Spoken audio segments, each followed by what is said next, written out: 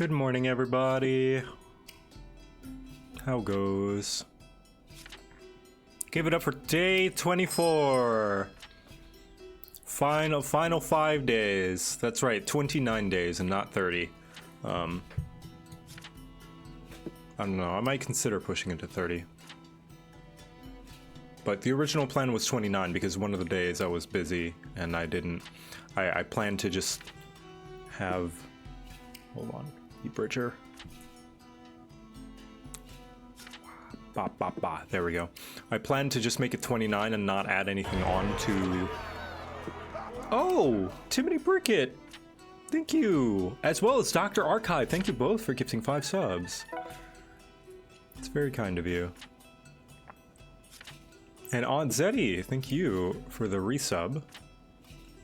For the 57 months.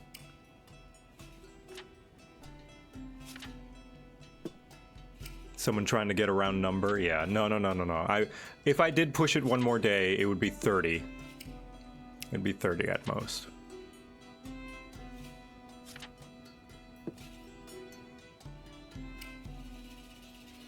Want to end my donating on a round number. Ah, I see. Yeah. Nice. Yeah, 1,600. Holy crap, Timony. Thank you so much. Hope you're doing okay. Yeah, I'm just waking up. I feel well rested, but just a little slow this morning. While it's on my mind, let me fix my alarm. What happened was my alarm didn't wake me for 8:30, because I set it for 9:30 yesterday. There we go.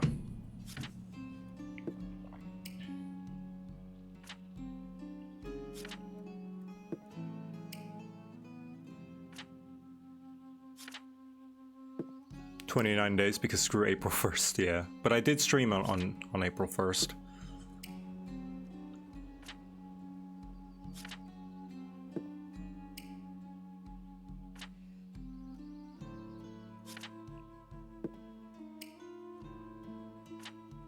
Look at all these check-ins. All these nice check-ins and dailies. Pony Farts, I recognize that name. Let's see, we got a knight. We got a sorcerer, Rosetta Stone. I do like seeing how many people are like up in the 20s in their daily check-in as well. Anyone who's at like 25 to 28 means that they have been here for every single day of the subathon, at least, which is cool. How does one level up their class? That is by subscription and resubbing. Like there, Slap Happy Squirrel, it's 15. Even if you are, so here's the weird thing, even if you are subbed and you already have a subscription, it will not display your level until you resub, because it will finally have tracked that data in StreamerBot, since this is still a fairly new thing. But yeah, it won't track your data for your subscription number until you resub, I think.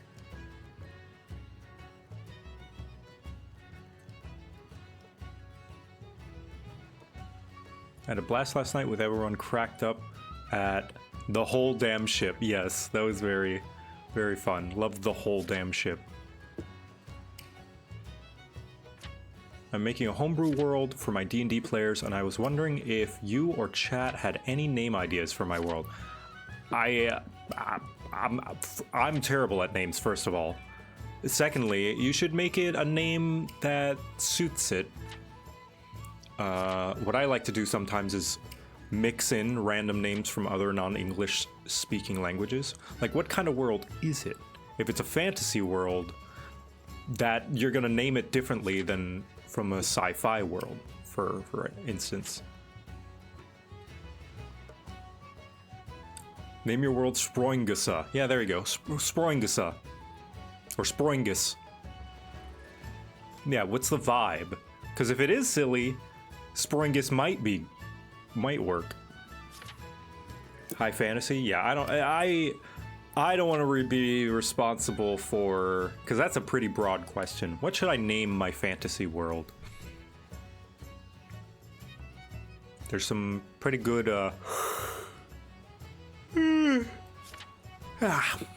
some good name generators out there.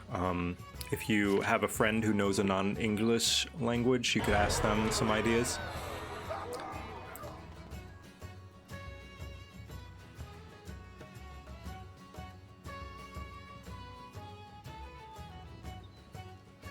Okay, Kangit. Thank you.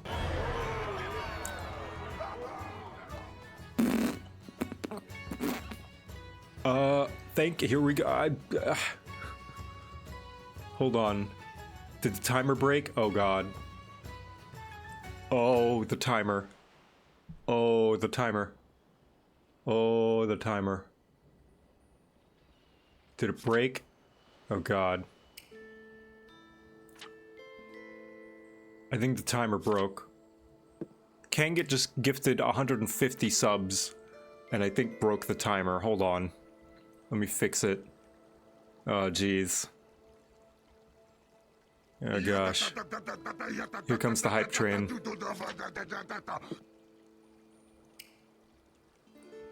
You know, I clicked the wrong... Thank you. I'm glad you fixed it. Jesus.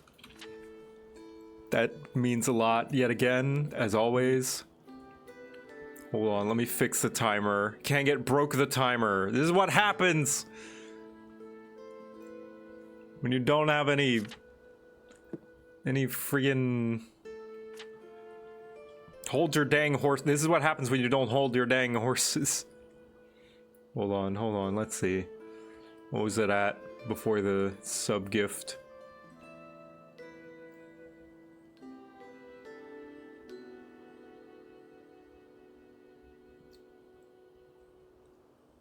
No, okay, you didn't break the timer. I just never hit start on it. It was never counting down, I don't think. Resume. There we go. I just forgot to hit resume. That's all. Hoi hoi.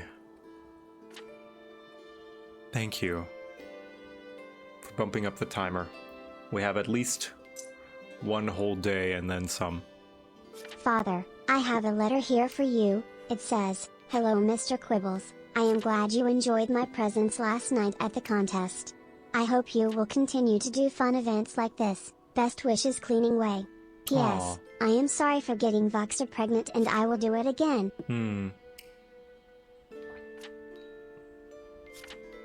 I'm sure he won't mind.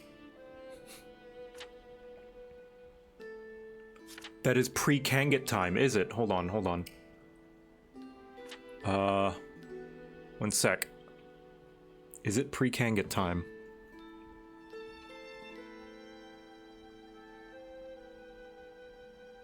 Pause it. Here, you guys can see with me.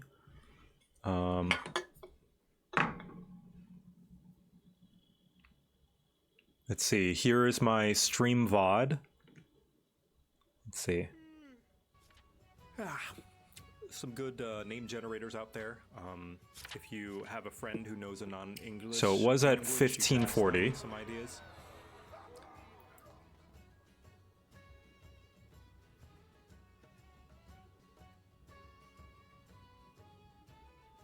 Okay, no, it went up. It went up. Okay, Kanget. Thank you. It was just slow.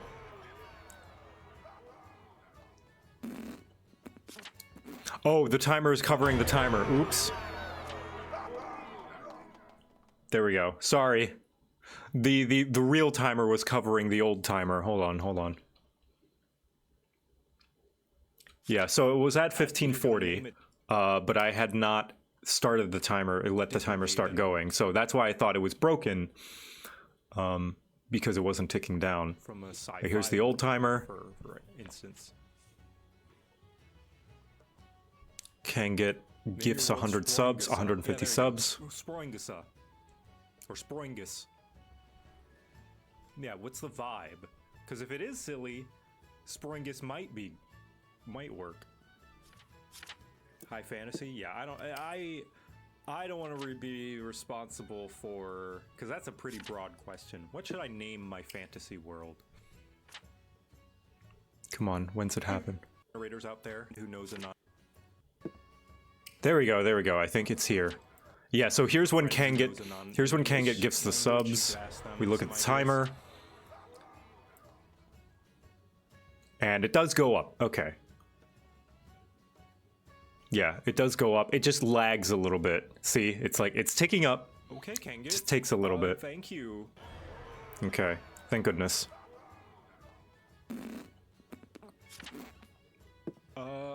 Here we go. Hold on. Yeah, okay. So long as it tracked it. Good. Oh, the timer. Oh, the timer. Yeah, because I thought the timer wasn't ticking down, I just... The numbers don't match. Hold on. Hold on, hold on, hold on.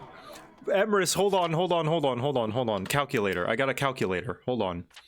I need to give you your dues. Oh my gosh, number go up. Hold on. Now it might be accurate. Now it's catching up. I think you fixed it. Emrys, thank you. I think you fixed it. Holy fuck. Yeah, because Kanget should have gone up a whole lot more. Hold on. 6. Yeah, so Kanget should have made it go up about 3 hours.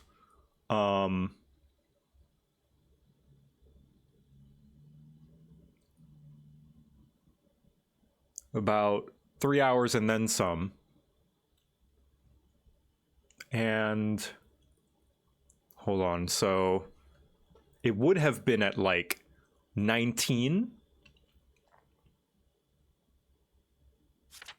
and maybe like 40 minutes.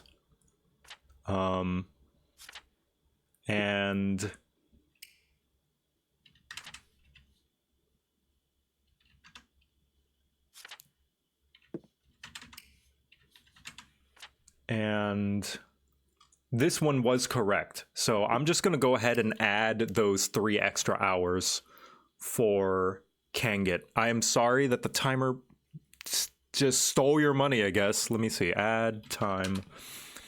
What is 3 hours times 60? 180. 180. Yeah, you were right. You were right, chat. I was like, oh, the timer went up. And then when I see the timer go up, the amount it's supposed to go up. Yeah, I was going to say, I was like, okay, it did go up, but it didn't go up all that much. Timer's tired. Yeah. So, and I'll add 1 more hour. Why not?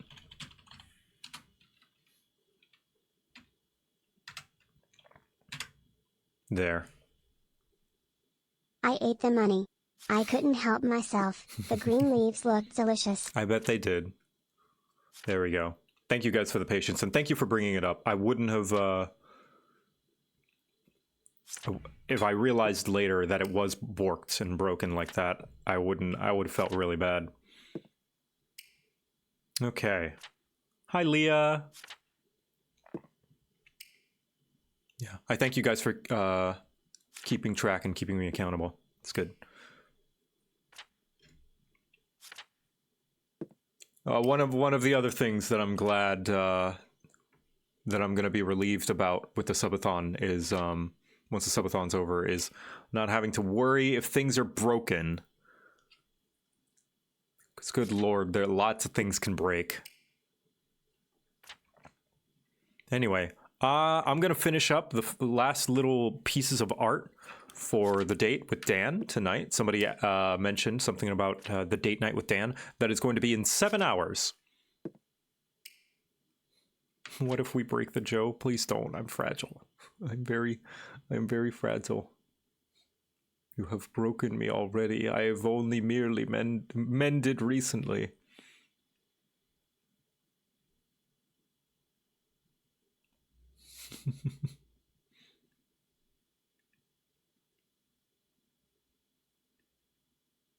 Glue together with melted gold. Ugh.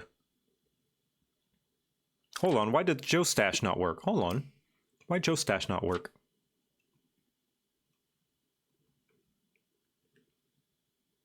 Why Joe Stash not work?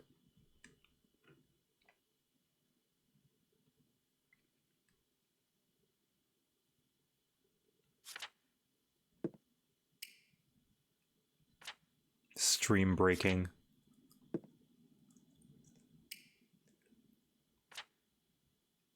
How do I refund? How do I refund someone's cookies?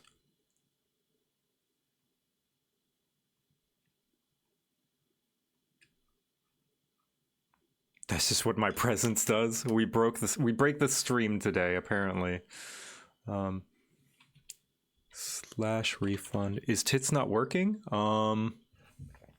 It is on. That's not Tits though. That's VTube Studio. But here's the problem. I think I didn't have it on in BikuBot. So I will simply put it on. I'm sorry, Father. I have stolen a mustache and made him my minion. His name is Timothy. There we go. I'll put the mustache on for an extended period of time. Timothy the mustache. Wow. Yes, quite. Today is going to be a very relaxing subathon day, for we have worked hard, and by we I mean I. I've worked hard, and I deserve this money. By sitting in a desk for 12 hours a day playing video games and drawing pictures.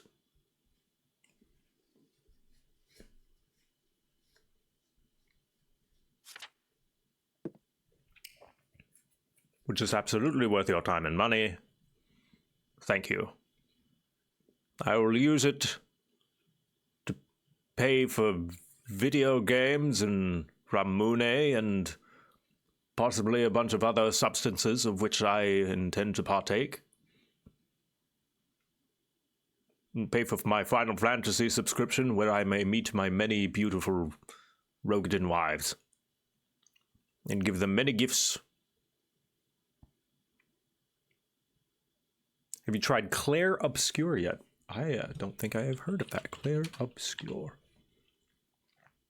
Oh, Expedition 33. Oh no, I've kept an eye on this game though. It looks neat. JRPG style turn-based game from a French studio, which is very interesting. Amazing game. That's good to hear. I have also heard a lot of good stuff about it. Anyway, let's put that away. But I'm gonna hang out with some friends while I finish the final little bits of art for Dan on our date tonight. So I'm gonna join the VC. Do you know what it means to disappear into nothingness? Who's saying that? Oh, this is the sorry, Expedition 33 trailer in Steam. I was like, I didn't join the VC yet. All right. Wee.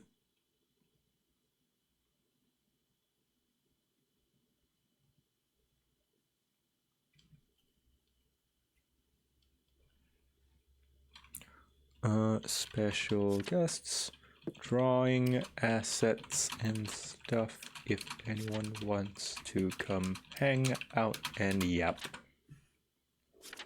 Wee. Hi, Leah. Hi, I was been waiting for the ad. Yeah, I saw you sneaking in the chat. Very sneaky. Come on, I roll high. Mm-hmm. Unfortunately for you, I rolled higher. And Yeah, I perceived you. Man, hate when that happens. I like that you've just kind of become the person in my friend group that's just like, hey, try out this cool obscure game. Because like that was the first thing you did hanging out with Kate. Yeah. It's like, hey, have you played the Yogg? I was like, yeah, chat had fun. They turned into what was it the chat turned into? You guys had a cursed dagger that you went and committed many crimes with. So that was great. That was cool. As chat tends to do. As they do, yes. Chat had a great ending. The rest of us had a terrible ending. Yeah, I like my obscure games. We wouldn't have met if not for obscure games. That is true, yes. Mm-hmm. And awkwardly worded DMs. Are you looking forward to your date tonight? I am. Me and Dan, Dan's a cool guy. Me and Dan actually did go on a quote-unquote date a long time ago, IRL, when we met in Seattle when I was there for PAX East, PAX West. Yeah. I'll take your word for it. I don't know which. Yeah, I don't know which one. We don't have PAXs here. Yeah, which one? But that was very cool. He treated me to a burger. I didn't even know that I didn't even have any intention of him paying for me. I just like at the end, after we're done and we parted, like the check came and he was like, "I'll take care of this." I was like, "Oh, Dan!" Aww. That's so cute. Mm-hmm. Let me know if I turn robotic at any point. My internet has been dead for a few weeks. Yeah, you do. If it gets too bad, then... you do every here and there, but it's like it doesn't stick around. Oh god, okay. No if worries. It's bad, let me know and I'll call up the people and be well, I'm not angry. More like frustrated. It's been like 2 weeks. I'm trying to get my shit together. Mm-hmm. Any exciting news or yeah. happenings in your life, Leah? Next week I have a crowd control Pokemon Crystal, which is kind of fun. What is that? I know that so crowd control is a you can use it on like Twitch streams, and chat can use or money to influence your gameplay. So the last thing that I did was Majora's Mask, to which it took 0.3 seconds for chat to drop the moon on my head, which was great, lovely, love that. But yeah, we were doing Pokemon Crystal, and people can give me Pokemon named after them and all kinds of fun stuff. I was opening some Glory of Pokemon cards, and in a test game that I did on my alt account, just to make sure that everything worked correctly, I pulled the rarest card in the set. That was cool. Nice. What was it? Most annoying. It's the Gold Giovanni Mewtwo, or Gold Rocket Mewtwo, sorry. I see. So, I was happy to pull it, but unhappy that it wasn't on my actual stream. Still technically me, so I took the clip and now I post it everywhere Nice. naturally. Mm-hmm. What about Yeah, you? What else apart from the stuff on in Joland? well, in my little bit of time, a little bit of time that I had off stream, I was invited to a server for a private, Ooh. maybe not so private, but a player-run Ragnarok Online server, like a community-run Ooh. private Yeah, server, yeah, yeah. That's which cool. is exciting. I played it a little bit as a kid, but just like World of Warcraft, I never really understood it or really knew what I was doing because I was a dumb Yeah. kid. So I'm excited to play it properly. I don't think I made it past first job change. I Yeah. just kind of picked whatever.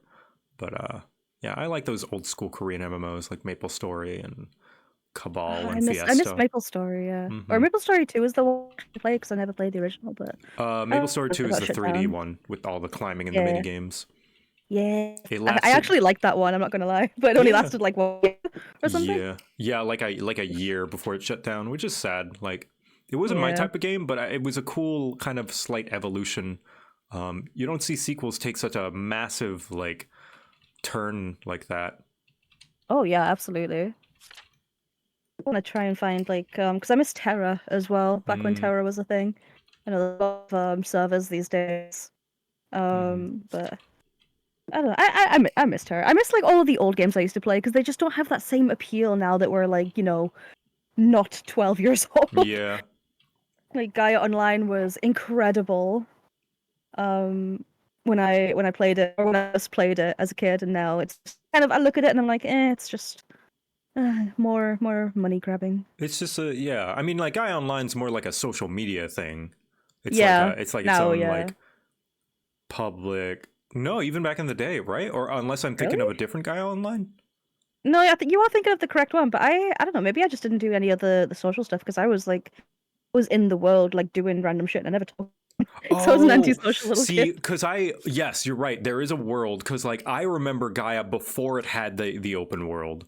Like, I remember Ah, when gotcha. Gaia was Yeah. essentially just a glorified kids or weebs Facebook. Um, Yeah, yeah.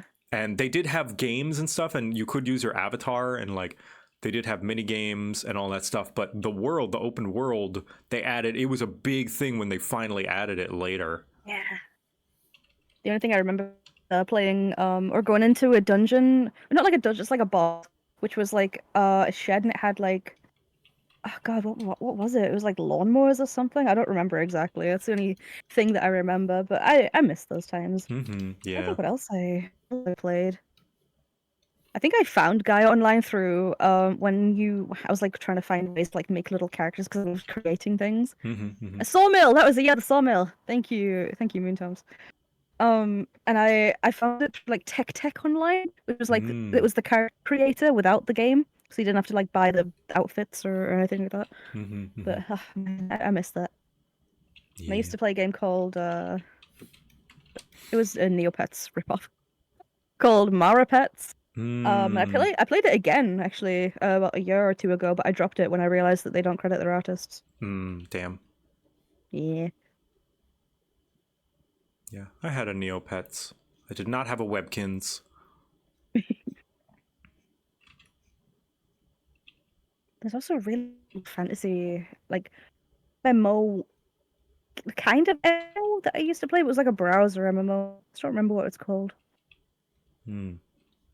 Did you play Club Penguin? Yes, very briefly though. I Hmm. could never get into it. Speaking of browser MMOs. Yeah, no, I didn't get into it all that much. Oh, there was a Korean one actually that I played about 5 years ago. It's like a dark MMO thing. But I dropped it when it was kind of fun. I'm not even gonna lie. But you finish this dungeon and then they give you a what do you call it? The survey, like, hey, how do you like the game? And you fill it in and whatever it's for. And then the moment that you're like finished filling the survey, you send it off and then you go to your next quest. Your next quest is to buy something from the cash shop. Oh, And yeah. it's like, I see why you've put the survey there. Mm-hmm. So yeah, we dropped that very quickly. Mm-hmm. Did Neopets but loved Club Penguin? Yeah.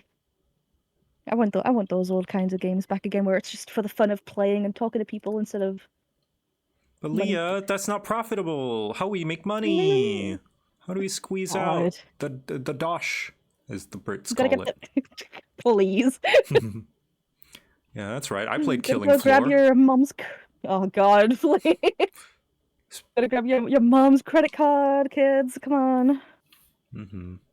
Yeah, there's actually a really good video by I forget her name. I watch some of her videos sometimes about how we lack any true children's spaces now online. Yeah. Yeah. Like we don't have a Club Penguin, we don't have a Neopets, we don't have a Gaia Online, we don't. I mean, Yeah. we do, but We have then like Roblox, but let's face it, man. they're often taken over with they have little to no moderation keeping kids safe, or Yeah. they're trying to like Roblox, or they are trying to squeeze out as much money as possible, like Fortnite Yeah. and Roblox. Even like Minecraft as well. Like Minecraft's the games that you can buy with real money or whatever, or the gacha Yeah, servers. like because Loot I mean, bills. Minecraft Java is safe, but Minecraft Bedrock, yeah, is like, hey, Yeah. you want a texture pack? $5. Yeah, I think we talked about it yesterday. We quotation marks. I think it was a discussion point yesterday as well about the lack of kids spaces and how it's taken over by adults as well, and then adults kind of they those kids out because the adults don't want to communicate with children. Yeah. And then it's like, well, why are you here? Well, this website was made for me. I am 12. Why? Mm-hmm. Why are Yeah. you here? Or like you said, the lack of moderation just makes it a dangerous place for children in the first Yeah, like place. especially in Roblox. Like Roblox is Yeah, suffering that problem big right now. absolutely. I feel terrible. It's one of those like we can talk about it all we want, but there's never going to be. There needs to be like kind of someone that's going to come out and actually make those places, but it's just a self-fulfilling prophecy, really, that you'll make the place that's specifically for children. You either can't upkeep it because you need to make money, but then if you make money, then you have to either try and appeal for children to buy things, or you also open it up to people who do have money. The circle continues that the people who do Yeah. will kick the children out, and then bleh. Or Yeah, like if it's publicly traded in order to get that money, well, they're going to want to make money back. So really, like, it just needs some sort of really rich philanthropist to be like, no, I'm just going to spend my money keeping the thing up for no return. Yeah. You let me know when we find one of those again. Yeah. God. Well, we'll need one of those Greek patrons of the arts. To make those spaces and maintain them. Yeah, exactly. Mm-hmm. Cool math games was also really cool. Cool I mean, math old school, games. but yeah, rich philanthropy. Yeah, exactly. The main way that Webkins has done the physical toys and accessories, I suppose. Yeah, but then there's the whole kind of quandary of advertising to children. Mm-hmm. Yeah, which is a very rocky path Yeah. to walk. Hell, even Lego, like, is getting far too expensive for anybody to afford, let alone kids asking their parents. Like, I don't, like, of course, Lego is not just for kids. You know, I'll never say Lego is Yeah. just for kids. It is for anyone who wishes to be creative and build. But it's getting too expensive for anybody, let alone kids, you know? Yeah, Like, it should be absolutely, yeah. for kids as well as adults. But right now, it's only for rich adults. Which I do not Even like. things like Pokemon cards as well. I think I was Yes. talking about a little bit. I collect Pokemon cards. I also play. I said I was trying to get my my Pokemon certification so I could do. But the lack of like the last 3 sets, I think, set isn't out. Just 3 sets. It's almost impossible to. You have to like follow pages on Twitter. You have to join Discords to get a ping, and those sets go live somewhere to try and hope that you're one of the 10 people in the country that is able to get, and it's Yeah. just Like, such a pain that why? kids Like, even of play the game course, now. you can't fully control scalpers and the open market Yeah. and resellers and stuff like that. But what you can do is not make it so that there's only like 10 cards available in your entire Right? county or district. You know, like they shouldn't be that. There shouldn't be like a scarce, like a artificially made scarce resource or whatever, or like, Yep. yeah, scarcity, artificial scarcity. That's it. Yeah. I 100% agree. I think the Pokemon Company said they were going to reprint Prismatic Evolutions, which is the current one that everyone is Good. like really trying to get. So much so there's a card in Prismatic Evolutions, the Umbreon. Oh, there goes my connection. The Umbreon is worth about £1,000. Just the card itself, not Fuck. even PSA'd or anything. Damn. Not graded, not nothing. And the fact that the Pokemon Company have only like I waited in a queue to, to get a boost box or whatever for around 2 hours. Really got through and it was sold out. Just Damn. and it's just insane. I get pings on Discord. I follow pages on Twitter and Blue Sky to try and get notifications for when it's live, and I can literally see the post like 36 seconds ago, already sold out. Like, how are your kids supposed to have Wow. fun with? I know that it's not only for kids buying it, but how are kids supposed to be able to get cards to play Yeah. in games and things like that? Especially as sets start to run out as well, thinking about it from a judge perspective. How are you supposed to get these cards if they cost like £500 for one of them? Yeah. One of the cards that kicked my ass is about 350, and that's a mistake, and you need 4 of those cards. That Like, ain't happening. are kids a part of the market of these Pokemon cards? If yes, Yeah. you should make it so that a kid could buy it in some way. Print them to Make it accessible to kids. Yep. Millions upon millions of them. Print them order. Just Yeah. open up pre-orders for a thing, and then if a million people pre-order, then you're printing a million sets. Yeah. Like, But of there course, shouldn't be. But of Yeah, go course, ahead. it's like, oh, like, but we want to make it rare. Why do you want to make it rare? Because they're more powerful cards. That's like some their values that they are better, objectively better cards, and it's kind of gross. Yeah, I That's hate just it. a part of the business strategy. It's like you are not Yep. to make money, like, and of course, it's just an inherent issue with TCGs in general is that in order to incentivize people to buy the new cards need to be good, because if there's new cards and they're bad, well, no one's going to buy them, and then you just get the slow power creep. But It could be 2 billion or 10, then so be it. They are a big enough company. yeah, they're the If I biggest can, biggest IP in the world. if I can go on to I've got a place it's from Japan and Korea. If I can go on to the exact same set that is currently sold out, okay, if I can get that exact set for less, I would pay in the UK. The only difference is that it's in a different language.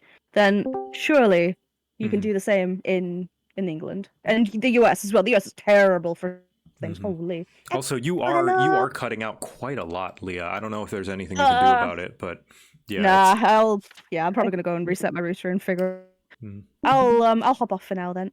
okay. Thanks for chatting. I'll figure it out. No worries, I'll try and fix my shit, but have fun. Yeah. Echo, bye bye. If it does fix, feel free to hop back in. Yes, I will. Bye bye. Bye. Meow meow meow. How goes? Goes good. Just drawing the second frame for Dan on our date. Nice.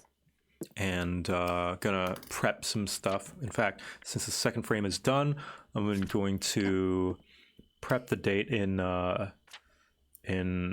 what's it called? Studio mode, so people can't see it.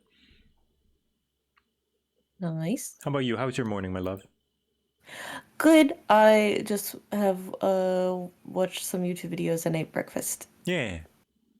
Nice. Oh, cute. Yeah, you can see it, but chat cannot. on purpose. That's on purpose. The chat cannot see it. I just see you and Podge. Yeah, Podge was my last date night. It's adorable. Oh my gosh, I'm slightly tired.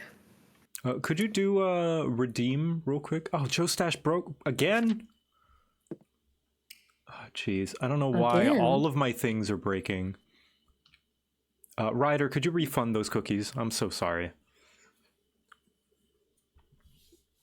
Skeleborg McCalcum redeemed Joe Stash and it didn't work on freaking VTube Studio for some reason.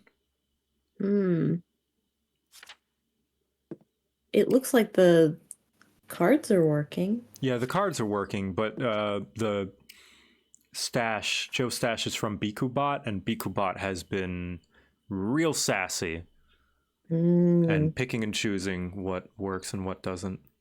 Maybe I'll restart BikuBot and see if that fixes it. Yeah, that could be a good idea. Points. Squirrels. I hate them. They have been digging up parts of the garden. It's very annoying. Let's see, Anybody know how to get rid of squirrels? How do you get rid of squirrels? Coffee grounds in your... There's a stash. Well, I pressed the preview button. Good work. But yeah, I'm gonna have to start throwing coffee grounds in the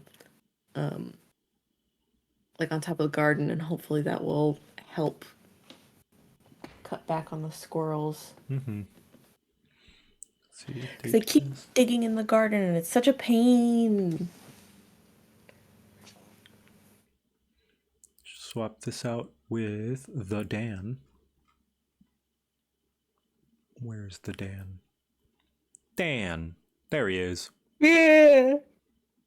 It's great. White man jump scare. White man jump scare. And let's see, what are the things that he wanted on the table? This is Dan Jones? No, this is Dan Floyd. Dan Floyd. Okay, this makes more sense. Table items. We just had tea for Podge. Get rid of the tea. We know we don't get tea. With Dan, we get something that the I think it calls them play pals. Will recognize once I put it in, but it will be a surprise. I want to see. You will see, my love. 1 sec. Down Lotus. Put these in here. And make them bigger. The best way to get rid of squirrels is by introducing... Oh, this is interesting. Yeah, sorry, someone in chat said the best way to get rid of squirrels is by introducing their natural predator, Sumatran tigers. Joe, can we get some backyard tigers? Well, what's wrong with Muffin? Is Muffin not enough? Oh, wait, there's a... Muffin is dumb. Muffin is stupid. She can chase the squirrels, though, and be dumb. If she notices them... I had to, there was a point, we were sitting in the backyard, there was a squirrel. I had to, forcibly turn her head to make her look. Yeah. And then she realized. But she still chased them. Right? Yeah, I guess. Yeah, she needs, oh God, what was I gonna say? She needs, guidance? Yes, she needs guidance to chase the squirrels. But she is a good deterrent. Yeah, maybe the squirrels will learn a lesson of oh shit, we can't dig over here. There's a dog here. My fear is that they will just learn that they can't dig when they see her. But if it's early morning, they're fine. Well, In that case, I don't think there's anything we can do. Well, maybe. What if you... Here's what we do, right? Have you seen Home Alone? Yes. So what we do is we rig up a series of traps Machines and machines. traps. So we take a clothes iron, we hook it up to... My thought is potentially just putting a wire mesh over the thing. Would that work? Yeah, possibly. If nothing else, for like the while the seeds are starting, because I need to be able to get to the soil for like weeding and stuff. Yeah, I would say wire mesh that you can just pull Yeah, up. I could put like just put a wire mesh on top, just let it rest on the soil. Yeah. That could work. I will rig up some paint cans. That will show those squirrels. Good idea, Cabo. Good idea, Capo. Well, all right. I finished the date night setup. What else? I'll probably finish the final Balatro card, actually, in the final face card. Oh, Because there's that's the another last one? thing left on the thingies, is drawing the paladin for the face card. So I'll do that, and then I got a lot of time. Balatro. So that's the only thing left on the cards, not the jokers. Like I still need to do a lot of jokers. No, I don't need to. I still want to do a lot of jokers. You only have 2 more days. Ish. No, I got let's see. JoCat.net/subathon. I've got today. Oh, hold on. Oh, I put JoAct. JoCat.net/subathon. I got, let's see, today, tomorrow, Monday, Tuesday, Wednesday, and then Friday, May 2nd. No, your clock. My clock? Oh yeah, I only got 2. Yeah, that's right. Yeah, 2 days on the clock. But that's fine. Anyway, here's more Balatro. Anyway, here's Wonderwall.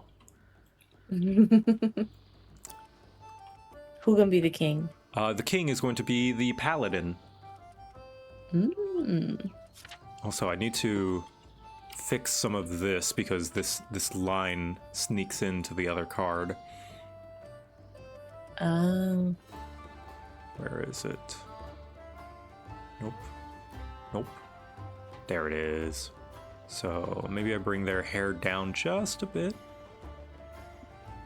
And the whole staff as well. Yeah.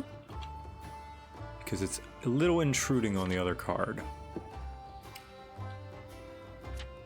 Elfin's having a great time. She found a sunny spot. Yay!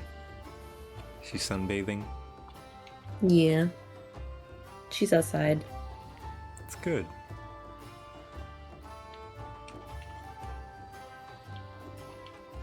Okay. This. My slight fear is that the squirrels will realize that she's deaf. They And will think they can- find. Yeah, prey animals are pretty good at finding weaknesses and exploiting, like, trying to get away with doing things as best they can. Yeah.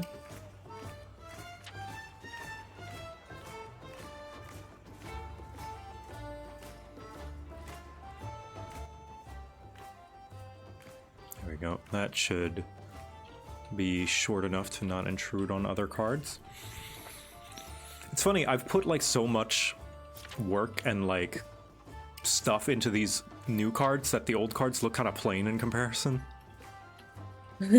Yeah, a little bit, but I think that's more the contrast. Maybe. Like the other ones just look smoother. Perhaps. Because these ones, I tried to make them look a little like the original face cards. But the other ones, I just went full on, like, stylistic, whatever. But anyway, the paladin. So the paladin looks like this. Hmm.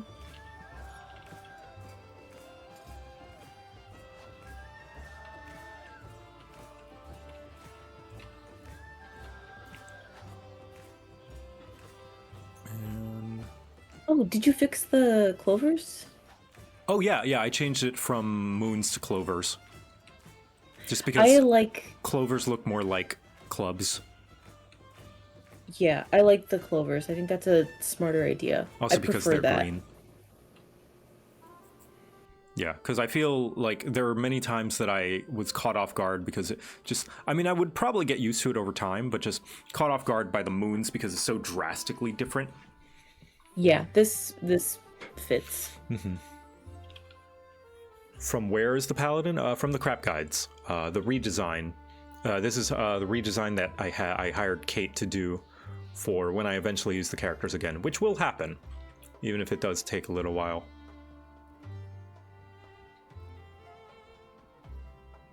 But yeah, let's start with just the red. And how shall I do it? Yet another sword and shield, I guess. We've got 3 swords and shields on... You are the sword and shield guy. I am the sword and shield guy.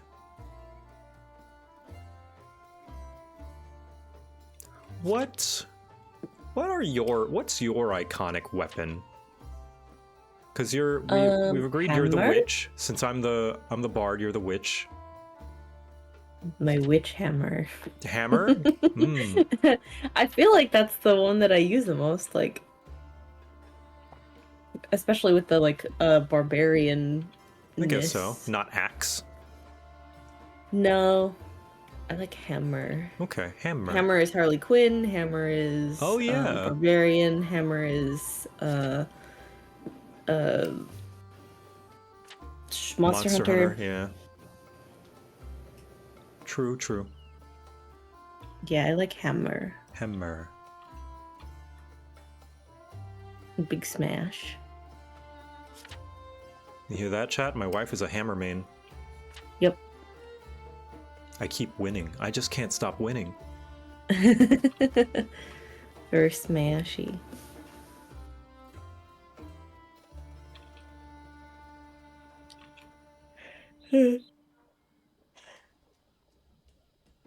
The hammer in Monster Hunter is so much fun. Mm-hmm.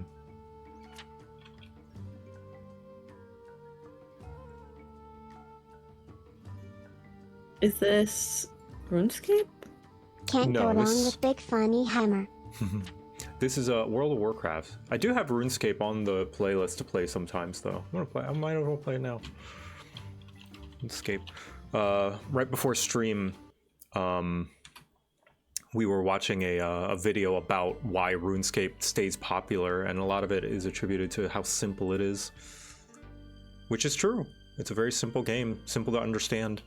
Anyone can get into it, and anyone can play it. Like, it's very easy, very cozy. Not easy in the sense that it has no difficulty, but very easy on the brain. I feel as though nowadays we get so easily, like, everything, we're kind of doing like I feel like a lot of media is kind of having a stimulation creep where everything is trying to out-stimulate the last thing, to the point where I've seen footage, and this is going to be very boomer of me, but I've seen footage of like kids swiping through TikTok videos like so fast. Like, I can't believe the speed at which they're swiping. And I'm like, how can you take any information in? Like, it's just like, and that's what they're designed to be like, these kind of just social media and like new wave of content is meant to stimulate you quickly, immediately. Like, and you see it in like Mr. Beast style videos as well, where the opening just bombards you with sound and narration and everything, and it never gives you a chance to breathe. Yeah, it feels like an assault to the senses. Yeah, where RuneScape lets you slow down, take it all in, and just click and watch number go up. Yep. It's a nice break. Yeah, RuneScape is very, very chill.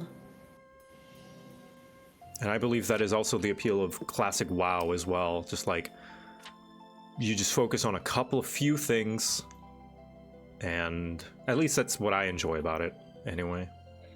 Yeah, I was telling Joe, like, this might be blasphemy, but it feels like it has that Farmville appeal, where it's like, even a grandma can understand it. I feel like it's nice that games like that have a place still. Like, I Yeah. like my big action, I like my big explosion and Monster Hunter flying around and flipping and doing cool stuff. But I think there is also a place for the slow, methodical, just like click on a thing and wait. And I'm glad that both can Yeah. exist in this day and age. It also feels very kid-friendly. Very much so.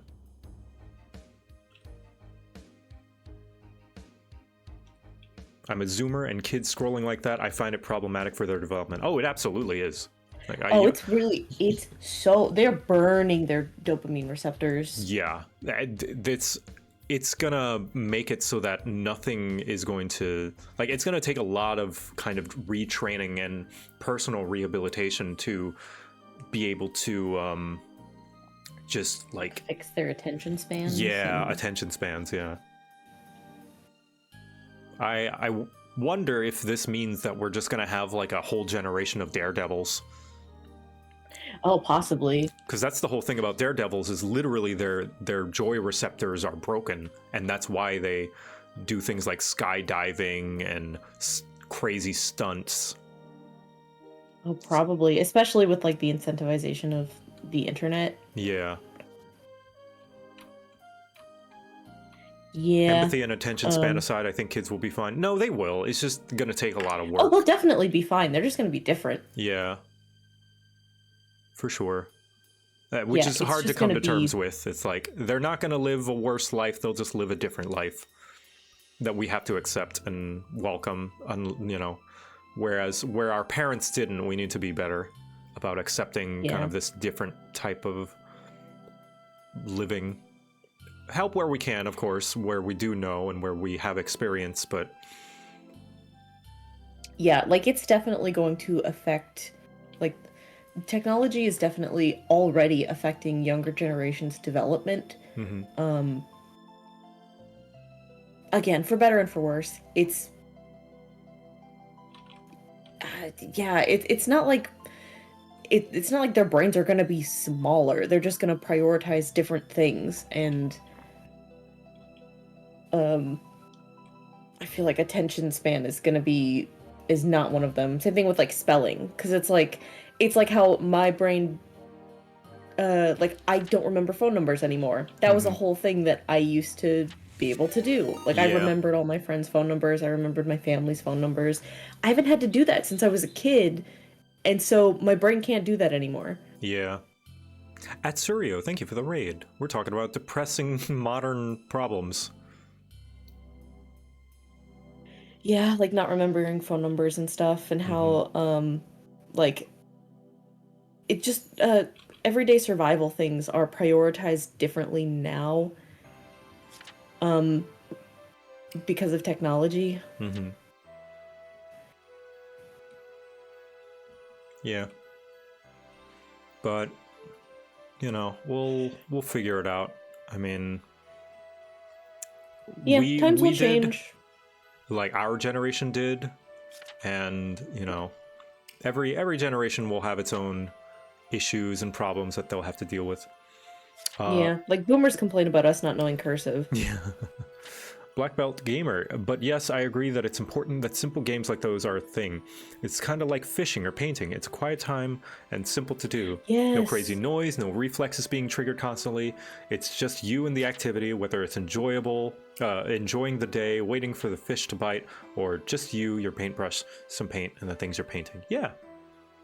When I was even when I was a kid, I recognized this. I called RuneScape active meditation, because you are quietly just doing something over and over. Yep. Like meditating. Like meditating. Yeah, it's like meditation where you're actually doing something just to quiet the mind. Mm-hmm.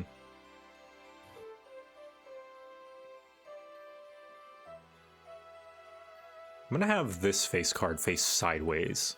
I think that could be cool. I was like, oh, what pose do I do for this one? Well, she's a paladin. She's gonna be very proper, so she's probably Very gonna regal. face the side Face one direction. and maybe have her sword be pointed down.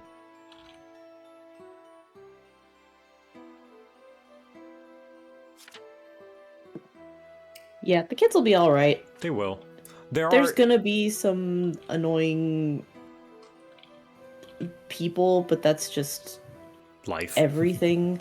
Every group has annoying and dumb people. Mm-hmm. Yeah. There's just some things that I worry about for the kids, but I mean, if we could figure it out. Yeah.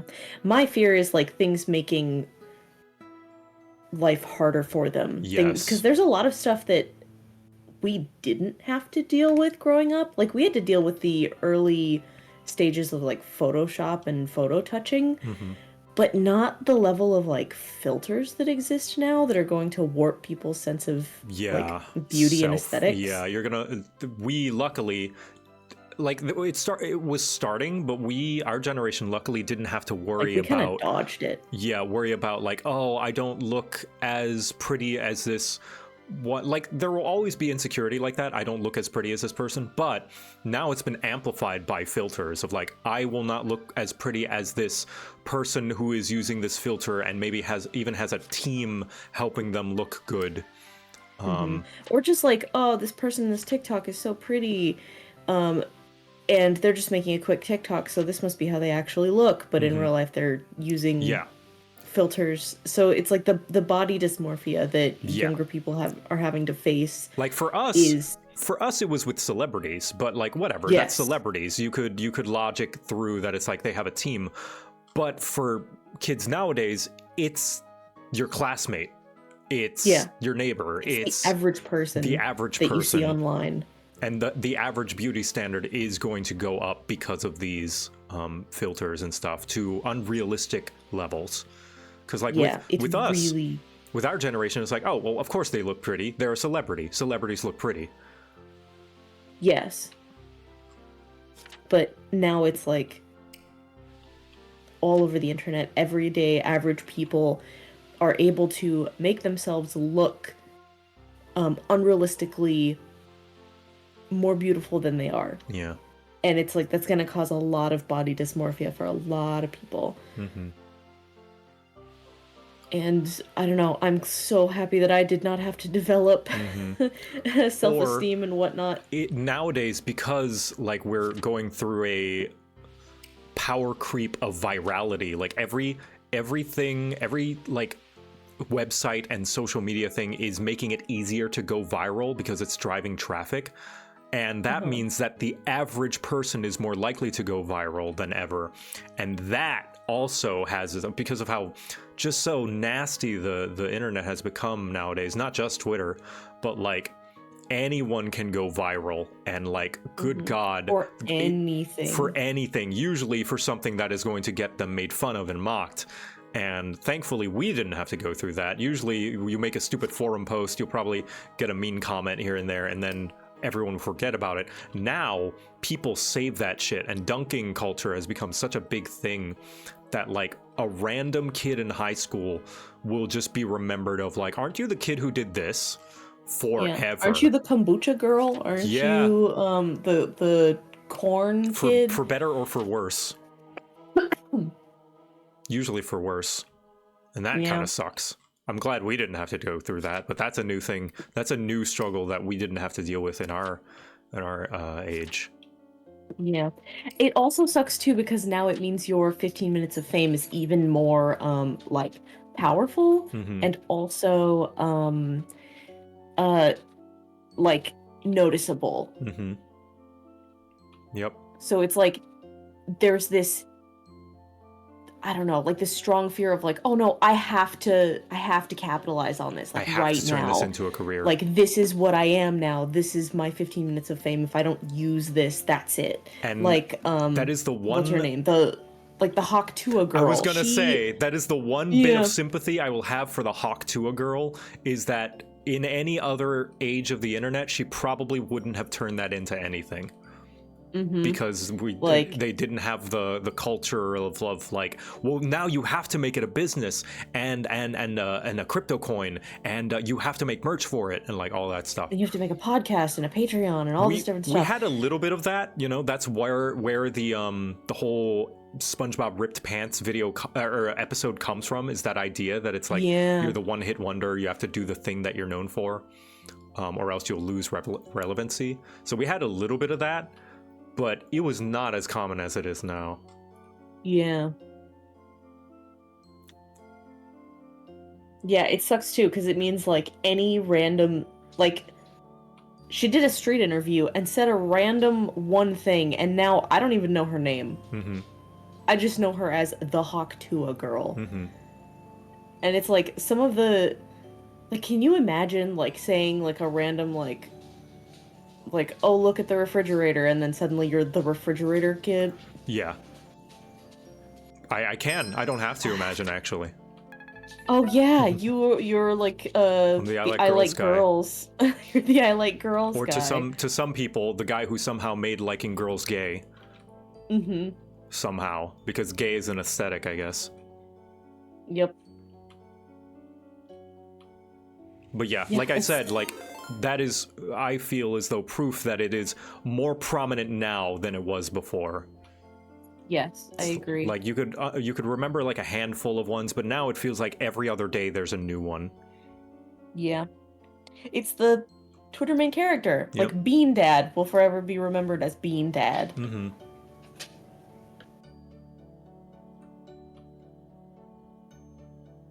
That is 5 fingers. That is, it looks like 3 fingers. Just use your imagination, I guess. Yeah, it's good enough. Good enough. The other ones are the same. Big shoulder pads. Big paladin shoulders. You're so good at pixel art. Momo Coloy, thank you for the rate, and thank you. Yeah, I've done it for years. I'm glad I finally get to like stretch my pixel art muscles and use them for something with this and also the Minecraft texture pack.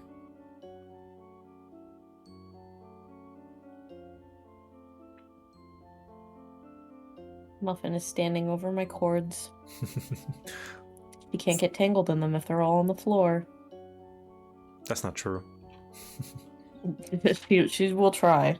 She will somehow manage to find a way. She's like nature. She finds a way. Finds a way. Nature, life finds a way.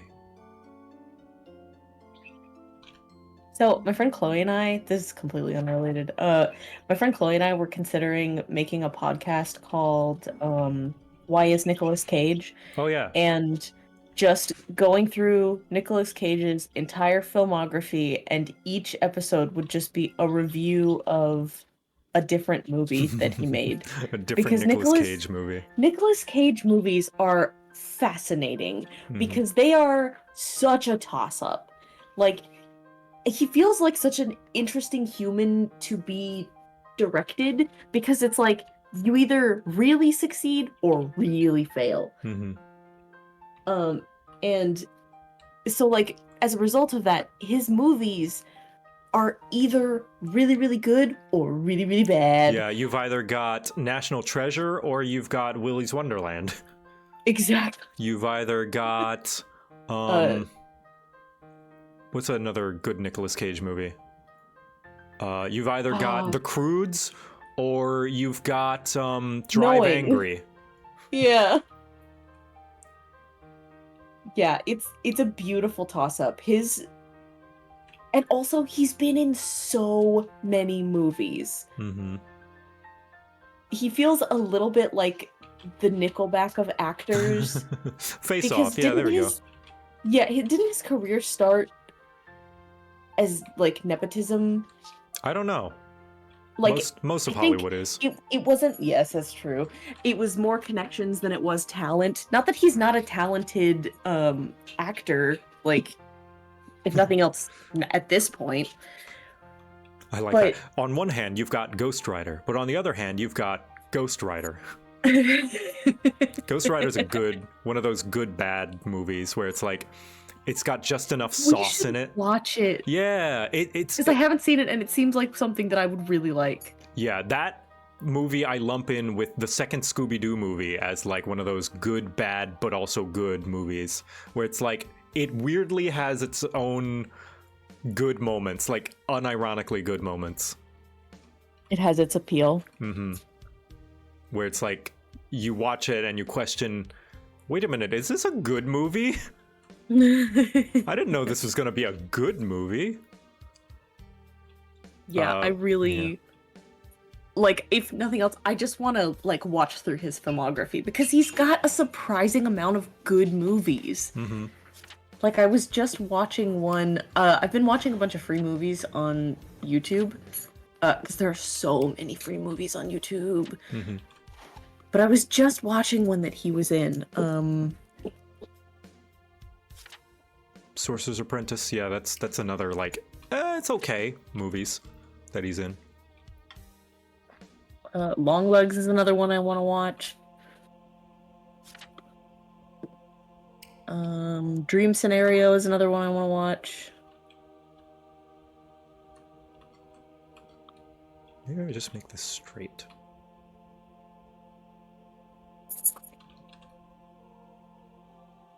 Face Off.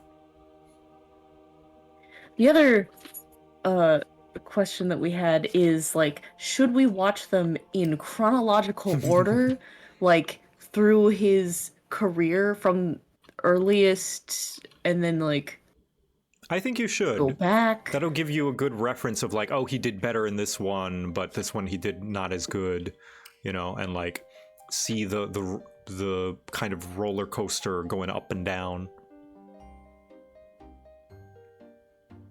I think you should. It'll put a lot of context behind the quality as well. Like, oh, this one, it seems as though there was a string of bad movies he was a part of. So like, okay, free Nicolas Cage movies that you can watch right now on YouTube. There's Season of the Witch, Left Behind, Vengeance. I remember Season of the Witch being okay.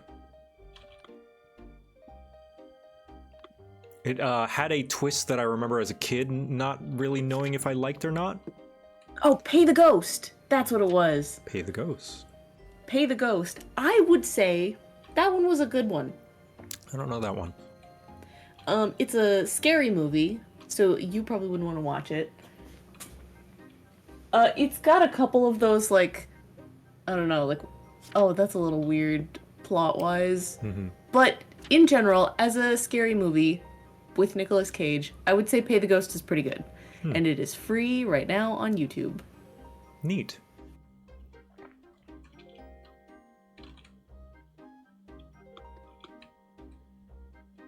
But yeah, free Nicolas Cage movies for everyone. Free Nicolas Cage. Free Nicolas Cage. Free him. Free him.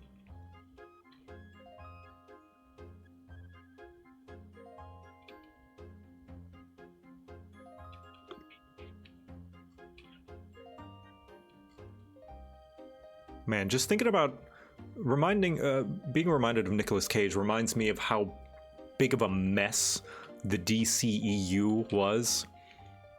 The fact that they pulled just out of nowhere this random Nicolas Cage Superman trivia to put in their Flash movie, which was bad. Because you know about that, right? The Nicolas Cage was also almost Superman. No. Yes, What was Nicolas this? Cage auditioned for Superman, I think for Superman Returns, but was denied the role. But in the Flash movie, which was bad, Flash opens up like some sort of portals to alternate dimensions and different DC universes. Oh yeah, the Tim Burton Superman, yeah, which got canceled, I think. Oh. But in it, there's just this random scene of Nicolas Cage Superman that, if you know the trivia, is pretty cool. But in a vacuum, just taking the movie for what it is just like, what the? Why is this weird long-haired Superman here? It just becomes weird niche fan service that adds nothing to the movie. Oh, it's such a shame. Yeah. Well, I think it might have just been, it might have been good for the movie to crash as hard as it did. Like, it needed to get bad enough for even studio execs to be like, yeah, this whole DC thing isn't working. Start over. Which sucks. That, you know, it's like you're starting over again, but, you know, hopefully it is good this time. But who knows? We shall see. Wait 1 sec. I'm gonna check on Muffin.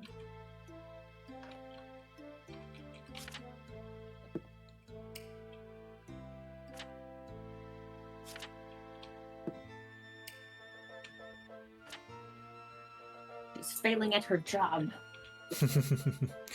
Do your dang job!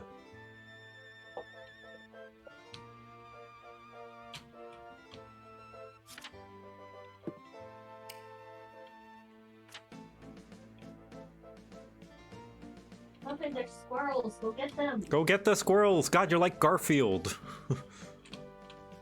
Do your job.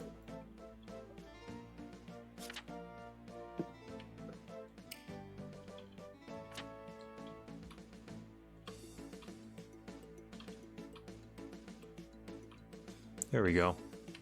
I think that works. She's sleeping on the job. Literally. Like squirrels were sitting on the side of my garden bed, and she's just like off on the other side of the yard laying in the sun. There we go.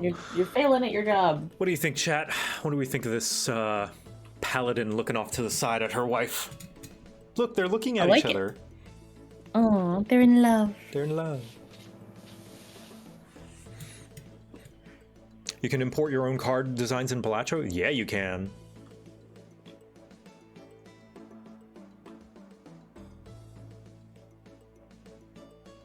Seems good, yeah. The left shield needs a retouch, does it? Left shield? This one? This upside down one? Oh yeah, there's some touch-up things that it could... It looks amazing, Thank Father. you. I really like the pixels and the art you made from them. Thank you. Yeah, it needs a little bit of fixing up here. Yeah, that's correct. Down here. Yeah. Is there any way we can see the redesigns for your guide characters? Yeah, I'll show them off briefly. I had Kate redo. They're also posted on Blue Sky, I'm pretty sure, but here, I'll show them all off. Here is... I love the implication of here, I'll show them off, and then they just rapid fire one after the other. Yeah, they can pause. You have a pause button. Here's the Ranger. There you go, clip it. Here's the Paladin. Here is the Monk.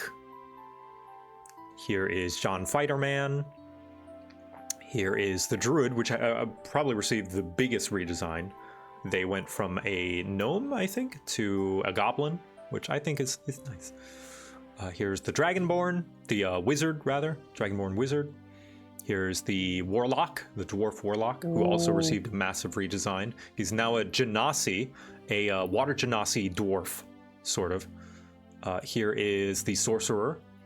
Trans Wrongs, by the way. What's up? They look like a tall, what's his name from Dungeon Meshi? Fallon? Yeah, the halfling. Yeah, but yes, he is very heavily inspired by Seto Kaiba. 10 out of 10 love trans wrongs. Yeah, this is the sorcerer. This is Chad. Yeah. Here's the cleric, very much looking a lot more like a blacksmith. Here's the bard, my favorite of the redesigns. Here is the barbarian. And here's the rogue.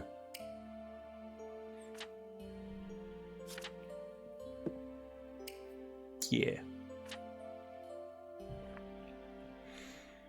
Anyway, I think with this all done, I think I can, yeah, save this. And, we captured dinosaurs! Akami, thank you for the raid! We captured dinosaurs, that's awesome! Hell yeah.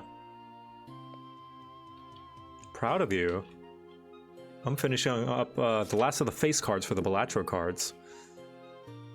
Oh wait, were you gonna take off the cords, or did you decide to leave them? Oh yeah, you know what, yeah, I want to take off the cords. Yeah, even though it's like cleaner and like not as detailed as the rest, I think that's fine for Muffin. I think that's fitting.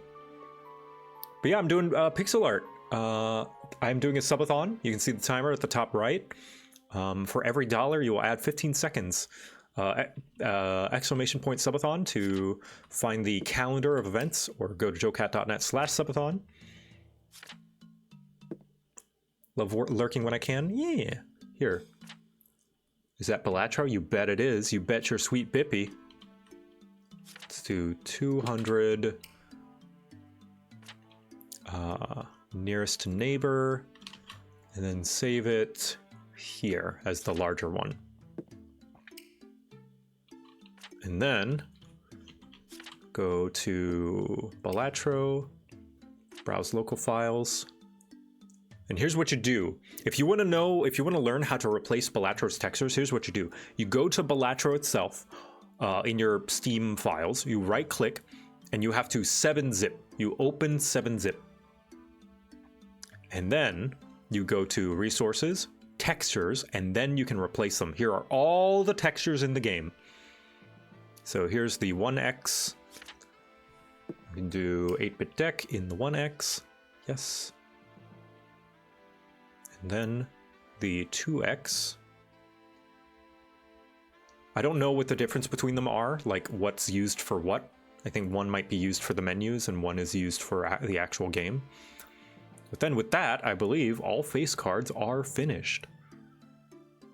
Nice. But WinRAR will not work, unfortunately. I've tried it. Yeah, WinRAR doesn't work. So you may notice the Joker just then had glasses and a bow, like me.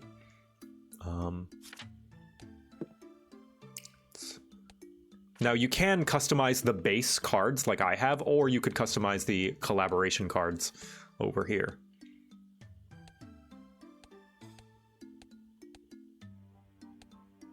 Because there is a folder for collaboration, but here we go. There, Muffin. So for the spades, it is me and my wife and my child.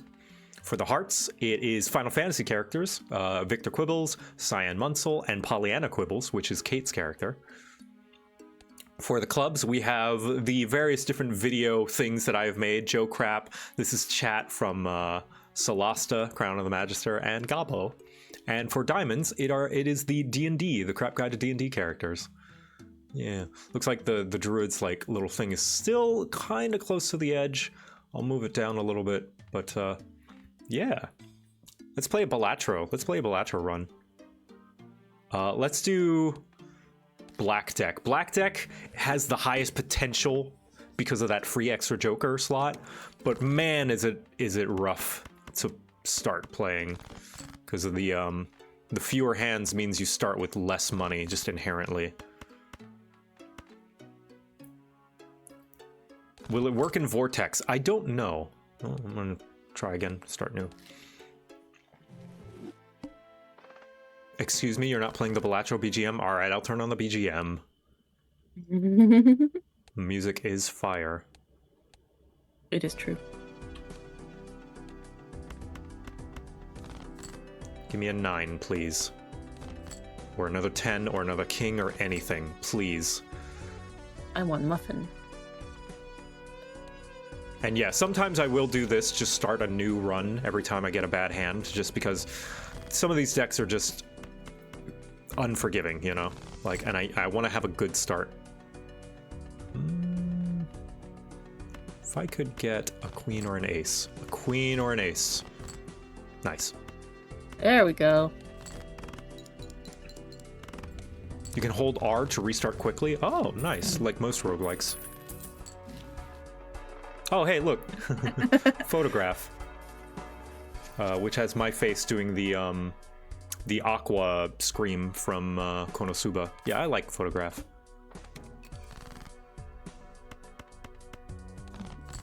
The muffin has returned. The muffin has returned, but not in the game. Why you give me a jack now? I discard my jack and you give me another jack. There we go. Yeah, I like this. I like this card. This King of Diamonds. It looks pretty good, actually. Ah, nice. Perfect. And look, the smiley face is the Twitch smile. I think this should give me enough. Smile.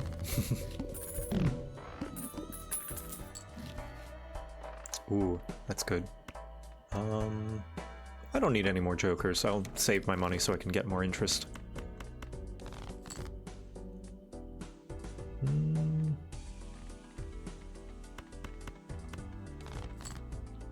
How does Ask JoCat literally anything cookie reward works? It just highlights your message and dings, like makes a ding so that I don't miss it. And it really is literally anything. Even the riskiest or most personal question that you want to ask. Literally anything. It could be the raunchiest, most disgusting, No, don't thing. go there. Nice, brainstorm. It's pretty good.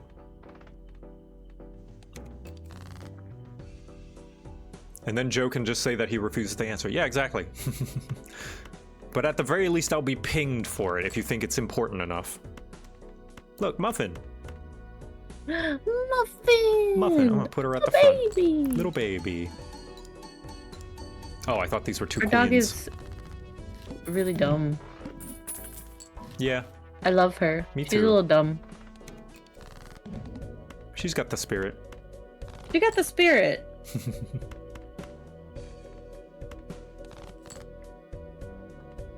But she's a little confused though. Oh, this is kind of rough. I might lose here. I think I'm gonna go make coffee. Do you want some tea? Yes, please. I'll make you some tea. Have fun with your Balatro. Whew. Oh, this is... I think I lost. Fuck. I think I just lost. Just like that. Damn. Oh! Ooh. Nice. Never punished. Let me move the chat away so you can see. You couldn't see I was on my last, yeah. By a smidge. Hope your day's going alright. It is. Just finished my Balatro face cards. I'll do this. Get another jack. I just finished making face cards for my custom Balatro deck, texture pack. So now I have every face card ready and done. That was clutch on my part.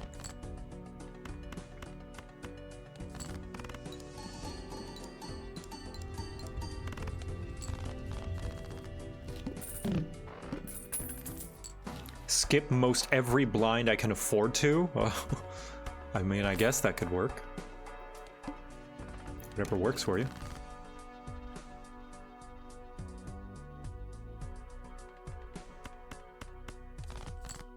Hopefully Der Plant does not appear.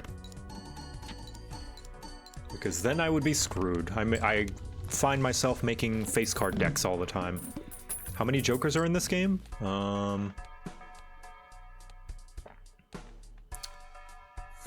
Let's see, this is 15... 150 jokers. Total. Hey, look, it's me. Shen made this card, actually. This one, this Troubadour.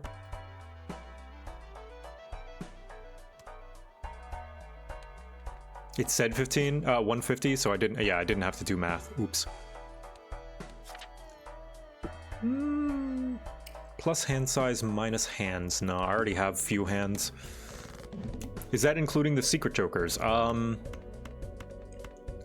If you mean legendary jokers, yes. I don't know if there are secret jokers.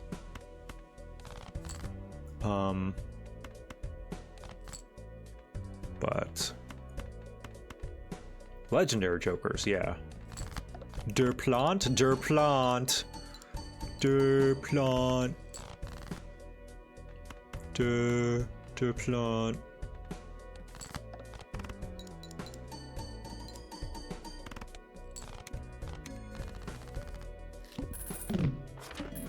Polychrome that photograph? I'll try.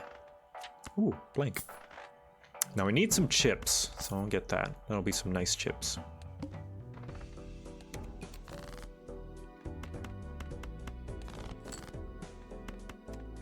Der Plant mentioned. We could get a straight. Damn. Do this. Or maybe this. Yeah. There we go. Nice. Which deck is this? This is the black deck. Just so I can have an extra... There's my chips. Extra Joker slot. Because it has a lot of potential. But the fewer hands is pretty rough. Gotta say. It's a little scary. A little spooky scary.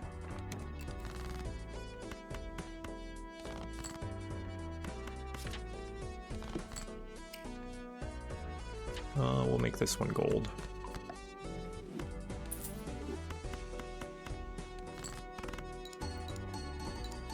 Black deck was rough to get the first cleared or unlocked checkered, yeah. Black deck is, ooh, black deck is scary. You're trading off one hand. Oh wow, Cavendish immediately, nice. Yeah, you're trading off one hand for one joker, which doesn't seem like a lot, but it really adds up not only in your money, but also just how many cards you can play, or how many hands you can play, which is gonna be, it's gonna add up. I'll do this.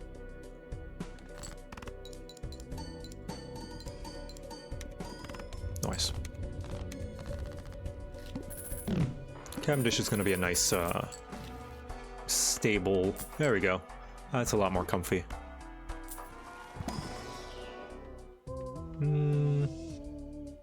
Mr. Bones, just as a safety, maybe? I probably never had a Cavendish. Like in real life?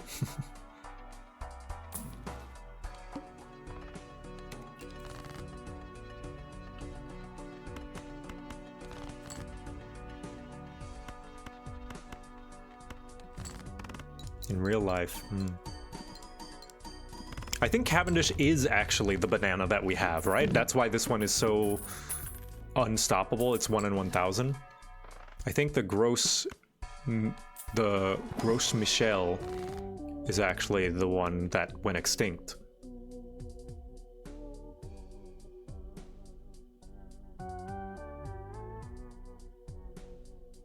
Yeah, I get the mix, yeah, no worries. I didn't even know what the names of them were until Balatro.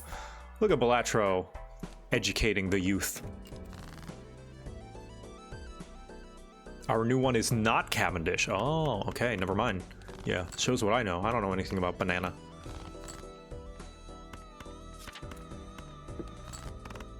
I see, I see. Soka.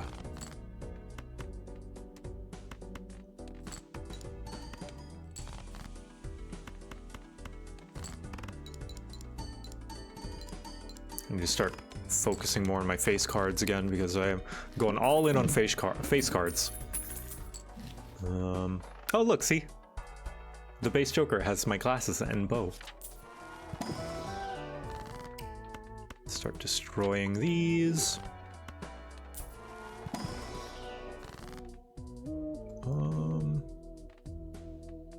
Yeah, sure, why not? It's something better than nothing.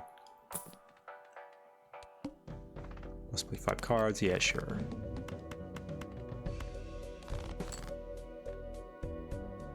Ooh, could have had a flush.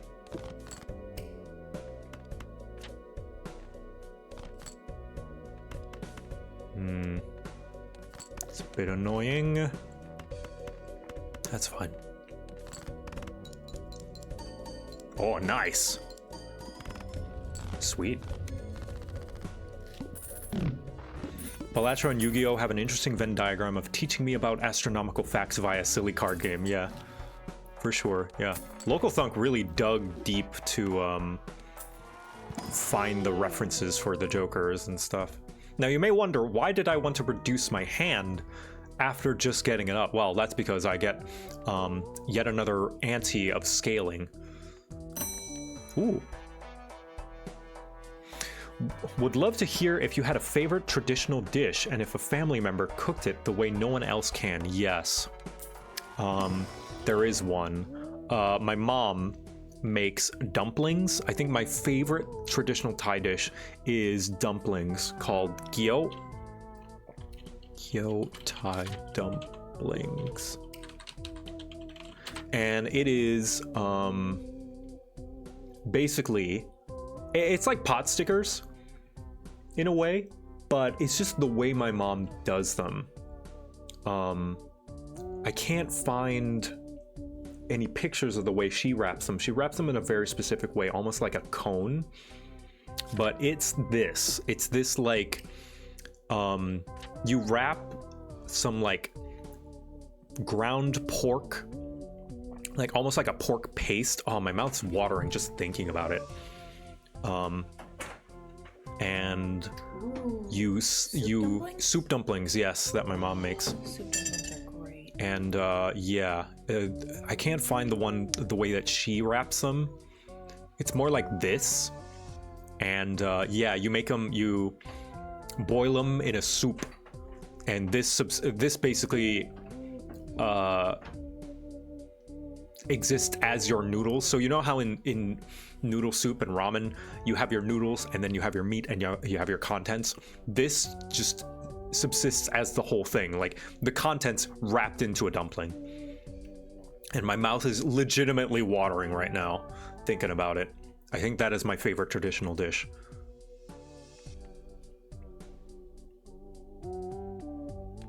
Yeah, if you're vegetarian you can make them veggie dumplings,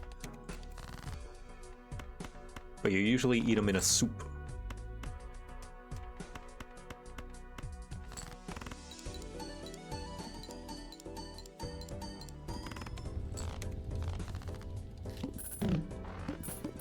I had one of those when I went to visit Vancouver. Got to try so many different culture dishes there. It's crazy multicultural. Yeah.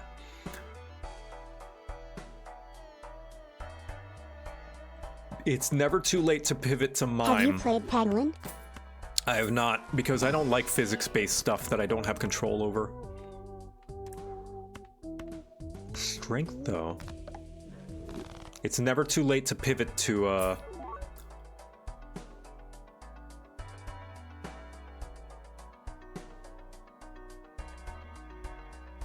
This is risky. This is very risky.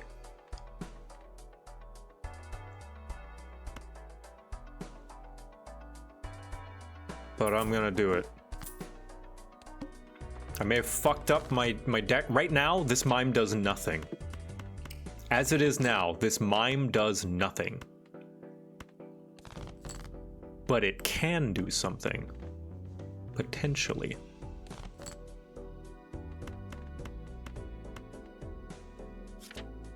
And it's what it can do that may be pretty good.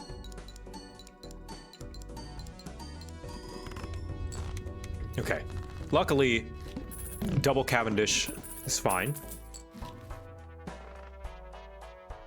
Watch you get 2 mimes. Yeah, there we go. This can help with our mime.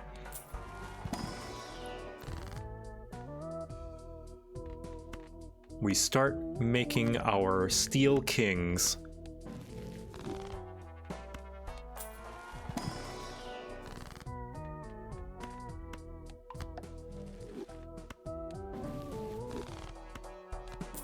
Wheel? Alright, I'll hit the wheel. Yep, nothing.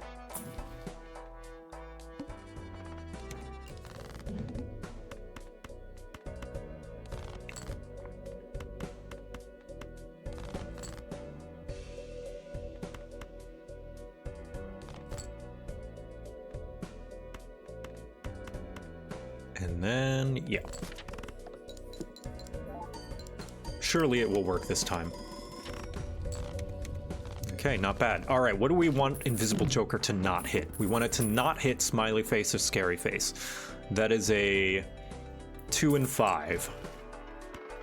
I'm gonna wait until I have something to replace the, like, wait until when I have to replace those Jokers.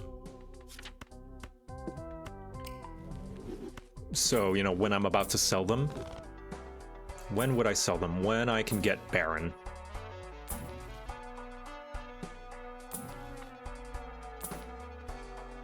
No, I'm not really playing a lot. Oh, Lucky Cat, though. I do have a few lucky cards. But, no, I'm not really playing the cards. I'm gonna try and keep them in my hand.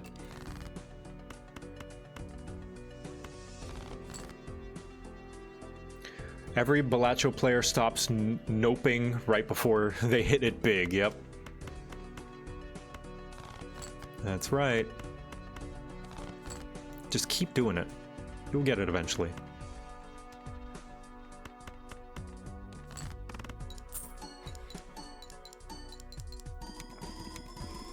Nice. Okay, so we're fine on points. I just need a different Joker.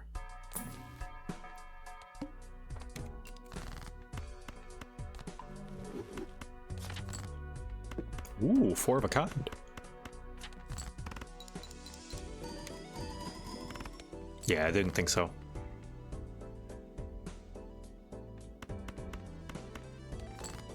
Well, would this work? Nah. Alright, stop messing around, Joe. You're on your last hand.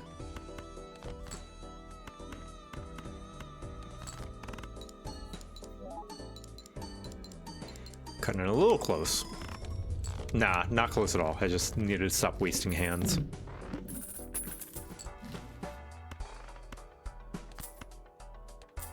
Let's see if I get a Hanged Man. No death card. Alright, Hanged Man it is.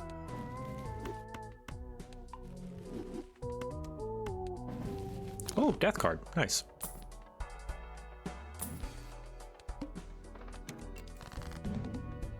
I would like a Baron, please. I would really like a Baron. A Baron would just really make my day.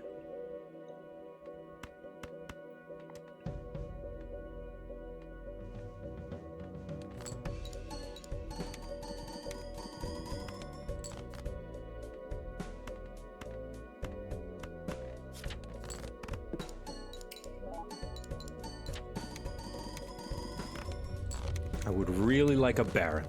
I heard an Am I the Asshole story where the guy was like, Google says the pullout method has a 10% chance per year, so that means I won't be a father for 10 years.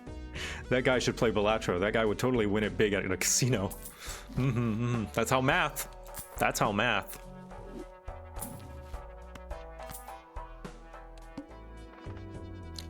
Ooh, let's re-roll that. Cool, nice, that works.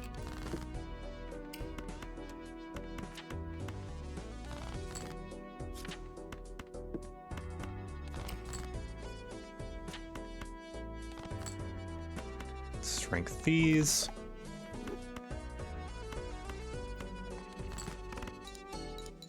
Teach a man how to do statistics and they will be mad for more than 10 years.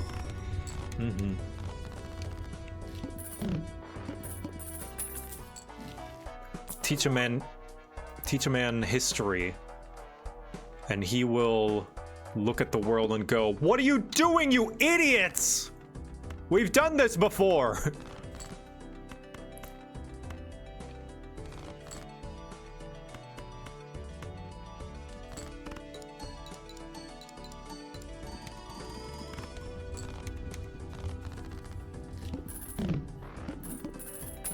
Go. I would also like the bull. The bull would also be useful, just so I can have chips beyond my cards. So I need chips independent of playing my cards. Another strength. That's nice.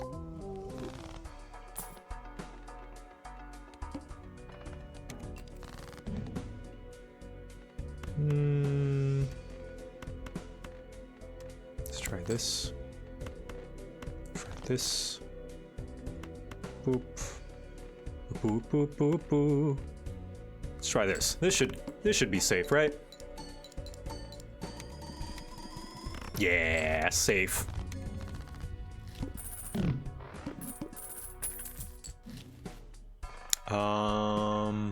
I like how many discards I have, so I might not get that. 5 card. 1, 2, 3, 4, 5. What are the chances, right? Nah, not worth it. Normally I would, but not this time.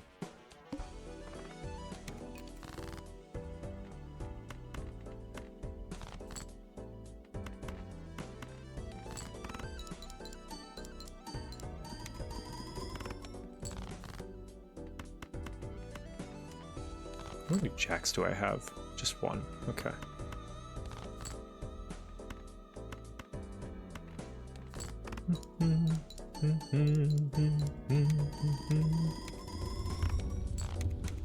Reaching almost 1,000,000 points. I got lucky on the lucky card, but still. How you been? I've been good. How you doing, boss? Yep, another blip.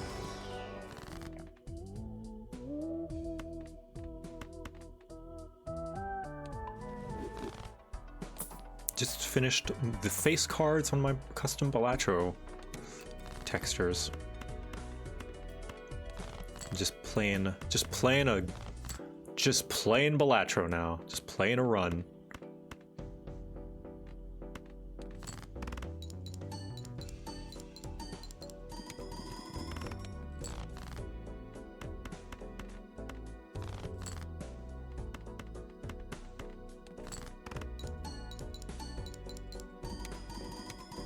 Keep gold cards for Mime Trigger? I guess so. I could do that. You know, I'll be honest, I've been watching for the last 5 minutes. I still don't know how the fuck Balatro works. Hello. Admittedly, I am playing it pretty quickly. Hello, KT. Oh, look, it's another one of my cards. It's the hack. It's JoCat. Oh yeah, this game lets you use custom cards. I forgot. Yep. Oh, damn, idle. If I was playing a deck that played cards.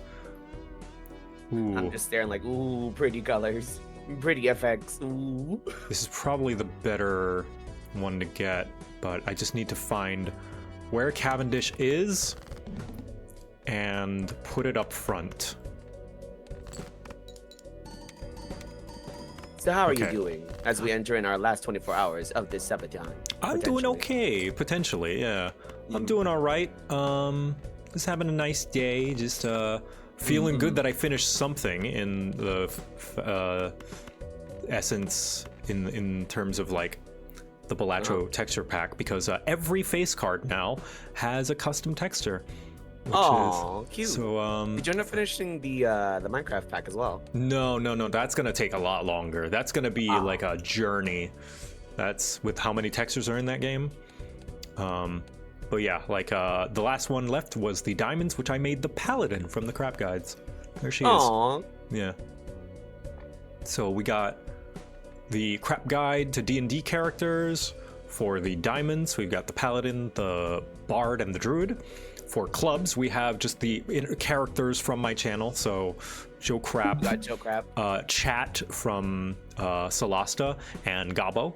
For Gobble. hearts, we have a bunch of Final Fantasy characters. These are this is Victor Quibbles, this is Cyan Munsell, which is Echo's character, and Kate's character, Pollyanna Quibbles, twin of Victor Quibbles. Aww.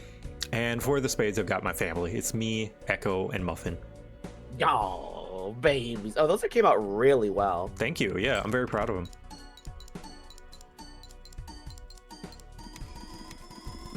Nice. Easy peasy. Okay, so people said this is like a roguelike, but what the hell does that mean? All right, so I'll show you. Much as I love this run, and this is a really nice deck. Here, let's sell this and see what it gives me. Ooh, second Cavendish, whatever. I'm gonna start a new run, and I'm gonna teach you how to play. Okay, let's do it. Hang on, let me get the hot water I was boiling. Let me know when you're ready. Okay. Luckily, the kettle's in my room, so.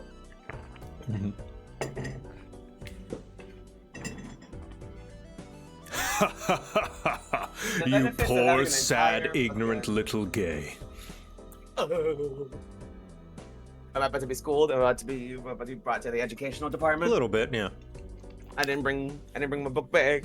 So, the whole goal of Balatro is to reach the point amount. So there is a small blind, a big blind, and a boss blind. That's just think of it like enemies. Right. And the goal of the game is to reach the score amount before you run out of hands that you can play. Oh, okay. So let's say I select the blind.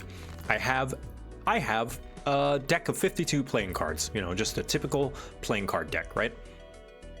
Now, whenever I select these cards, you may notice I have a poker hand, in this case, a high card. Now, every poker hand, every different type of poker hand has a different base amount of chips and multiplier. So notice a high card is 5 chips times 1 malt. A pair is 10 chips times 2 malt. So any hand you play will give you a certain amount of points based on this this calculation. All right. With me so far? Yes. It So- seems like kind of like a little bit on normal poker. Yes. Yeah. Yes. So a 3 of a kind is 30 times 3. That will give me 90 points. Right? Oh. Straightforward so far, right? Yep. Now, when I play this hand, this is just a pair, so it's 10 times 2, which is 20. But in addition, each card also has an amount of chips attached to it equal to its value. So a 9 has 9 chips. So if I play a pair of 9s, it will be a total of, that's 18 plus 10, that is 28 times 2. Oh, okay. So 28 times 2, that will be 16, 56 in total. My total final score will be 56. Now that's not a lot, right? That's not a lot of No. points. I need to reach 300. So that is where you need to play stronger hands. So I'm going to try and shoot for, I have a flush here. A flush, which is all cards of the same suit. So that is 35 times 4 plus all of these chips attached to these cards. Now I could run the calculator and actually do the math here. That is a viable way to play, but no one plays it that way because it's Who slow. wants to do math? In fact, LocalThunk, the developer, used to put the final score, because the final score is already calculated. He used to put the final score here, but he wanted players to take a little bit of risk and not know what the final score is. So very much the fuck it, we ball mentality. So I'm just gonna play this and hope that I get enough points. And I can't believe it. The devs knew. They knew that no one wanted to do math. And so they're like, fuck it. It's part of the system. Yeah. Doc Watson, thank you. Oh my God. Thank you for the 5 gifted subs. Thank you for contributing to the subathon. But yeah, and once you beat the blind, you get a little bit of money. If you have any remaining hands, you get bonus. And if you have, for every $5 you have, you gain $1 of interest. So we got no dollars. Yeah. So, now, every time you beat a blind, you go to the store. And at the store, you can buy any number of things. You can buy a voucher, which is a passive buff that will stay with you for the entirety of the run. You can buy any jokers that appear here, or you could open up a booster pack, which will give you a selection of things to choose from. Now, what is a joker, you ask? A joker, this is where the roguelike elements come in, and jokers are basically passive buffs. These are the modifiers that you get. So in Binding of Isaac, it's the items you pick up. In Slay the Spire, it's the relics. And in this case, there is Misprint, which will give you a random mult to your multiplier, or Juggler, which increases your hand size. I'm gonna go with Misprint. I would say the multiplier sounds way better. Yeah, right now, in the early game, multiplier is pretty hard to come by, so you want some flat mults. It's pretty good. I know how numbers work. I played Cult of the Lamb once. Now, you can sell your jokers at any time because you can hold a maximum of up to 5 jokers at once, with some exceptions. But for now, we're just gonna worry about the base joker. And then you go and do the next blind and you do it over again. And the blind point requirement gets higher and higher. It keeps scaling. So right now, I just can't do it no more. Essentially. Yeah, pretty much. So right now, I just have a full house just straight up. So I'm just going to play that. And hopefully Misprint doesn't give me 0 because it can give you 0. And it gave me +2. Okay, that's not as much as I would want, but it's something. And it's then 2 that you didn't have. I see a straight, so I'm gonna play a straight. There we go.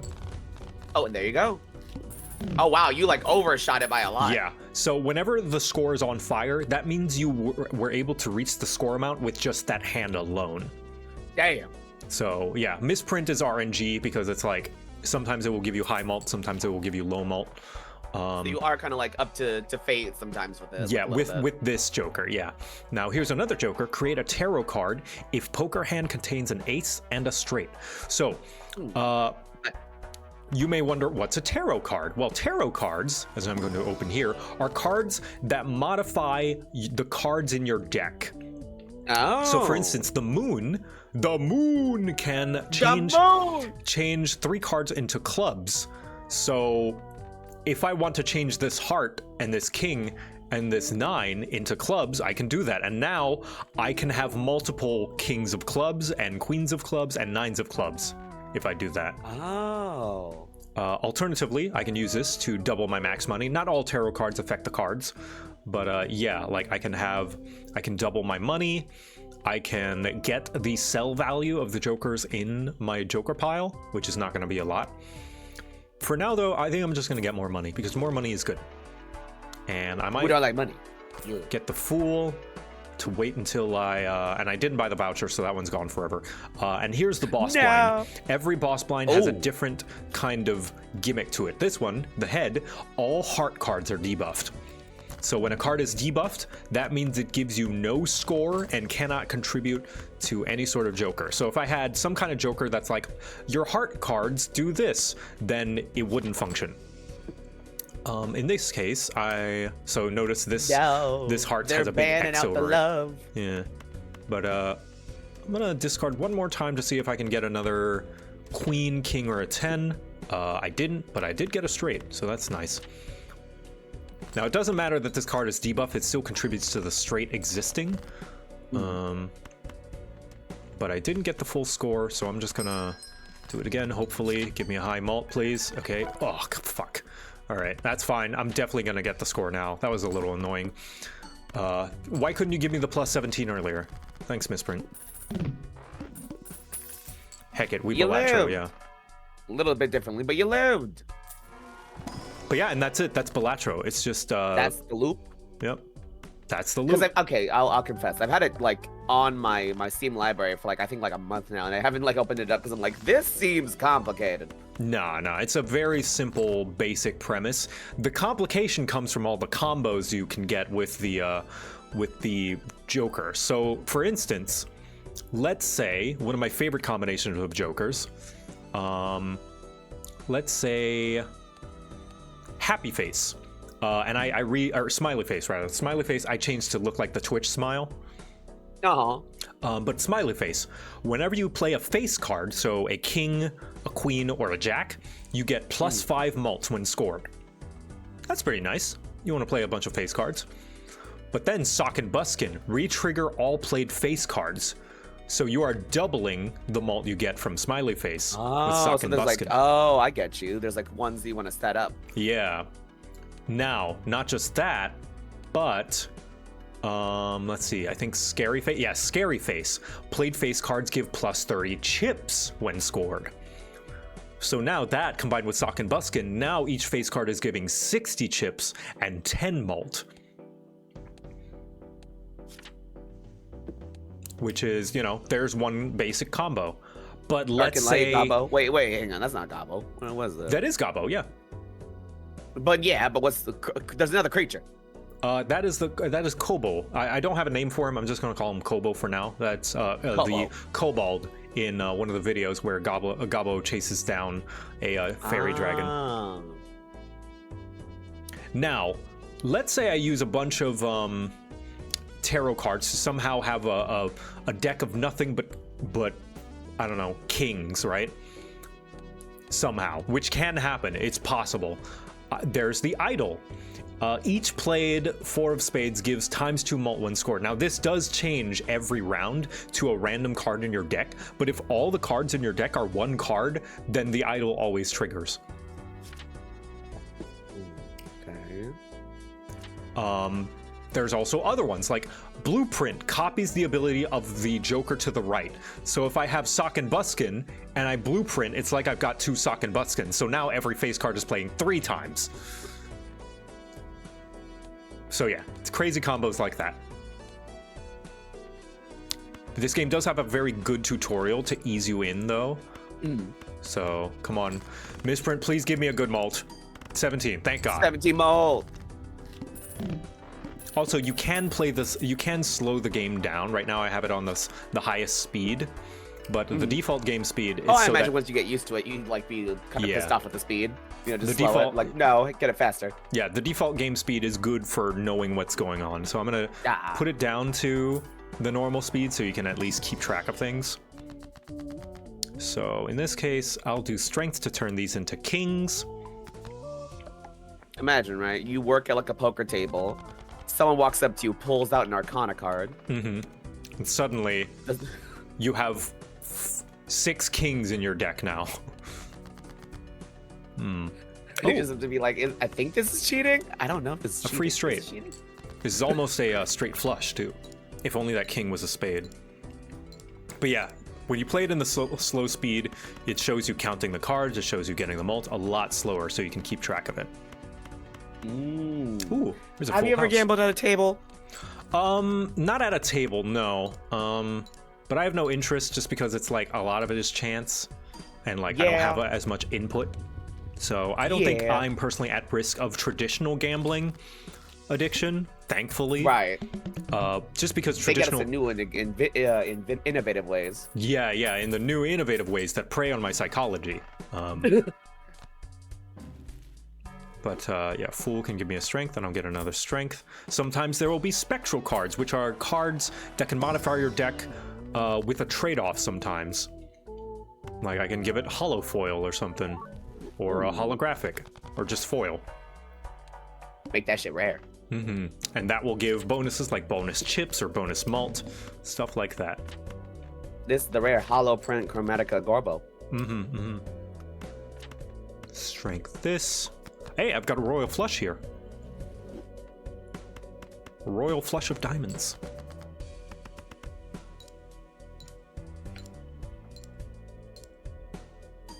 There we go. I will say I do like a good gambling mini game in a game though. Yeah. But yeah, that's the basics of Balatro. I killed my epic run to teach you this. I hope you're grateful, KT. Soon I'll be able to card count. I'll be unstoppable. It has certainly taught me quite a few like poker things, even though the game itself is not necessarily poker. But yeah, it's taught me phrases like blind. I've learned how to count cards and like remember what cards are in my deck and stuff like that. We go to a casino. Probability. Oh, they made Balatro real. Actually, I think that would work in a casino. I'm not sure why. I feel like it would though.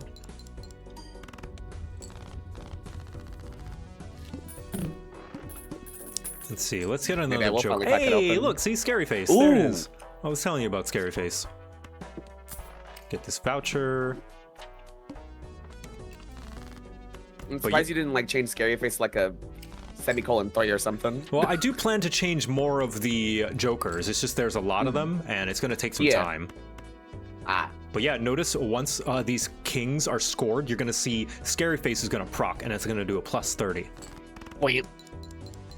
Yeah, the creator of Balatro actually said that he will never allow casinos to use Balatro. Good, yeah. Good. Local Thunk seems like a very, I don't know, he's got a good head on his shoulders when it comes to the games industry and stuff. Like, he said something incredibly based about, like, people are like, look, see, Balatro is a huge success. Just make the games you want to make. And he understands that, like, no, this is survivorship bias. And that you shouldn't get into the games industry if you're trying to make a success, because it's not just if you build it, they will come, because we only see the success stories. We don't see all the hundreds, maybe even thousands of games that come out that if Just you look at like Steam shovelware. Yeah, like there's a lot of games like, that just don't do nothing. you don't know what hundreds, even thousands of games that may come out, that one of them might be a diamond in the rough, something that might genuinely shine and be of Hollow Knight quality, but just never reached anyone and never reached a big enough audience to be exposed to the public. So Speaking of good video games, I finished South of Midnight yesterday. yeah, Fantastic game. I would expect so. I would say at least an 8.5, if not 9 out of 10 in my personal mind. Few hiccups here or there, but the High story praise. is solid. High praise. Knowing KT being the stickler that he is. I'm just kidding. Oh, I never give a game a 10. Never. Because that implies perfection, which just isn't a thing. I believe some games are 10s, but not because they are perfect, but because I believe they are quintessential games that you must play and is like a major part. Well, maybe different. Actually, not true. Not games that you must play, but like the best of video games as an art form. The best that video games have to show. Or hell, it can even be like a 10 in your heart. You know what I mean? Yeah, 10 in my heart. Ooh. Create a rare Joker, but your money is 0. But there was something I wanted to buy in the store. I'll try this. Convert everything to a single suit. All clubs. Oops. Oops, all clubs. Hey, look, photograph. So, photograph, the first played face card multiplies your mult times 2. So whatever Love your the base face mult being is. served. Yeah. Ooh, there's a straight here. My friends when they see me. When you see JoCat in the wild outside. There's a straight here. This. There we are. So this 4 is going to turn into an 8 once it hits the king. There we go. Fucking misprint, can you please give me some malt that's worth malting, please? Some mulch. May I have some mulch, please, sir? Delectable mulch, please, to keep my crops watered. Please, sir, may I have some mulch? If I could give a game a 10 in my heart, I'd say BG3. BG3 is a good example. Yeah, I would say BG3, Undertale, Yep. freaking, I've got a few, like 10s. And then I have some games that I just love to hate to love. Like, for instance, Life is Strange. Terrible game. Absolutely abysmal game. Damn. I adore it. Those French people in Quebec did not know how to write teenagers, and it shows. However, it's just the right amount of cringy that I adore it. Would you not say that that is accurate to writing teenagers, though, because they are cringy? Yes, but the thing with Life is Strange is that it does it from a very, like, how do you do, fellow kids angle. It's not accurate to how kids are cringy. Right. Ready to fucking thrash. I'm so Like, hardcore. it's not enough. It's not enough to just make kids cringy. They're not cringy in the way kids are cringy. Exactly. Please, Mr. Misprint Joker, give father some better mulch. He is doing his best and trying to feed his children. This money is going into Gabbo's life savings. You are preventing. It's not my fault that I'm gambling this money away. It is you who is keeping this money away from Gabbo. That are you are costing him. Oh, an angel. For only $5 a minute, you too can save Gabo from the horrible urges of the horrible practices of this casino, who is not giving me my rightfully earned money. Every 5 minutes, a Gabo has to learn what taxes are. You can put a stop to this. You don't want Gabo to have to learn taxes. Do you? You want him to know how like the economy functions? That is a lot. That is your fault if you don't give me money. It's not my fault for not budgeting properly and gambling Gabo's money away, because I am Father, owed. when will I have my allowance? And then I lost. Never, Gabo.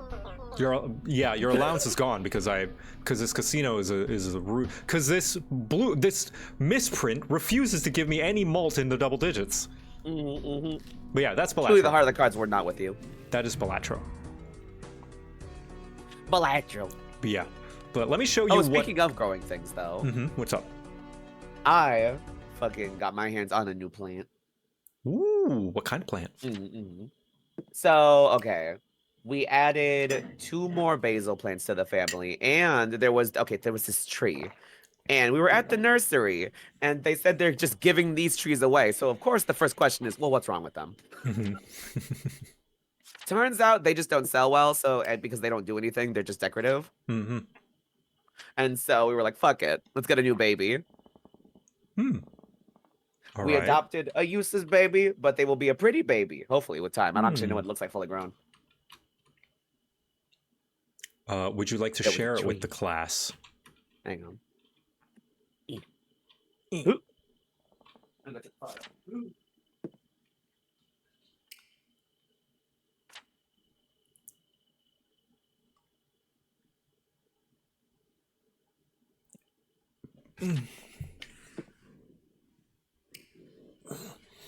Was this place run by, considering you lost money, you were getting toiled by RNG, run by Orzhov? I don't know. Orzhov or Rakdos. I don't know what those are. Orzhov. Oh, from Magic. Rakdos. Yeah, I don't know Magic lore.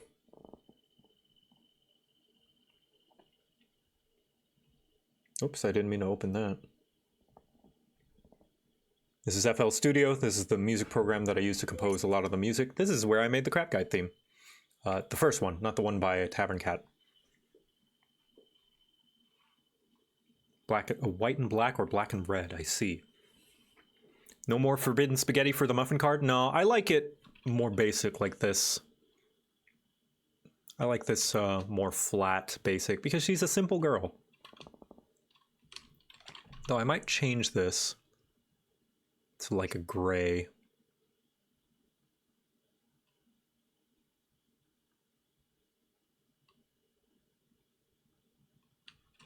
Like that. And I will also move this down later, I believe. This is fine though.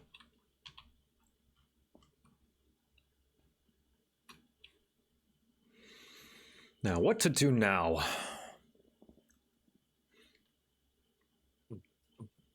I'll let you guys vote. I have a few ideas of what I want to do, but I can't decide. So I return. What's Welcome. going on? Are you going to show us your plant? Your plant? Yeah, so let me just show photos. Share with the class, KT. Let me do the thing. Where's that? There's that. Bam, bam, boom, bam.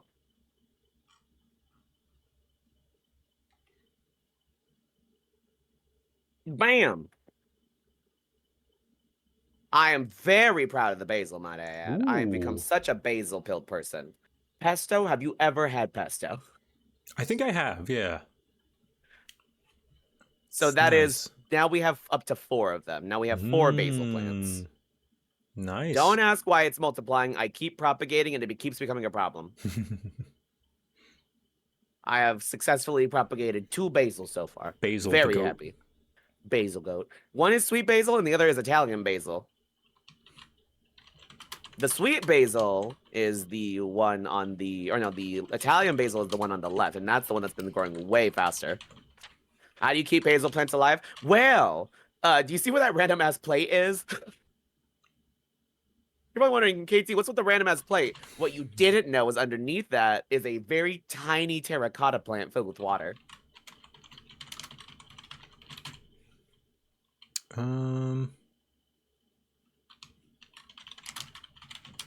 Basically, what happens is when you have the little terracotta plant filled with water, it leaches out into the soil slowly. And so it keeps the ground very moisturized. Oh, also trim it as well. You also have to trim your basil so it like keeps like growing into 2 stems as opposed to just one really long, weird stem. Really one long, lanky stem. You need your basil bush to be dense. Ooh, I could play Fate. That's a nostalgic game.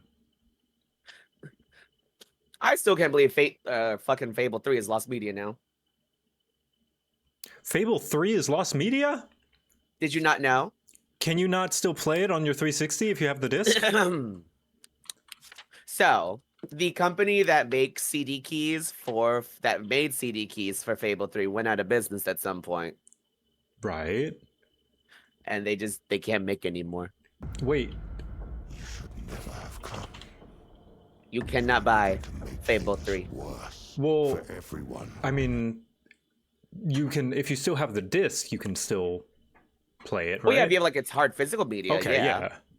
Damn. But if I'm not mistaken, also the PC version requires a Windows service that is no longer available. Oh, damn. That sucks. Yep. Hello. So you can only play like the hardcore console version if you want to. That sucks. Like if you still have it like on the Xbox, I guess. Which sucks because fucking Fable 3 is an amazing game. Well, I mean, amazing in the sense that it's nostalgic. There we go. Not in the sense that it's a very good game, but Now, I may completely ignore this poll depending on what answer. Well, maybe I should just not put the things on there if I don't want to do it. But I'm split between these two things. Either trying out that new RuneScape Valheim style game, or working more on the Minecraft texture pack. I have had my eyes on that RuneScape game. It does look really good. Yeah, I mean, it's I've been- interesting to see one of those kind of games with a budget for once. Yes. And that's not a slight been- against, Valheim or any of those other open world survival crafty games. It's just like, usually those are from small teams, maybe even single people. But like RuneScape actually has money. Jagex has money. You'll never guess what I'm playing right now. I'm giving them money right now. how could you? Yeah. I have an old school RuneScape addiction. It's a problem. Somebody mentioned you can still play Fable 3 via Game Pass. Game Pass? Yeah. Microsoft Game Pass. Or Xbox Game Pass, which is great value if it weren't for the boycott right now. Yeah. If only it was actually going to the people that made the game. Yeah, unfortunately. But yeah, should the boycott lift, highly recommend Game Pass. It's good value. It's just basically like a Netflix style subscription, and you just have access to a bunch of games. Sucks that you don't own them. Sucks that it's not a purchase. But if you just plan to pick up a game, play it, finish it, put it down, and you don't care about owning it, then it's great value for that. Yeah, there is a boycott because Microsoft funnels money into Israel's government in what they're doing in Gaza, which I do not agree with. Oh, I see. It's available on like the actual like Xbox consoles pass. Not on the PC. You don't really own Steam games too, yeah. But at the very least, you can download Steam games. Like if you went offline and let's say Steam like shut down tomorrow, the games that you have downloaded, so long as those specific games are not online only, you can still play them, thankfully. Though slowly but surely they are pushing for more and more less physical media, which is just I did not even hear about the boycott until Oblivion Remastered showed up. Which made a lot of people forget about the boycott, but in me included. I even like impulse purchased it and then remembered, oh shit, Microsoft owns Bethesda, refund.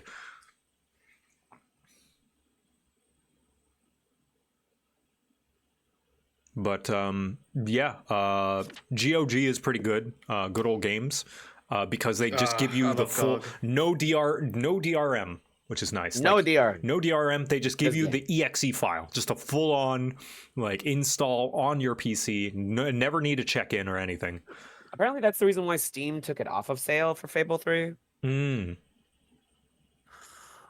All right, we're doing Minecraft It texture was pack. just it was just too ingrained in the into the code, I guess, that it required it. Perhaps, yeah, which is annoying and dumb and sad. Mhm. GOG Hell, you can mentioned, even buy games from companies that don't exist no more. Yep. You can still buy Volition games. Rest in peace. Uh, Saints Row 2, the best Saints Row. yeah. If you want to experience like Fallout 1 and 2, GOG, absolutely. I mean, there's a reason why they're called good old games. You know, a classic Yep. game. They are one of the leading providers, besides piracy, which I am not advocating for. Leading the charge when it comes to games preservation. RIP Origin, actual Origin, not the EA store crap. Wait. Yeah, wait. Because there was something before it was EA, wasn't it? Shit. Maybe. Maybe? Mayhap. If so, my memory does not recall it, and I was going to say I will piss on Origin's grave gladly. I don't like Origin. Yeah. I never Yeah. did. I never will. You can't make me. You can't make me. You can't make. Every time I open up Mass Effect 3, it is pain. Yeah. That's why I bought it on Steam, even though I own the Origin edition. And it still opens Origin. Ah! Yeah. Yep. It's annoying. What was I doing? Oh yeah, bamboo. Ugh, I'm not gonna bother with the bamboo block. Well, Realistically, if I bought do, the. Hey, babe, hey, wait a minute. What you mean you're going to ignore the bamboo? If I do, then all the quote-unquote wood blocks will be finished. It's just the final wood block I have to work on is bamboo. And I know it's technically not wood, but it's got all the things that wood can do, you know, like the fences and stuff. So yeah, fine, I'll do bamboo. Ugh, annoying. All right, bamboo It doesn't is. help that it kind of looks like that in the default. I will say when they added bamboo as a texture pack, I was like, yay, finally. And I was like, oh god, it kind of looks like that. Let's see. Block. Bamboo. Bamboo block. Bam, bam, bam, bam, bam, bam. Boo. Okay. I think I'm mostly gonna, just like bricks, I'm gonna mostly keep it pretty similar, but just with my own personal colors. That's a lot of this texture pack is just vibes. It's like, what colors do I like better than this? Because you may notice the wood is mostly the same in style, just like simplified and with different colors. Like this wood is a little bit darker than the base oak wood, but you see how it's like super duper simple. Yeah. Yeah. I mean, I do love how it like they kind of like glue themselves together like Legos. Yeah, which the original wood does as well. But you'll see what I mean by simpler, like because the base wood does have like this little kind of roughness to it to make it look like wood planks, you know? Yeah.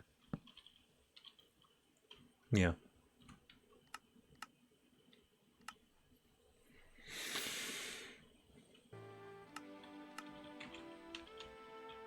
Anyway, All right, now it is time to texturize. texturize. Let me look up some bamboo references. Bamboo. Now, I may readjust some of the colors because now I'm starting to think about a theme. And I think the theme is that I want to do is use the Ragnarok Online color palette. Online color palette. Because I like how Ragnarok has a lot of earthy tones. Like, if you look at the sprites, they're like lots of browns and brass and gold.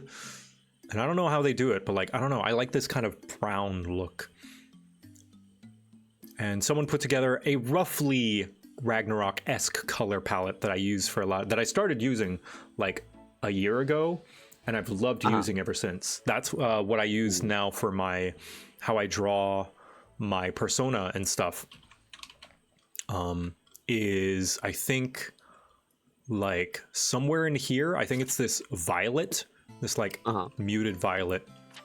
And I really like it. It just gives just a little bit of hint of pizzazz to it. I mean, outside of like the game, it is just like a pretty solid, like slightly desaturated color palette. Yeah.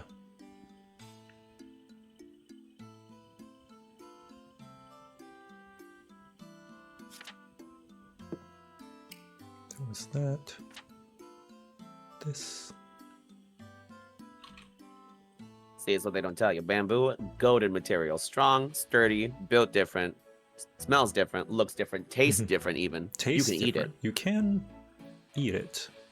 but only once. You can eat anything.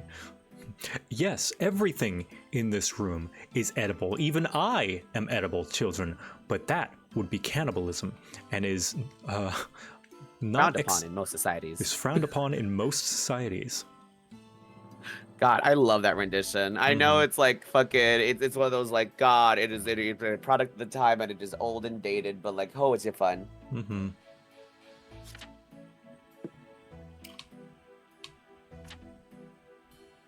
And if you're wondering what Also, program that I'm wig was using, amazing. what's up? That bob that Jody had was a bit. Mm-hmm. If you're wondering what program I am using, I'm using Paint.net. I've been using it for years, ever since I learned that it's basically Paint, like MS Paint, with the ability to have transparency. And that is actually how I started getting into making Minecraft texture packs in the first place, is when I tried to do it in Paint, and things just kept having like, what's it called? Like the white, the white background that MS Paint has on everything. Yeah, I imagine you have to like Photoshop that out or something. Yeah, but MS Paint doesn't support transparency, so I had to look up a tutorial on, what does do transparency, and I saw Paint.net, and I've been using it ever since.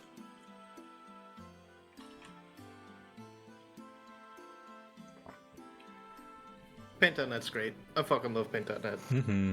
Same.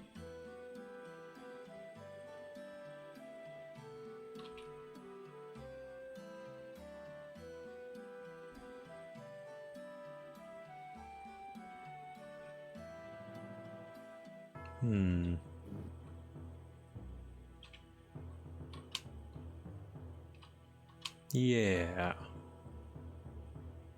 If anything, it kind of looks like bamboo during like the earlier process of the drying process. Mm-hmm. Like that's freshly cut bamboo. Mm-hmm.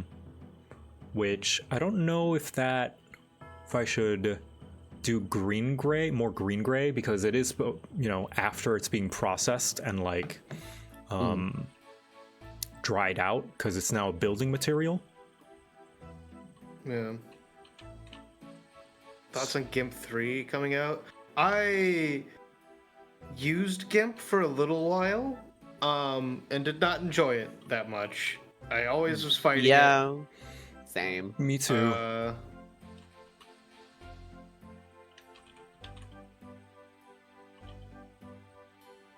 I think it's neat. I think I don't like it. Mm-hmm. Fair.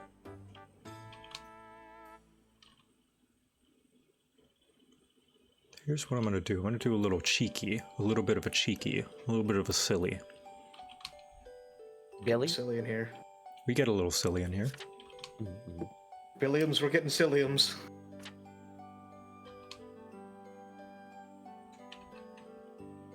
A little whimsy in moderation is always lovely. Like whimsical A little bit plushie of joy. Alec in this very server. Wow. He's great. I like that guy. He's real cool. And I'm gonna do a little bit. I don't want to desaturate it all the way, but I'll desaturate it a little by putting this on top and adding a bit of transparency. What do you guys think? I like it so far. It looks Do you really like the more nice. saturated one or the less? Yeah, definitely more saturated. More saturated? Yeah. Okay. Yeah. Because I think Because it goes the- with the rest of the pack. Yeah, exactly. Okay. I want to say that the pack already has like such a lovely palette for vibrancy that I think would look well. Okay. Yeah. Let's add a little bit of eyes here. Also, it's a more like usable green as Fair. opposed to the kind of like swamp witch green that the Mhm. old bamboo has. Yeah. Let's see. 1, 2, 3, 4, wait. Yeah, 4, 5, 6. That's 6 colors. That's a bit much. Most things only have like 5. So I think I might remove one of the colors.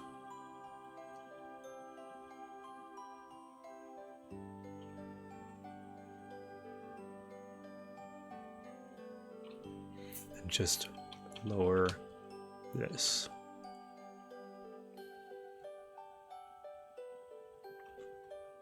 Do like that, maybe.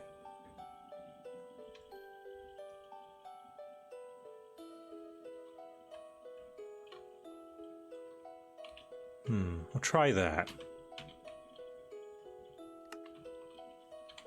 Bamboo. Block of bamboo. Oh, there's bamboo and stripped bamboo. Okay, there's multiple different. Good to know. You ever have bamboo shoots?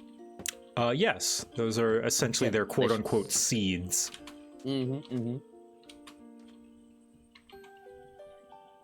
So okay, that's okay. Sometimes bamboo can even be one bamboo. It's okay if this is the more green one. I don't like them. I'm gonna remove the pipage texture. Sort of. Also, piping love a stuff. good buddy system for plants. One of them dies, they all die at the same time. Yay! Yay!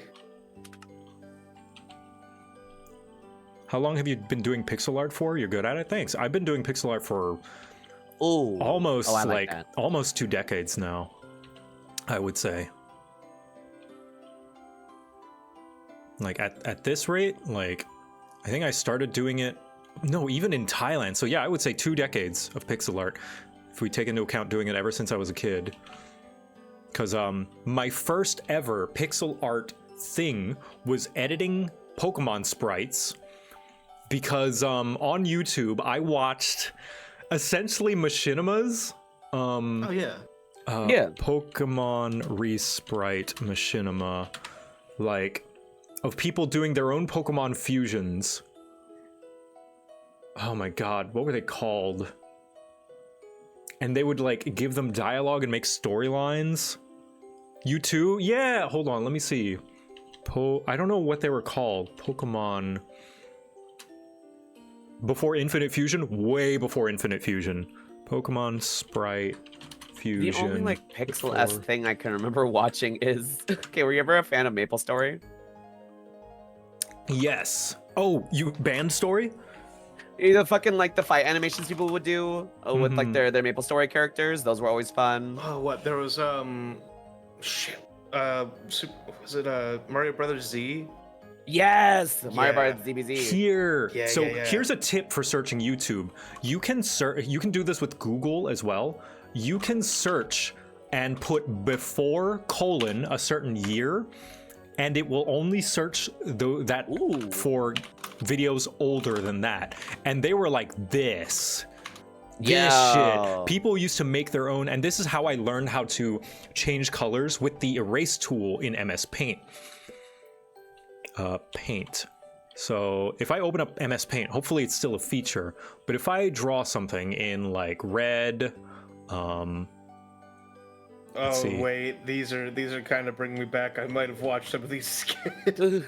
Red and then orange and then green, whatever, right? But let's say I wanted to change the red to a different color. Well, I can't just use the fill tool, right? Because the fill tool is not going to work. It's just going to fill like whatever, right? So what you do instead is you left click the color you want to change and right click or make the second color the color you want to change it into. Go to the eraser and you hold down right click. And this has got some anti-aliasing, so it doesn't really work here, but like let's say I wanted to change red into blue like this, and I wanted to avoid or maybe red into green, but I wanted to avoid all the blue stuff. Actually, I'm just going to go ahead and find an example. Hold on. Spriters resource. Spriters resource. I remember following the tutorial for this to make my own sprites. But let's see. Let's just take Ken from Street Fighter. Whoa. Wow. Ken from Streets. Ken from Streets. Let's say I wanted to change all of the hair color to something else. I wanted to change it to green. Well, I could go in and fill tool, fill tool each individual thing like this and do it the hard way. And just do this and have to go in and fine tune every little pixel like that. Or what I could do instead is I could use the eraser tool, copy this color, and then change the second color to green. And if I press the right click button, it'll go between everything and just change those. Yeah. Oh, 5-year-old me would love this. Look at this cool MS Paint tech. Ancient tech, ancient magics. Oh, Ancient secrets.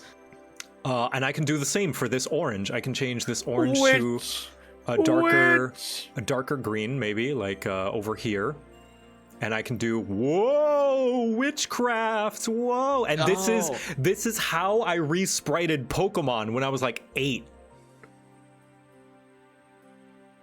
I did this, and let's change this dark orange to, I don't know, to like forest green, yeah. Boom, and now Ken has red hair, or green hair. I'm not colorblind, I didn't mistake it. JoCat colorblind reveal. I am not colorblind. That's exactly what someone who was colorblind would say. This is my OC Gren, yeah. But that is how I resprited Pokemon. And when I moved to the US and started making Minecraft texture packs, unfortunately, MS Paint does not do transparency. It saves things in white. Or it saves things. It does kind of do transparency, sort of. And how it does it is it moves over whatever your secondary color is. So it will go over the green, but the green is the background color, right? Yeah. So let's say I copied this. Oh, well, never mind. It did that in other versions of MS Paint. How mosaic. But yeah, so I needed a program to do transparency, and I learned that Paint.net does transparency. Behold, artistically deconstructed Gobbo. And that is the lore, the lore behind JoCat learning pixel art. But yeah, I think I'll make the bamboo smooth. I think that's fine. Smooth bamboo. Smamboo. Smamboo. Bamboo. The bamboo at the top will also be pretty smooth. Let's take this.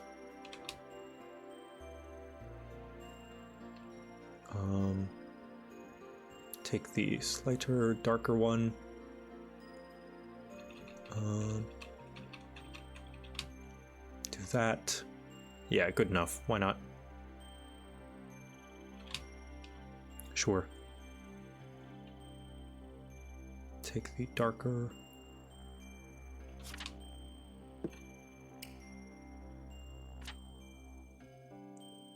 Yeah, there's some JoCat lore for you. Sure, lore cat. Lore cat.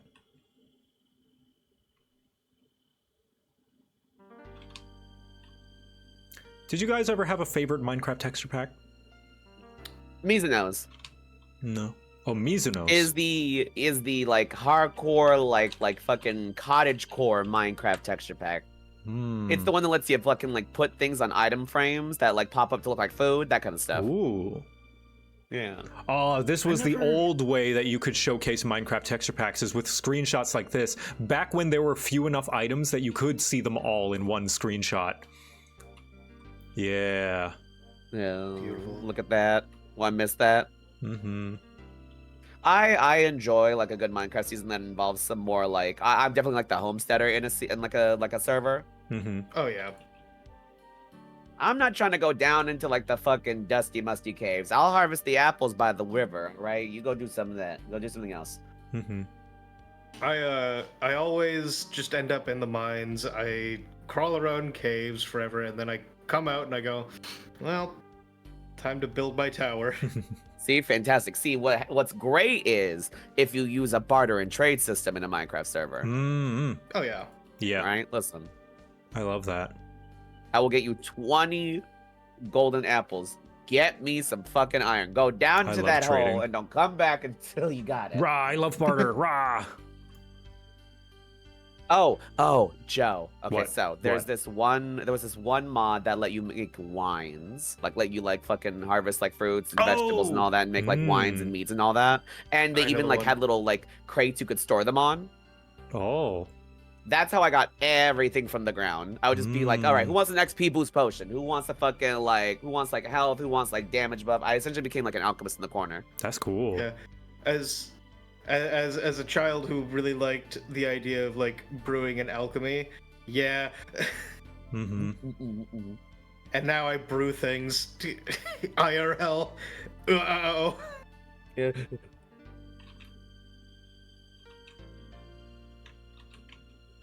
Good enough. So then if I look at the top from this... Yeah, good enough. Bright, shiny green bamboo. Good enough to Green. bite. And now, the yellow bamboo. Stripped bamboo. Which I will Yambu, if you will. Take the color palette yet again. He won't. Got it. Wait, what's up? I said Yambu, if you will. And then you No. didn't. I said he won't. Got it. No, I don't think I will. Yeah. Understandable. Have a nice day. Every other one.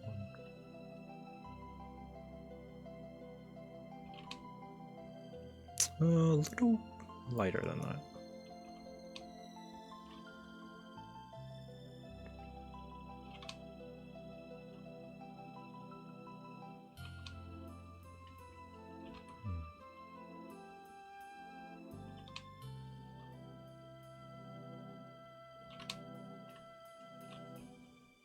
And I will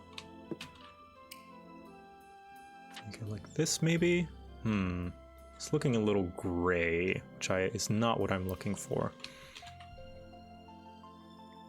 What Build yellows the are there? roads. Oh, I couldn't do that. I'd be too like upset because I can't just do like a cobblestone road. You know what I mean? Mm-hmm. Yeah, no. It's gotta be a whole thing. It's a production. It's gotta look nice. Exactly. This is where I'm going to take liberties from with the color scheme. Just add in just a little bit more color from the non-Ragnarok source.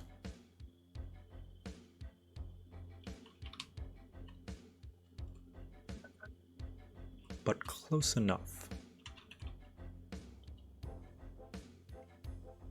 Stripped bamboo. Stripped. There we go.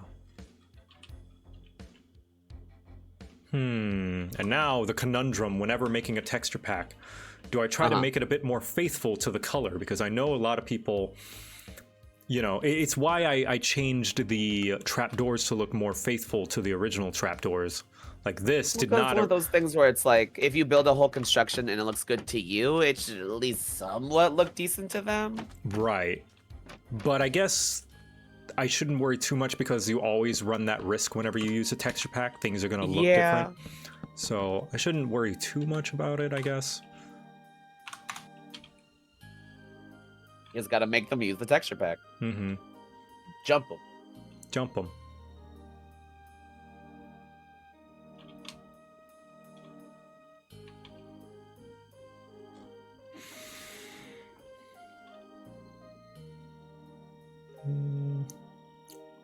Stripped bamboo. Go. Just this one, but recolored.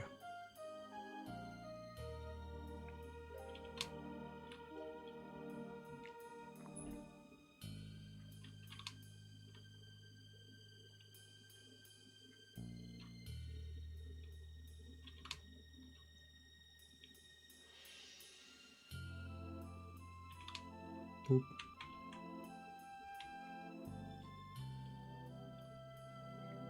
Do you have any tea preferences? Yes, the one tea Echo always makes for me, which is salted caramel. I'm much Ooh. more of a tea person than a coffee person.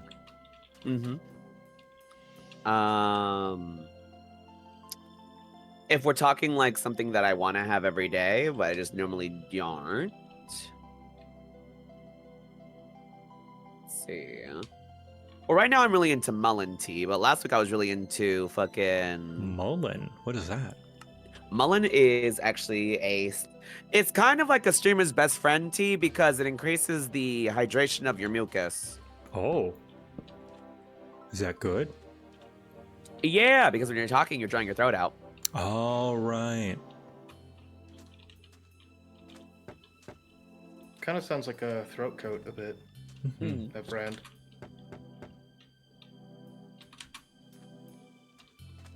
What about you, Jay? Oh, I love jasmine. You, love jasmine pearls. You a tea person? Yes. Yeah, my go-to's usually chai. Nice, reliable. Yeah. Bamboo. I also like Earl Grey a lot. I'm very basic when it comes to tea, but I used to they're work well at a tea liked for a shop, reason. so I was already obsessed with it before I ended up working there, but luckily enough, fucking working there did not stifle or kill my enjoyment of the beverage. Though I did get asked like every stupid tea question under the sun, which was fun. What's your favorite? What's your favorite stupid one? Do you have a manly tea? What? Fellas! Yeah. Is it gay to sip tea, Is fellas? it gay Come to on. sip tea? The British were doing it, and those bitches.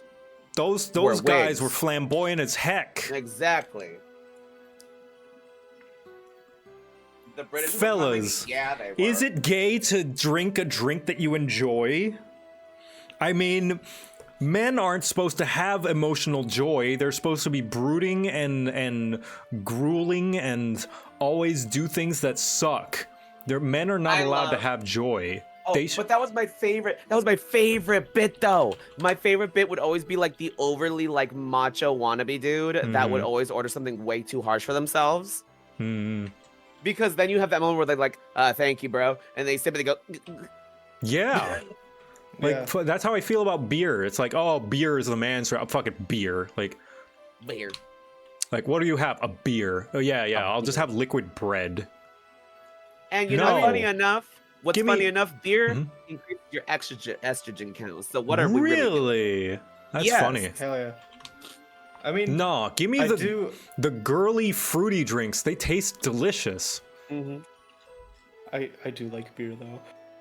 No, I'm saying, like, by all means, like, if you like beer, you like beer. But it's just weird to me that beer is considered the manly drink. It is strange. But it's purely because it has no taste, you know? Yeah, no. Beer. It's because it can be easily adopted by people trying to push a narrative. Yeah. Yeah. Oh yeah, beer. The full Carfax. It's not even that strong alcohol either. No, it's not. It is one of the lightest. Usually no. If you're getting drunk off beer, I'm sorry, friendo, but you are a lightweight. Beer contains phytoestrogen and prolactin. These two chemicals can increase the estrogen levels in your body. Estrogen levels. Yeah, hell yeah. Someone else likes tiki in here. Yeah. Tiki drinks are really good, typically. Though I will say, unfortunately, it's very hard to get like a decent, like, you do sometimes just have to ask for no alcohol because I'm pretty sure half the time the people behind the bar in Vegas are trying to kill you. I see. Because I went to the David Copperfield show and I went to a little bar that they had next door beforehand because I wanted a little sippy sip, right? And it was a fun night out. I wasn't driving, so the guy was like, "You want a little bit of alcohol in it?" And I was like, "Sure, why not?" Right? I see the dude take 2 bottles and upturn them into my glass for like a good solid 5 seconds of just fucking... And a shot of vodka. A shot of vodka. Until I take a sip, I taste straight liquor. I don't even taste like the fruity pineapple that was supposed to be mixed in. And so I'm like, "Hey, friend, you try this." He was like, "Damn, there's liquor in that." And I was like, "Yeah, you're gonna have to help me with this." Help! You have to keep drinking like you said.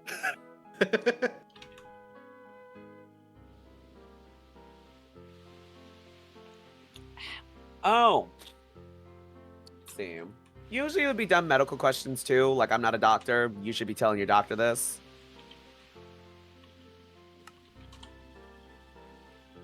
I don't remember if there was any particular. Oh yeah, there was one dude that tried to like almost, I want to say like almost mansplain like his tea prowess.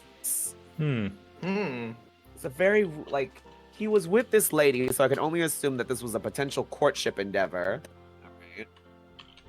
But like he starts going on and on. I'm listening to this dude talk, and I'm just like, he's objectively wrong. This idiot doesn't know shit. Doesn't know shit. And the funniest thing is, I do not have the wherewithal to like notice this in time, so I just start correcting. I was like, oh well, actually.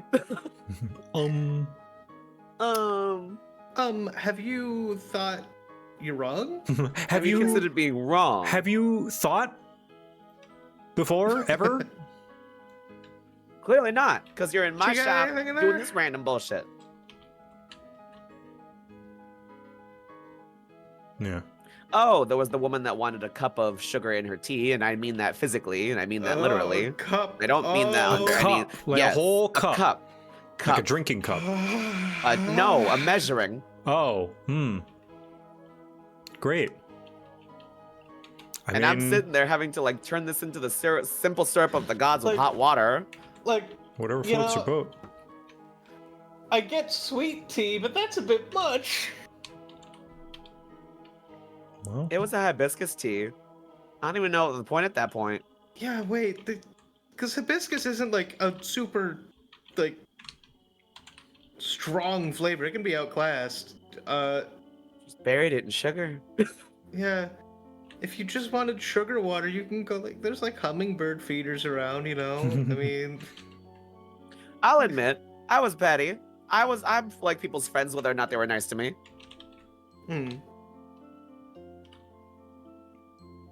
Like, for instance, because I was usually on a closing shift, I would usually always put like the things to soak a good 10, 20 minutes before we closed. yeah. But I always kept one. I always kept one tea maker under the like supply stuff, just in case, right? Yeah. So if someone came in and they're pretty decent, they're being nice to me, you know, they asked for a drink. Oh, let me see. You know, I just put the stuff to wash, but let me see if I can get something for you. Or, this is really petty. Our manager, who I did not like because she was very, very rude, very, very rude. She came like hungover to one of our work meetings. All right, it was bad enough. She kept creamer in the back as like the employee creamer. But the thing is, some people want a little creamer with their tea. Okay. So what I would do is be like, you know what? This isn't, I'm not really supposed to be. This really isn't for y'all. But let me see if there's something in the back I can grab you. Secured that tip every time. Good man. Hell yeah.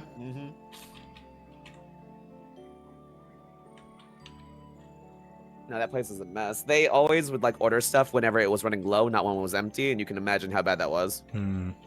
Or reverse that, always when it was like empty, not when it was low. Which resulted in me having to give somebody their boiling hot drink in a cold cup.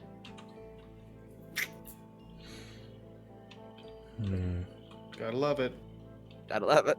So And they certainly looked just as confused as I was when I had to double layer it. A little more green than I would like. I want to make this slightly more yellow.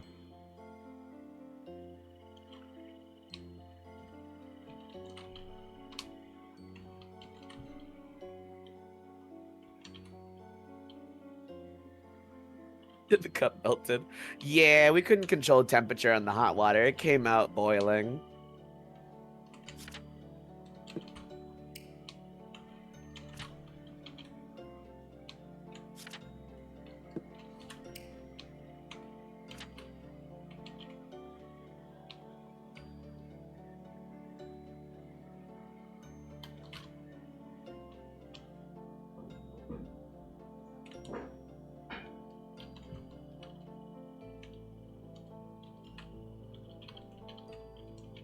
There we go. Let's try that. I mean, it's okay. You not vibing with it? Yeah, it's not wowing me. But maybe that's okay. Like, the whole thing about this kind of RPG Ragnarok Online aesthetic is that it's meant to be pretty desaturated and Right. like brownish. So maybe it's okay that it's like that. Now the door.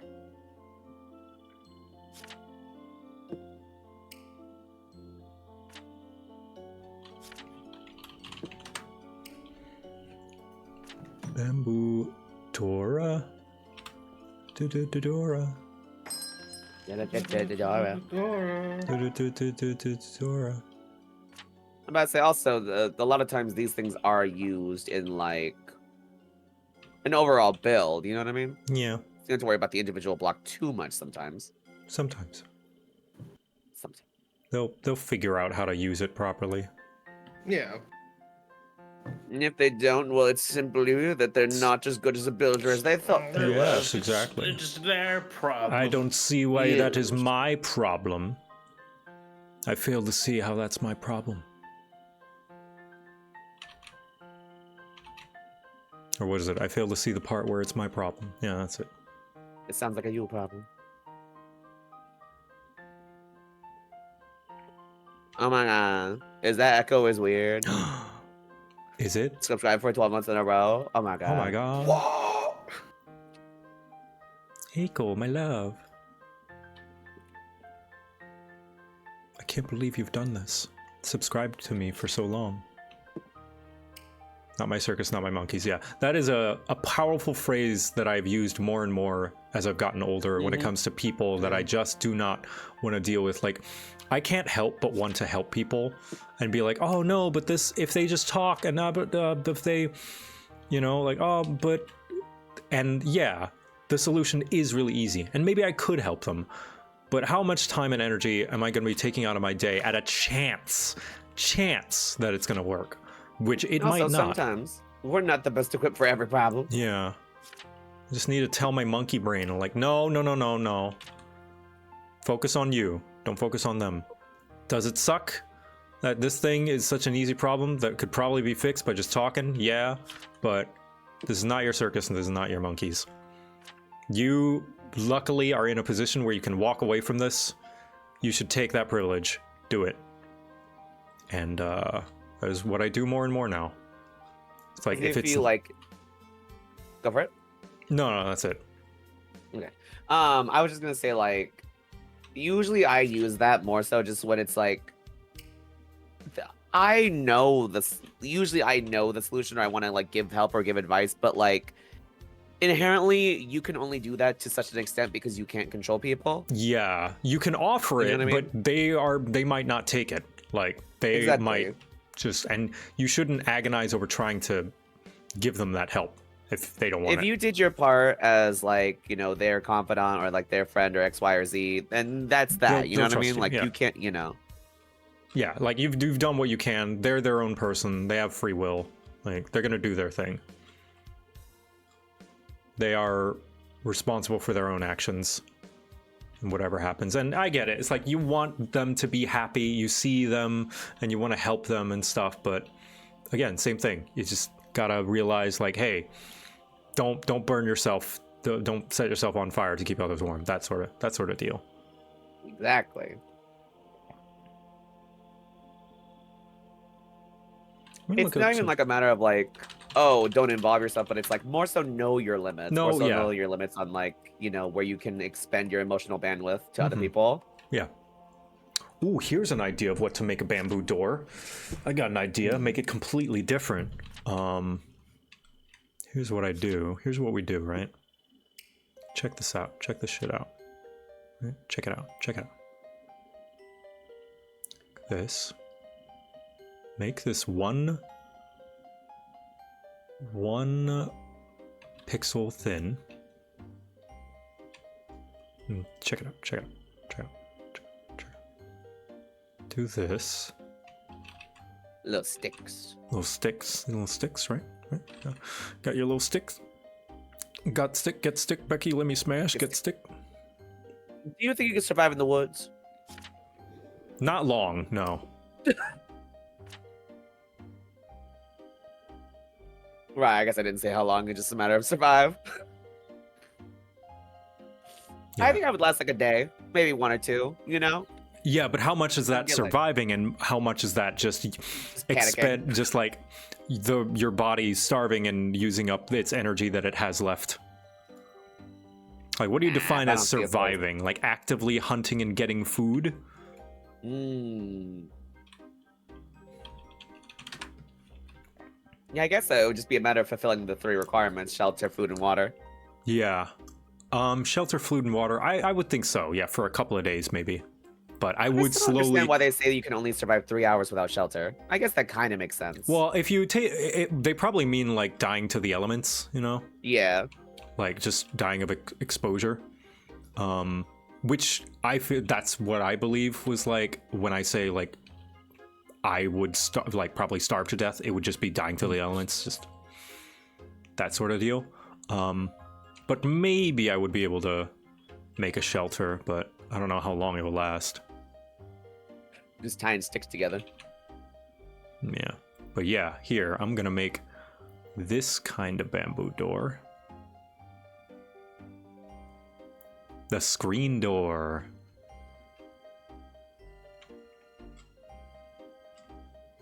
Yeah. And the top. Oh, like a bamboo screen door. Exactly.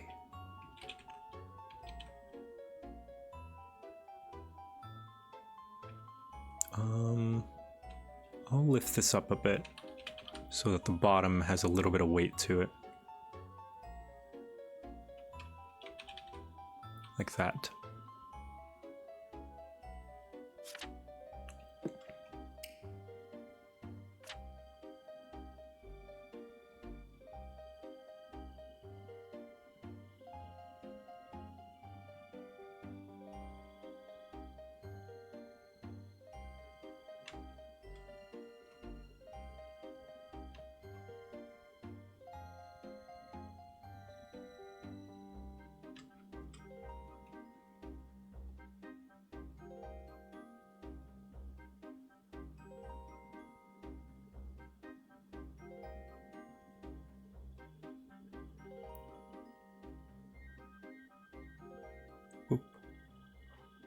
There we go. Bamboo door bottom.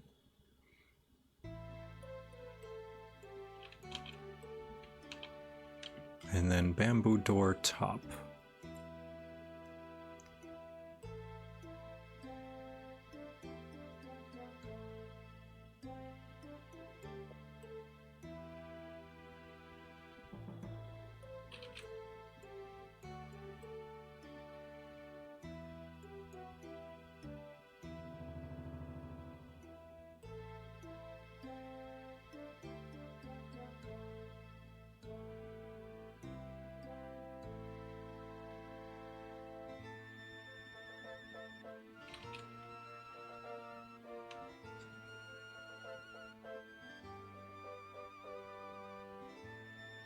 Alright.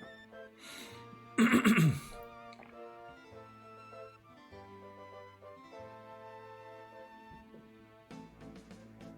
mean, I like it so far, but there is a, what's the word? I guess there is a limit to how many like colors that can be used to kind of distinctify it. Yeah, there's something of a personal limit that I'm putting on myself as well, like how many colors I want to use. I don't want to use too many colors. Because then it starts to look a little too high definition in comparison to the rest of the world. Yeah. So I'm limiting myself to a certain amount of colors. But with that bamboo door. Now, Let's see. There we go. Ooh, I like that. Yeah. Oh, like I a really like that. traditional Japanese door. Now, it is a little different in that you can't see through it like the original. But such is the sacrifice of a stylistic difference. That's the risk you run when you use a texture pack. So I'm not even going to worry about it. Bamboo trapdoor. Bamboo. How's a bamboo trapdoor? Ooh, I like this pattern. I think I might keep it mostly the same. Right? I like to use this sort of Celtic-ish pattern.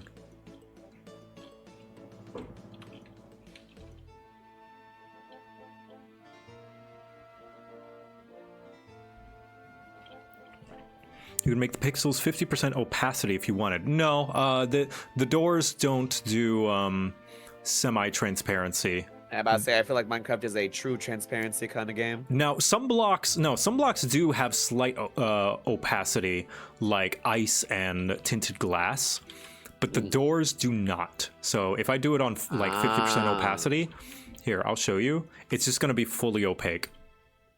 Ah. Yeah, see? Fully opaque. Yeah. Oh. So I didn't realize like they have different like texture restraints on some of them. No, yeah. Like if I look up ice is somewhat transparent.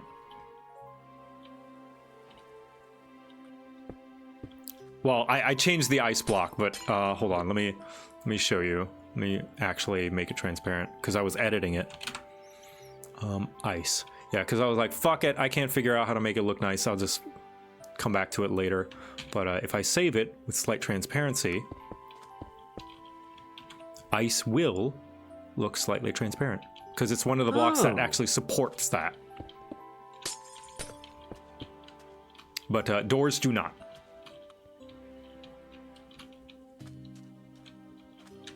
Ice and tinted glass does, or colored glass.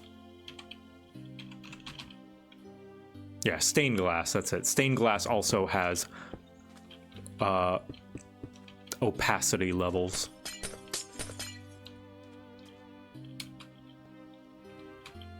It's with the the properties of the block allow it to have transparency. Oh.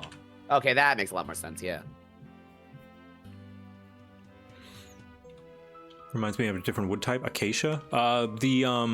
The base birch doors kind of look like this as well, which I did try to make these look somewhat like the original, the faithful, make them somewhat faithful to the original birch.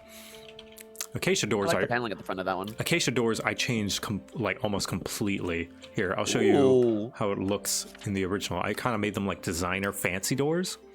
Uh-huh. But the original, yeah, it does kind of, my bamboo doors do kind of look like acacia. But yeah, these are the original. Let me take a screenshot. And then here's my rendition. So if I post it in here, and then, yeah, you can see the difference.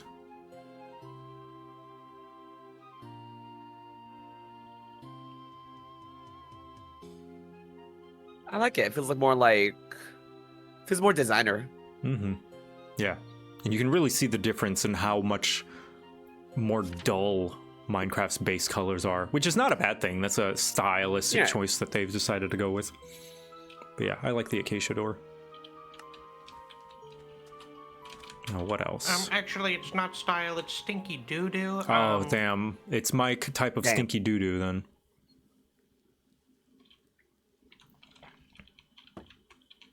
Now, what's weird about the bamboo fence gate is I think it's the only fence gate that doesn't just pull from the planks. It's got its own unique texture. Like these just pull from the wood planks, but the gate is its own unique one for bamboo, which is interesting. I wonder why. I guess because they wanted to show the like the bamboo sticks, I believe. Yeah, I guess so. So it looked more like, I guess because like you wouldn't make wooden planks out of bamboo, huh? Mm-hmm. So I'm just gonna like, whoops. Let's make these this color roughly, and these like this color roughly.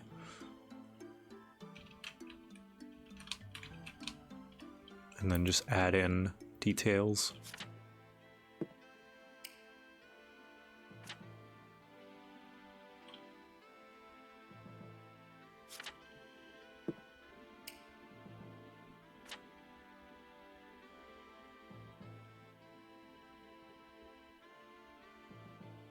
Can't change much just because of how it's textured and how the entity is modeled. So it's mostly gonna abide by the rules.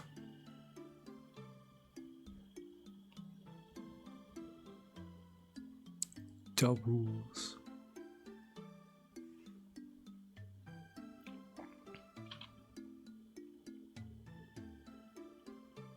All right. Now I've procrastinated for long enough. I do have to get started on work today. Go do your thing.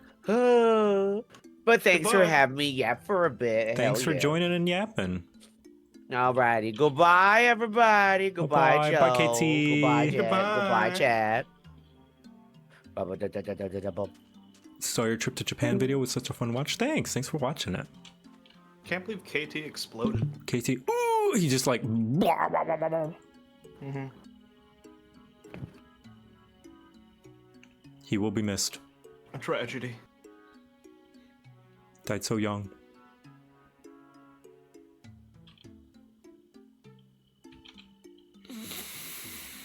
So what are you doing, Jay? Oh, I'm... Just playing Taking more a- Run Escape? Yeah, I'm playing RuneScape. I did a bunch of packing earlier today, so... Mm-hmm. Just kinda... Excuse me. Just kinda taking the day. Doing whatever, doing chores every now and then. Mm-hmm. Mostly uninteresting.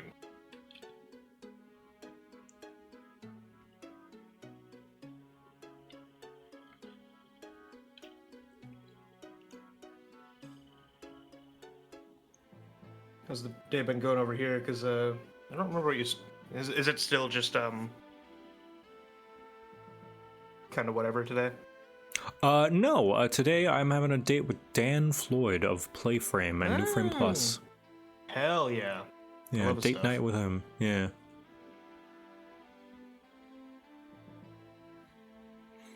I can make him feel old by telling him that I watched him when I was in high school. Or middle school, actually. Isn't that the greatest? Mm-hmm.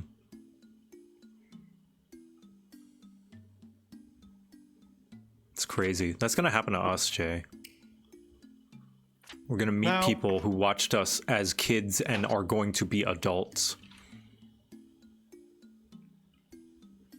Think about Perhaps. Much more likely for you than me, my friend. Perhaps. Sorry. that. Such is the nature of things. I mean, I already have people in my audience that are like, "Oh, I grew up with your stuff." I'm like, "What do you mean grew up with?" But yeah, It's only been 7 years. Mm-hmm. That means if someone was 13 when they started watching my videos when I started, they'd be 20 now. Shit's nuts. That means I would have been, 19. Shit.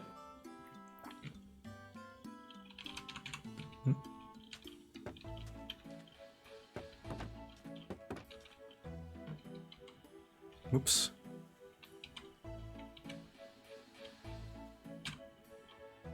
I remember when you didn't really like 14 and likely wouldn't keep playing. Yeah. As an OG fan. It took me a while, though. Shit is indeed nuts. They'll never get me back. I mean, that's entirely possible.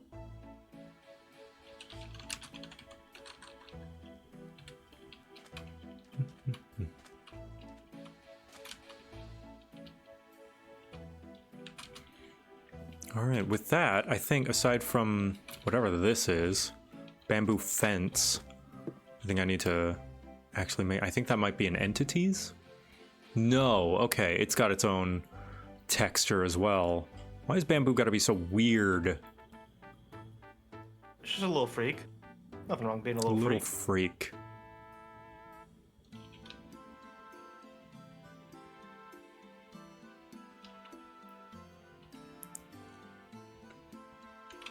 This here, this here.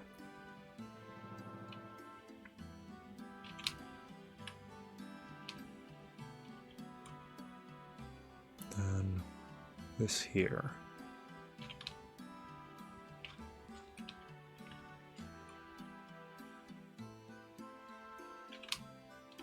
bamboo. You're lucky KT left. Count your days.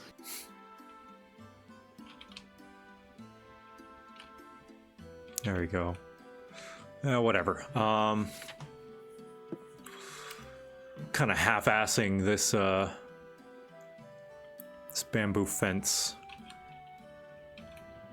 Yeah. Just because I'm getting lazy.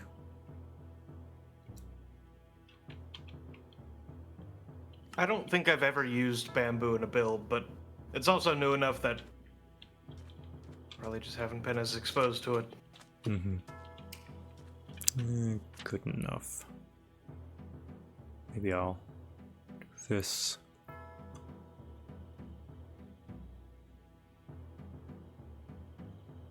The thing is, what's annoying about this texture as well is I don't know where things are, like what is what. So that's another thing of having a trial and error, like what goes where. It is very odd.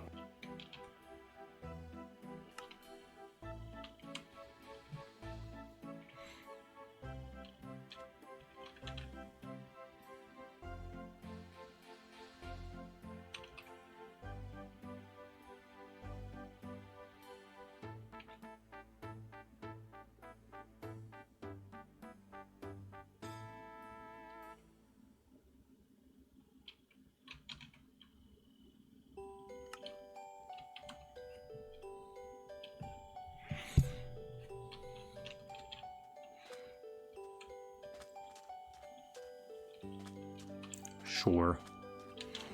I think that makes bamboo finished. No, the bamboo door icon. And the signs. I'm gonna have to do all those some other time. The signs and boats. God, I hate doing wood! You heard it here first, folks. JoCat hates wood. I hate wood.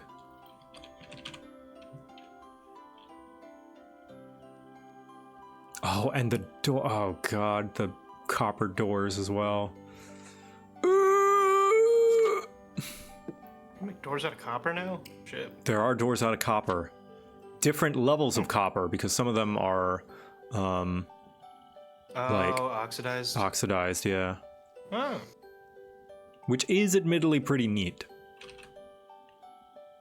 But it means that there's so many variants of copper, everything, copper building materials.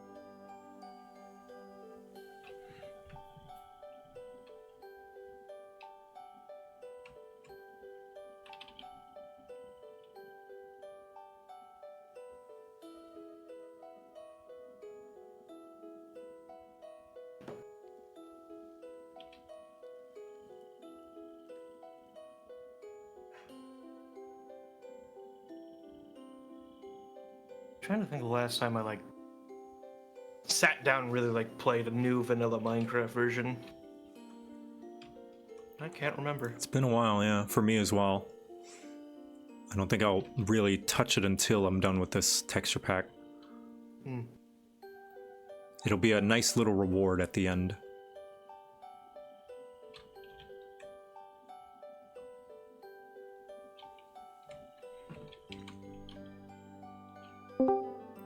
Hello. Is that a dipper? Yes, hello. Hello. There we go. All right, bamboo asterisk is finished.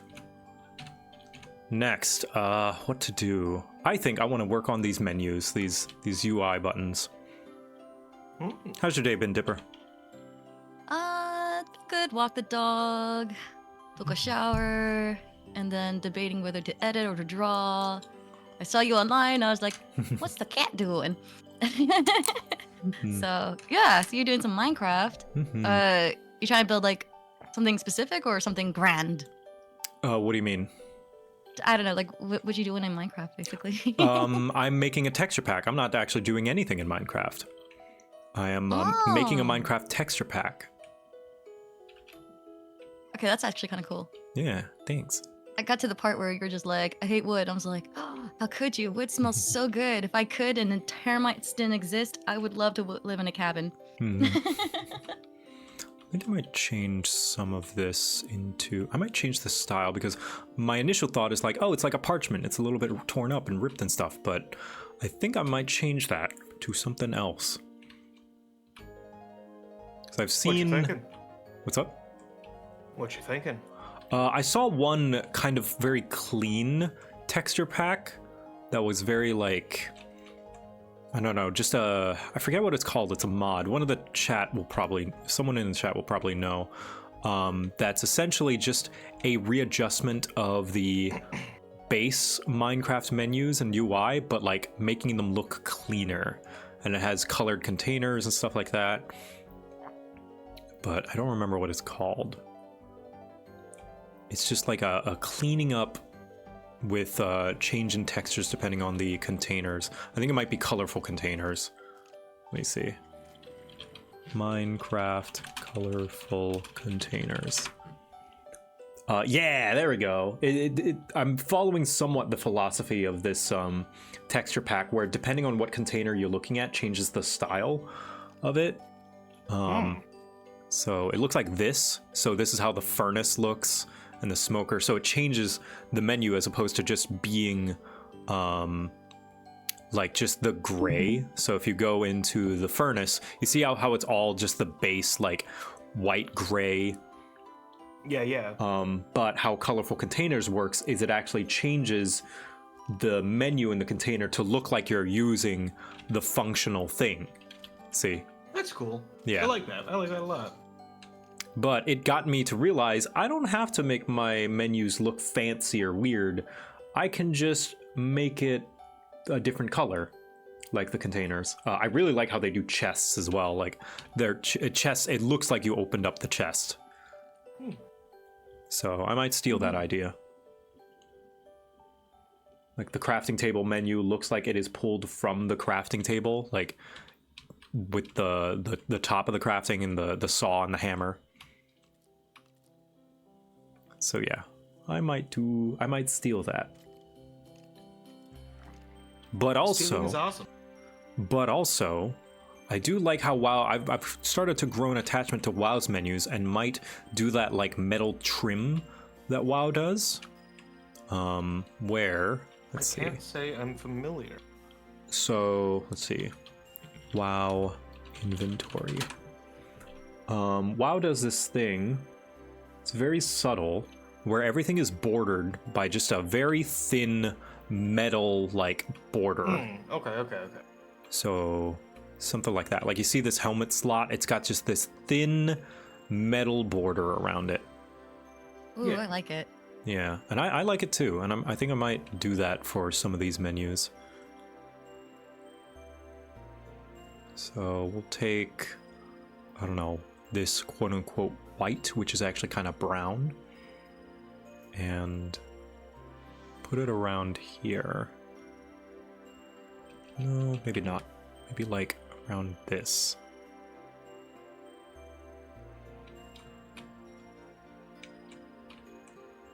Maybe more desaturated.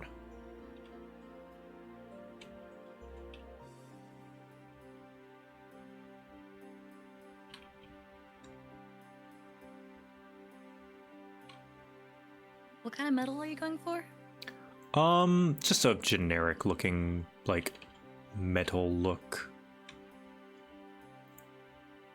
So, something like this, maybe.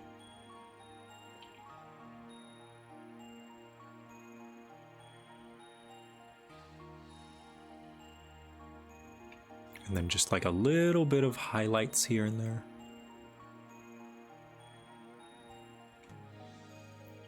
For the top part. Oh. Whoops. Oh, that is not the color that I expected it to be. I didn't realize I took from the the inventory. There we go.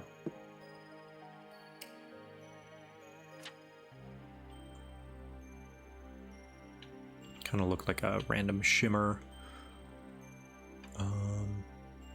Now here's the problem, is that these slots, these inventory slots, are 16 by 16, which leaves 2 pixels here. Which means I don't really have room for the shadow. Like, the shadow will have to go on one of them or the other, whereas you see how they're like, the metal is 3 pixels thick, because it's got the shadow, the color, and then the outline. Yeah. But this leaves only 2 pixels, so I might have to make some adjustments and instead make the border 2 pixels big all the way around. Could also... What's up? Let's hear. I'm down for ideas. I was gonna say, you could also just do the metal running across, like, the top and bottom and then the very sides. Maybe. Because then it would be, if I wanted to make it like 2 pixels thick all the way around, it would just kind of look like this, which is more like a pipe, which I'm not looking for. I'm trying to look for a thin border look. But yeah, I don't know. Like filigree. I think you were cooking with that when you were trying to add in a little bit more layer in the middle, but you did before you deleted it, so that way you can have like that third option. Maybe. So that way there's more of that trimming. Maybe. I think you were cooking earlier. This. But I just don't know what to do with you had it in this. the inside is what you were doing, so that way. Oh, right. So.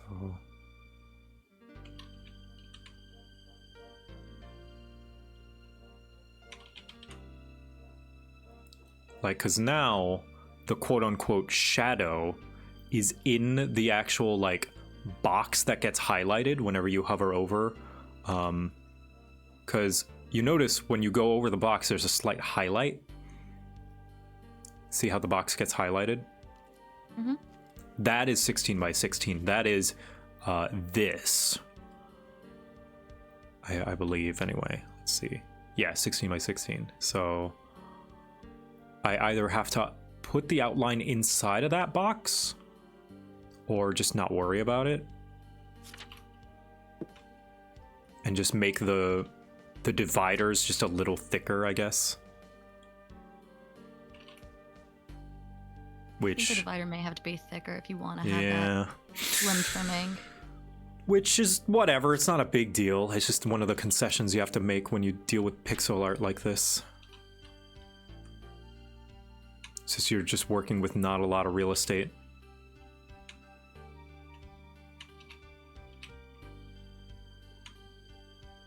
Oh well, we'll see how it looks. I mean, yeah, if you don't like it, you can always just undo it. Yeah.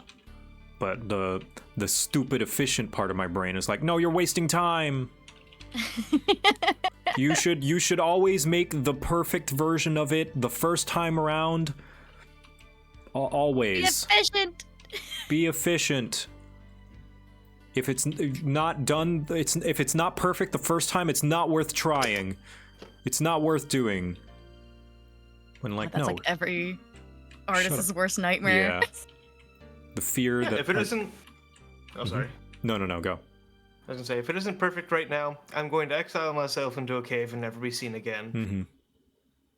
Yep, which is not fair to you. Try and fail. One of the hardest things to learn how to do is to let yourself fail. Couldn't hear you from my cave, what? I said you need to learn to fail! I'm a failure? Yes, and that's okay! Oh. If he's not taking well, you could just like, I don't know, say Taylor instead and be like that. No, I said you're a tailor! Come help me fix my suit! Oh no. Father, failure is my best friend. Failure is how you know that you've still got room for improvement. Which is always, forever. There is no top of the mountain, you fool. The mountain is forever. The climb is never ending. Which is why we praise the ones who continue to do it. You are terrible at being a failure. A terrible failure, if you will. Yes, indeed.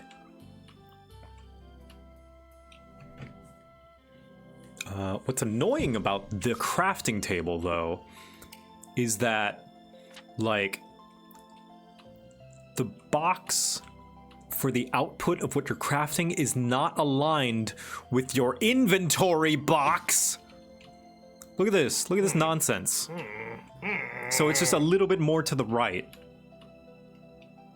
Whereas the box for your equipment, yeah, that's aligned. That's nice. That lines up nicely. But no, the crafting table, this fucking bitch right here has to go a little bit to the right. Why? Why you gotta be so weird?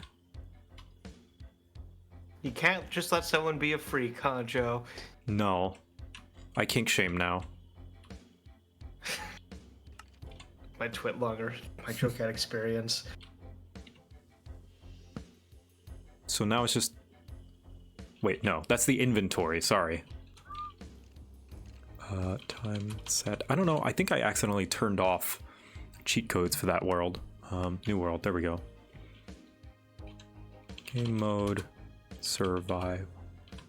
Yeah, it's just like, it's just slightly off, and I hate it. It's annoying. I've never noticed that before. Yeah. But how did they do it? Colorful containers, inventory. How do they do it here? I'm stealing it.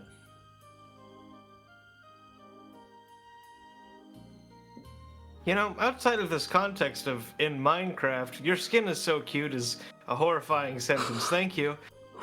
Your skin's so cute. Great. Colorful containers. I'm going to go to the next aisle over. I better not see you there. Show me the inventory, please, Redstone Chicken. That is the crafting table.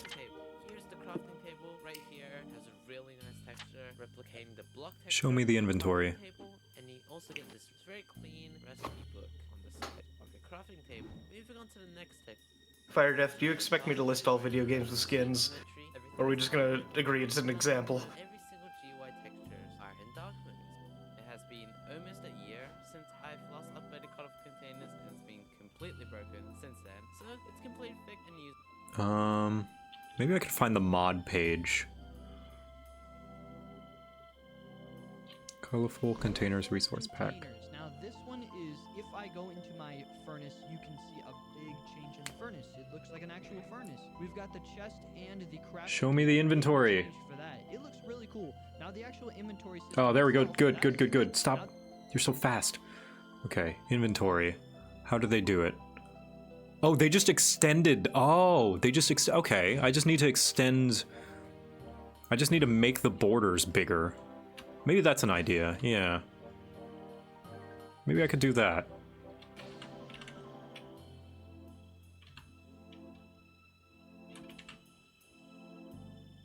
Alright. It's just a big old science experiment. Mm-hmm.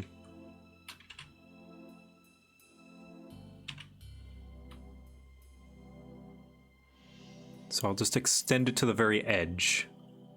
So 3 pixels out from that.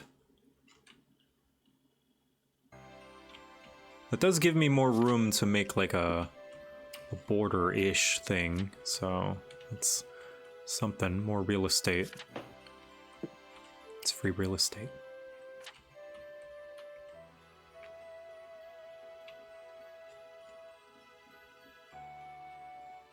Three does mean I can afford to make this like out here instead, possibly. Perhaps. Perhaps. Perhapsably.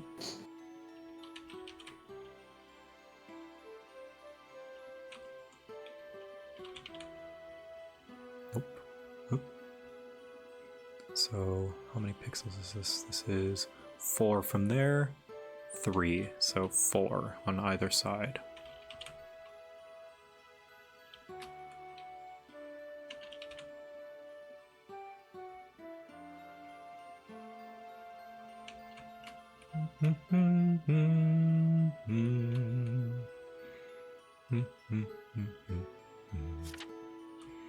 Yeah, okay. We're cooking. Chat, we are cooking up something. For sure this time. It's real. It's Promise. real. Chat, it is real. The One Piece, it's real. The One Piece is real. To answer the age-old question, chat, is this real? Yes, it is. All right, now you have wake up now, chat. Wake up. Woke.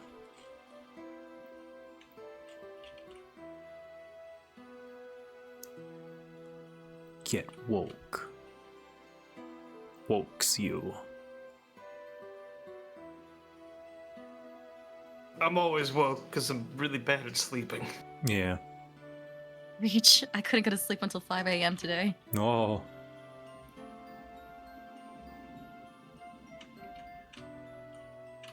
Oh no.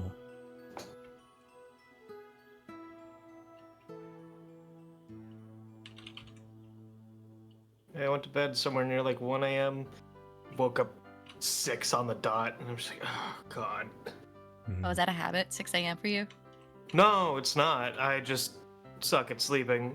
It doesn't matter when I go to bed. I'm just gonna wake up at some arbitrary time, 5 to 6 hours after. Hmm. If we go back to our like past and tell our childhood selves and be like, hey, guess what? The one thing you're gonna fail at in the future for sure is sleeping. Yeah. What? No, you know how you love to stay up as a kid? Congratulations. That's gonna be a curse when you're an adult. Yay! Congratulations, you got what you always wanted, to stay up. It's not as great as it sounds.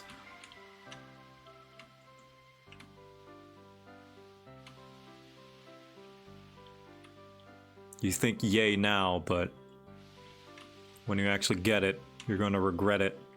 I have this, I've got a minor superstition that my wishes are actually being granted, but just really slowly. Explain. So, like, as a kid, I was like, when I grow up, I want to be a big manly man with a deep voice. And I have a deep voice now. Not super deep, but it took a while. When I was a kid, I was also like, oh man, YouTube is so cool. I wish I was a YouTuber. And I am now. Look at you now. It took me a little while, but I'm here. You As a did. kid, I was like, I want a red-headed girlfriend. Red-haired girlfriend, not redhead. Red-haired. You know, like Jessica Rabbit. And lo and behold, Echo comes into my life. But I'd also, you know, that's good things. That's nice things. That's kind of nice. YouTube is arguable, but like, now there's other things that I feel like I wished for as a kid that is happening that I'm like, I don't like that monkey's actually. paw is curled. Yeah, it's absolutely like a monkey's paw situation, and I'm dying in Minecraft now. But like, yeah, That's awesome. things like that. And I'm like, are my wishes just being granted slowly? Is that what's happening here? The universe is like, don't worry, I got you in like 5 to 10 years. Yeah, I wish life was more exciting. Monkey's paw curls. Yeah, exactly. I have fully accepted I am a side character in someone's story for comedic relief. And you know what? I'm cool with it. That's how I kind of felt, and I was like, no more. Mm-hmm. No more, I please. also anticipate the worst that's gonna happen. I was like, okay, things are good now. Something bad's gonna happen. Yeah, that's why like my chronic illness. that's why Echo sometimes will refuse to pick up a lucky penny, because she believes, or she has a superstition, not really fully believes, but a superstition that it's the universe saying sorry for something bad that's gonna happen later. I got it. It's paying you ahead of time. Distraction. Look, hey, look, shiny penny. Look, shiny penny, just as a sorry for what's gonna happen in the future. I'm paying you, so she will refuse to pick it up. Makes sense.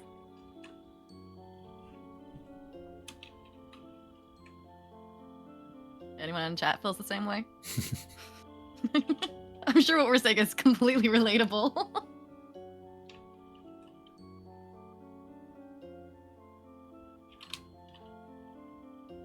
I don't know if a penny's a good trade for an anvil If falling there on is your a head. main character in the world and we That's so all Looney just side Tunes. characters, can the MC lock in and start fixing stuff? Please.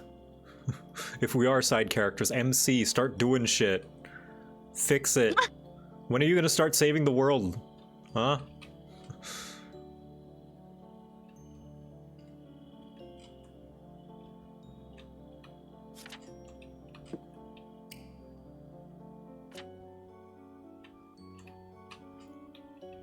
Okay, I'm glad I tuned in. It took me like 2 months to start doing my VTuber again. I was like, I'm feeling inspired to do art. Yeah, it's communal work. It's like mutual work together. Sometimes Yeah, when... Go ahead. Sometimes, like, that's how I felt in college sometimes, where, like, oh, other people are working. It's motivating me to work. And I would get stuff done. You were gonna say something. Dipper? Oh, okay. Yeah. Oh my god, I remembered. It's a miracle. Yeah, I mostly watch a lot of art VTubers or just artists in general on Twitch. Mm-hmm. So it's funny when people say like, "Who's your Oshi?" I was like, I don't like Oshi. I was like, do artist app counts as Oshis? Mm-hmm. I like to just kind of have them in the background while working. Yeah.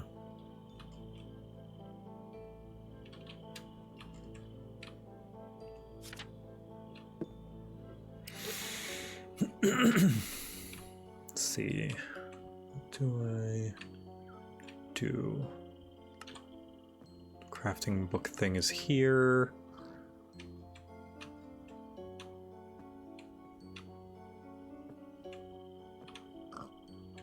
Who's your what now? Oshi. It is a term that originates from idol culture about someone. It's like a stan. Not stand like JoJo. Stan. S-T-A-N. Like someone that you just really like. It's one of your favorites. Favorite content creator. That sort of thing. That's a gross simplification of what it means, but essentially that. I think. I could be wrong. And before someone clips this and is like, actually, Joe spouting ignorance again, and he's the worst. He's an asshole. The actually people. Yeah. Not even just, I wish it was just actually. It would go so far as to be like, this is why Joe is a terrible person. He doesn't even know what an Oshi is.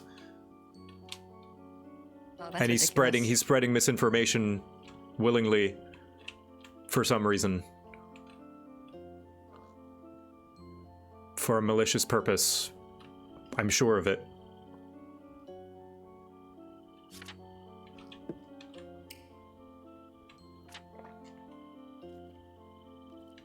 Let's do this.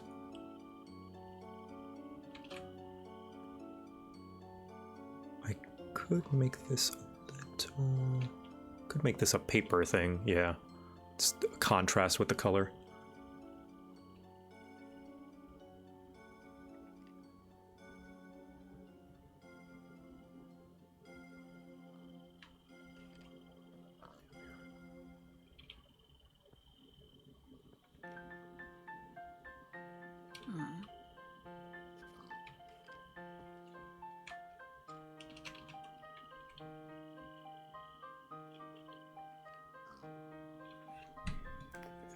So how's chat doing today? You lovelies having a Yeah, wonderful how you guys Saturday? doing? What are you guys doing, chat? Sorry, I've been focused. I've been locking in.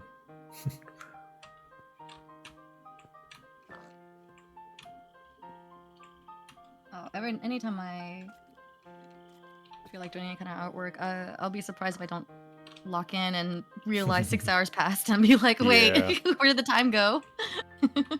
Yup. So meditative.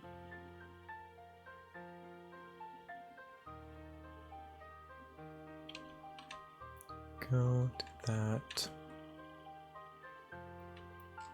Good. Might go see my mom today. Aw, that's nice. After the subathon's over, I do plan to go have dinner with my parents. It's been a while since I visited.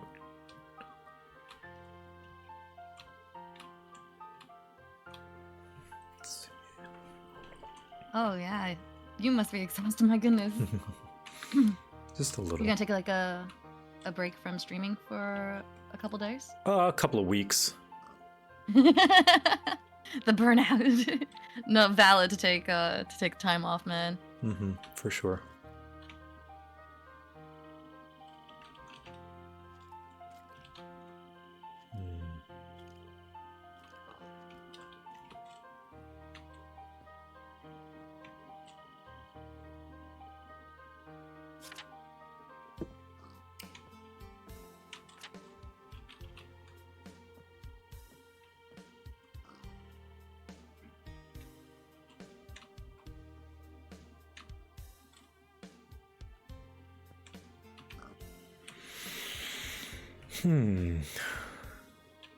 Catch me sleeping till 5 p.m. after the subathon ends? Yeah. Ryder, you have been pulling quadruple time. Thank you so much for all you do, as well as the other mods as well. Hell yeah, mods. Hell yeah, mods. Thank you, mods. Ah.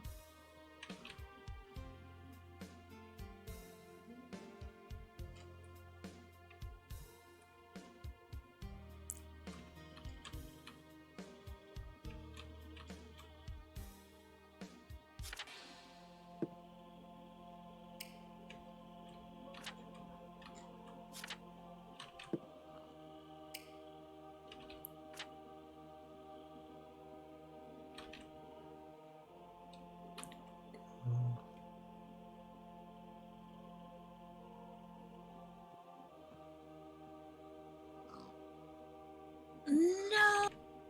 What happened? I did again. I drew my hair all detailed on the wrong layer. Oh no. You fool. Oh, classic mistake. Mistake! Oh, That's that not sucks. gonna work for the rigger. Ah, shit happens, my dude.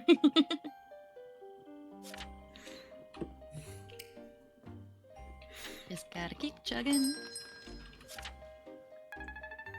Yeah, maybe I'll put this like middle border over everything. Maybe that can be my consistent stylistic thing, is the middle border.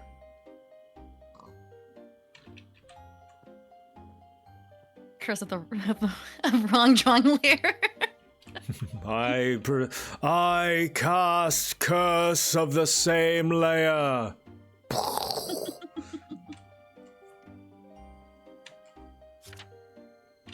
Curse of 1,000 projects.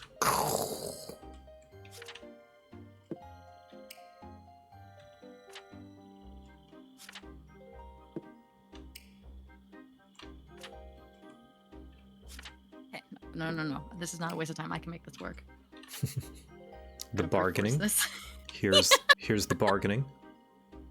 I'm gonna copy the layer and then paste it onto a different layer and then release the other layer that wasn't supposed to have it. There you go. Just transferring. It's like surgery. Well, we're going through the bargaining phase fast. When will we get to sorrow? Stay tuned, folks. Look, no. I can make it work. Here's the fun part: when you fail a lot, you'll learn how to work around those failures. We've already reached denial. Mm-hmm. We might be seeing a record here. Hey, this is a skill I've been working on since I was little, right? I know. No, You're for all sure. Good, you're all good. Yeah, I'm just being a teasy beezy. Nah, all good. Nah, do the bits. Do the bits, I'm all yeah. for those bits. Like the bits that you can donate to me to add time to the subathon. Wow. Amazing segue. That's incredible. How do I do that?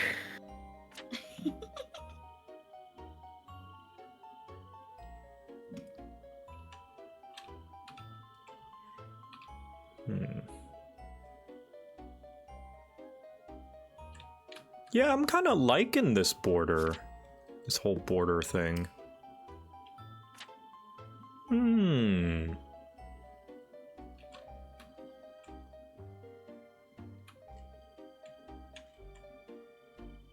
That looks good. It's kind of growing on me. Like a mold. It's like the greatest birthday wish ever. When an artist does something and they're like, I'm liking it. Yeah. It's just like, I was wanting to stick with the like paper aesthetic of like all of these are like a papers laid on top of each other, but maybe I don't know. Yeah, maybe I don't do that.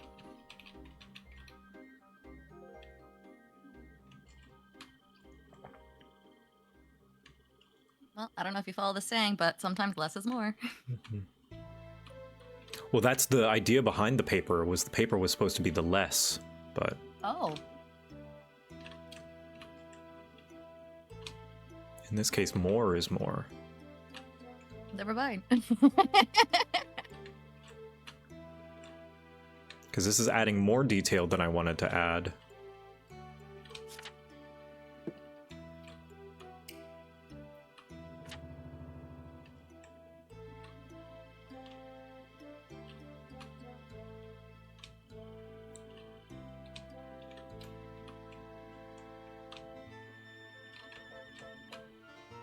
Maybe I make this here? Yeah, I think that's what I needed to do. This is what I want. Purple apple. Sometimes more is less? Question mark? Yes. Sometimes mess is lore. Mess is lore. Me when I look at my writing. Oh, are you a writer? Technically.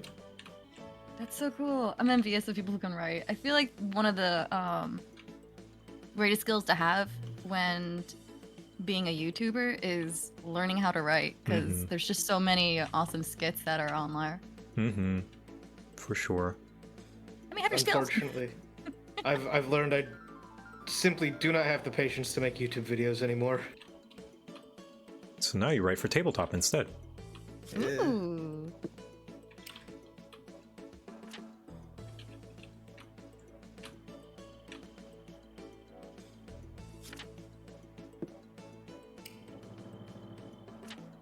Yeah, I think I have like one unreleased project that was like for Outer Wilds for a video essay I did, and then they released a DLC, and I went, well, never mind.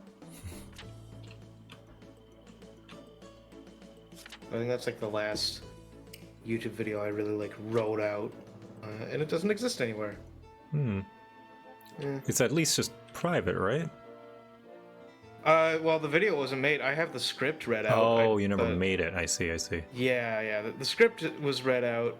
The video itself, though, Gotcha. wasn't fully put together. Ah, at least you... I still have the audio recording. Yeah. At least you tried. Yeah. That's always, I think, the most important part. Oh, yeah. I still something was made, so that's fine. Sometimes things are made and people don't see them, and that's okay. Sometimes you can just make things for you, for fun, which I feel like we forget how to do. Yes, when we as turn... we focus on work. Yeah, when we turn, like...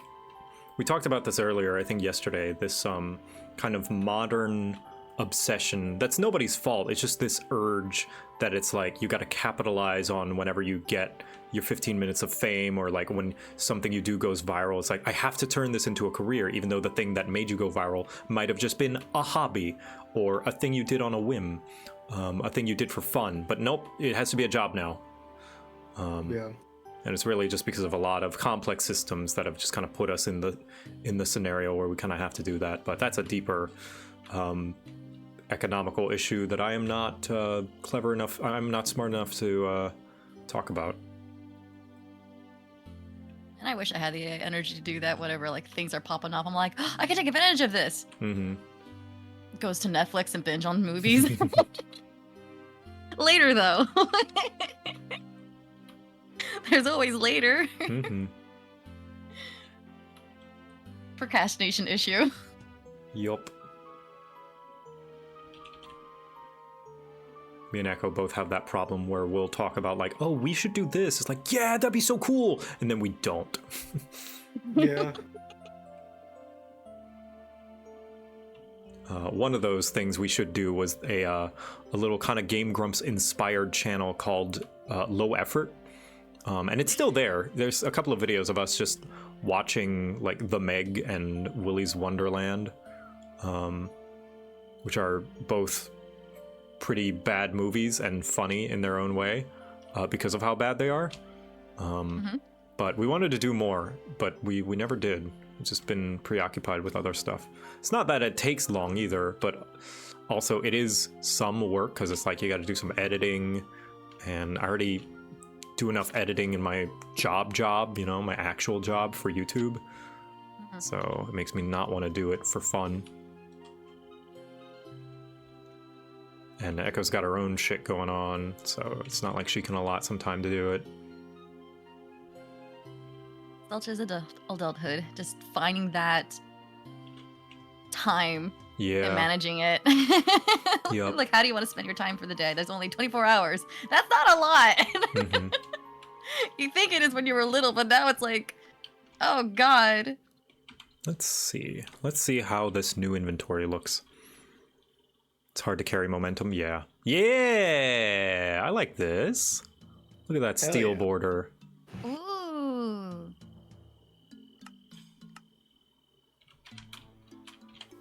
Might change this to like something else though. A different color like this.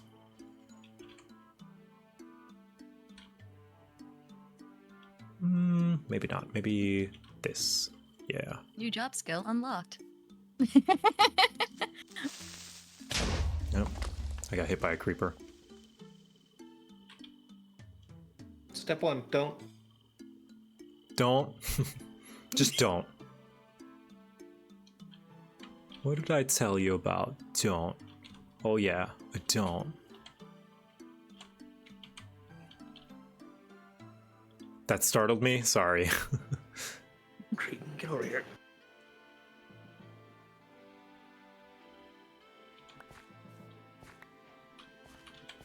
Yeah, let's see. Yeah, alright. Yeah! Yeah! Yeah, I think this is the way to go. This metal border. I think that's the way to do it.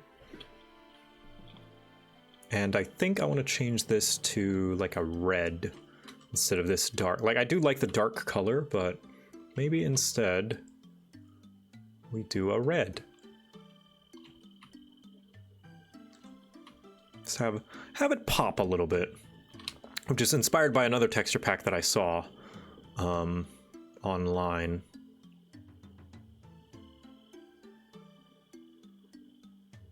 Or maybe blue. Maybe blue might be better.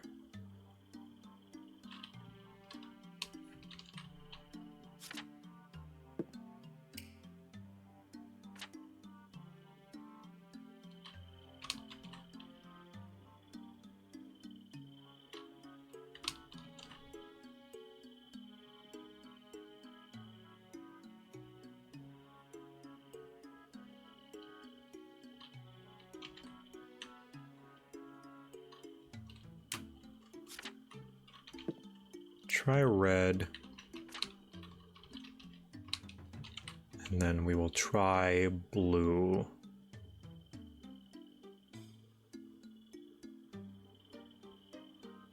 From chat, are you ever doing something, then just think that you might be mentally deranged?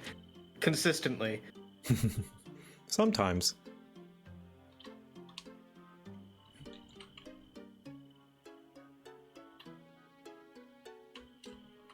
Okay, we'll try red. And then we will try blue. Giving a felt quilt quality with crimson navy blue might actually be a good contrast. Yeah, so here it is with red. You know, the red kind of felt. Are you ever doing something then just think that you might... Oh, yeah. Jay already read that. Yeah, here it is with red. And here it is with blue. And before anyone says, oh, just do both, just make it an option. It's not that simple. I don't know how to make things options in Minecraft.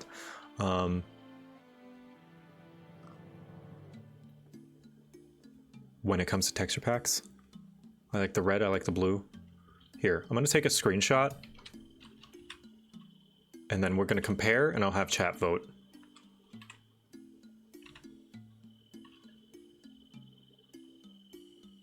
May I just say I love that skin? Thank you, I made it myself. We'll go back to red. 50-50 split in the poll makes it purple. No, I'm not a fan of This purple. is a joke. Could be. I mean, that is an option I can do. I have the technology. Yeah, I honestly don't think purple would fit in. No, you don't think so? I'm not sure it would fit the look here. Personally, even though I'm a blue enjoyer, I would personally vote for red. We could make it green. Well, if I ever release this texture pack publicly, it is just one color. You could easily change it yourself, potentially. So, let's see, where's the... There we go. So, here's red versus blue, like the show. And I will poll which one you guys like better. Poll. Which inventory color do you like better? Red, or blue, or red? I'm being killed by something. I think it's a spider. No, it's a zombie. While that's going, I'm gonna go get a snack. I'll be right back. Good luck.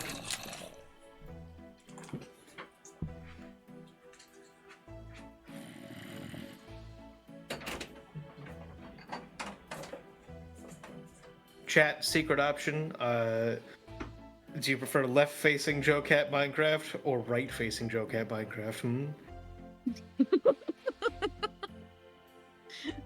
Which was the better face turn? Yeah. I love it when people say like, my left side please, it looks better than my right side.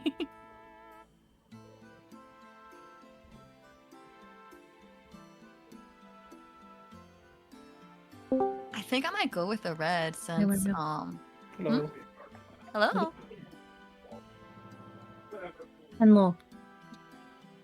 I hear Joe in the kitchen, so I'm jumping in to say hello before he gets back. I am in. Oh, sorry, I'm getting like I forgot I had the stream open, so I'm hearing him. Okay, there we go. How are you? Here, present. What have you guys been up to? VTuber art. What about you? Nice. Trying to motivate myself to work on a comic. I'm behind and struggling to start. Oh, is it like a lengthy one or like one of those like? Yeah, it's like a full chapter that I'm working on, but I'm so behind. What about making it like one of those like Snoopy type comic strips? So that way it's kind of like getting the ball rolling with like storyboard. Yeah, so maybe I'll just start with like the little parts. Little 4 frames. And then you'll be like, oh, this is cute. Now I want to do more. Start in increments.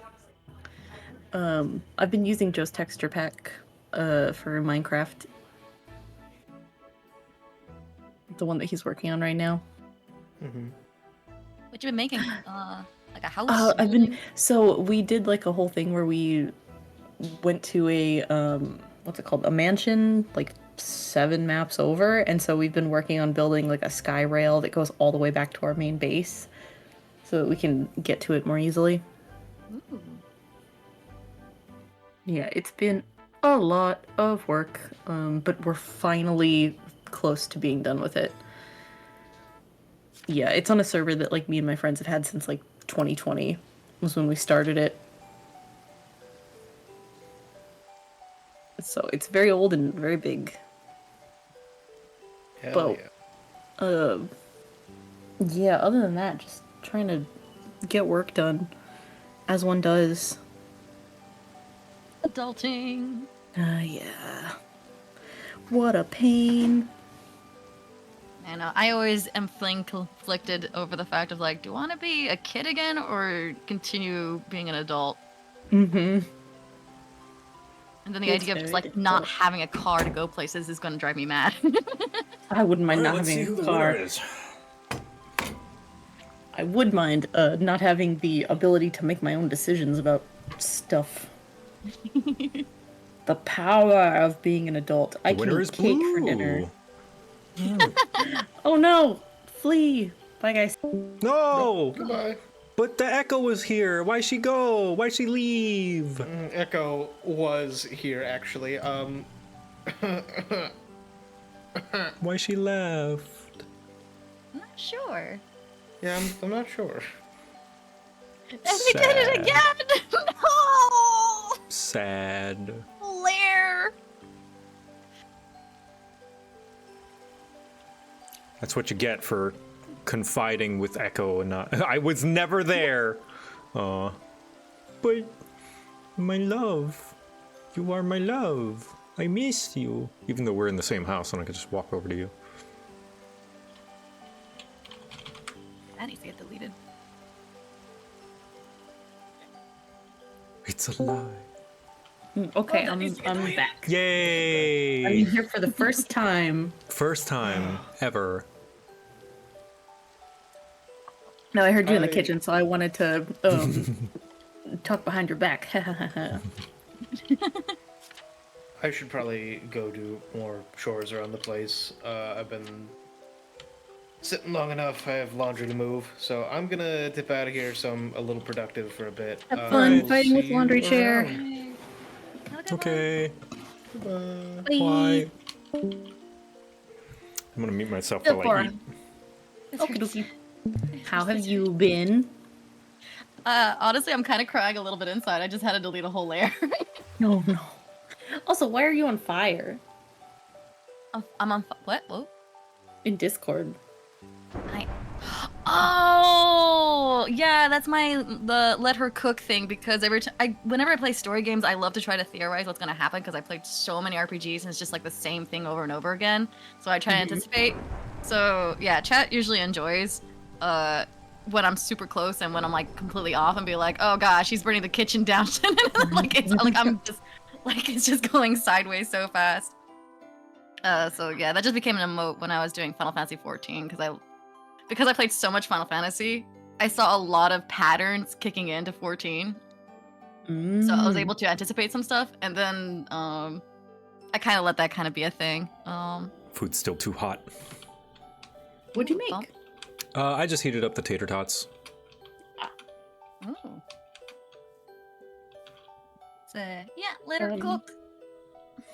Also, Nice. blue seems to have won out the poll, so we're gonna make it blue. Really? You're blue now. Oh, wait. I want to see. What is this? I had people vote on what color to make the kind of special velvety cloth thing in the inventory, and people voted that they like blue. Oh, interesting. I was kind of vibing with the red because Yeah, I kind of like the maroon. it kind of goes with your color theme since you're also like yellow and red. Mm-hmm. I was like, oh. It does, but I do I'm see just that biased. it's I a like nice red. it's a nice contrast to the brown, which is a warm color. So then if I reload it, there we go, blue. Make it red. Change it. Paint the roses red. The rose is red. Too much macaroni. Too much cheese. Not enough cheese. Not enough cheese. Too much cheese and macaroni. That's you. That's you telling me to change it to be red. Yep. When Streamman secretly changes to red. Or Stream changes their vote. alternatively, the occasionally Family Guy is funny. The bit about BoJack Horseman where it's like, normal stuff, but a horse guy. No, we don't like it. This is literally what you asked for.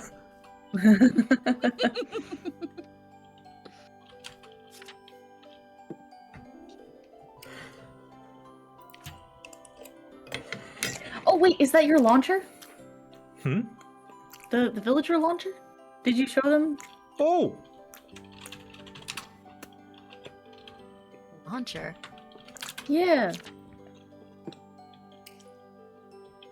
Does it actually work, or is it just for show? Oh, that's the long one.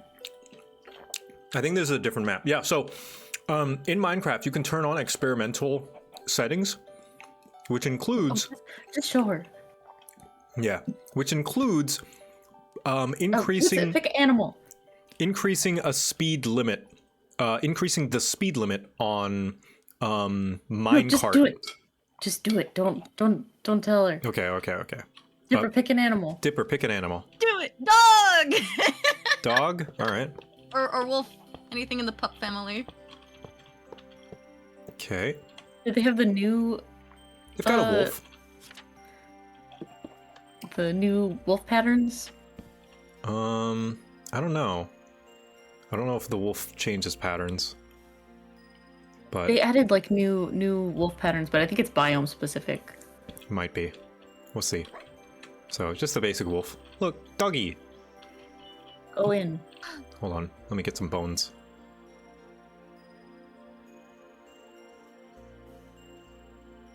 Did you guys end up watching the Minecraft movie or no? Nah. No, not yet. Not I yet. kind of want to, just for the meme. For that, what was it? Something, the chicken jockey. Yeah, the chicken jockey.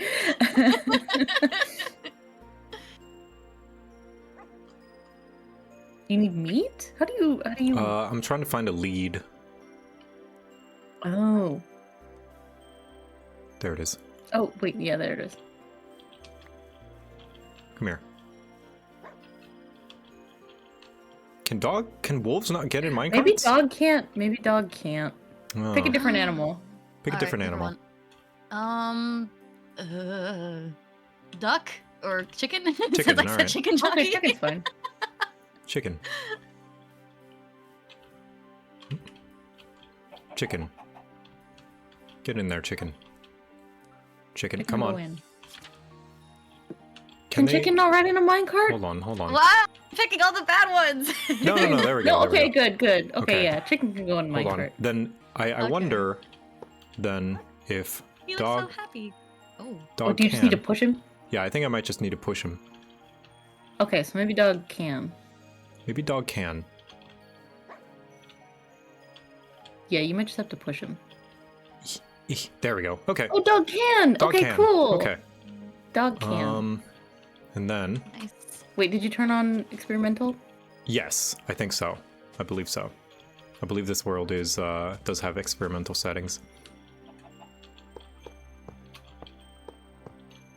And then Dipper, do you want to name your dog? We can name him. I don't know why I have Cantaloupe on the brain. That's not a good dog name. Okay, Cantaloupe. no, that's a great dog name. We'll name him Cantaloupe. I need Short name, Lopey. All right. IW Lopey the dog. Cantaloupe. Is that how you spell it? That's how we spell it. All right. The dog named Cantaloupe. Perfect. Cantaloupe. Okay. And then we do this. Oh, wait, no, other way. Actually, other way. Yeah, other way. I think? Oh my god, it's a portal thing. No. So that way. Okay, so then Counterclockwise. this way. There you go. Gotta build up that speed. Yep, and Cantaloupe is gonna go on a little trip. Oh my god!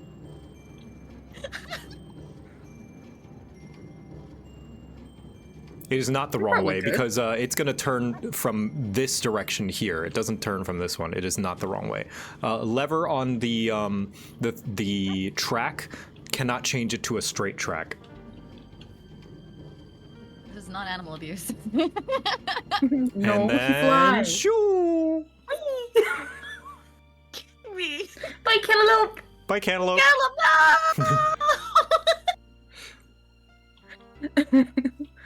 And he was never Chase seen him. again. And then he was never seen again. Let's do the same thing with chicken. Chicken, no. I need a lead. This is how Bye. we see Yeah. animals in the different parts of the world.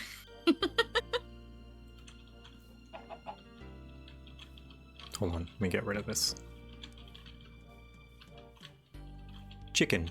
Could you launch yourself off of that thing? I could actually. You can. So we can follow Cantaloupe here in a bit. Yeah. So, boop. Oh, this chicken looks happy. Who says chickens can't fly? Take another bite of my tots. Let's hope PETA doesn't find out. Oh, PETA will. I don't think PETA cares. This is what PETA does, actually. Yeah, this is what PETA does when no one's looking. If anything, this is the humane way to put the animal down. PETA would use a wooden shovel to beat it to death, and be like, "We're being humane."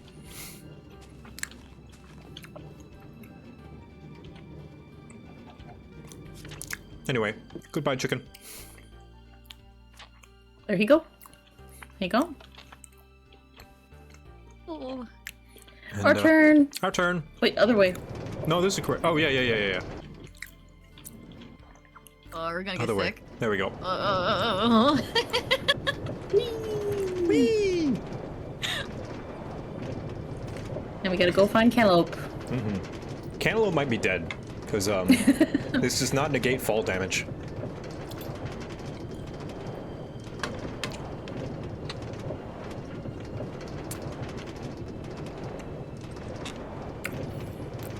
I love when they made that Tofu Boy game, and it's like, fun fact, meat doesn't scream, tofu doesn't scream when you eat it.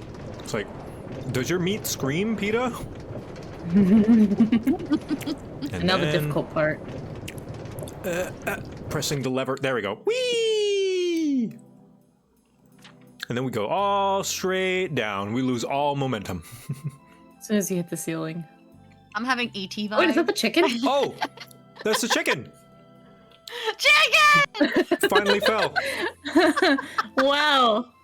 You overshot the chicken. I think, you know what happened? I think because I never came to this part of the world, I think the world never loaded. And so the chicken never loaded. And Wait, was the dog under him? Wait, go down. no, the dog was not under him. Wait, where's Cantaloupe? Was the Cantaloupe would have been chicken's further shadow? back, I think. But we gotta look for a minecart along this line. That's where Cantaloupe's a Cantaloupe. dog tracker.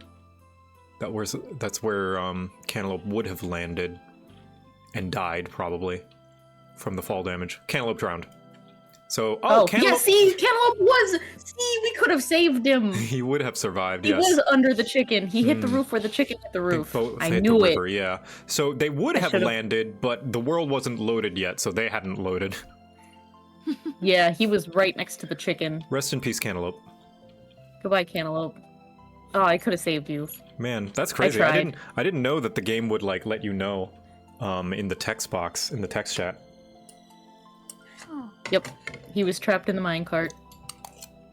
Wait, so if you put this in a different direction where the map hasn't load, and you like slung a bunch of dogs, you could actually have Falling cats and dogs. dogs bit. Yeah. Yeah. If they don't die of fall damage. Because I'll show you. Yeah, it's better if they land in the water. I'll show you. Do a mode survival.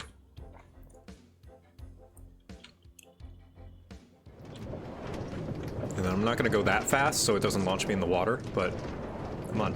Yeah, there we go. Go up here and then I fall. And then I die. Hit the ground too hard. Yeah. Not fell from a high place. I think another variant is forgot gravity existed, or forgot how gravity works. That's funny. We don't believe in gravity. And the Earth is flat. It's an oblate spheroid.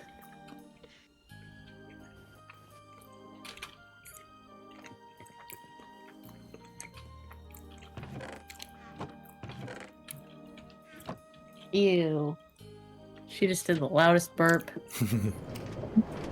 The dog? Or Muffin. I'm gonna Just finish. let you know that it's good. I'm gonna finish my food. Oh, and here comes.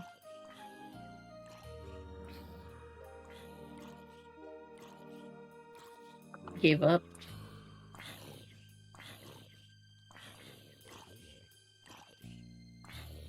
Well, Joe, run! No. Oh, are you not in survival? No, I'm in creative mode. See, I don't have hearts.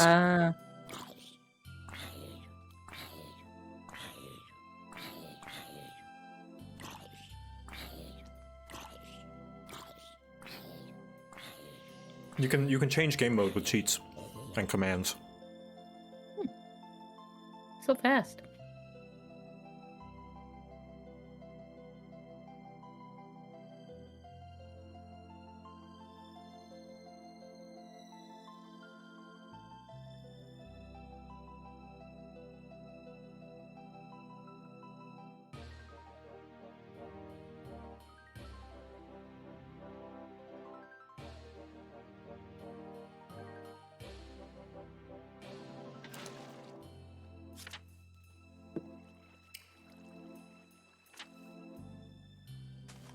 How do you get different colors? Do you just have to keep making more of them?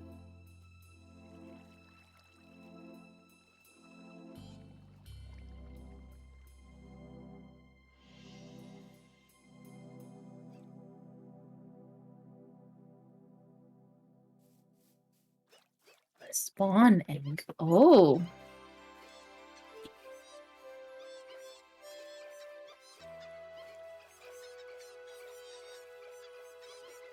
Oh, look at the baby.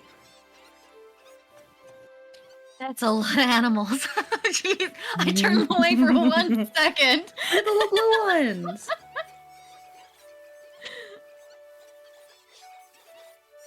We're at like a Noah's Ark in this scenario. There's so many animals.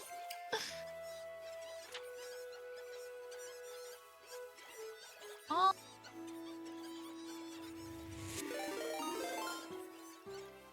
How many animals are there available in Minecraft? Oh, tons. Also, Max, thank you. Grill me a cheese. Yes, of course. Of course, darling. I will. As the man of the house, I will grill you a cheese. Sorry, I'm eating right now, so if I stay muted for a little bit, that's why, just so that you guys don't have to hear mouth sounds. I don't know. Chat might like the ASMR.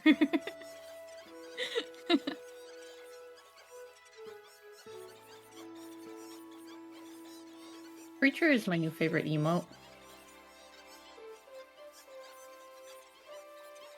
It just perfectly captures a muffin's essence.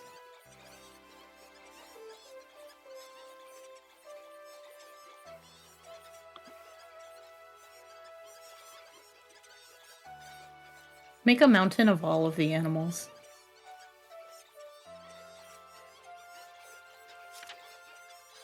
Make me some cats.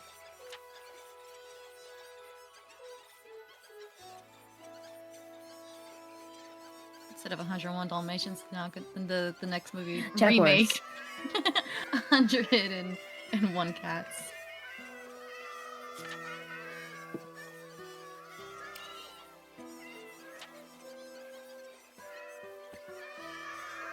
Oh, were they? No. Go back.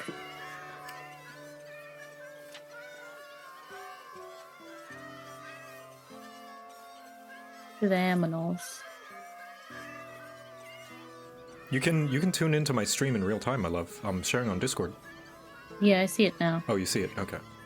Go to the aminals. There was one that looked like wait, what's in the corner next to the bee?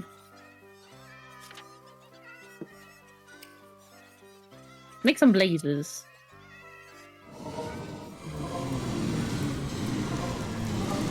Beautiful. Oh, what about the big guys? The big square ones? Ghasts. Give me some ghasts. Yes. Oh no, he suffered! Oh no! Oh, was it because he was stuck in a tree? Yeah. Let them fly away into space.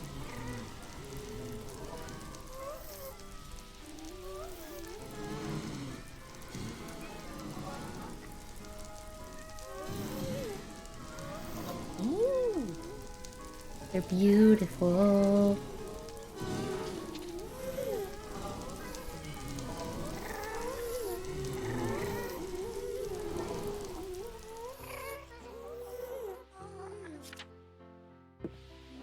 A beautiful wonderland. What's, oh, what about the crab guy, or is it a frog? Under the creeper.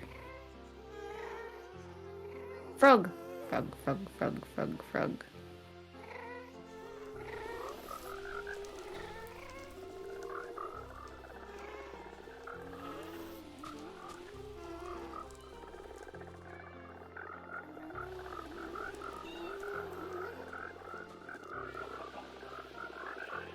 Perfect amount of frog.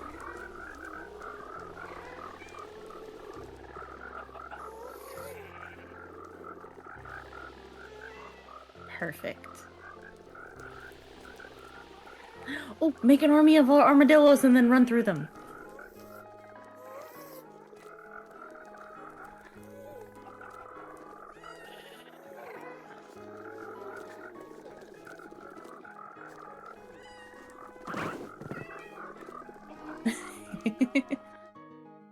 Chaos.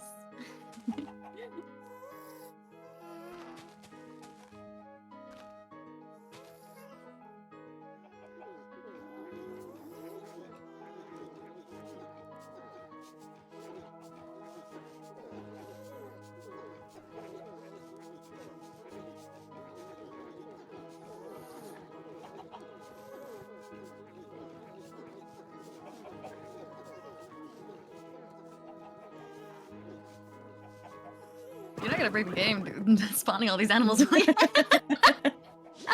at them.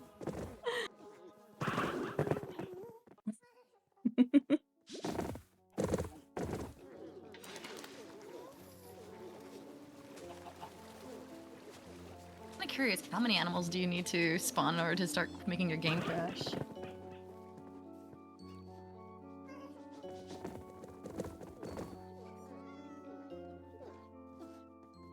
Oh, that's not right. What other new animals are there? Can I see the spawn or the list?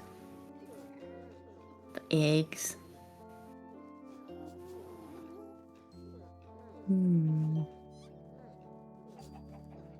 Oh, I hate guardians. Sorry, I was drinking tea. Nice. I see. Panda's pretty new. Oh wait, there it is, next to the panda, the ocelot. Oh, that ocelot's old. Cat is new. Is that the thing that you wanted to? Yeah, yeah. Yeah, I was talking about ocelots. Ocelots are They look wild like cats. jaguars. Yeah.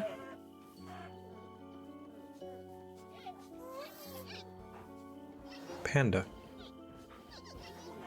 And panda baby. Get some polar bears in there, see if they fight. I don't see why they would.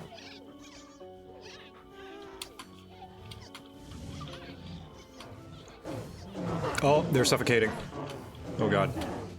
Oh god.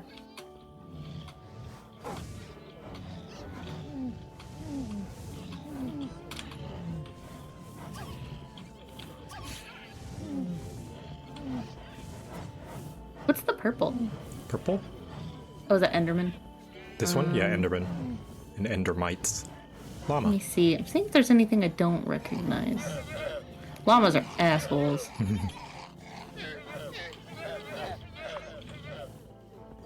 Mule. Oh, mules are new. Oh, what about skeleton horse? Skeleton. Okay, that sounds badass. I like that. Is it phantom? No, What's a phantom? Phantom is the flying thing that, like, gets you when you don't sleep for a long time. Oh, I hate them. Haha, take that. Die. Punishment for not sleeping. Oh god, if that was real life. Vex. The heck is a Vex? Oh, it's the evil Oh! Allay. The evil Allay.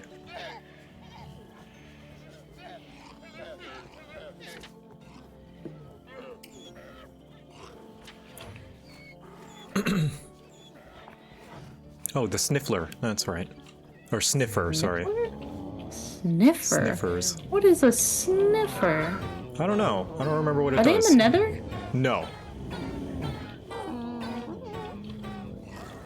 What do the sniffers do again? Chat? Chat knows stuff. What on earth is a sniffer? Look, they sniff. They dig. What do they dig? I've never seen one of these creatures. Not much. Yeah, I remember them being a disappointing mob. Skeleton horse. Skeleton horse. Da, da, da. Oh, all the armadillos got scared from the skeleton horse. Oh. What's next to the skeleton? Oh, is it a baby skeleton?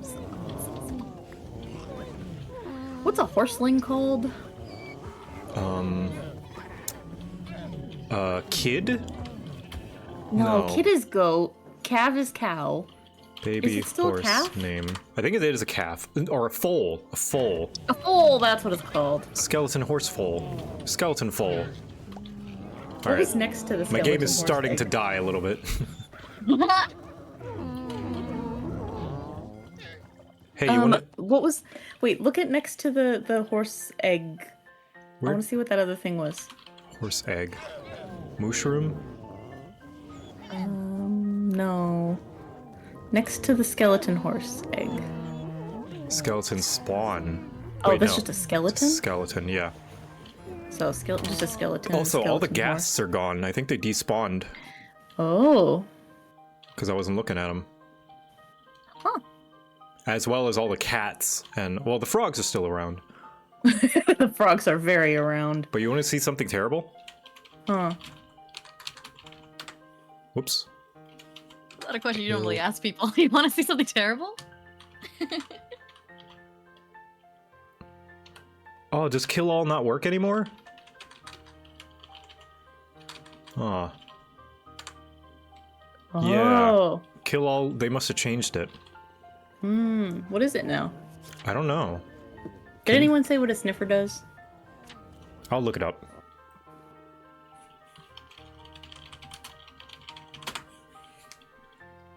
Sniffer. It sniffs. What you do? Kill you don't E. say. Oh. Kill. Oh, at E for everything? At E. Oh! Oh, including you? Including me. Alright, great. 1,000 entities were killed. Jeez. That startled me. I wasn't expecting it to kill me in I was creative expecting mode. the leopards to eat my face.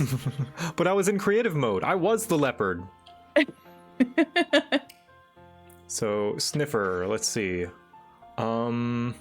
It sniffs out and digs out seeds for various unique decorative plants out of dirt, grass, and moss blocks. Decorative plants. I can't scroll down because this is because fandom is a terrible website. Drops. Behavior. Sniffers wander aimlessly, avoiding hazards and obstacles. They occasionally smell their surroundings and track ancient seeds by pressing their nose to the ground. They can get torch flower seeds or pitcher pod. Torch flower seeds. I don't care. Stop with the... Okay. Place on farmland. They can grow to a torch flower.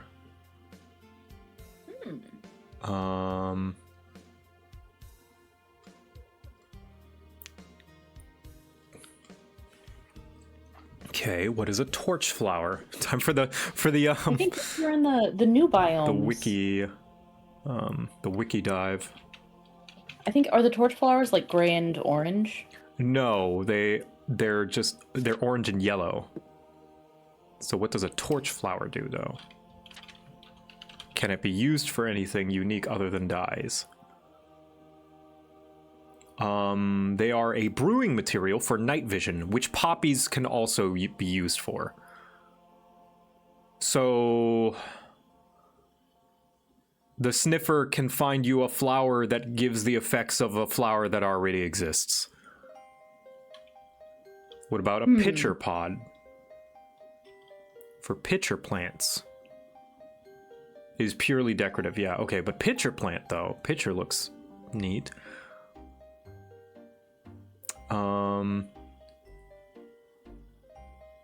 Pitchers can be used for cyan dye.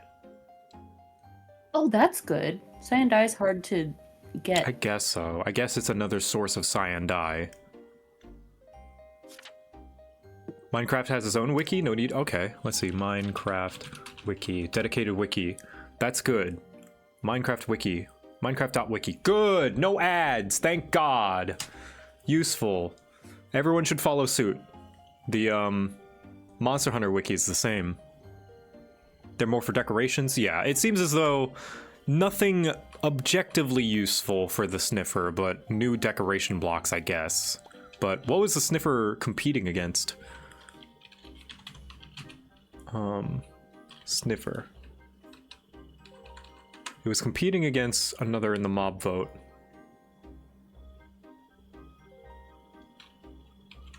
Vote. So for the mob vote, Sniffer Camel, doo-doo. The Sniffer, the Rascal, or the Tough Golem. The Rascal. I hate the mob votes. I feel like they always go with like the second best option. Like the crowd goes with the second best option. Yeah. And the issue with the mob vote mostly was just showing like, oh, look at this cool feature. Don't you want this?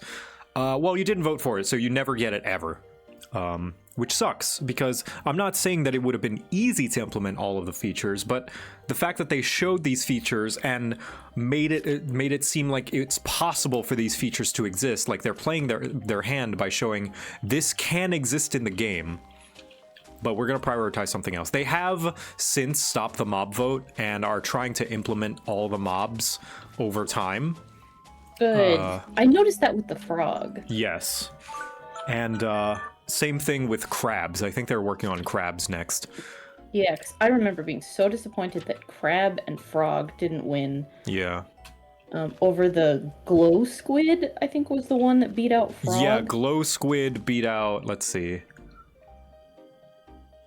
And it was a lot due to, I'm not saying any opinion about him, due to Dream pulling a lot of his audience at the time to vote for the glow squid. No. Bad decisions. But yeah, the crab would have given you, allowed you to make a crab claw, which allows you to place blocks further away when equipped in the offhand. Oh, I love it. That's really funny. Mm-hmm. Which is very useful. Like, Terraria has an item like that. In fact, Terraria has thought of everything, is the thing. Terraria has so many accessories for so many different bonuses. Like a little sticky hand. Glow squid ink is cool. What even do glow squids do? You just get glow ink. What is glow ink? I think the only thing I've ever used glow ink for was like frames or something. Hold on, I need to look up. Makes signs glow. Okay, I guess. Sure. Glow ink sack.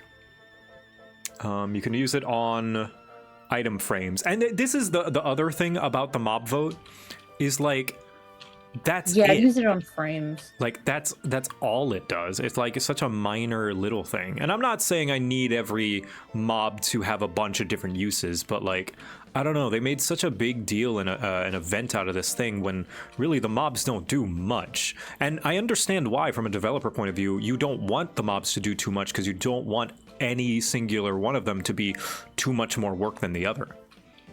Mm-hmm. But you know, it just, again, it's showing us what we could have and not giving us those things that we could have.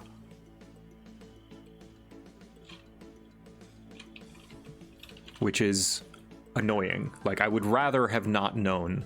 You know, ignorance is bliss. It was That's like, we just learned what frogs are useful for, that you can make, like, frog lamps. Mm-hmm. But making them is so difficult. Mm-hmm. Because you have to spawn frogs and small slimes. Yes. So if you're in survival, getting those two things together is gonna be a pain.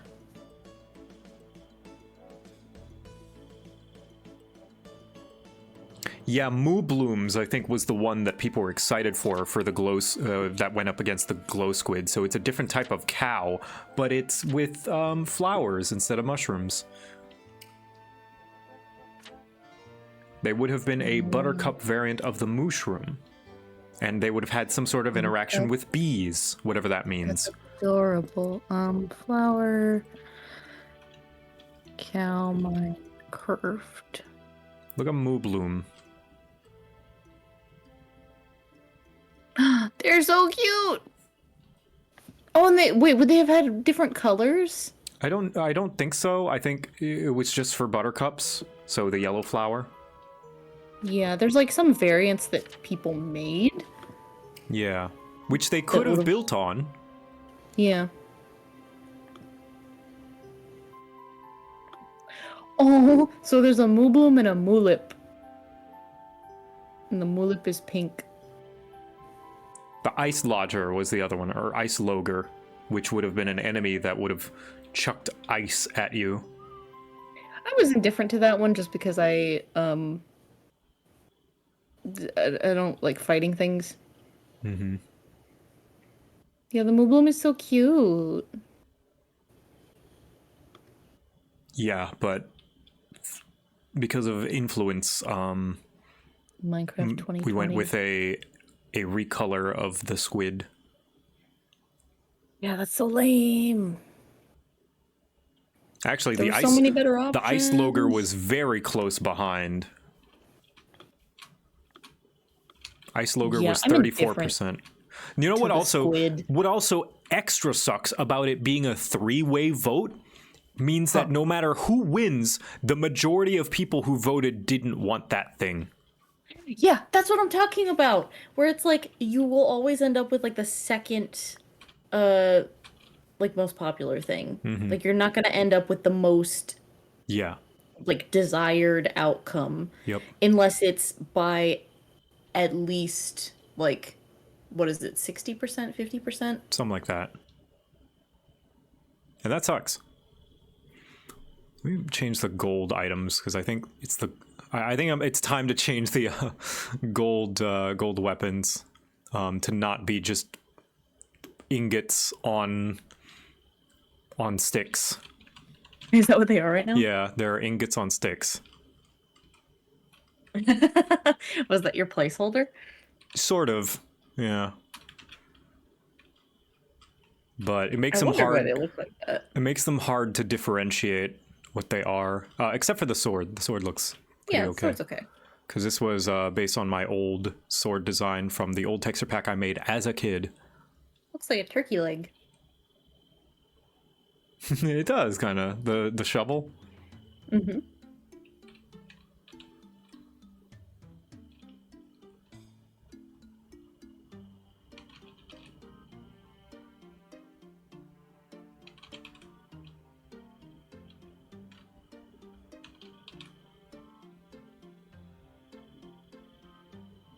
Yeah, because the piglins are going to be holding these, and I don't want it to look too ridiculous. Chicken tendies. Oh, Sertentian? I hope I'm saying that correctly. Makes a good point. They're all technically recolors, except I feel like the Isolodger wasn't a recolor. Yeah, Ice Loger, Ice Lodger. Ice Logger. Ice Lodger. Yeah, that one Yeah, at the I very feel like least that looks like wasn't- an original. Oh well, maybe it's more like it's one of the what's it called, Illager types, I think. Yeah, I guess. Tech. I'm glad they implemented the frogs because the Yeah. frogs are so small and stupid, and I love them. It's from Minecraft Dungeons, but not a recolor of anything in base Minecraft, right?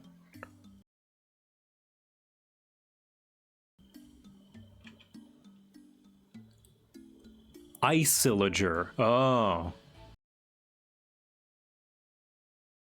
Spelled with an O. Isolager?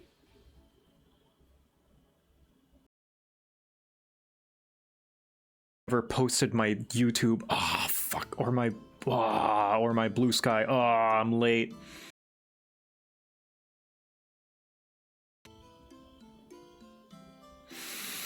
Hoi, hoi, hoi, hoi, hoi, hoi. We could watch the video to see how it's pronounced, but I don't wanna. Oh, yeah. I don't feel like.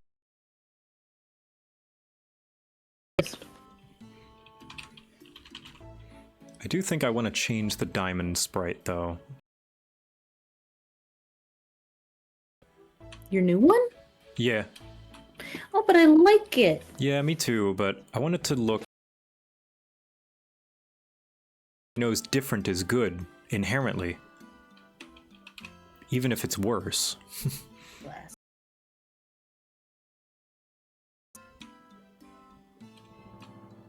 Good night.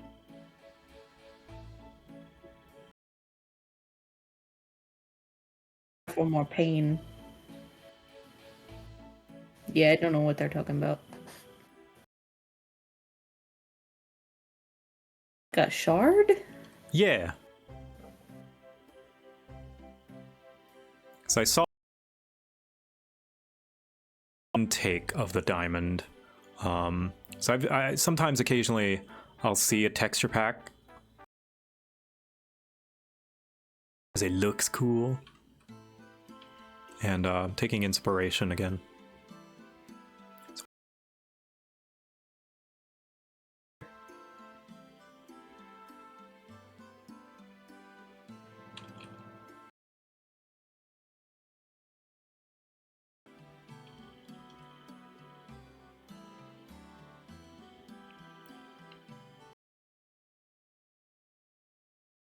With your texture pack is that lazuli blocks confused with diamond blocks. Because they're bright. Yeah. I keep thinking that they're diamonds. Mm-hmm. The main differentiation that color. I see. I see. What do they look like?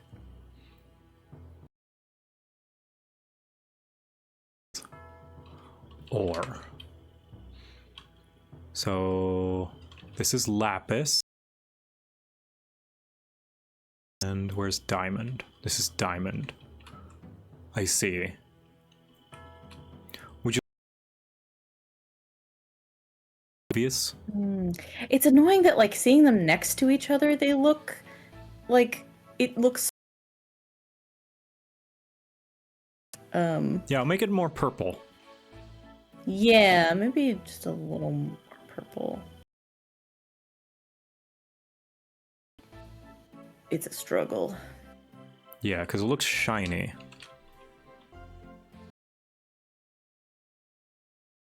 Yeah, if it's like that, it's obviously like, yeah, that is lapis. Yes. The more kind of sea blue. Yes, ores. Yeah, the like raw.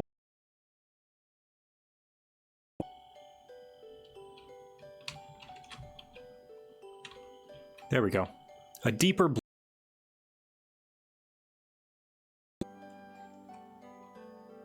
Yeah, that makes it much more clear.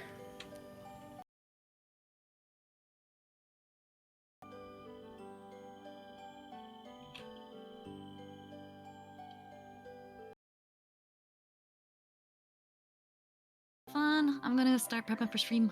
Yeah. See ya.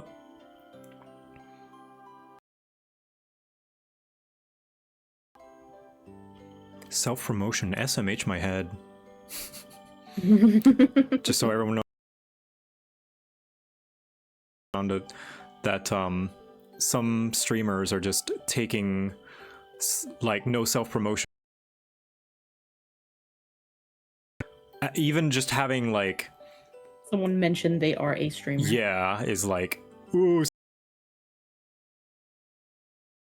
job. They're not advertising it. They're just mentioning what they like, especially if you just ask, hey, what were you up to? Oh, I was just What am I supposed to say? yeah. Like, I was doing secrets.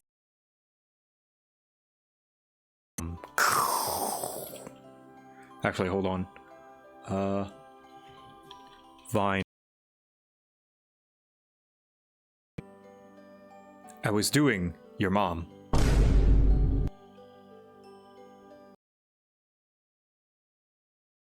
I was working, yeah. Oh, what's your job? Your mom.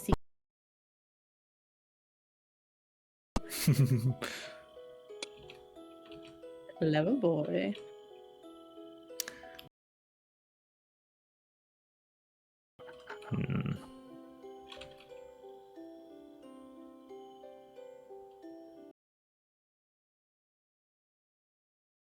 Yeah, shoutouts are normal. Like, shoutouts are normal during grades. Yeah. I feel like shoutouts and sharing community and collab.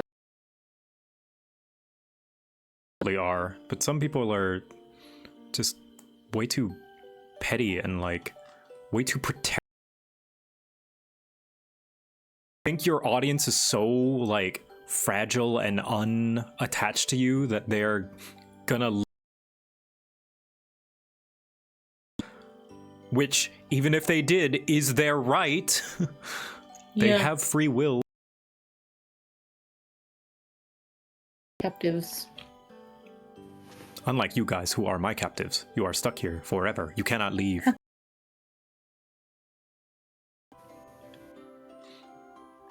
And now you will give me all of your money and your. Unfortunately, if they give you money, it increases your prison sentence. Prison works. When you get more money, you stay in there longer. Yes, if all. Which is the opposite of bail. Lieb. Lieb. You can pay money.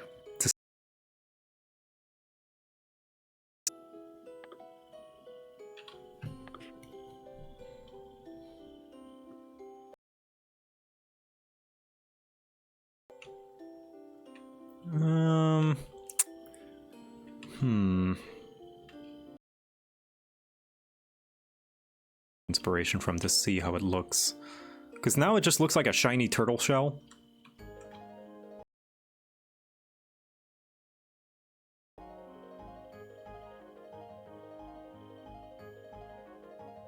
wonder if I can even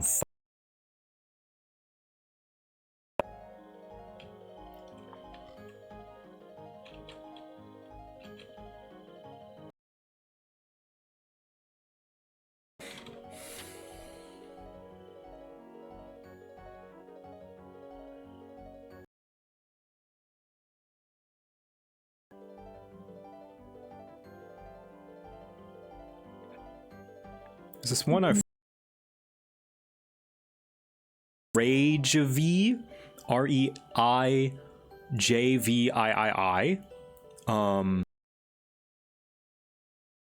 called what's it called? It's like New Faith.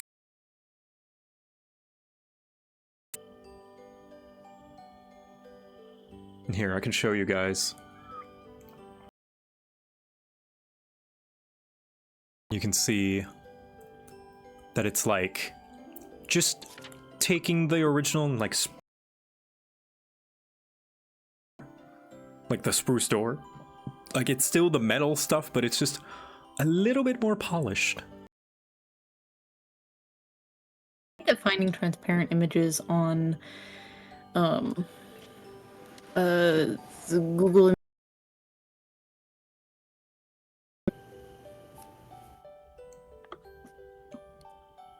Oh, is this their blast furnace art that they made? Here's their potato. Here's their... Yeah, they made a 3D ladder.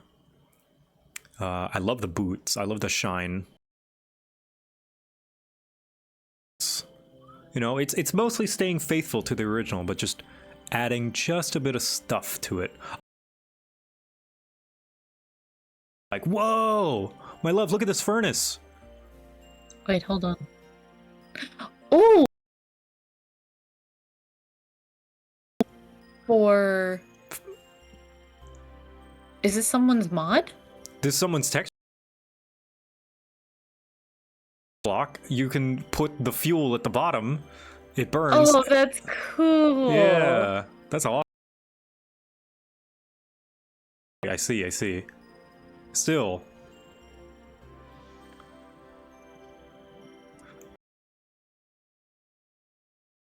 Imagined. Minecraft reimagined. In the chat. But yeah, I've oh no, this is somebody else. This is somebody they shared. What is this one? So I think this is a no, I was gonna say this is a 32 by 32, but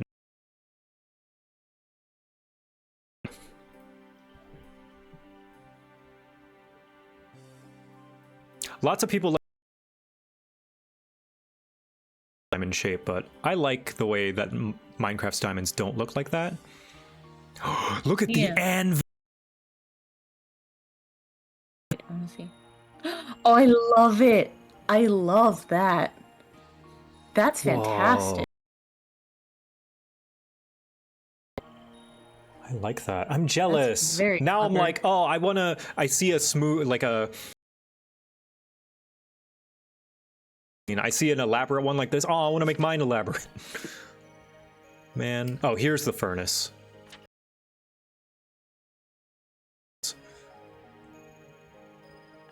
Man, that's so cool. It looks great.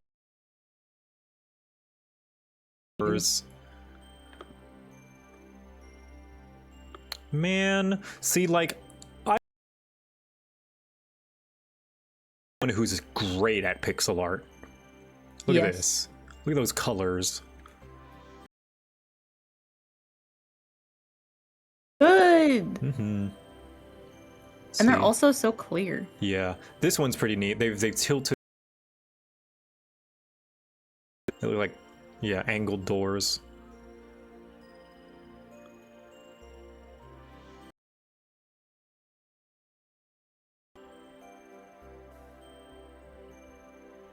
Yeah, or like, look at the oak door. It's like very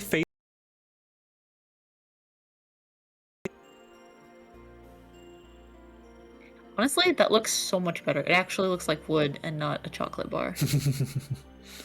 Yes.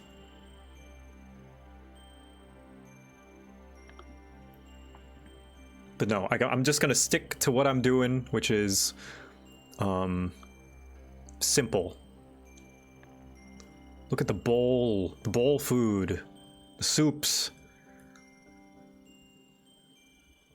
Or this, the trading menu. Oh. It's like a store, like a It's store so weird. counter. It looks like a completely different game. Yeah.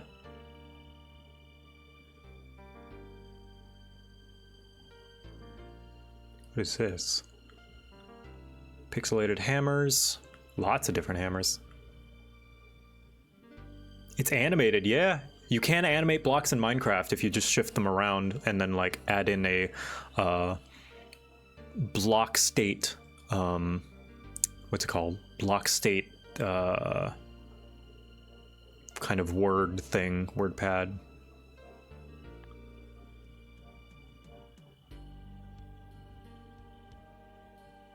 Where's their diamond? I liked their diamond. I'm gonna steal it.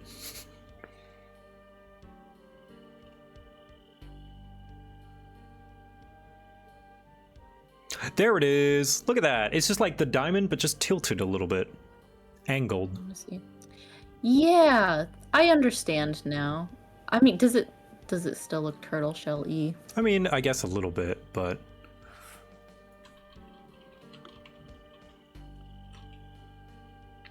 Looking at mine now, mine's pretty okay. I gotta remember tomorrow I'm going to plant a tree with Tristan. Nice. Yeah, that's the one that I took inspiration from. Here, see if either of these preserve transparency. What? Oh. Yes. Awesome. Will you put that over chat for me? Why? What did chat do? I'm keeping them here.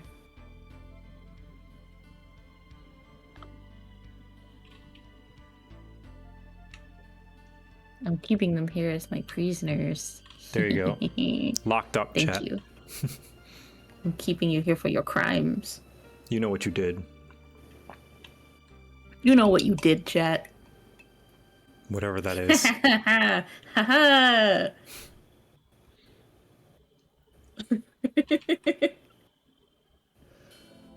Look at them. Look at Desperate to them get out now. squirm. Banging on the bars. Desperate to leave. You You live here now. You think you have free will. You have no idea. Slide to the left. Slide to the right. You think you're in control.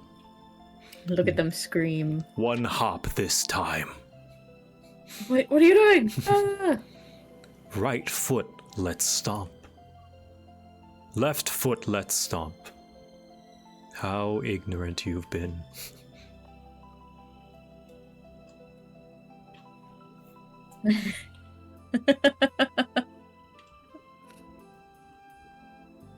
All right.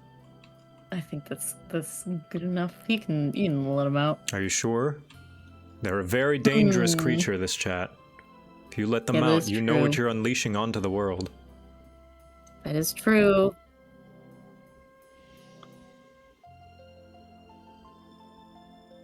So there are far too many colors on this diamond.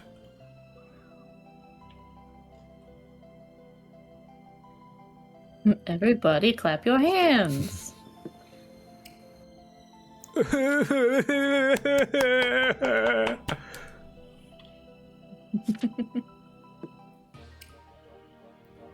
All right, we can unleash them on the world. Okay, okay. But keep the bars handy.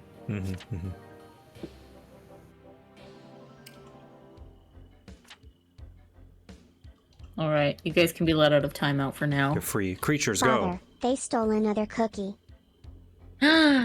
They stole another cookie?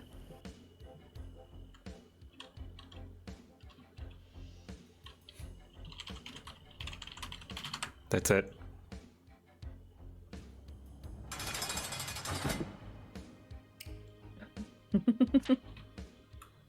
You think about what you did, chat.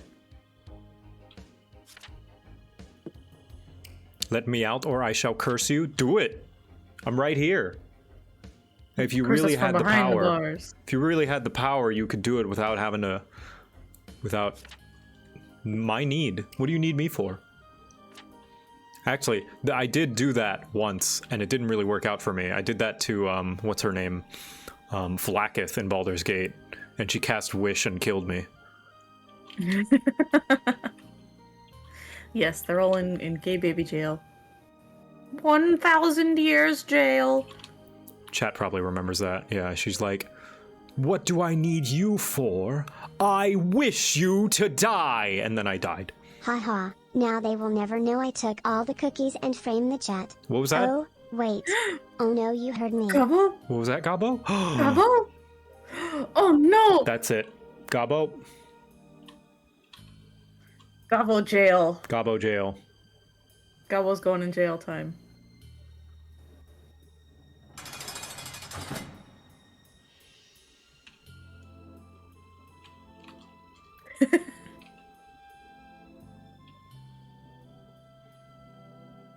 Free him? Not until okay. not until You can he do does his flips in time. jail. He has to do his time. He has to do his he time. stole all the cookies. Can't do the time, don't do the crime. I'll run an ad. Yeah. Yeah, you guys can pet Gobbo in jail, but he's staying in jail for a bit. He has to pay for his crimes. He knows what he did. Father, how could you? Do you not realize that I won't last in here? I'm too cute for jail. That you are, Gobbo. But you still framed the chat. We do not make false accusations here. You can't just frame chat for stealing cookies, Gobbo. That's a serious crime. You sully the sanctity of the cookie laws we have. And for that, you have to do your time. Father, please. It's cold and wet and dark in here, frown. Good.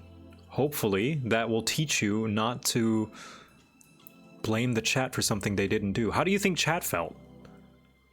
Yeah, sitting in jail all alone for crimes they didn't commit. Yeah, now you know how it feels. Hopefully you have a little bit more Why sympathy. should one be imprisoned for stealing a plate of cookies? Did we learn nothing from Lamies? Les Mis? It's okay, you're not in there forever. It's just like a little timeout for a few minutes. You can handle that. You're a big boy.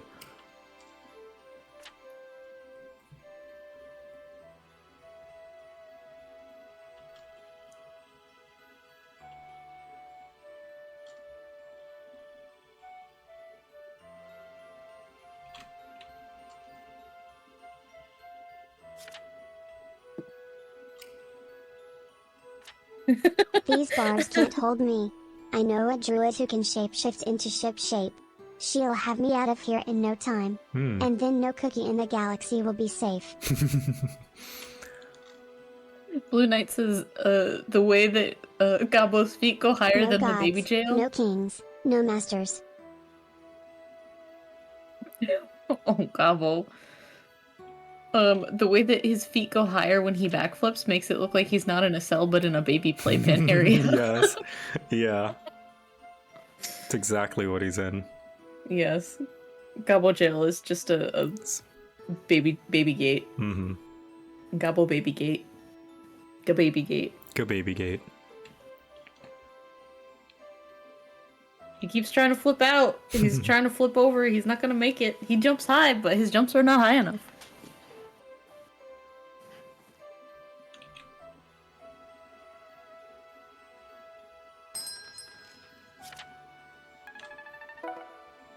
What do you think of that, my love? That actually looks pretty good.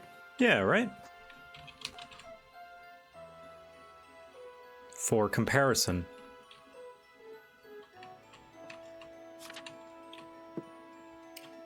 Yeah, heavily inspired. He doesn't have a trampoline this time. Not pixel for pixel, but heavily inspired by Rage V, who makes the reimagined texture pack. They're giving Gobbo juice to help sustain him in his timeout. Well, of course. Bless you. Thank you.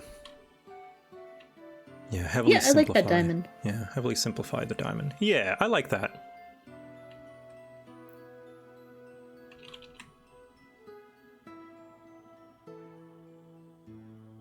I don't know how I feel about it touching the Isn't edges. height. It doesn't touch the edges. Thank you, Gobbo.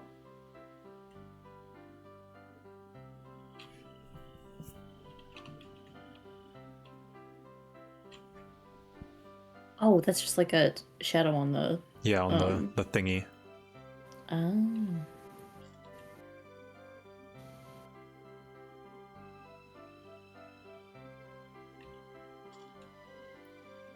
He's trying so hard to get over his baby gate.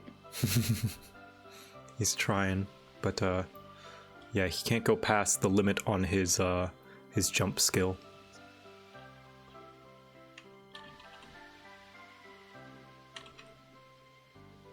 Oh, can you do TTS in different languages? You can, yes.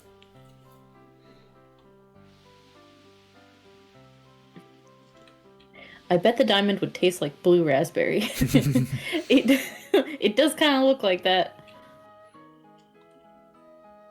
Something tropical, It yeah. does look delicious.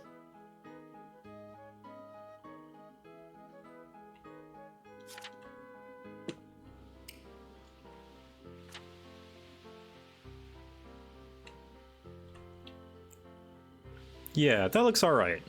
Mother, Father, I have learned my lesson. Please let me out. I will never steal cookies again, I promise. And steal cookies and The creature lies. No more blaming chat. I will never steal cookies and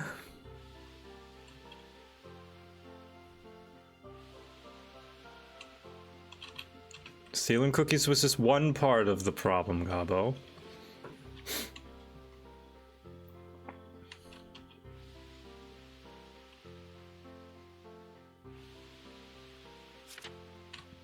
And to not frame chat anymore. There we I go. promise. Father, Mother.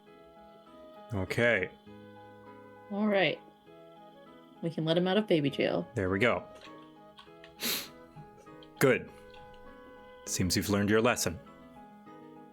Good job. Good job. Proud of you, Gabo.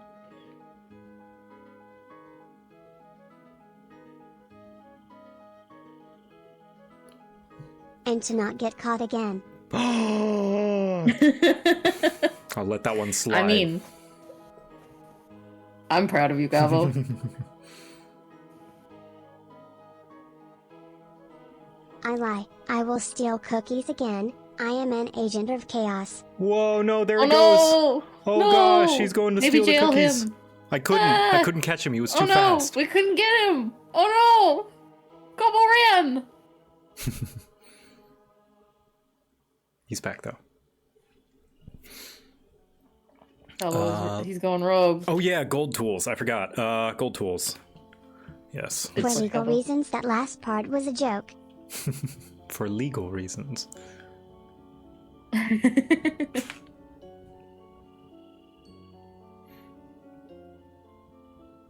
He seems to have issues with crime.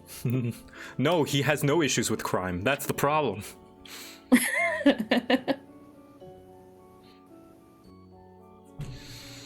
Let's see. Gabo doesn't have problems with the police. The police have problems with him. Mm-hmm. He's starting to get at that age, the rebellious phase. What did we do? What did we go? Where did we go wrong? Where did we go wrong? I have been changed by my time in the slammer. Freedom is an illusion, and cookies are the origin of all evil. May I please have another? My lawyer advised me to retract my statements. Cookies are the root of all evil. Why would you want more? Oh no, Gabo becoming evil. No. It's his evil arc. No. He's in his evil era. Never. Just give him time. What if it's not a phase? He keeps telling us it's not a phase.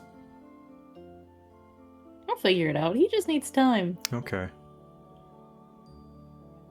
I believe in him. All right. We just gotta trust him. God forbid a Gabo have For hobbies. legal reasons, I might have a need for a new shelf. I need to hide some things you don't want to see. Well, that's very thoughtful of you, Gabo. Gabos deserve privacy. I guess so. It's very considerate that it's things that you know I wouldn't want to see.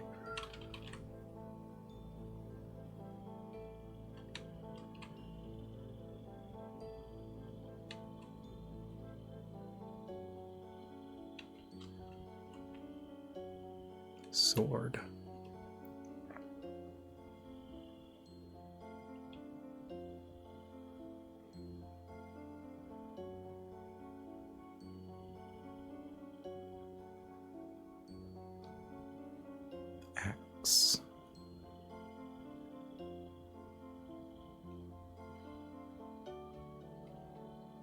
I think the gold weapons are probably the shiniest ones out of the lot. Yeah.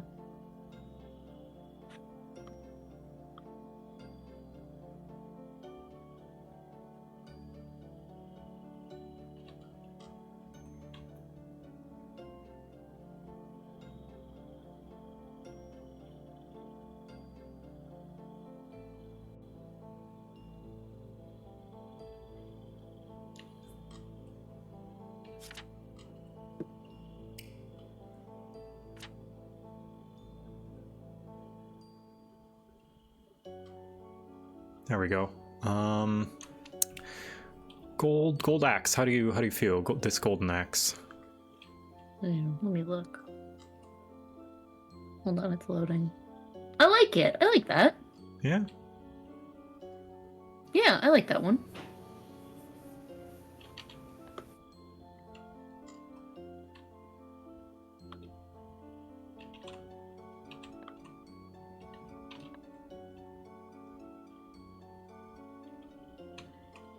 Would cleave into a skeleton? Yeah. See, they get it. Hoe.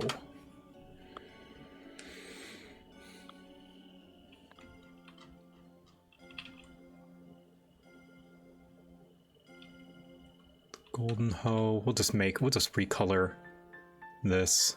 Doesn't need to be super crazy. More crazy. More crazy.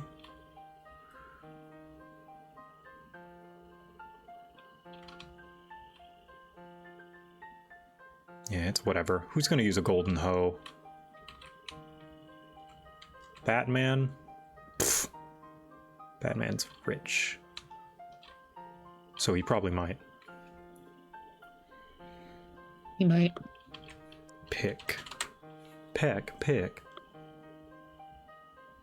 This is a nice Father, stick. one of the tavern guests left this little bag of baking powder behind. I put it in the flour, so our next baking is even more fluffy. Oh. Hee hee. Oh no. Oh gosh. Oh Gabo. Oh Gabo. When will you learn? The directions have consequences. Gabo, no! Let's see.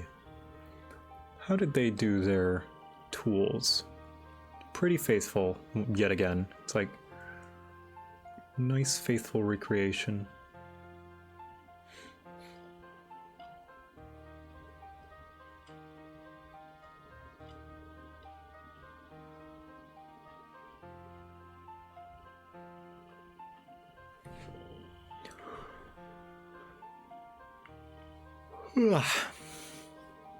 Beep.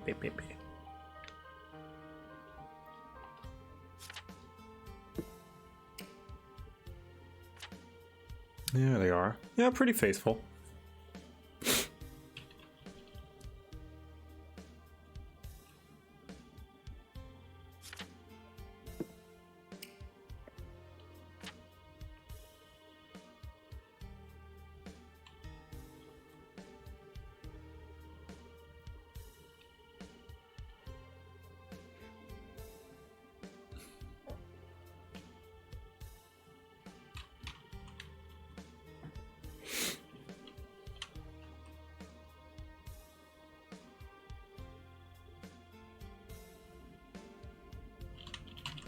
Recolor this gold, I guess.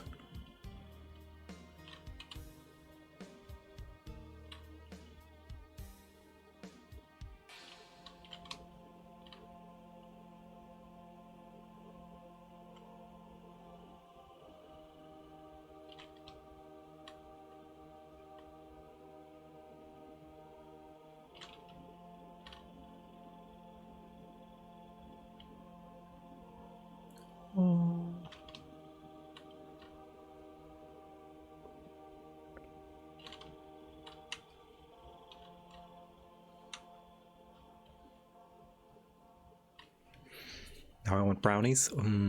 Brownies.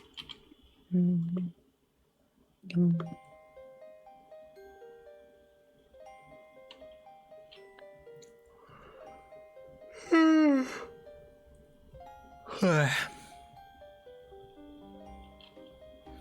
see, what else is there?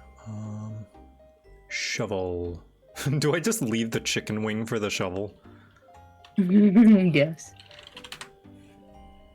At the very least, fix this shovel. I don't think this looks very good.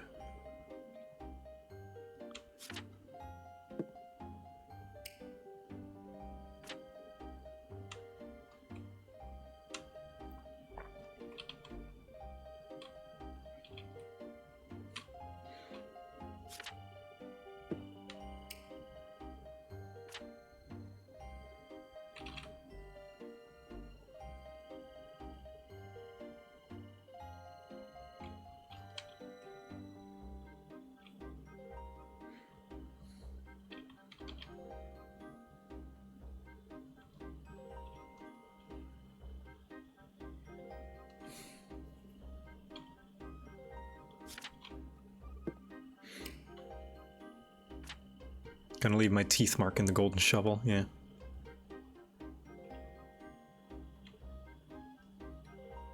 There we go. Here, I sent you an image. What'd you send me? How dare you send me things? Oh! I do that sometimes. Perfect. Just in case it is needed. Just in case. Just in case. Oh, the netherite stuff. That I need to make that from scratch. That's some stuff that I gotta, yeah,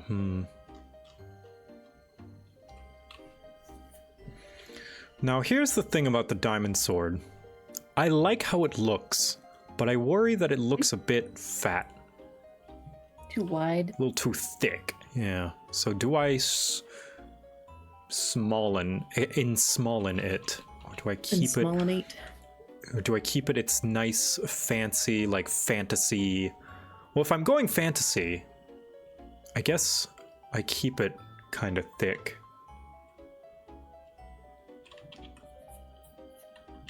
Nah, I don't want to make it a curved sword. I like it as a straight.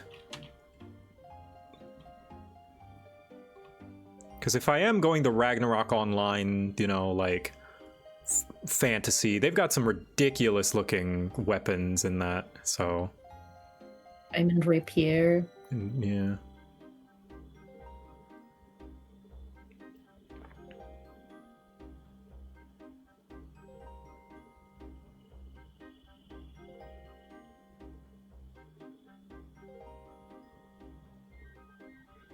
Let me take the colors from the diamond, actually, since I'm standardizing colors. Yeah. Because there's a few extra colors than I think is necessary. There we go.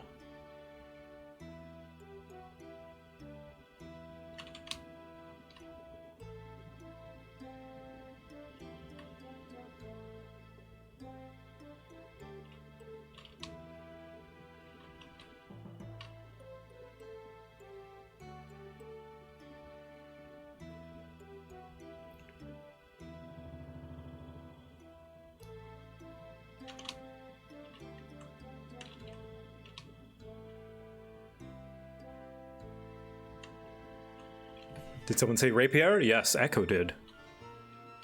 Rapiers are cool. Oh.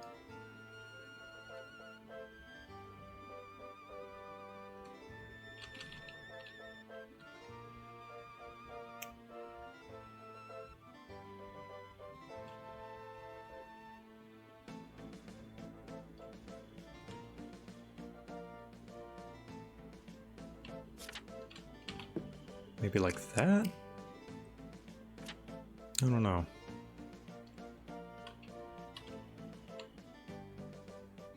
You know what I kind of feel like? What? Pancakes. Pancakes? Wanna go make some? Go make pancakes. Go make some You want pancakes. pancakes? No, I'm good for now. Make some for Okay, yourself. I'm gonna make some pancakes for me. Maybe Yeah. Kate if she wants some too. Gabo, you chat. You guys behave. And I'll be back later. Bye, guys. Do you like waffles? Yeah, we like waffles. Do you like pancakes? Yeah, we like pancakes. Do you like French toast? Yeah, we like French toast.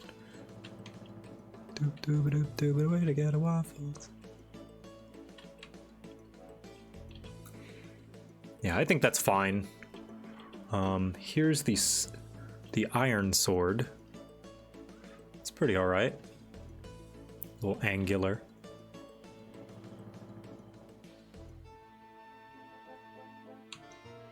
I think it could have a higher contrast, I believe. Change some of the iron stuff. Recolor,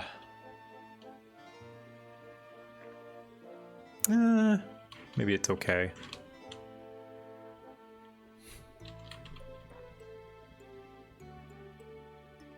Maybe make it a little more purple. Mother is away. Unleash the chaos. No, don't unleash the chaos. Gobbo. Gobbo, don't unleash the chaos, Gobbo. What did I say about unleashing chaos? Gobbo, no. No. No.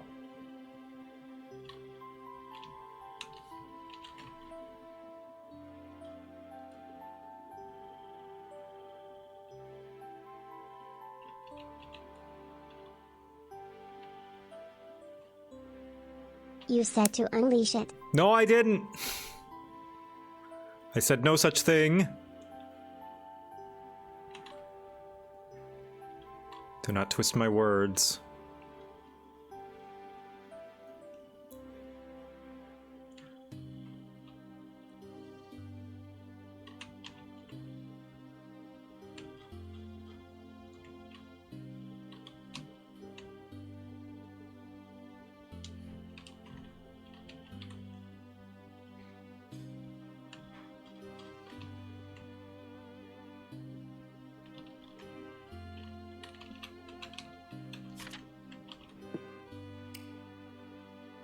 These may not be consistent anymore, but hey, I'm lazy.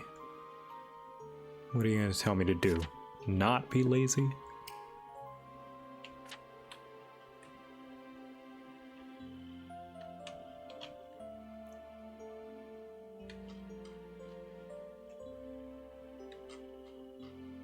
What will you have your arbiter do? Not be lazy?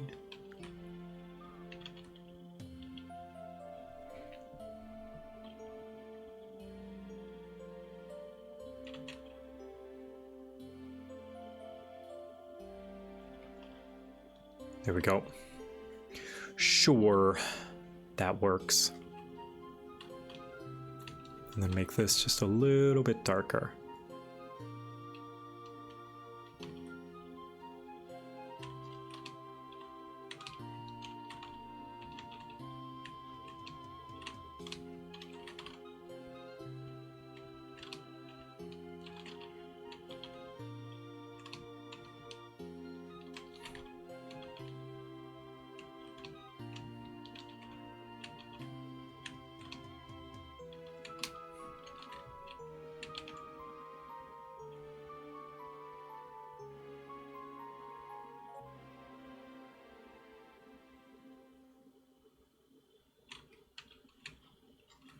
Okay, that looks pretty good.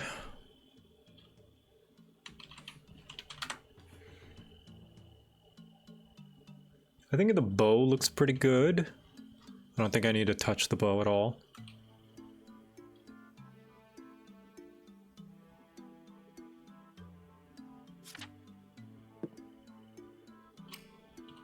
Pretty proud of the bow. Yeah.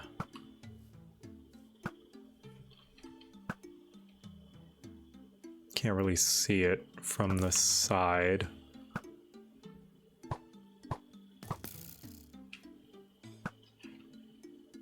Yeah. I remember when 1.8, beta 1.8 first came out and seeing the bow animated, because the bow used to not animate, it just fired. You just right click and it fired.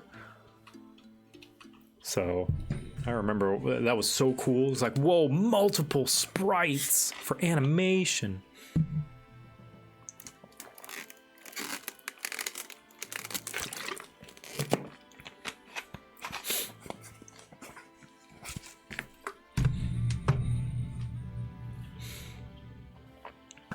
It doesn't have the feathers in the back. I think I could change that. If I could change one thing, is animate the feathers in the back. But later. What else? Oh, the menus and stuff. Yeah, so now that we're sticking with this, with the kind of paper with the metal border, start implementing that and everything, I think.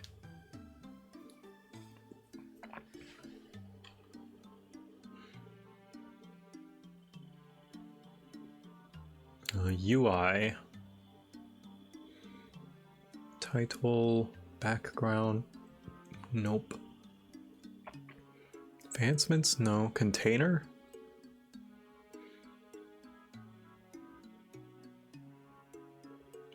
Yeah, start copying this onto everything.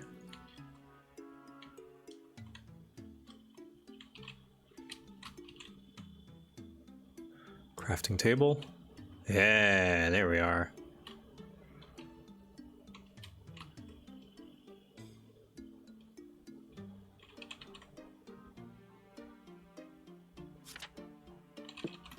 Oop-doop-doo.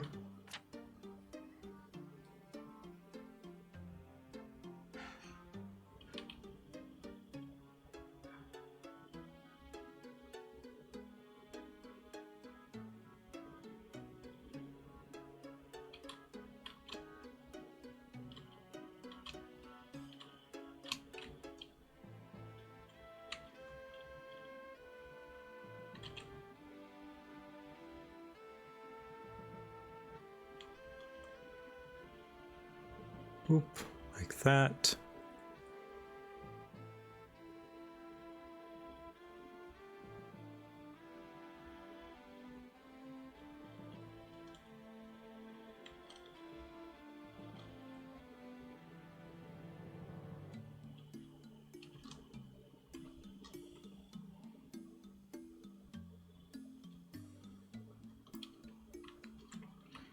Go.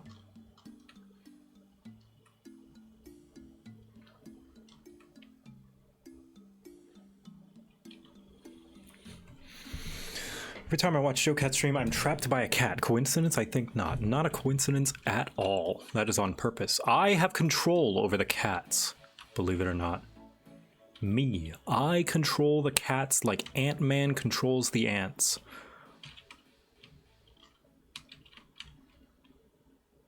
Not a coincidence.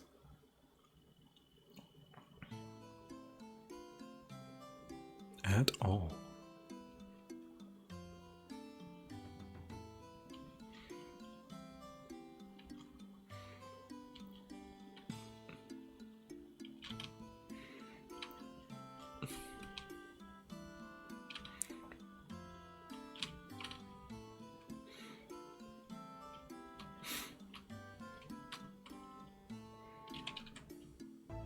Father, I crave still more chaos. How much? How much chaos?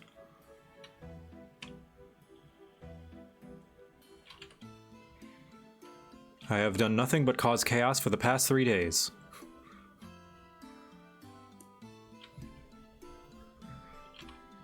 You told me to.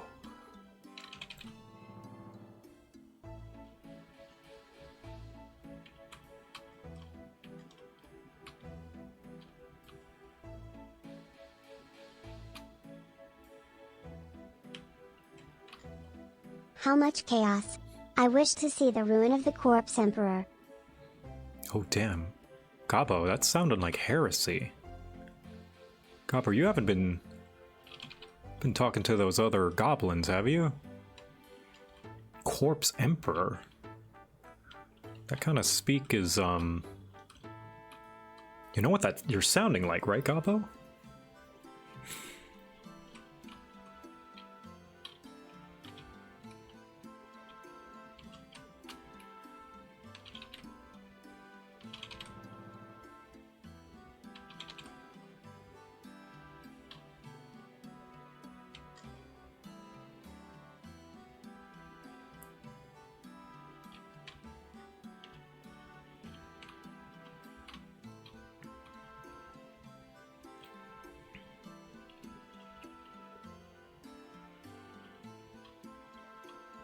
It's okay. Hey, Gabo, it's okay. It's okay.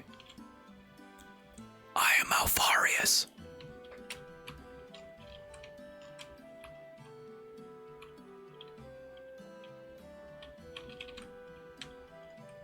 Shh. Heresy! No, that's a heresy. You can't do a heresy.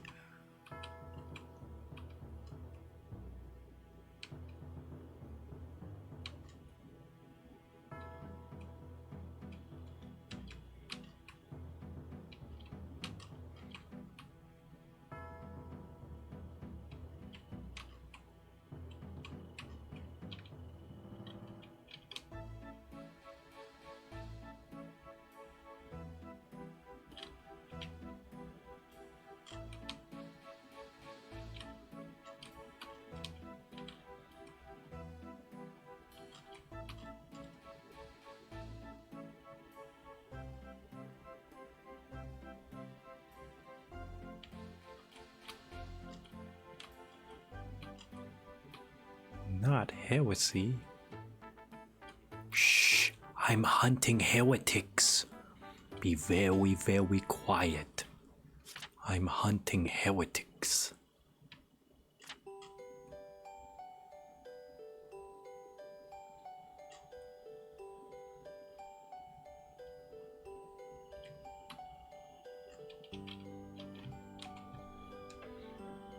Blood for the blood god. Blood for the blood god. Skulls for the skull throne.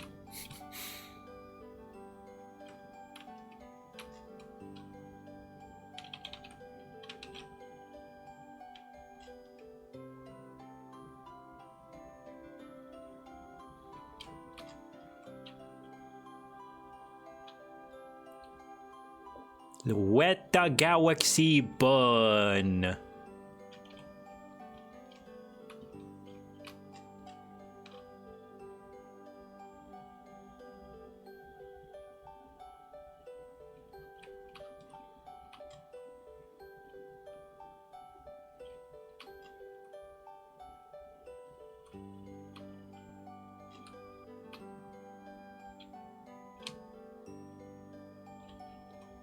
Wood for the wood god. Skulls for the skull one. Teeth for the tea fairy, and cookies for the gobo. Of course, of course. Cookies for the gobo.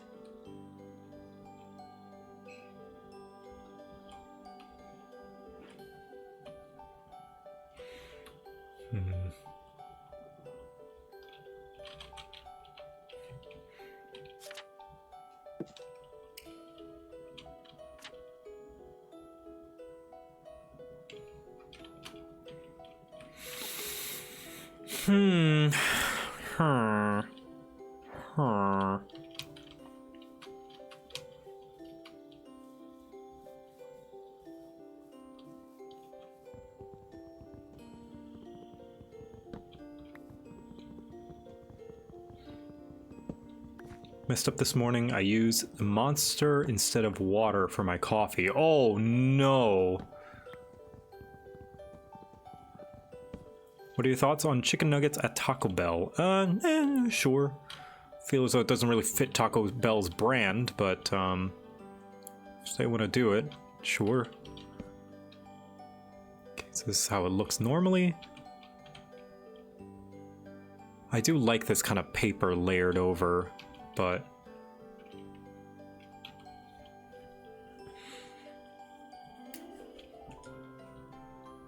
it looks all right. Looks okay. I don't mind that.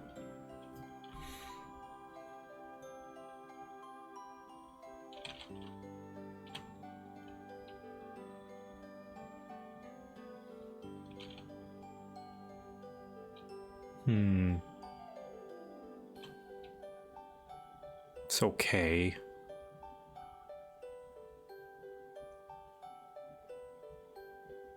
I don't like that the text is touching the edge, though. I like their fries more. Oh, their fries are delicious. I love their fries. Those cheese fries, even not dipped in the cheese. Delicious, delicious.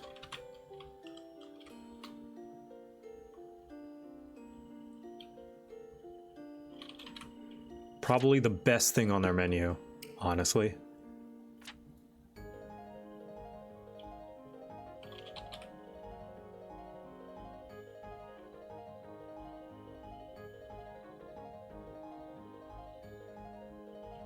Like, I could subsist purely on nothing but their fries all day.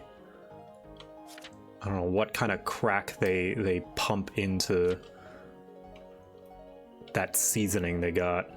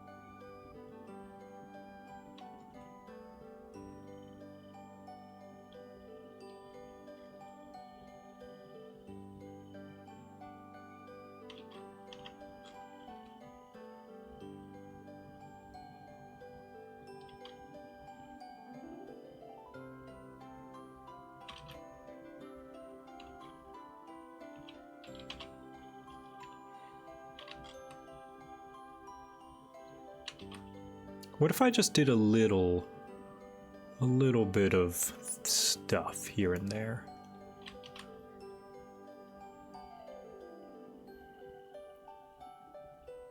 A little texture.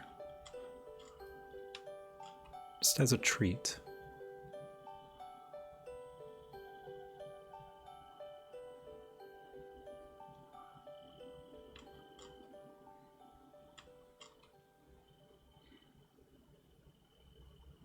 Nah, then it just looks like, when it's not deliberately done, it just kind of looks like a bunch of splotches. How are people so good at pixel art, man? I don't get it. I don't understand it. It's incredible. How do they do it?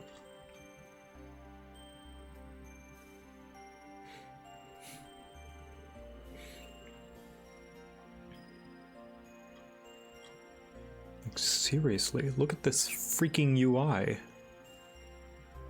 It's just the subtleties of it all.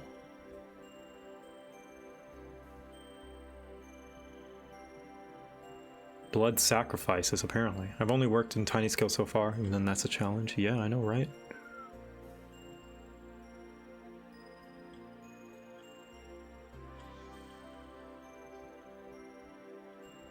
Like, look at this. How do they do it? How do they do it? Look, like the little splotches here and there, like it's just enough.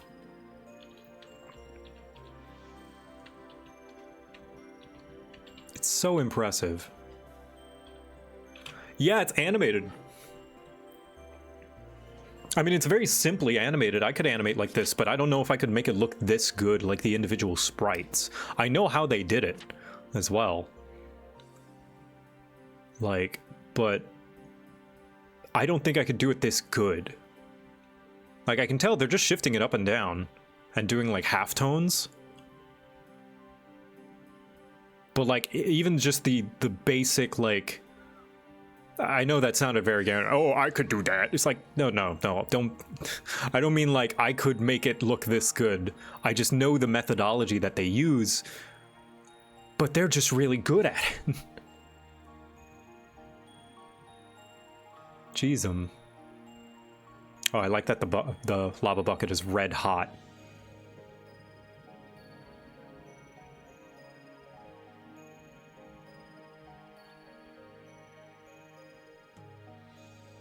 Like, look at this nonsense. Like, I wanna study this art style and see how they do it. It's just kind of like Just the few little bits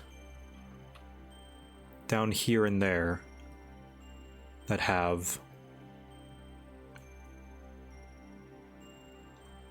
just a little bits here and there.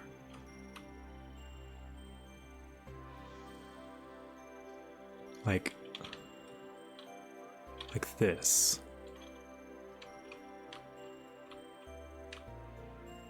But it looks good on theirs. Mine just looks like I just threw shit together. Why? I don't know. I don't understand it. I don't know how to do my taxes.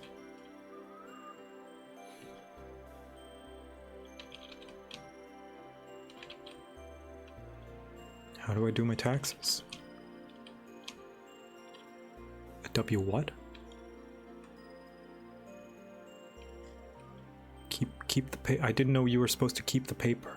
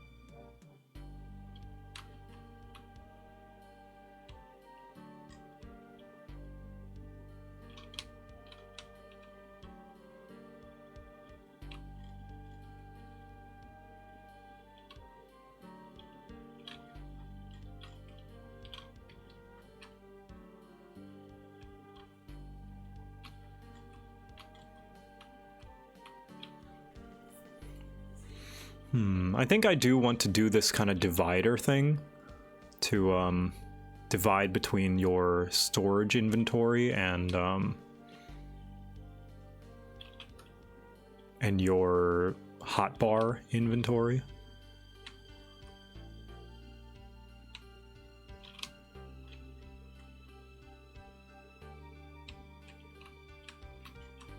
Yeah, I like that.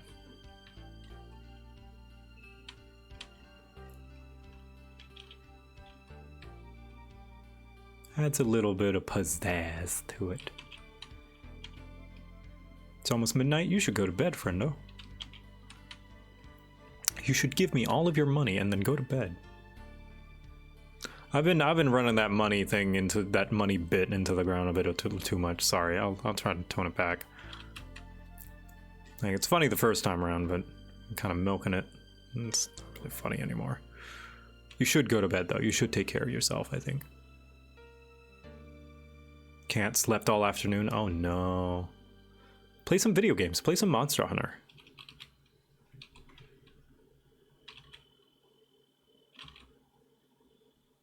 That's what you should do. Play video games. Hang out with friends. Go bug your friends who are up at midnight, possibly. I don't know.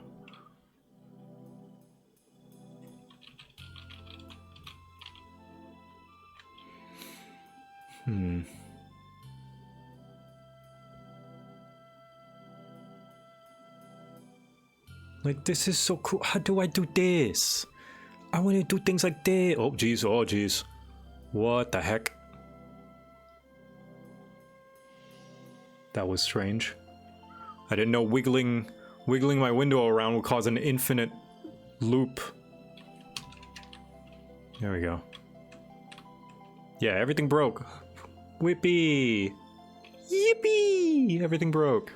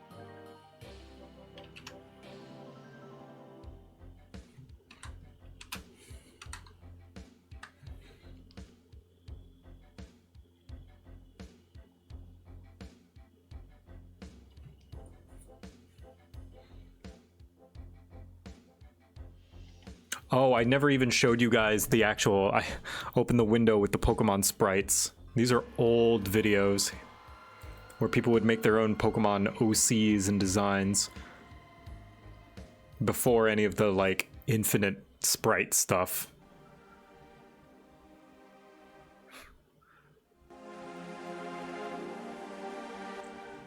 Hey everyone, Ash Shadow 255. Today I decided to randomly show you something awesome.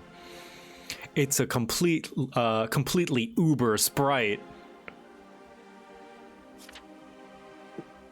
Part of this sprite was scratch made. Yup, you heard that right. Yeah, Sandworm. What's up? What's up? Is that a Max? Oh, where'd you find this video that I made 10 years ago? That's so weird. I was gonna say, yeah, like, does this make you feel old? Okay, here's a note. It isn't in Hypercam. Yeah, sorry about that. God, I remember this level of sincerity back in this time of the internet. Honestly, we didn't take ourselves too seriously, but also we took ourselves just seriously. Yeah, enough, like, you know? yup, you read that right. Yup, Now you read that right. you've read that right. You've read that right. Yeah. You have read that right. Now we make these kind of jokes, like we say these things in irony, like, you know, it's to show how lame we are as like a sort of ironic, haha, look at me, I'm so lame. But this was said with 100% sincerity. Like, that's just how kids on the internet were at the time. The exploding text in Windows Movie Maker is Yeah. really doing something. That's like tickling me right in the nostalgia. Like that. Yep. Oh my god. It was genuine, yeah. And Now he's this shown is the process, this is too. not This rules. Yeah, this is so not cool. bad sprite work. This is awesome. I love this. Love the He's Windows showing the Movie Maker process. transitions. Yeah, he's showing the process. Oh, there's a piece of Dialga.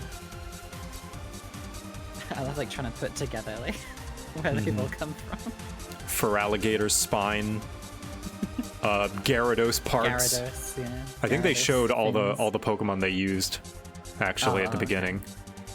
Which this is a lot more credit yeah, and they transparency than most videos do today. They're like, here's the Pokemon I made. Here are all the Pokemon where I used the pieces from. Yeah.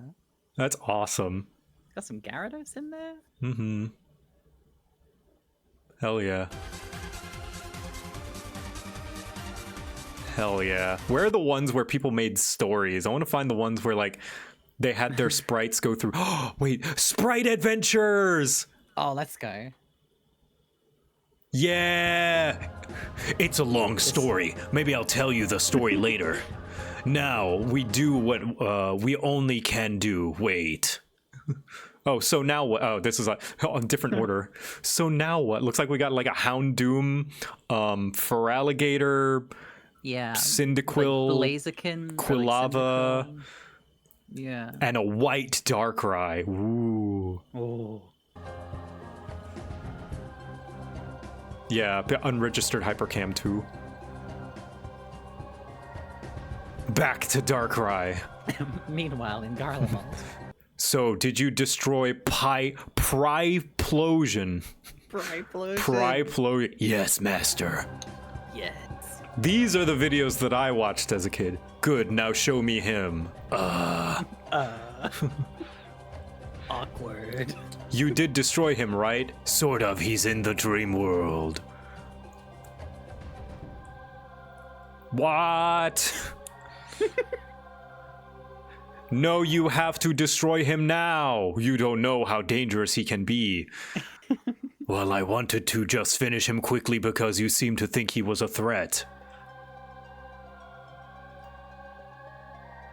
This is some kid learning storytelling. Yeah. This is a kid who hasn't figured out that you're supposed to put, like, the dialogue that comes first on the top yet. And I love that. I love that. Perhaps in Darkrai. episode 2 he figures it out. Mm-hmm. I have to destroy you. So the battle begins. Fucking... Whoa! Whoa! Whoa! Oh no! He took damage. Hold on, I need to mute this audio. That's not because it's bad, it's really good, but because I'm gonna get the VOD's gonna get muted. Fucking 30 Seconds to Mars song. Yes. That's so good. I have to destroy you. Oh no, a black hole! Whoa, explosion! Whoa. Oh my god, wait a minute. Do you see that? Hold on. I need you guys to see this. Oh, this is why they're using unregistered hypercam, because the motion is in PowerPoint. Oh my god, it is. They animated the moving parts in PowerPoint and recorded it. Because in Windows, you couldn't tween things. You couldn't Windows Movie Maker was so basic, you couldn't move things in real time. No. So what they did was they recorded them moving it in Premiere and recorded it using unregistered. That's genius. That is, I mean they this used in PowerPoint slide transit, because this was really common actually back then to use PowerPoint. That's innovation. That's working within your limitations. Yeah, that was how we had to do it. We had to work, because I used to do this kind of thing as well. Not with Pokemon, but with just random shit, whatever the fuck I wanted to do. Yeah, you would make comic panels in PowerPoint and have them have motion graphics by using the PowerPoint transition buttons that you could use. I can't even remember what the function was called, but it was just called motion something. Where, you could move stuff around. Absolute cinema. This is what I mean when what I and many people mean when they say artists will find a way. Yeah.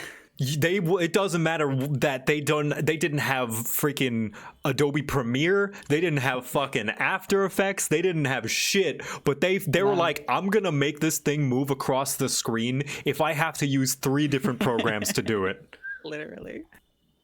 I remember because the first YouTube series I ever watched was a Pokemon parody series that was done by a channel called Blue Mac and Cheese. It was called the BMNC, Blue Mac and Cheese Pokemon Parody. And there's about 500 people watching. I might have just triggered a huge memory for somebody. BMNC they were done Pokemon in parody. Yeah, they were done in it's gone. The channel is gone now, but the videos are still there. Yeah, people archived that. People re-uploaded them. Yeah, and they were all done in PowerPoint. Yep. With the person, they were talking into a shitty camcorder. I do often wonder what they're doing now, what BMNC is up to these days, because Blue this Man. has so. I want to preface, this has so much copyrighted content in it. By the way. Oh, okay, yeah. This was when the internet was the wild fucking west. There's entire clips from copyrighted comedy shows in these that got massively DMCA. I think this is partially why the channel doesn't exist anymore. Probably because all of the videos got giga content. Yeah, the channel got nuked by copyright strikes. Yeah. Yeah.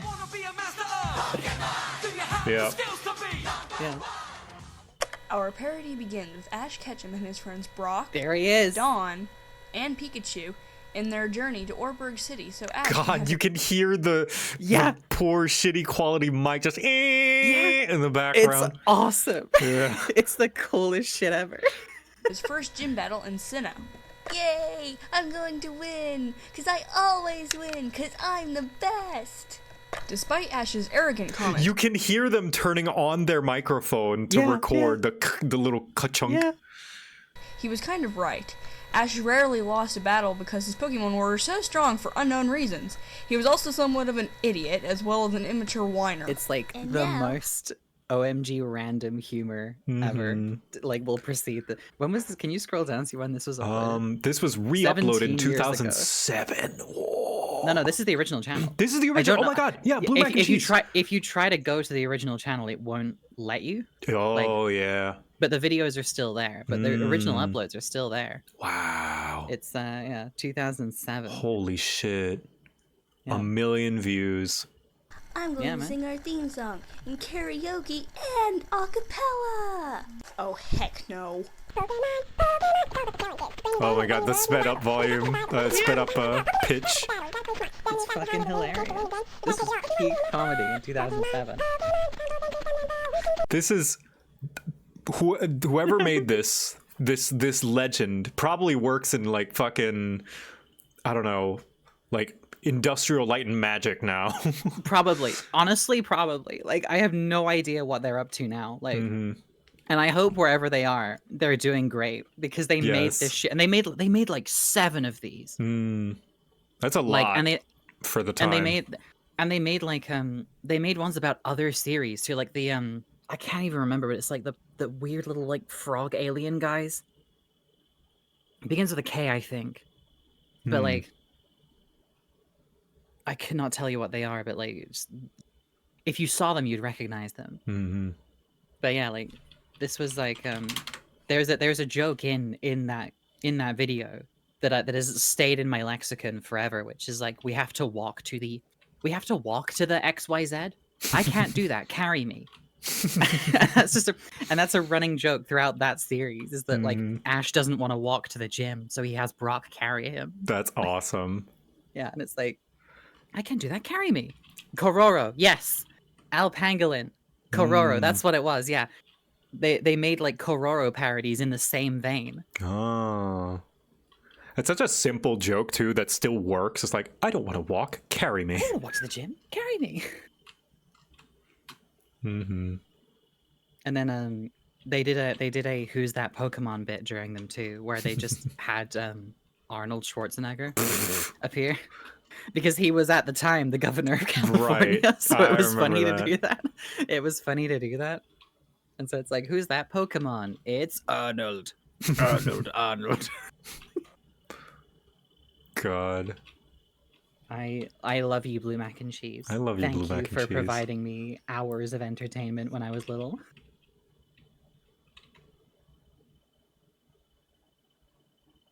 God, the internet will never be the same. No. As it once was.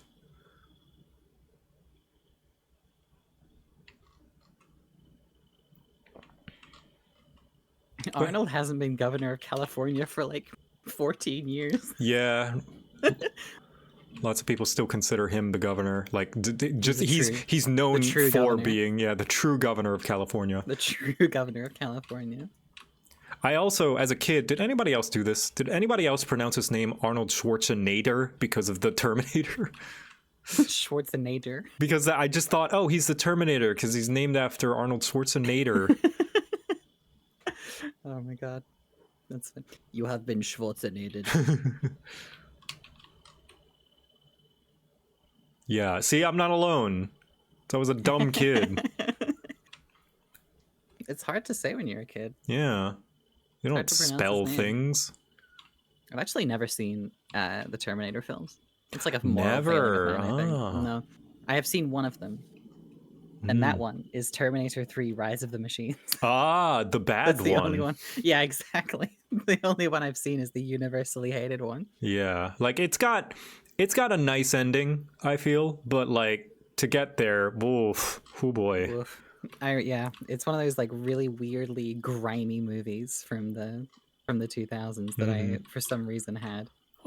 Also, the one line, DVD. one of the lines I remember from the movie that now I look back on it is a little weird. Like at the time I understand it, but now the woman that he's supposed to marry and have kids with and start the revolution and start the resistance, there's one scene where she shoots the T-10,000, I think it is, and just going at it. And keep in mind, this is the woman that he's supposed to marry and have kids. He goes... She just looks at him because he's in shock. She looks at John Connor and he's in shock. And she goes, "What?" And he goes, "You remind me of my mom." Like, I know what they meant. Yeah, they're meant. It's like, oh, it's like she's the Sarah Connor of this movie. But I don't think. But you know, this is the woman he's supposed to marry, guys. He's We can't keep handing Freud W's. We can't keep doing it. Stop. Sigmund Freud? Keep handing Sigmund Freud these W's. You know, it's very interesting. Sigmund Freud? Shows up to your viewing of Terminator 3 Rise of the Machines. God damn it. No. There was one like raw bit in Rise of the Machines I remember where that same woman, I genuinely can't remember her name, and I feel so bad. But she does pull a gun on Arnie, who is like the T whatever the fuck. Yeah. T something. 800 maybe. 800 or something like that, yeah. Uh-huh. She pulls a gun on him. It's when they've gone to Sarah Connor's grave. Yes. And her coffin is full of like guns. Ordnance. Yeah. her coffin is full of ordnance, like, you know, like the Punisher's wet dream is to That's pull a pretty coffin out of a cool, wall actually. and, Sarah like, Connor yeah. didn't trust that the world would be able to protect itself from the machines. So instead of letting her body get buried, she buried a bunch of guns in her coffin. Yeah, for her son to find, basically. What a badass! But either way, she pulls like a handgun, like a 9mm, and points it at the Terminator's head, and John Connor is of course just like, that's not gonna go the way you think, and she pulls the trigger and shoots him in the face, and of course Arnie just stands there, takes it, and then spits the bullet out. Yes, and just goes, "Don't do that." It's fucking awesome. So funny. It's one of those just movies where it's weirdly memorable to me, despite like I'm thinking back on it now, I'm like, yeah, this movie probably like was awful. It's got like, oh man, I think this, you know, in retrospect, you know, most things, you know, nostalgia has Stockholm syndrome, and it's like not that bad of a movie, all things considered. Like, it's the quote unquote bad one, but it's got its moments, you know, for sure. Like one good, despite what Twitter would have you believe, a few good scenes does not a good movie make, but man, does it have quite a few. And if you ever get tricked into thinking that the Terminator 3 is a good movie, remember that scene in Terminator 3 where the T-1000 makes her boobs look bigger when the cop comes to check her, but then she just kills him anyway? That was a very necessary scene for the plot of the movie. Funny. The writer's barely disguised fetish. Yes. Like, okay, if it was trying to, I could accept that maybe this is more of an infiltration unit that's trying to keep itself stealthy. So it's like, I understand that cops in the 21st century are, you know, easily titillated. I will use the female form to take advantage of this and then sneak by. But no, she just kills him. Yeah, she does that to, like, I don't know, distract him? I guess. Question mark. But like, she can't be apprehended by this guy anyway. No, it's not gonna happen. It's made of like fucking liquid and metal. What? Yeah, and she'll and yeah, she does just fully like pull a giant gun and just ice him in the street. Why didn't you just do that? Yeah, you could have just done that. What was that? Was so unnecessary. Like for a machine that's all about efficiency. Oh my god. Men in Black 2 anyway? Yeah, Men in Black 2. That's another one that very much pulled that a lot. Oh god. I don't even remember what Men in Black 2 was about. Similar plot to Men in Black 1. That's not the one where they go back in time, is it? No, that's a third one. Which is also not a great movie, but with some pretty good scenes. Yeah.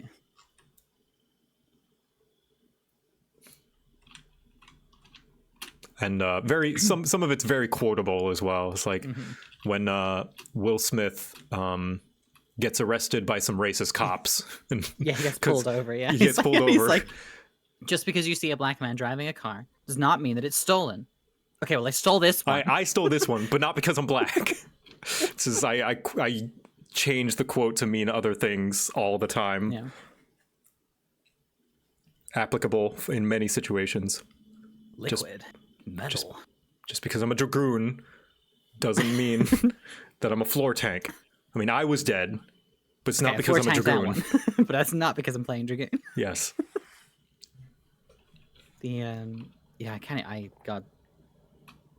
Oh no, was the second one the one where they used the Eiffel Tower as like a giant, the Eiffel Tower. Maybe. The Statue of Liberty. Maybe. The Statue of Liberty is a giant neuralizer. Oh yes, and also one, right? I think Will Smith's love interest is like secretly the descendant of an ancient alien creature of like princess or something. And they all that's the big thing that made a lot of people upset. It completely undid the ending of the first movie. Because at the end of Men in Black 1, Will Smith gets a new partner, like this female friend that he's got that comes on the Men in Black and is his new partner. But then they just kind of did the thing. It's surprising how often movies in the early 2000s just did this. They just dropped that plot line and were like, "Nah, she ditched me." Yeah. And they just moved on, and now the plot is that KG lost his memory, or is that the third one? Yes. No. That I think that one is. You're right there. Yeah. It's the one where he loses memory. Yeah. Yes. Where Agent K loses memory. Yeah. H and K, not KG. KG is Tenacious D. No, yeah. 3 is he goes back in time to stop like somebody from escaping at some point, like one of the aliens escapes or something. Yes. Or like there is some plot that is like 40 years in the making that he has to go back into the time to the 60s to stop. Yep. God. There's like they don't make movies like this anymore. No, for better and for worse. You don't get this type of movie anymore. Men in Black 1, 1997. Damn. 97. Same year as The Fifth Element.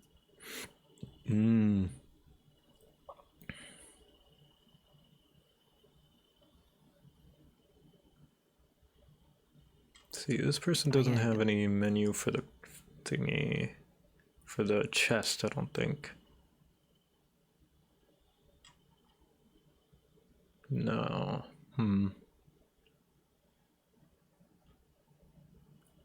This texture pack makes me mad because of how good it is. Makes me jealous. You know what? I'm just gonna download it and then just look at the containers instead of looking at their Twitter.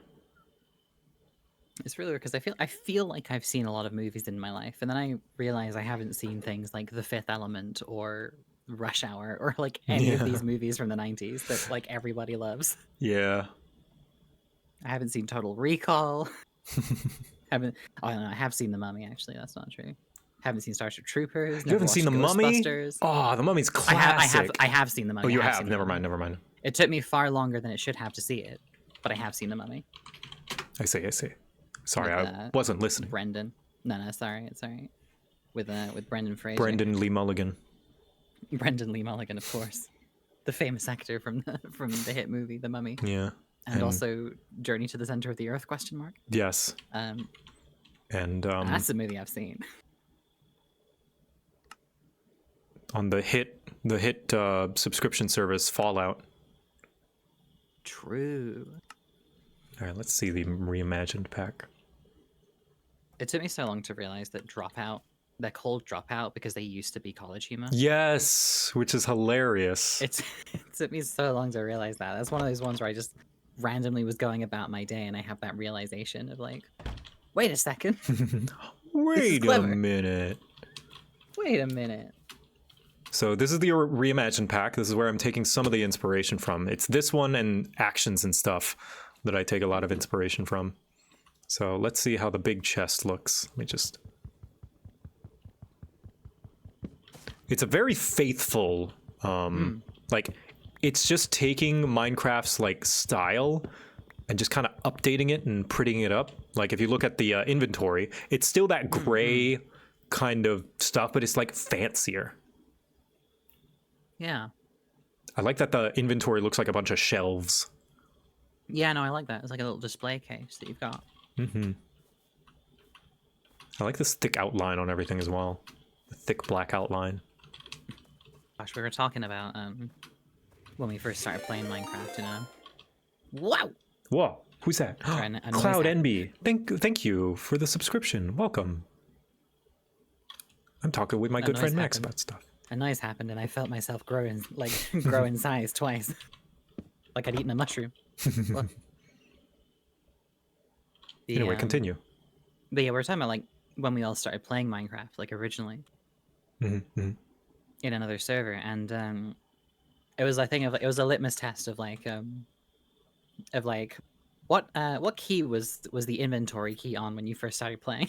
Oh jeez. If it's on the E key, you remember it being on the E key, you're too young to enter this club. The original was I, yeah? Yes, it was. Yeah, for inventory. Indeed. And they changed it to E for reasons I don't know. Easier to User access, I experience. guess. Yeah, user experience, probably. Some people had it on tab, I remember. I had it on left control. Are you insane?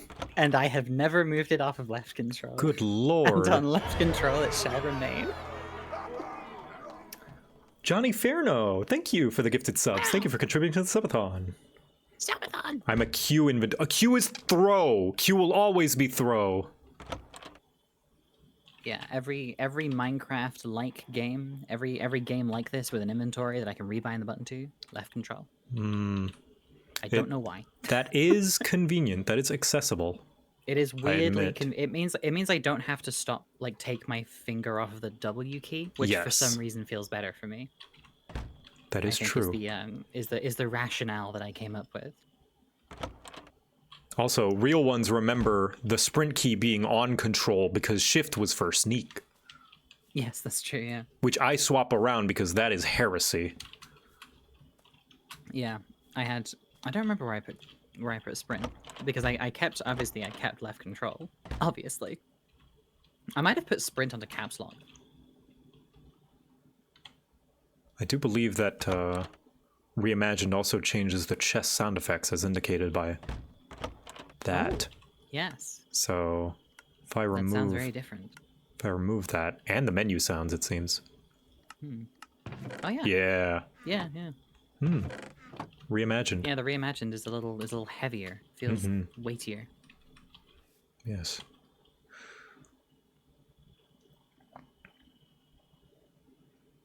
Let's see, what else did I... Oh yeah, I want to see how the small chest looks.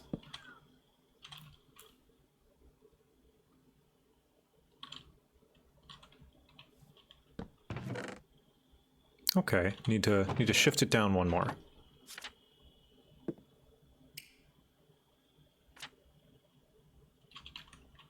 I also need to figure out how to, like, remove the text on some things, because, like, the Reimagined texture pack removes the inventory name right here so that you can just have that space, which could be useful. Yeah, it's like, do you need an indicator saying that it's your inventory? Feels... Right.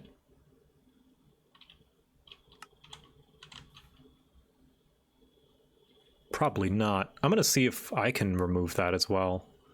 Because, yeah, it is kind of annoying just having that there. Yeah, make it more minimalist. It also slightly covers the crafting slots. Yes. Or not the crafting slots, but the chest slots, which was bothering me. Yes, same. Bothering me for a moment. For a moment. For a moment. For a wee moment. What's Cal's favorite nighttime activity? Stargazing. Thank you, Gubbo. Har har har har har har. Har har har har.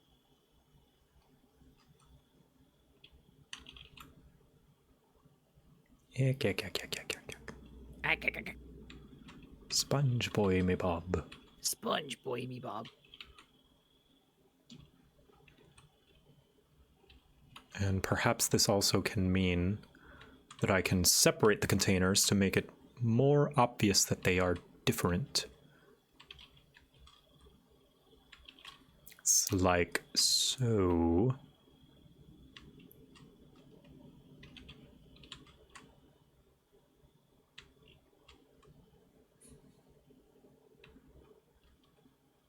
I'm gonna flashbang Max. Oh, really? Why? I hope they make more Shadow of Israfel.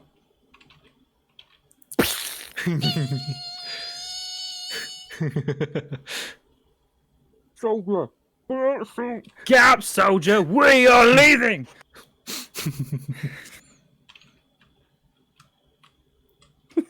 I hope they don't. I hope they don't. I hope it remains. I hope they don't, but I hope they constantly reference it just to annoy people. What if they still make that joke? I rewatched some. They do sometimes. Yeah, they sometimes reference it. That's funny. I rewatched like a couple of episodes of it, like the old ones. Mm. The old How to Survive the First Night Minecraft series.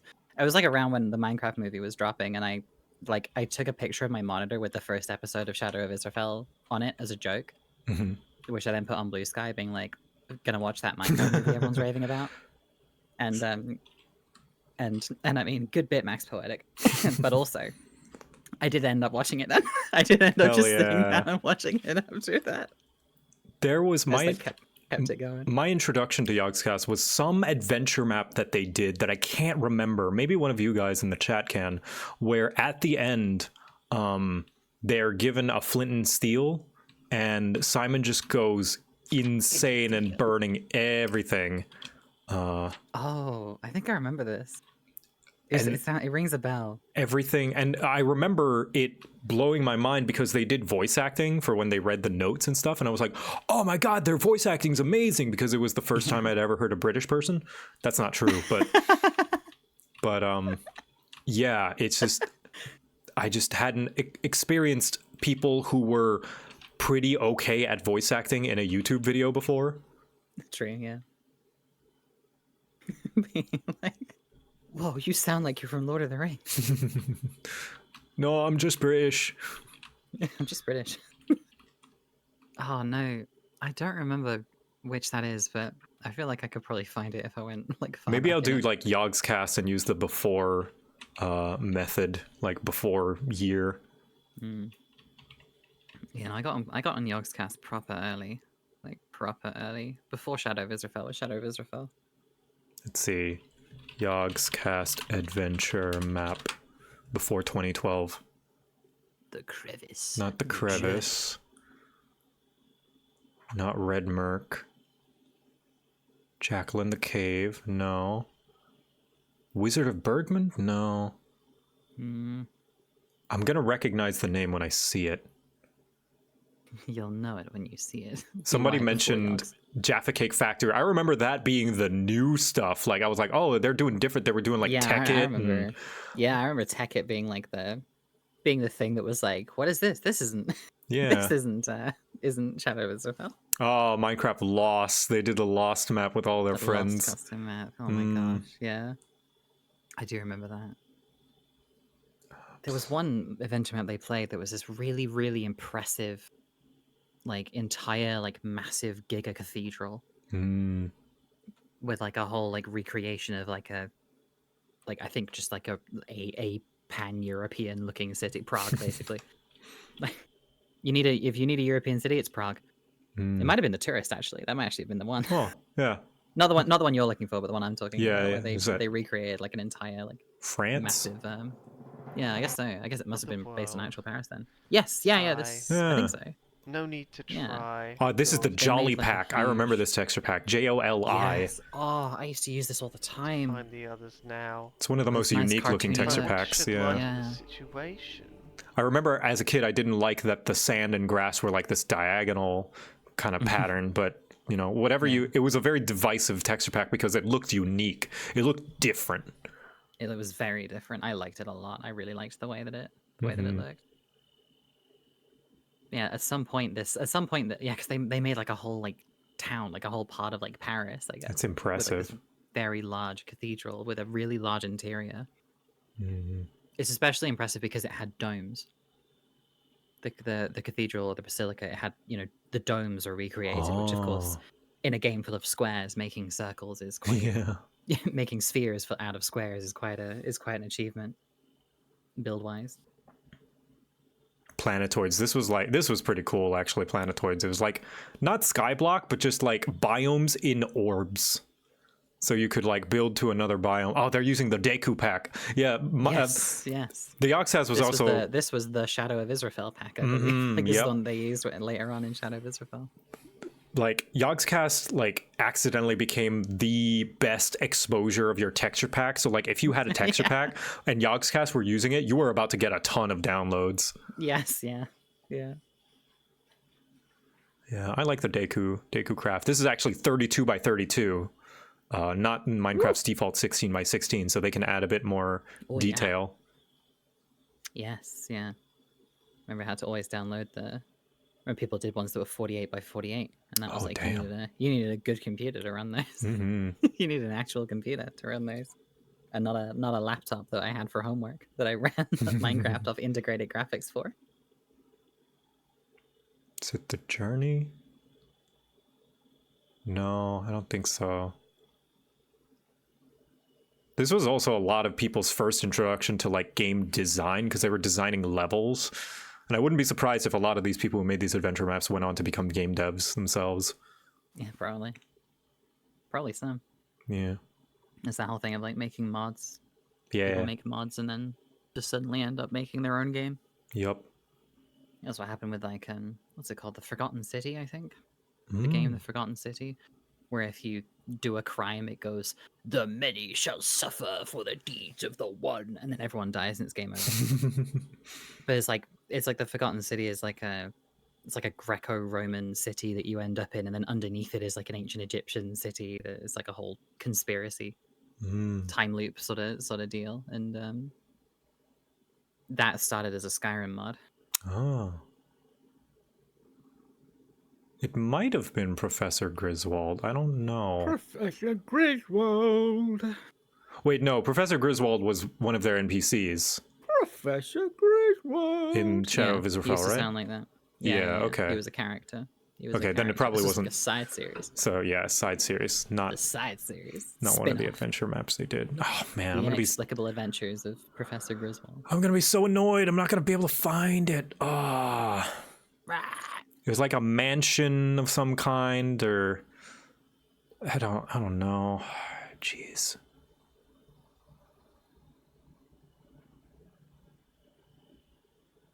Maybe I'll do before 2010. It wouldn't no, be before 2010. no. That's gonna just be Warcraft. Warcraft, yeah. Back when they used to make Warcraft videos. Yep. I remember the trivia of how they met. I was such a big fan of Yogscast. I know that they met because Simon played a female character named Honeydew, and Lewis likes her. And they met, and Simon was a guy, and they're like, "Oh, whatever." I didn't know that. Yeah. I didn't know that was a thing. Because Honeydew sounded like a feminine name, and then they've been friends ever since. Friends and co-workers ever since. Was it the Wizard of Bergmund? Maybe. Let me see. What's down there? So what we're saying is we have to go back to the mine, yeah? Wizard of Bergmund. All I remember is at the end, Simon burns everything. Yeah, Blackrock Chronicle didn't end with a Simon crash out. Blackrock Chronicle ended with somebody else's crash out. It's not this one. Maybe it was... That was like a nuke went off. I think it was the Red Merc Mystery. Yeah, everything's made out of wool. Yeah! Oh, so he burns it down. This is the one. Red Merc Mystery. At the end, Simon burns everything. Oh my god, this was 14 years ago and I still remember. Yeah, he just starts laughing. Like, the final thing is like, oh, the Red Merc Mystery. I believe at the end, like, it's like, oh no, this mansion, it cannot be. We must burn it to the ground. And that was like the thing, I don't know, madness or whatever. And that was exciting. Let's see. Right. Yeah, sorry about that. Yeah, listen to the voice. To a kid, this voice acting was like peak to me. Through that, didn't we? Let's see. Sandy room. Yeah, we did. Oh, I can no longer move. I searched for so long, sacrificed so many, to fail here. What did they go to such lengths to seal away? So tired. That's just Lewis's voice. Right. That's just him like doing like a tired man voice. Yeah, like but to me, I was like a little creepy voice. To me, I was like, this is the best voice acting ever. I didn't know Let's Players could do that. Sorry about that. Just Oh yeah, dialogue on signs before they introduced books too. What a staple. May it never trouble us again. My god, you know what it is? High Cleric Vis. Oh no! Well, these things are very, very dangerous in Minecraft. God knows how many things we've burnt. Yeah, this was back when fire spread very easily. Yes, it was so bad. God. It was ridiculous how quickly fire could spread. Mm-hmm. A single fire could just destroy your entire world. Even if you put out every single instance of fire, it would like pop back up randomly sometimes. Yes, yeah, sometimes, yeah. Oh.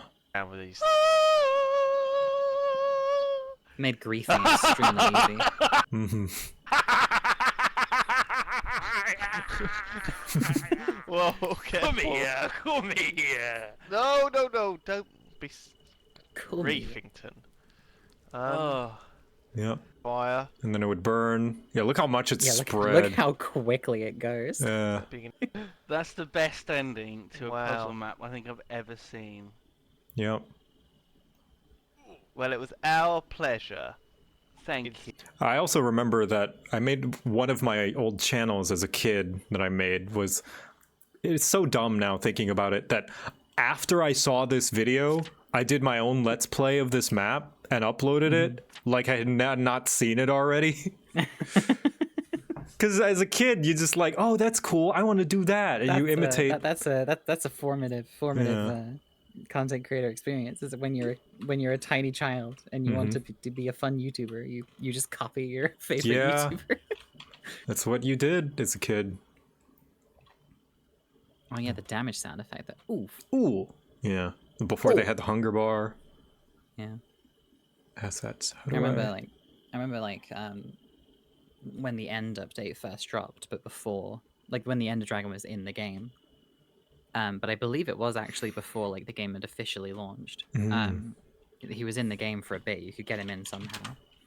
Oh. And when you damaged the Ender Dragon, it didn't have like a damage sound yet, so it just used the default one. Oh. So you would hit the Ender Dragon, and it would just go oh. Oh. It's awesome. Chest JSON. Does it do anything? I'm trying to figure out what thing they did to remove inventory from chest. Is it the JEM file? I'm gonna copy this. The gem. The gem. The crystal gems. The gems. Optifine. No, this is an Optifine, so probably Ruby. not that. Sapphire. Bismuth? Bottle chest. I don't remember what game it was, but there was a game where the word ruby was quite common, and every single time I saw a ruby, I would go, Ruby! Sapphire! And my friends in the VC got very annoyed at me. Was it a Steven Universe game? No, it wasn't. It was just a game that had gems in it. Like, all right, great. like just normal gems. Like normal gems like currency. Lovely. Chests. Chest JSON. I'm just gonna copy this and then look at the other chest JSON. Hold on. What is that? It is assets models item. Okay. Whip assets Minecraft models item block chest chest JSON.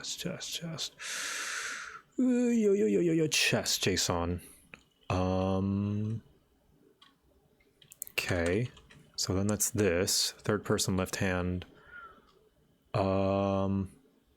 made with block bench. Okay, so this is probably something different than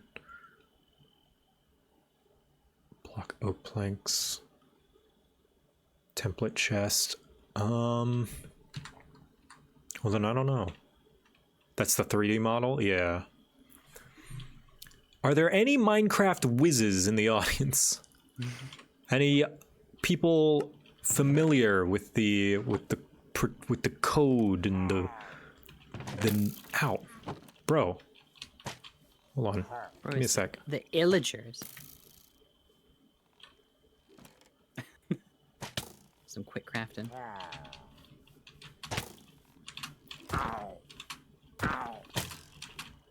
Out of here. I love that he does just go, ow. Ow. He goes, ow. Ow. Ow. Shit. All right. Yeah, anybody know how to remove it so that there's no thing like here? So like if I save this and I reload my texture pack, notice it's still there, you know? And I want to remove that so that it's smoother. Text is still there.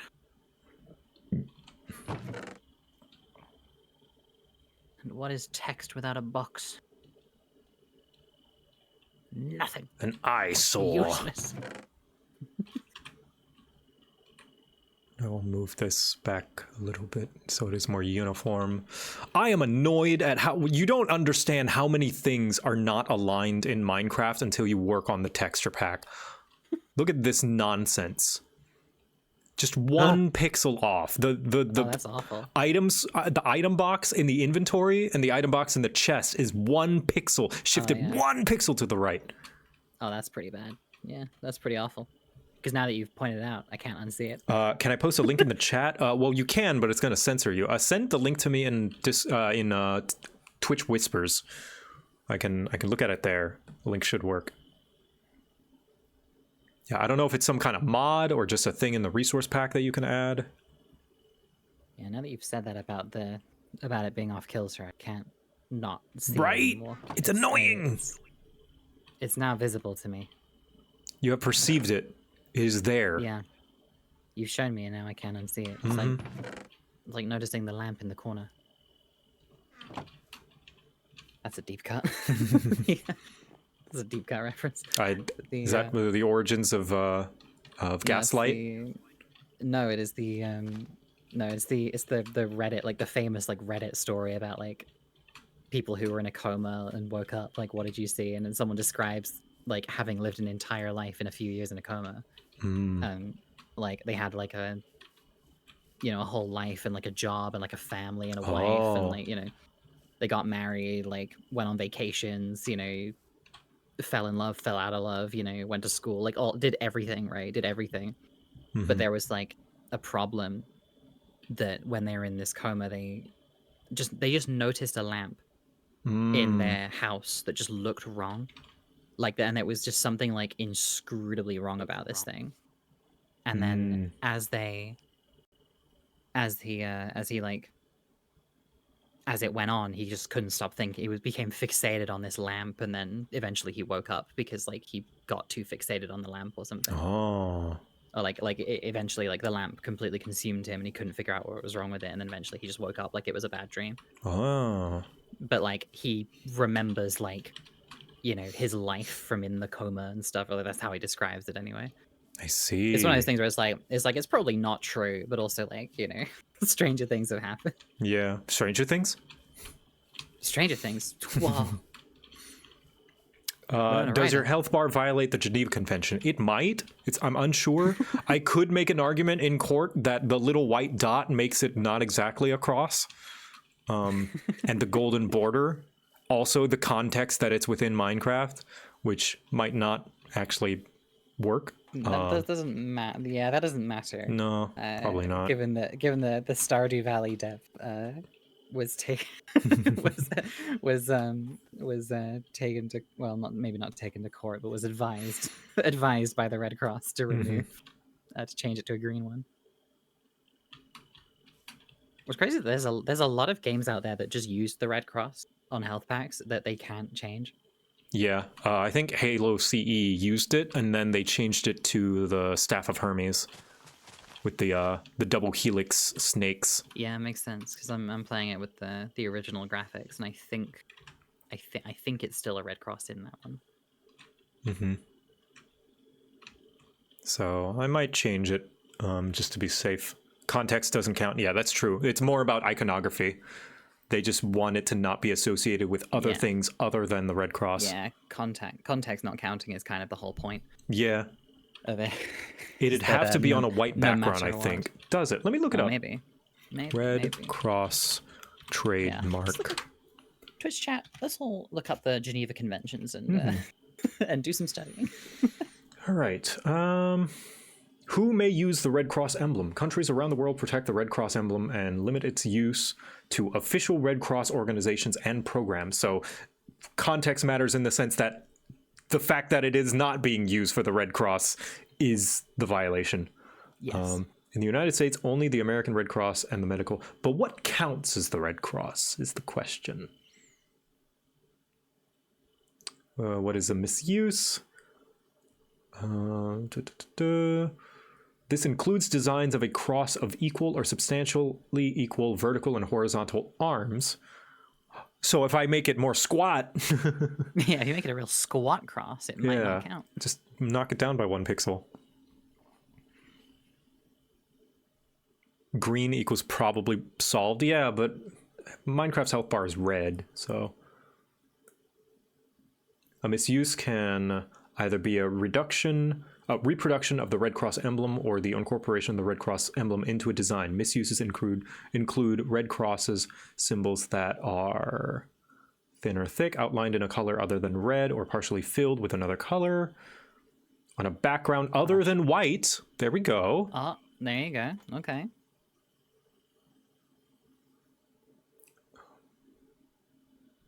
The Red Cross isn't necessarily a copyright. It's not like a trademark. No. It's more of just it's more like it's a piece of iconography that every country that cares about the Geneva Convention has agreed. Yes. Okay. Is a symbol that cannot be replicated. Yes. For certain reasons. I read that incorrectly. This is violating it because it is misusing it. It doesn't matter if I made it more squat, that would still be a misuse because it's still a Red Cross. I see. They give examples of what you can use instead. So the rod of Asclepius on red, which is like the pound symbol, not the pound symbol, the asterisk sign. Yeah. The little star. You could use an H on a blue background, a cross on a blue background, a cross on a green background. So maybe, yeah, I might just have to change it.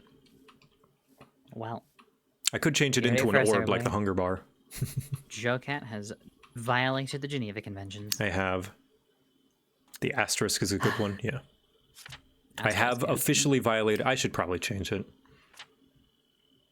A bit of a silly rule. It's one of those things where it is an overreaching rule because the alternative is kind of chaos. Mm-hmm. The reason why it's so strict is because if it wasn't so strict, it would defeat the purpose of the thing itself. Yeah, it's supposed to be ubiquitous. Yeah, it is supposed to be that, like, in no matter what situation you're in, you know what that means. In wartime or a national disaster, if you see a Red Cross, it is guaranteed that that is a medical facility that can help you. Yep. If you allow the Red Cross anywhere else, you can no longer make that guarantee. Yep. When in like a life or death situation. And that's why it's so strict, is because it's literally a thing of like, you need to be able to identify this thing in a panic. Mm-hmm. Like, so while like your house is falling down. Yes, but for good reason. Yeah, like it's very, very, very important. Because we don't have a lot of ways to communicate wordlessly in this world. Yeah. So I wonder, hold on, let me make sure. Broken into component parts that, when taken as a whole, appear as a Red Cross symbol, integrated as an emblem of a logo. So I wonder if it's like, my idea, chat, is I'm wondering if it's not exactly a cross, but it's more so like a curved 4-pointed star, if I'm okay. Yeah, I mean, that should be okay, yeah. Like that, but in small pixel sort of like form. It's sort of like a cruciform, in a way.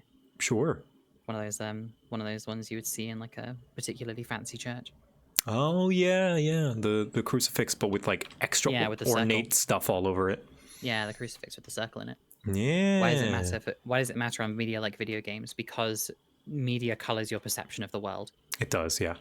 And it is not just a thing of like, it can't like be portrayed in a thing like it is like for a specific organization. Yes. As well. And so it's like it's a thing of like, you need to know that when you see a Red Cross, that it is the Red Cross you are seeing. Mm-hmm.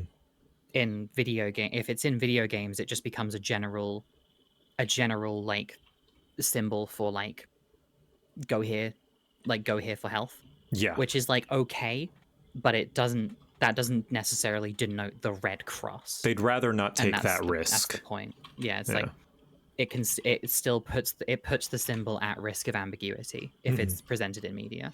Yeah. Yeah, it's one of those things where like I totally agree that it is very strict, but it is that strict so that there is absolutely 0% chance for ambiguity, like no ambiguity at all. Yeah, this is a thing that I feel like, me included, some Americans struggle to grasp with because we are the country of freedom, is that sometimes for the benefit of society, you have to forego some freedoms. You have to give up your freedom to use the Red Cross for the benefit of society, even in the smallest way. You have to give up your freedom to drive in a car without a seatbelt for the protection of those on the road should you get into a crash. And also yourself. It's like sometimes, like, quote unquote freedoms, it's like, no, like you can't have total freedom. That's what laws are. That's what laws are for. Laws, technically, on a completely, like, totally 100% logical level, take away your freedoms. But sometimes it's for a reason.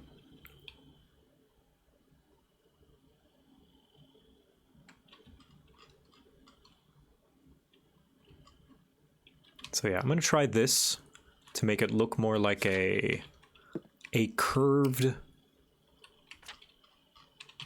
crucifix, fancy crucifix. Try that.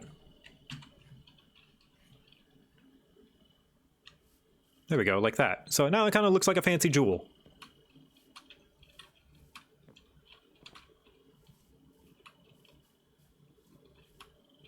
Yeah. Kind of looks like little lanterns. It's an orb. Orb. Yeah, I like it.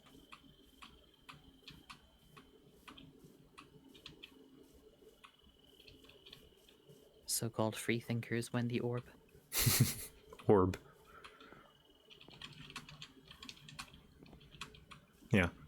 Now that's the biggest heinous blasphemy that I will say all Subathon. I don't like heart containers as far as UI goes for displaying health. I'm not a big fan of hearts.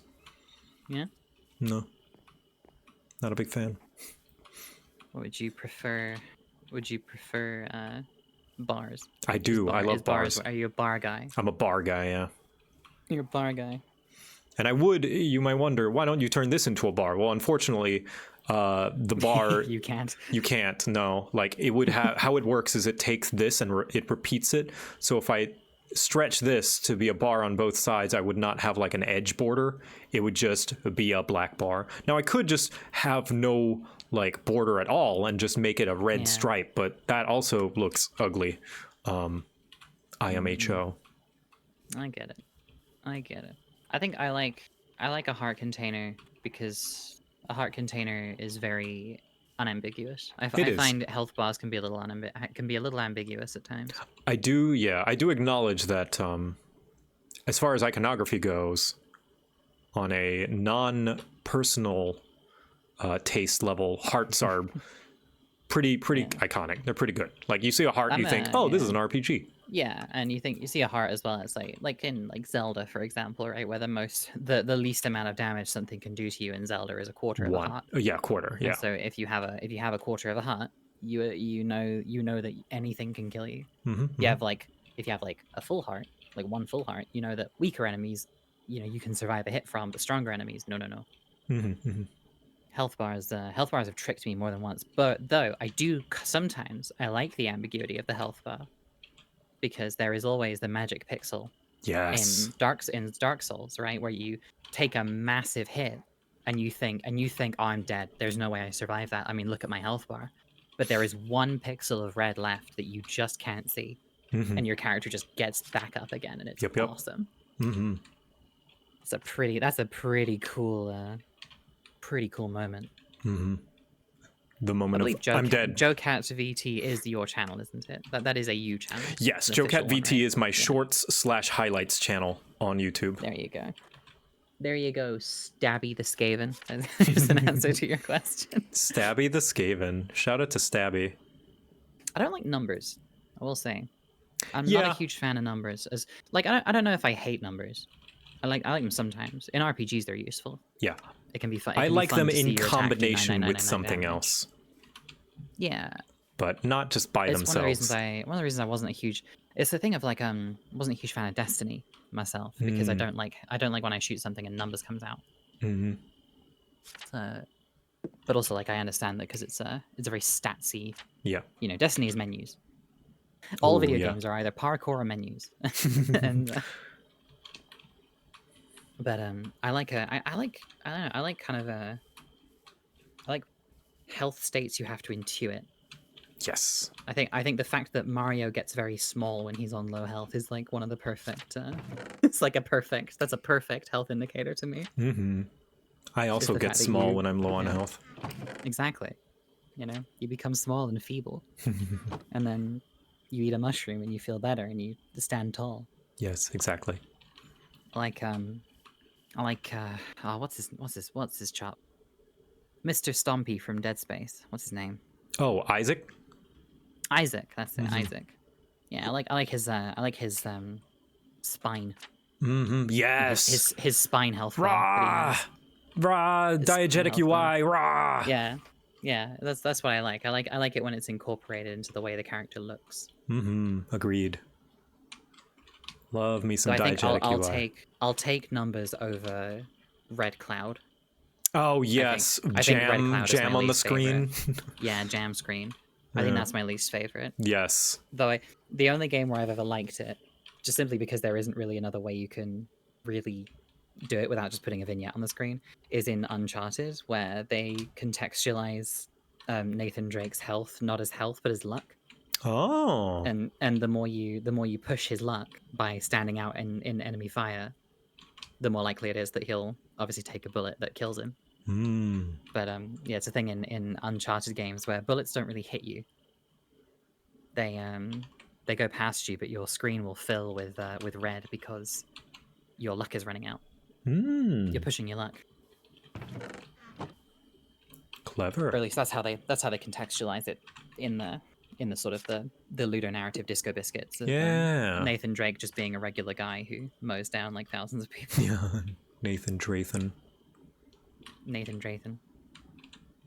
The Unchathan Calathan. Oh, I didn't realize it's almost 5 already. My date with Dan Yeah. Floyd's almost here. You've got a date. got A a very date. important date.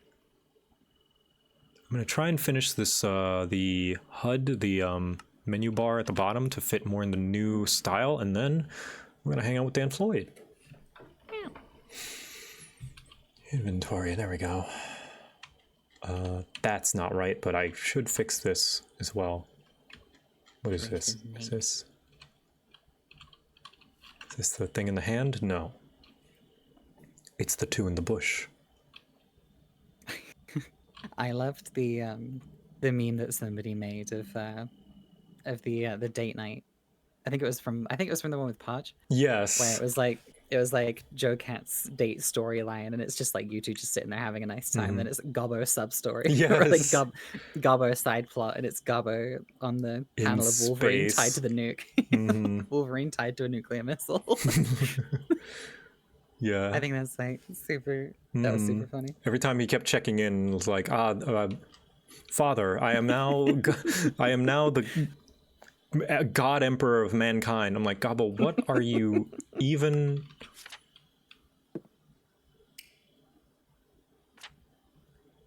HUD icon.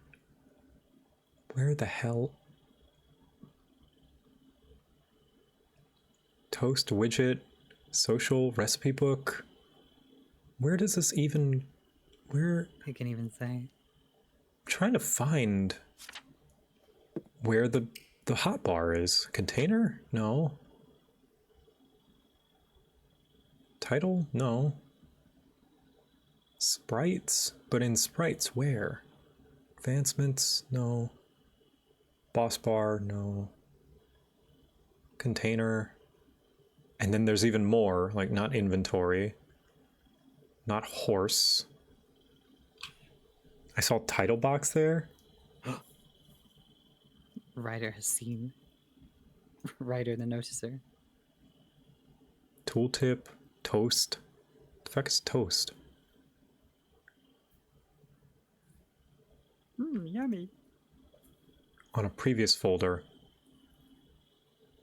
Title? Title is the title menu.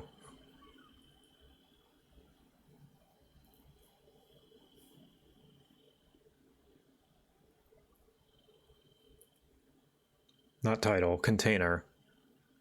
No, yeah, container is for like opening your inventory and looking at crafting tables and stuff.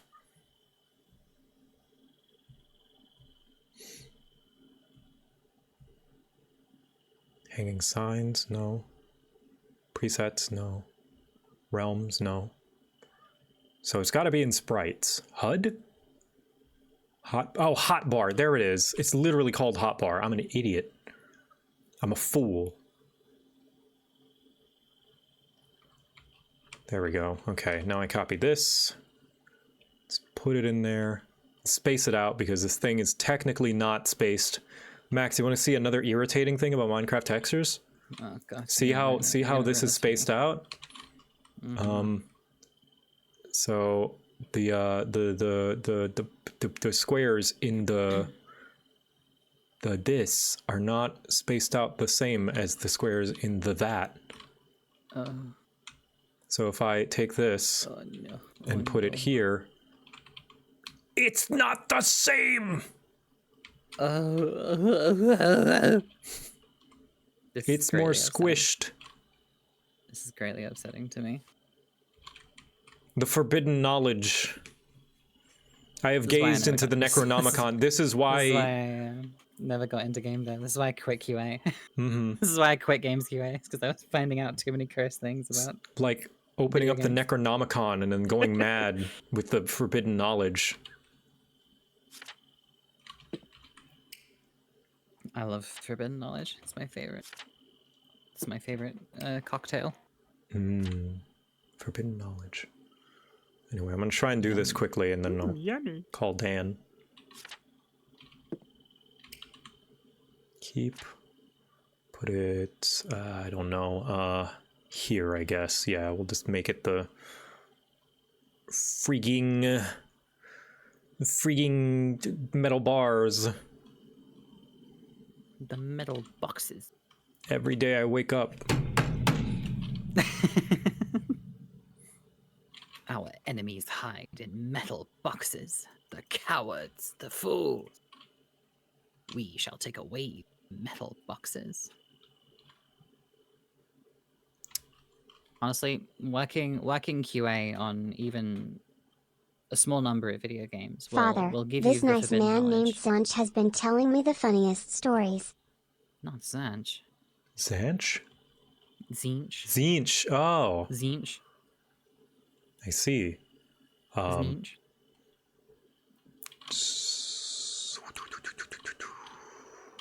You'll gain much forbidden knowledge working QA. Highly recommend. It's very funny.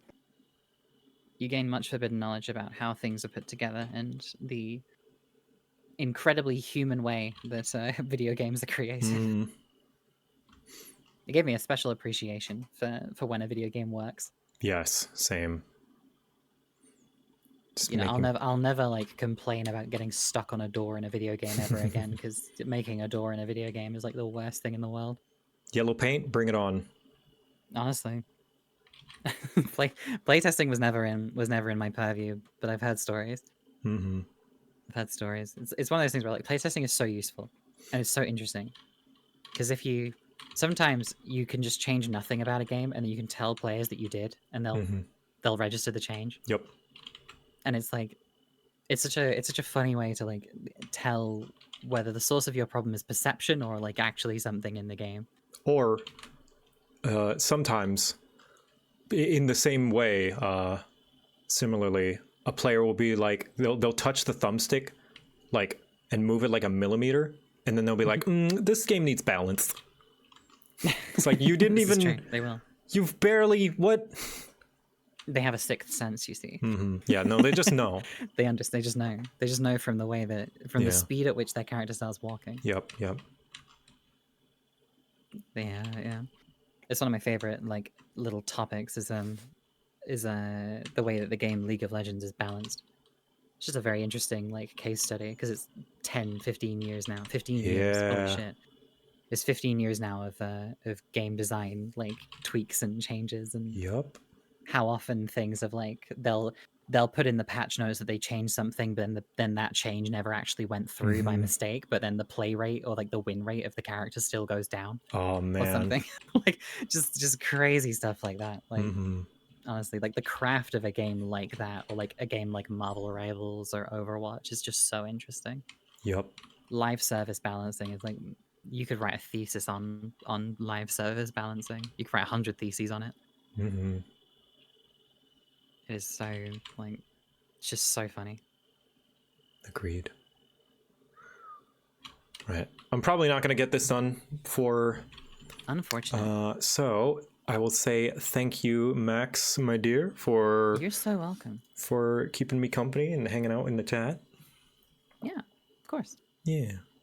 I'm going to go hang out with Dan It's now. fun. It's always fun. Enjoy your date. Yeah. Enjoy your date. Don't go home with anyone you don't want to. Secondary location. Give somebody your phone number. Check in. Yeah. All that Make stuff. sure you have your emergency contact. I'll talk to you later. Bye. See you later. Bye-bye.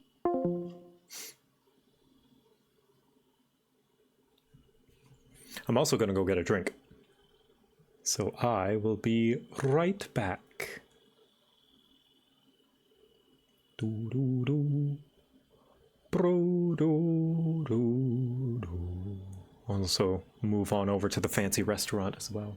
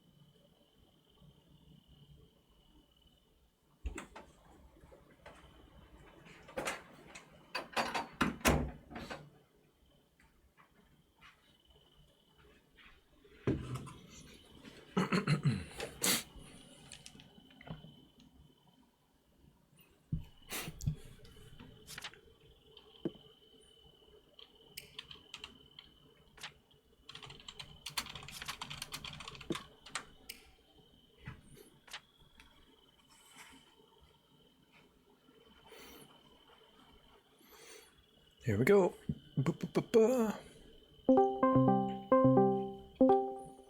Hello.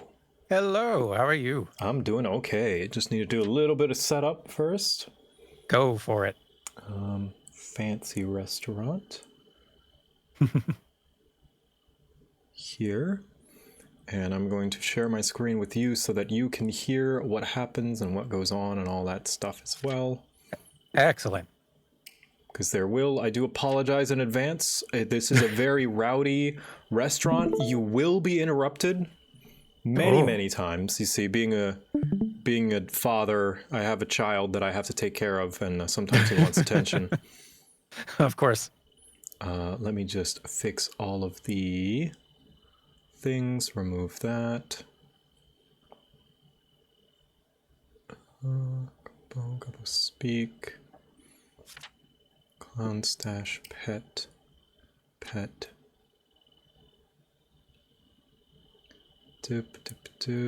Lots of stuff in the restaurant.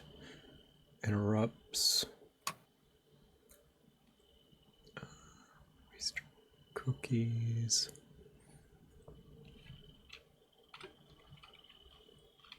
And let's see. Just doing a little bit of a test here. Whoop. That's not right. There we are. Ooh. There we go. That's fancy. What toolkit is this? This is fancy. This is called Twitch Integrated Throwing System, or TITS for short. Love it. Yeah. And it is how lots of VTubers allow their chat to redeem chucking a thing at their model. That makes sense. I've seen that around. Yeah. Never even really thought, like, I wonder what tool that is. Yeah. Let's see. Guest and new capture is going to be, there we go. Discord, Dan, guest. That should do it. I believe, anyway. Put on some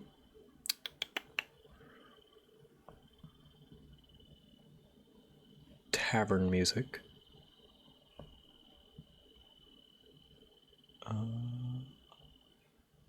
That's not right. I have far too many windows open.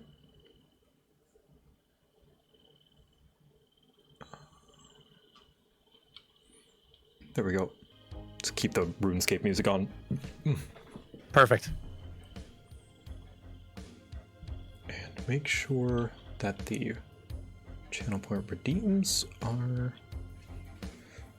on. Including throw stuff in the restaurant. Juice. Dote. Pet.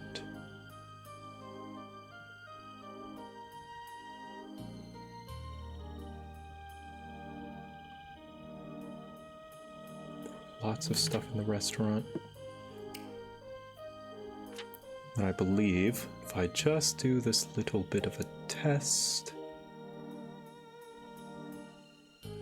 This is a test. Okay, now it's working. Ooh. This last time, awesome. People did some redeems and they were not. This is a test. All right, cool. What does Daily Quest actually do? It just marks like a little, it's just a fun little tracker for you to check in, see how many times that you've come join the stream and stuff. Okay, Dan, are you ready? So ready. So ready. Okay, and we may date startle. Ooh, there we are. Ooh. But yes. Well, this is lovely. Yes, welcome everybody to date night, and welcome my wonderful guest, my wonderful date, Dan Floyd of Playframe and New Frame Plus, here in this very fancy restaurant. Definitely not repurposed from the Sword and Board tavern or anything. Definitely something that I rented out for sure, of which employees I pay a livable wage. Absolutely. This is lovely, frankly. You made a fine choice. This is like the most cozy and homey and like rowdy frozen yogurt place I've ever been. Yes, that is what it is. It's definitely for frozen yogurt, of which we have on the table in front of us right now. It's all your favorite Spoiled flavors. for choice. Like yeah. Strawberry and what is that? Mint chocolate? Yep. And blue. Blue flavor. I love blue flavor. Love blue flavor. Mm-hmm. So yes, this is date night. If you're unfamiliar, this is my restaurant, of which there are other patrons in here as well that I sure hope don't spend channel points to throw things around in the restaurant. And I sure hope that my son Gabo does not interrupt, nor the waiter either, to interrupt our good evening together. Perish the thought. I couldn't find a sitter, I assume, for Gabo. No, unfortunately. I am a very busy man, and unfortunately, yes, Gabo. Father, I've decided to make the most important decision of my life. What is that? I have the strength and the courage to be free. I'm joining the Helldivers. Oh, the Helldivers. Okay. Well, I do hope that your pushing of democracy onto the disgusting bugs and squids go fruitful. Please wear a helmet, Gabo. Absolutely. Yeah. Boy, what a heroic little son. Throwing does not seem to be throwing. Let me see. Let me fix that. I do apologize. Let me see. Pay no mind to the tits in the background. Let me see. Let's see. Hotkey. That's right. It needed to be hotkeyed. So, throwing stuff in the restaurant is hotkeyed numpad subtract. There we go. And throwing lots of stuff in the restaurant is numpad is back quote. What the heck is back quote? Back quote. Is that tilde? What? I guess. I'm looking at my keyboard now, trying to figure out what on earth I would think back quote is. Apparently, that is what Bikubot considers tilde is back quote. Sure. Sure. Guess that other mark over there has to be something. Yeah. Great. Apparently shift that button is tilde, but it seems to mark tilde in whatever. Not going to worry about it. Whatever. But yes, Dan, welcome. Yes. For those people who just love looking at others in the restaurant, I guess, why don't you introduce yourself? Sure. Yeah. So, my name is Dan. I've been making things on the internet for a long time. Originally, the first thing that I made that people would have recognized me from was probably the Extra Credits video series. And since then, I have created new things that I've been doing. New Frame Plus, which is a channel about video game animation, since that is my career. And the other channel is Playframe, which is just a more chill Let's Play daily channel, which is we've been doing for like 7 years now or so. It's been very lovely to do. I've enjoyed it immensely. Yeah, you've been such a big influence on my life that I could cause psychic damage simply by telling you how old I was when I first watched you.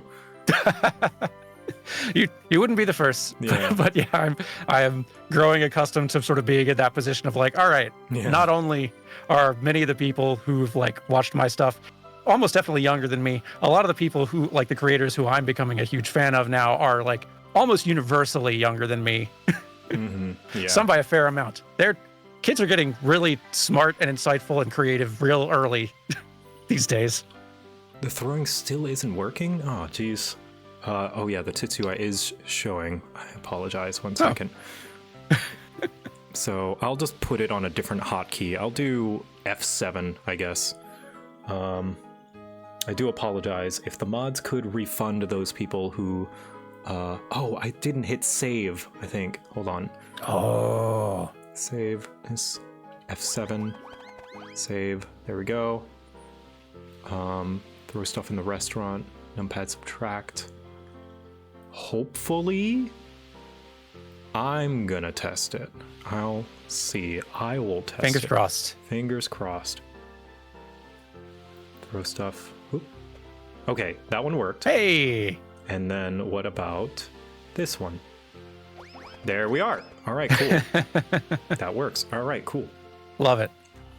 That's fantastic. How are you doing? You've been like, you're already several hours into today, 3-ish weeks into into this subathon. How are you holding up? I'm holding up good. I've actually started to build an endurance for this, and it's kind of nice in a way, like having such a frantic and like kind of what's the word, when it's not stable, when it's like when it's fluctuating, like a fluctuating schedule or a non-existent schedule, like having something that I like have a definite, like I know that at 9 a.m. I'm getting up, I start like almost like a regular work day.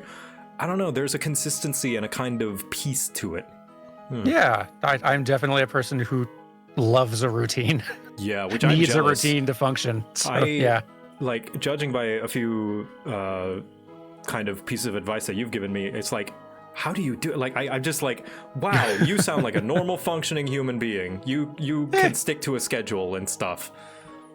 But like I'm sure you have your off days and all that stuff too. But... Absolutely. No, I make up for my strengths with weaknesses elsewhere. But yeah, like I'm very much a person who kind of like needs a routine to function and to like be productive as well. I feel like I think that's the only way I can like force my attention where it needs to be Hey and Dad, get things hi done. Dan, I'm back. Sorry, just checking in to see if you're still hydrating. I am hydrating, Gabo. Thank you. Thank you for good reminder. Thank you.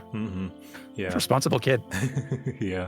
Now, when setting this up, I actually kept thinking about the first time we actually met in person and went out on a different date where you treated me to burgers, which was really nice. And I keep thinking back to that being our first meeting, and I was so starstruck because I was a huge fan of you at the time.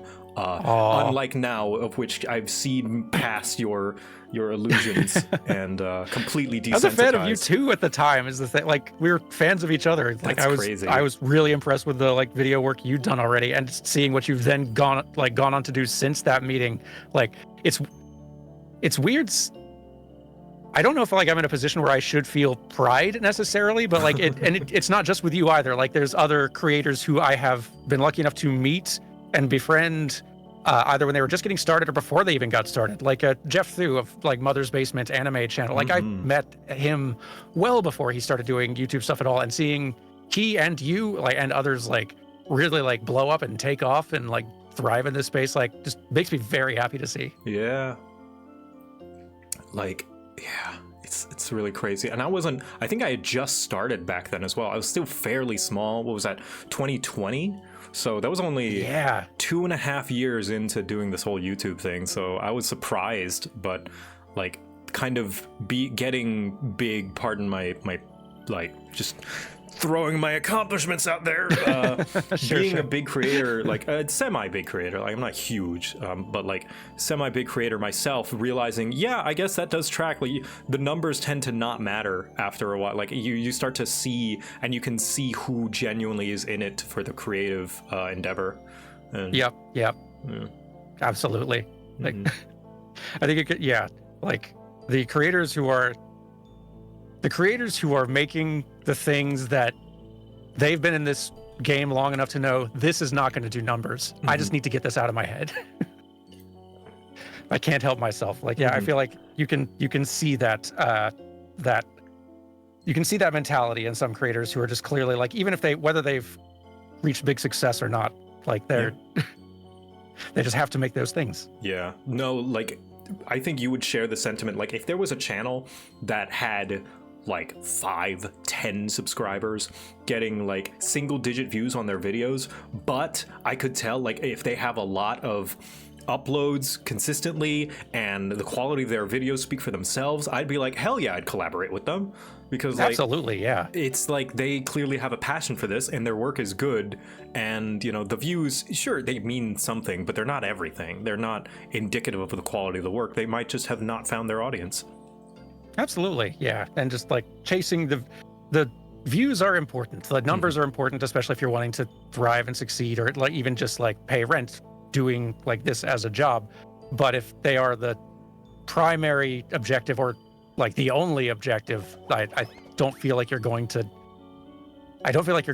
last very long. And even if you do, the work it's going to show in the work if that's the driving the driver for your creativity. Yeah, it's always kind of heartbreaking whenever I do see a channel that blows up because of some trend, and either they die out or they just chase the next trend and don't really have an identity. They're just kind of the viral channel, which whatever, it's, you know, it's their channel, they can do whatever they want, but it's like, I don't know, I feel as though it's a missed opportunity of like so much more you could do, and that's why I tried to diversify my channel early. Definitely to my own channel's detriment. Like there was definitely a stage after the Monster Hunter videos where I just felt like, I think I was very close to just stopping YouTube and stopping my channel, because it's like there's no way to recover from this. But yeah, I understand the feeling entirely. Like I've gone through similar era. I feel like I'm still kind of in one with New Frame Plus to an extent where like there are a lot of my biggest performing videos were years back, and the videos that I am most eager to make now are often the ones that don't necessarily do the biggest numbers. I'm going to make them anyway. I don't care. Yeah. Yep. And do you have like a white whale video project sort of thing that you're like, someday I'm dying, I've got to make this. It's a terrible idea, but I have to. Ooh.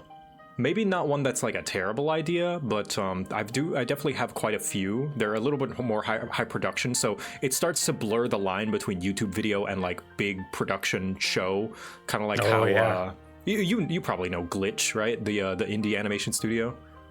Yeah, that's a familiar name. Yeah, they're the ones that make the Digital Circus. They just released Gaslight District. They do Murderbots. Oh wow, yeah. And I think one of the producers / directors for Owl House is starting their own 2D animated show. I think it's going to be Glitch's first 2D production, which is super duper cool. But yeah, I want to do something like that, but on a smaller scale, like within the means that I'm able to do it. I don't know that I am ready or interested in a big production just yet, but whenever I look at something like Bluey, that's like 7 minutes, and they can pack a lot in those 7 minutes, I'm like, yeah, that seems feasible. And it's a show idea of just fleshing out more of my fantasy world through the eyes of a knight. And I've got this whole lore written about like the duty of being a knight and how it's culturally frowned upon to break your oath, which is nothing revolutionary. Like that's a common trope in knighthood in media, but I want to portray that. Like, what does it mean to be shunned as a knight who broke their oath? What is the tough difficulties of a knight who is not allowed to break their oath, and they're given an order that they can't, go against? Like what? And I would love to explore that and the different knight houses and how they all operate, and just the currency of reputation is very interesting. And I want to use that as a means to explore a truly fantasy world. And what I mean by truly fantasy is that it really works. Yes, Gabo. Father, when will I get a feature film about my grand adventures? That's another. We're out of clean spoons. Oh gosh. Okay. Well, just throw them in the dishwasher. I'm sure they'll be done by the time. Careful, they get hot. But that's another thing is I've wanted to separate to another channel because I feel like it's more going to be appealing to kids. In fact, some of my viewers' kids do watch Gabo Ventures, but I do want to continue Gabo Ventures as well. I enjoy making that, but I'd probably give it its own channel. Just so I don't have conflicting tones on this channel, because I think I want to push it more towards the mature, kind of older audience, and no, I don't want to give conflicting tones in that sense. Yeah, it is tricky kind of figuring out how to balance that in terms of like what is best, like what YouTube as a platform will like best. Mm-hmm. Yeah, that's cool though. How long does, like, you've made several of those like little Gabo Ventures shorts and things. How long does the production of one of those generally take you? Longer than it should. Like, I think I could crank one out a week if I really hunkered down and focused. But it's just, it's the anti-productivity brainworms where it's like, man, you really don't want to do this right now, even though you know you should. Here, go do something else that's more interesting, or start that other project that you've had and not finish that, and then the other project too. Yep, I understand that very well. I'd like to think that I developed the discipline to avoid doing that, but the reality is that I just like maxed out my time on simultaneous projects that I have, so I have literally no time resource to give to a new thing. So. Yeah, so I think that would be my white whale, is that Knights show idea. What about you? Good question. Like, I feel like I'm in the middle of 1 or 2 currently, like with the Final Fantasy animation series that like I've been working on and chipping away at for years already. It'll take many years more that I enjoy immensely doing, but yeah, they're big and they take a long time, especially if I'm not able to put full time toward them. But I feel like even just like other side projects that pop up that creatively seem exciting, but that I know there is no way. Like at one point, I was trying to sort of rev up an idea for DMing a tabletop campaign in a sort of homebrew, like not mine homebrew, just somebody else's like creation of basically a Kingdom Hearts tabletop RPG with like Kingdom Hearts style mechanics that you could then swap in whatever IP type stuff you wanted to do, which was like a really fun system.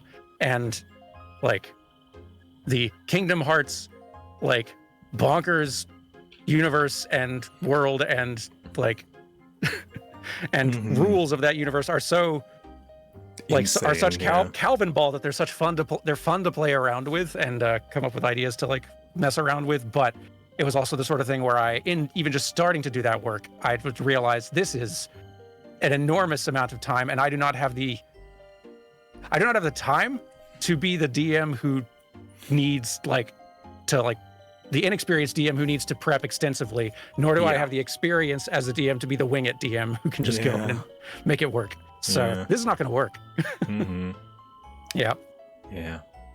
Papa Disney will come down on you hard. I think it could probably fall under parody, right? Yeah, like I think it depends on how you go about it as like a product or whatever, but I think you could probably make it.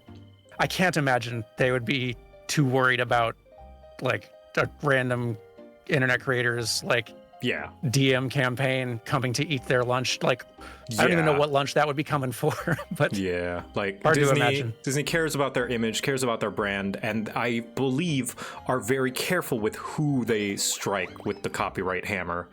Yeah. Thankfully, like they I think for better and for worse, they have the ability to strike down really more things than we may realize. But they are nice about it because they also, for better and for worse, care about their image. And so they've become pretty smart about what they take down.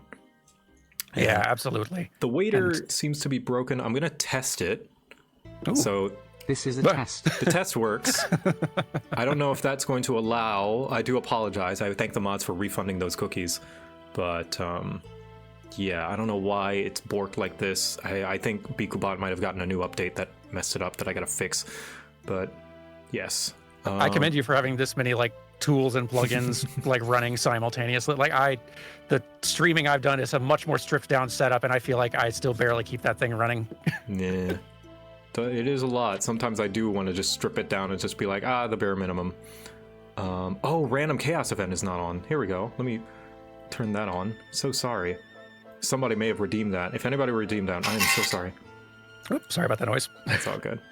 In retrospect, this metal spoon with this metal mug might not have been a great combo for a recording environment. There we go. Random chaos event should be on now. What is it, Gabo? Father, I dropped my froyo and it went all over the table, and my shirt, and the floor, and the next table. Anyway, can I have your blue, please? My blue? My blue what? Was that the quest? Gabo was dropping your frozen yogurt part of it. Somebody completed a quest. Oh.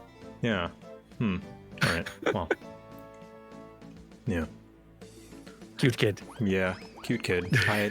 I do love him. But is there as a what? Oh, there we go. Oh, thank you. Thank you, waiter. Lovely. Is there any? So you've been doing videos for a long time. Are there any videos? I'm sure there are any videos on your current channel that you look back on and you're like heavily considering remaking, but not that you will, but like like if you were to remake one.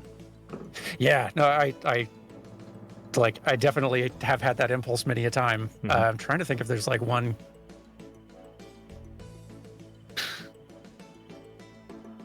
I think the closest one I'm sure by the time I get to the end of the Final Fantasy series, I will have evolved my approach enough and probably just improved, hopefully, as a writer, enough that I will feel like the earlier ones are weaker. But I think that's always how it goes as a creator. You get better your older stuff let you recognize flaws in your old stuff. I feel like the Pokemon one actually is the one that I'm very proud of the video, and I think I am very happy with how it turned out.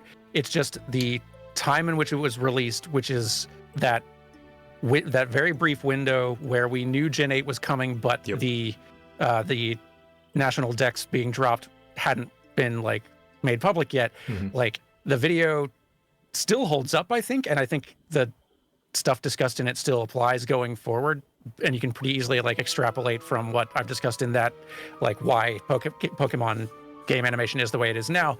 But it does still mean that it feels extremely dated now that the conversation around Pokemon animation has changed a good bit. So at some point I want to make another video that's talking more about the bigger picture of Pokemon animation, in part also because I think one of the more interesting things they've been doing in more recent Pokemon games is they have been increasing the scope of Pokemon animation a pretty good bit. It's just not been in battle necessarily. Yes. It's a lot more outside of battle features and modes and ways with interacting with your Pokemon, which is, I think, is a great choice for that franchise. But there's lots to talk about. Yeah. So I want to make another Pokemon video at some point. That's a lot of games to get footage from, and a lot of that's a someday big video that I'll eventually get to, one of many. For sure, yeah. And I think similarly, I look back at my Pokemon video that I made in tandem with yours, actually. We were that was your idea. Yeah. And I made that when I was still in college. I was in my senior year, and I look back on it and I'm like, this is a bit ill-informed. I haven't, I feel more confident now that I have spoken with a lot of game devs personally, but back then I more so listened to and heard about game dev and stuff like that, and just know a little bit about design. But looking at it, I'm like, that's not, I mean, that's very speculative, and I even mention, I think, in the video that it's all speculative, but still, I feel as though even in the speculation, it is pretty incorrect. And I understand completely. I feel like I could have used a lot more of the devil's advocate that is presented when criticizing Pokemon design, which I think I ignored a lot of them purposefully, which I think is unfair. And similarly, the same video format, my magnum opus at the time was my Klonoa video, which I am still proud of, and I really like it, but, as a production, but a majority of the substance of that video is very much just kind of recapping the game, which I feel as though doesn't make for a great video. So maybe I'll go back. That stuff. Yeah, there's nothing inherently wrong, but I think I have higher standards for myself now, and I would like to talk about the thing and have something to say about it besides just recounting it to people. I understand completely. I feel like looking back at my old stuff, one of the, I'm still proud of the work generally. I feel like I've improved a bit. I feel like I've also I feel like I found my tone a little bit more in the way that I like writing the things. There was just and there was sort of a peppiness and an all positive all the time, or at least just very excited, kind of like glowing, gushing sort of energy, talking about everything early on that was warranted, and I think it's still present in the videos I make now. But it's just I think in my even maybe just verbal delivery and the way that the scripts are written, I have that tone dialed down a little bit more, and I try to replace more just sort of the general effusive praise of things with more insightful praise of a thing, rather than just saying thing good over and over. It's really hard to make videos of that sort without just saying thing good over and over and over. Yeah. And I do appreciate that you do kind of, I don't know if it's a rule that you have, but that your videos are more on the positive and analytical side of things, because it's no secret that nowadays, the rage bait is a very popular thing to do. Not that it wasn't popular before, but I think nowadays even more than ever. So it's nice to, to throw some praise at you. It's nice to have videos that are just kind of hey, this is nice. This is good. Well, thank you. Yeah, that's definitely a guideline that I always try to follow, partly because I just enjoy that kind of, I don't tend to enjoy kind of the rage bait thing as much personally. I also being one who's worked in this industry and done the work myself. I completely understand I understand the many ways in which a thing can turn out worse than you hoped. Yes. And so, like, I completely sympathize. I'm not wanting to be mean to anybody. Father, especially because I know line that. of briefcases on the ground behind the restaurant. I'm going to check it out. Okay, you check it out, Cabo. You were Expect saying. a full report. Yes. Yeah, like I also, there is the knowledge and awareness that like my peers do watch and see these things, and as I'm writing things, I want to kind of like have the awareness of like, if the person who worked on this saw me at GDC and said hi, how terrible would I feel? Yeah. Like that's kind of, because it has happened. Like I've had the like animation director from Rockstar say hi to me after that like Red Dead video came out, and I was suddenly very like, because I was a little bit critical in that, like in a fair way, I feel like, but he was like super kind about it, super nice. He said he liked the videos and like he appreciated it, like, but that experience definitely like was a good reminder of like, just like be careful who you like what you say.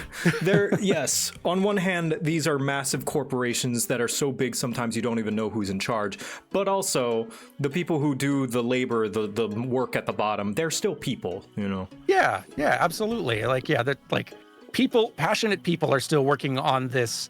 Like, these faceless corporations are filled with very passionate people who believe in the thing and are trying to make the best thing possible. Yes. And that doesn't mean that you have to ignore the fact that it is still a big faceless corporation that may be, like, as a larger entity making decisions that you don't like or want to support like that. You don't have to forget that part, but I also like to try to remember that it is still people who care about the thing and work hard on the thing and are doing their job.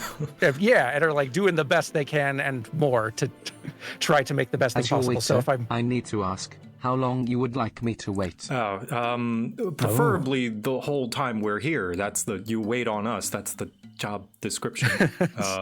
But yeah, no, I totally agree that it's like, I try to keep people in mind, and that's that whole rule about like, how would I feel if I said this at the person, you know, and to meet them in person, which is an important factor. As a creator as well, like being the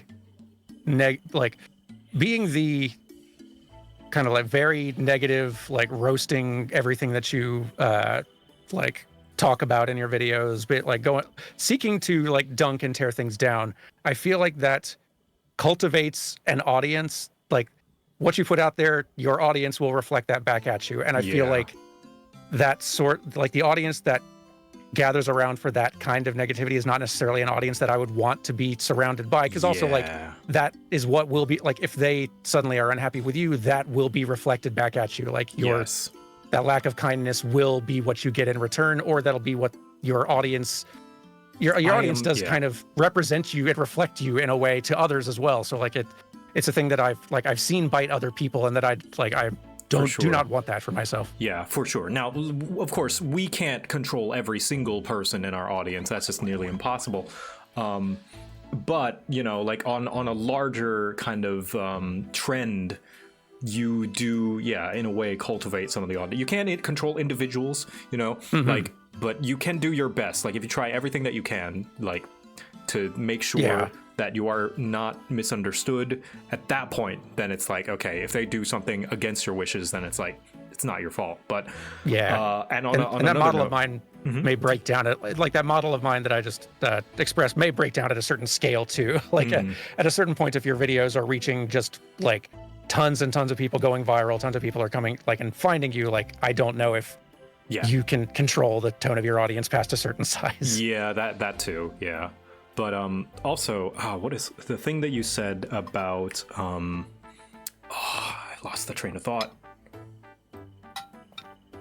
You said something about meeting at GDC, director of Rockstar. Right.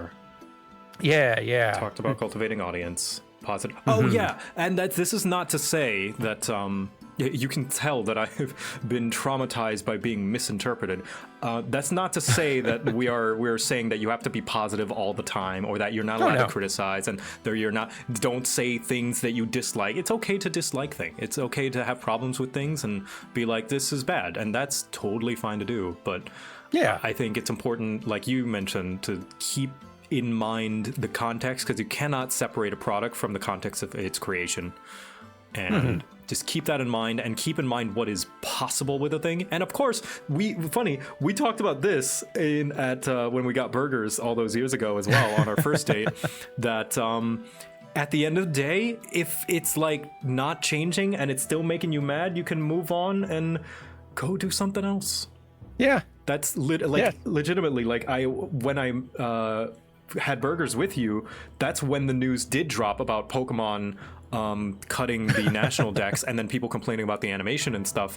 And I was talking to you. I remember talking to you of like, why don't they just go play something else? It get like feel upset about something like The briefcases were mimics. Can I keep them? There are only 10. I promise to keep them fed. Okay, if you feed them and walk them every day. Anyway, being upset. Yeah, like if I can sort of understand where the mentality of feeling like upset and staying upset and kind of staying there and still feeling that collective anger, like basking in that sort of collective anger about a thing that has changed in a way you don't like, or that's done something you don't like. Like, I understand the sort of intoxicating nature of that, especially if you can kind of frame it in your head as being not just something being disappointing, but you being wronged, and like there being an injustice in it. Like there is a toxic but intoxicating kind of like feeling of that and that anger and that frustration. But like at a certain point, yeah, like if your only reason for sticking with a thing is just as sort of like an outlet for that anger, just seeking anger from it, then like, or like, yeah, a weird sense of brand loyalty that it's like, it is a part of me. And like, sure, the experiences will stick with you. The experiences with that product, with that IP has shaped you as a person, but that will stick with you and that can't be taken away no matter how bad Halo Infinite gets. Just sorry. Everyone did that, and here I am now the boot's on the other foot because you did work on Infinite. I understand completely. No, that's the thing. Like, because I've been through that too. Like, we don't grow out of everything that we were raised to think that we were going to, but we do. Like, you do grow out of some things, and then, like, you change, and maybe the thing doesn't change with you, and that's okay. That's nothing wrong with that. That's it's life. Sad. Yeah, that's life. Like, it's sad to realize a favorite thing of yours isn't really for you anymore and isn't really appealing to you anymore, because there is a loss in that. Then there's a bit of mourning to go with that, but like, that's okay, because goodness, there's no shortage of other things and joys out there. Hello, waiter. Boss, the loan officer has been replaced and the new one has paid off the tavern in good faith. I don't believe you. There's something. What's the catch? What is the catch? No boss the mob Bo. I don't. The loan officer. I don't trust it. We'll have to see about that. Yeah, I need to see some identification. Yeah. But yeah, like, I love Halo. Do I get passionately upset about some of the things that's happening with the franchise? Yes. And I have brought it up on the stream for content quite a few times. But you know what I did? I played something else. I moved on. I didn't make a long rant post. I don't follow everything Halo's doing nowadays so that I can yell whenever they do something I don't like anymore. I stay in my lane. I yell about it to my friends. And if they start doing things that I like, I'll come back. But if they don't, it'll be fine, you know? And totally. Like, there's an anger that like can only come from deeply loving a thing. Yeah, like the opposite of love is not hate, it is indifference. Like, I still love Halo, and which is why I get angry about it. But of course, a healthy degree of separation and understanding that this is a product. I have consumed the product. I have gotten my entertainment. I can still go back and play the older ones, which is not the same that can be said for a lot of games, but that's a different conversation. But like, as it is now with Halo, I can play the Halo that I know and love, and it's still there, thankfully. And my experiences are not going anywhere. Speaking of, what was your like first formative Halo experience? What got you started loving it? Oh man, back in I think it was middle school, my friends invited me over for a sleepover, and we played Halo 3, and I was like, "What is this wondrous new?" Because at this time, the latest console I had was a PS2 that I had since 2001, and it was 2007 when I first moved over to the US. And it was either 2007, 2008 that my friends that I had made, new friends that I had made in America, because, you know, moving across the country, across the world, it's tough. But it was like, oh man, and I wiped the floor. I remember I was a beast because the only other shooter game that I had played a decent amount was Battlefront, Star Wars Battlefront 2. Yeah. And in Battlefront 2, you cannot jump and shoot at the same time. You're a little bit less agile in that game. So in Halo, the fact you could jump and shoot, I took advantage of that. I was jumping all over the place. I was shooting people, and I still remember the moment I think I was hooked was we were playing, what is it, Gabo? The mimics found some real briefcases, and now they're giving me logic puzzles. Oh gosh. My brain hurts. I knew we shouldn't have. But Gabo, you're an artificer. Your god stat is int. How did, I don't know. I thought there's an incredible B plot happening outside. Yeah, no, last time Gabo became God Emperor of Mankind, and I think the Adeptus Mechanicus showed up, and yeah, he gets up to some weird adventures when I come on these dates. I think just under no supervision, he just he's exercising his freedom. That's it's important to let kids have that. I'm proud of him for that. I do get worried though. Yeah. But anyway, it was on Sandtrap, and if you remember Sandtrap, when you go out, I love how Halo 3 did boundaries. They didn't just do the typical, like, just kill you out of bounds or, like, count down. They made it kind of unique almost for a majority of the maps. Like, some of them, they would just kill you. But on Sandtrap, if you move outside of those little kind of boundaries, mines will crawl, and they would, like, make crawling sounds and pop up from out of the sand and explode and kill you. That's cool. And because they do like this emerging sound that's just like in the sand. When I was a kid, I didn't know. I thought there was a creature, and I thought that there was like a sentient like creature in the game with us in multiplayer. And I had this weird moment of like, wait, guys, do you hear that? Like very movie, like, what was that noise? Excuse me, What's Dan, that? but Carrie is on the phone and wants to remind you to bring home some froyo for her. Oh. Right, yes, I will get some to go on the way. Oh, wonderful. Thank you for the reminder. Yeah. But I do remember that being a very formative, that is a core memory for me. And ever since then, I think because combined with that and the fact that I couldn't afford a PlayStation 3 because it was more expensive, I got a 360, yep. I bought Halo 3, and I've been a big fan of the franchise. I wiki dove, I got Halo 1 for the PC because Halo 1 came out on the PC, along with Windows Vista. And yeah, I've been in love with the franchise ever since.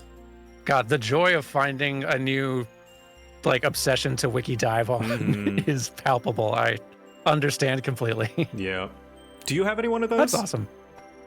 Yeah, probably. Oh, goodness, I probably have had like numerous because I'm definitely the person who loves to, like, as soon as I do start getting invested in a thing, I really love to get immersed in it just sort of obsessively for a while. So Final Fantasy was definitely one of the like formative sort of like middle to high school for me. Like I somehow, despite playing video games, even at like since young childhood, did not encounter a JRPG through most of grade school until like a friend at their house like introduced me to Chrono Trigger out of the blue and just sort of like blew my mind because I didn't know games could be like this. I didn't know story could be put to the forefront like that.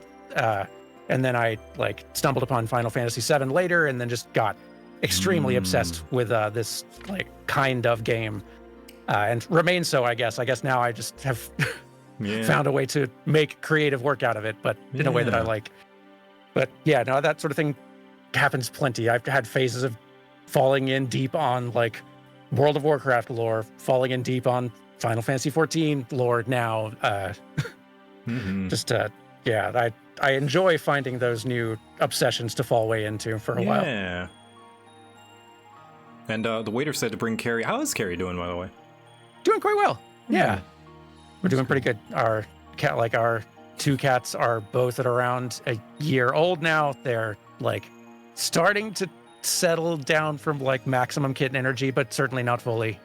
They're handfuls. They keep us busy, but yeah, pretty delightful. Yeah, good. Do y'all have pets over there? We do, yeah. Recently, you may have seen, if the audience wants to throw a bunch of creatures in the chat. In October, we got a little pitty staffy mix named Muffin, and she is the most precious, silly, dumb, gorgeous, stinky little thing, and she's lovely. I love her very much. She's just a little bit of stupid, the perfect amount of stupid. Yeah, you want a little bit of stupid. Little bit of stupid, yeah. And she is the happiest. What I love, she is partially deaf. She is 6 years old, so she can't hear normal tone of voice. So when I speak with her and call her name or like just yell, like I have to yell really loud before she can hear me. But snaps and claps and high pitch noises she can hear. Because she had an ear infection from one of her previous owners, but by the time they knew that she had it and got it fixed, it was already like kind of eating away at her hearing a little bit. So, but poor thing. I'm so glad that when we got her in October, and even now, like whenever I accidentally, what is it, Gabba? Papa? I've heard rumors that Sword and Shield is being taken out of Monster Hunter and being changed for some kind of pistol sword. It's not true, right? They cannot erase Sword and Shield. They can't. That's not true, Gabo. Don't believe everything you read on the internet. Try and find the source and backtrack it. If that source does not have a source itself, then it's a rumor. Don't worry about it. Stay off those internet forums, Gabo. They rot your brain. Anyway, what was I saying? Oh yeah, what I like is that whenever I slip or accidentally reach for something quickly, or just go to reach for her, she doesn't flinch. She has no fears, which is always a good sign that she was treated well, you know? Yep. It's the most heartbreaking thing whenever you just do an innocent gesture or movement and the dog flinches or hides. Yeah. Because it's a sign about how they were mistreated. But despite her disability, she is a very happy dog. She doesn't even, and the fact that she's a pity mix means she's also indestructible. So you could like, sometimes I need to push her around away from things, but I know I'm not hurting her. And I especially know I'm not hurting her because I'll push her kind of aggressively to be like, hey, no, stay away from that. And she'll be like, oh, that's weird. Anyway, I'm going to go back to that spot now. Like, not unfazed. Tank dog. I remember someone pitching sort of like someone who, I don't remember the source of this, unfortunately. I remember someone putting just like a little video up for like living on farms and all that. And like, if you adore cows and find them cute, it's great because like cuteness, aggression, you can't harm them. Like you can hug them as tight as you want and they won't notice or care. Yep. You could just hug and squeeze. Like cuteness, aggression, they're proof. They're safe. Absolutely. Yeah. I have accidentally like hurt her a few times, just like stumbling into her or dropping something. But dogs are pretty good at knowing when you're sorry, when you show remorse. Yeah, they have a good sense of emotion, and it's like she'll yip a little bit, and then I'll apologize and get down low, and then her tail will just be wagging a mile a minute, just the same. She's like, oh, okay, pets now, yay. Did it take a while to kind of like develop that rapport, or was it pretty immediate? She grew attached immediately. She's a very, she's what I like to call a terrible guard dog, which is great. Yeah. I love a terrible guard dog. Yeah. It's my favorite kind. The only bad thing about her is that unfortunately she does not play well with other dogs. She gets pretty aggressive. She gets along with everybody else, even strangers walking into our house, even kids. She never makes any noise. She doesn't bark. She doesn't bite. She doesn't do anything. The worst she does is sometimes lift her paw up to like put it on you, but that's just because her nails are sharp, and she doesn't know that. But she gets pretty aggressive around other dogs. I don't know why. I believe it might just be the fact that she can't hear, and also the fact that she's had so many puppies that she probably just has that mother's instinct in her. Okay, I can see that. That makes some sense. Yeah, we want to get a trainer to try and teach her to be nicer to other dogs. That's a good idea. Like, what's her biggest like bad habit, misbehavior? Bad habit, misbehavior. Getting close to your food, which is just a dog thing. Like, I'll just be cooking in the kitchen. She'll smell what I'm cooking. She'll come in and just sit there. What is it, waiter? I figured out who is your new loan officer. He is a lizard-like man in yellow. He said he takes criminals under his wings all the time. Oh, that's Nathaniel Gainsby. Sure. Just keep an eye on him. It's part of a investigator from Necrohunt. Yes. Oh yeah, and the forbidden spaghetti. That she just, yeah, she'll move in. I think because there's just weird smells where my computer is, and she'll move in close and just kind of look at the wires and get tangled up in it. In fact, one time during the Subathon, she pulled a lot of the wires out because she just so happened to get tangled in it. She was luckily fine. She was just like, oh man, I'm being tangled. Look, Dad, I got out. Aren't you proud of me? Not realizing she unplugged like 5 different things. Yeah. Oh. Yeah, that's one of our kittens is definitely loves getting behind the entertainment center, which like she's not causing any problems back there, but it's hard to get her out when she's back there, and she definitely could. I'm glad she's not the cable chewing type, but I fear for what damage she could do that would be very inconvenient to try to have to fix back there. Yes, yeah. That's good. Yeah, no, Muffin is a very well-behaved dog, except for going in places she probably shouldn't. She doesn't gnaw on anything, thank goodness. Yeah. But, yeah, the only bad behavior thing I would say is that she barks and nips at other dogs. Like, she will go in for the bite, and that's not cool. How is her bark? Is she, like, super loud bark? It's hard to tell, because I've only heard her bark, like, 2 or 3 times since we got her. Usually, like, just at once, because she saw a dog out the window. Once because an electrician was in our house and she didn't recognize him and she didn't see him come in. But as soon as like he just kind of stood there talking to me, she was like, oh, okay, he's fine. But I'm sure if she saw him come in, she would have been like, oh, okay, another person. Yeah, probably. Like, thank goodness for like a pet who is like able to read the room in that way. Yeah. So I remember you mentioning in some of your videos, how many cats do you have? Let's see. We currently have 2. We had for a long time, like when Carrie and I like first got married many years ago, we ended up getting 3 cats who we had for a very long time. They've all, like in the last 2 or 3 years, they've passed on. They've all got quite old. We had them for many years. A little less than a year ago, I guess like 6 or 7 months ago, we got a pair of new ones who are extremely sweet and very cute and very friendly. They're like already developing their kind of like cat quirk personalities as well. They're quite lovely. We'll sometime soon have a video up sort of introducing them the way we did our kind of first round of 3. But yeah, we've had cats in our home for almost the entire time we've like lived together. It feels weird like not having a cat or 2 lying around the place. So yeah, we were wanting to adopt some new ones pretty quickly. That's good.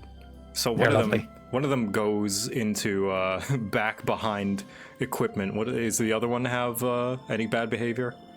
Yeah, the other one is the one who would totally chew on wires, so I'm really glad she's not interested in getting back there. She's much more timid. They're both terrible at jumping up on counters and places they're not supposed to go. And I think they know they're not supposed to be up there, but they also know there's like, we can't be watching them 100% of the time. So they've figured that out. Yeah, like she's extremely food motivated, so she will absolutely be jumping up and trying to get into like whatever you have. If I've made popcorn or something, like I have to put her in a different room because she will not leave me alone. Yeah. So they've each got their quirks. I love how strong and varied cat personalities can be. Yeah, that's like for most pets, there's like a consistent, like a constant between all of them. But then, like, you know, all cats are going to climb things, all cats are going to scratch, all cats are going to mostly push things off the counter or whatever they see it. But when you have multiple of them, or when you just get one and get to know it, you start to know the finer details of their personality, and it's very cute. Absolutely. I feel like we've gotten a lot better at just raising cats too, like knowing how to communicate with cats, how to like try to discipline them, how to train them. Like we've just having them in the house for like nearly 20 years at this point, that'll do that after a while. So I feel like we're doing a better job we're benefiting from the training that the Gen 1 cats gave us over the years. Gen 1 cat. Now, do you know they are in the final few steps of domesticating foxes? Would you ever own a fox? Not that you would maybe in reality, but you know, could you see yourself owning a fox?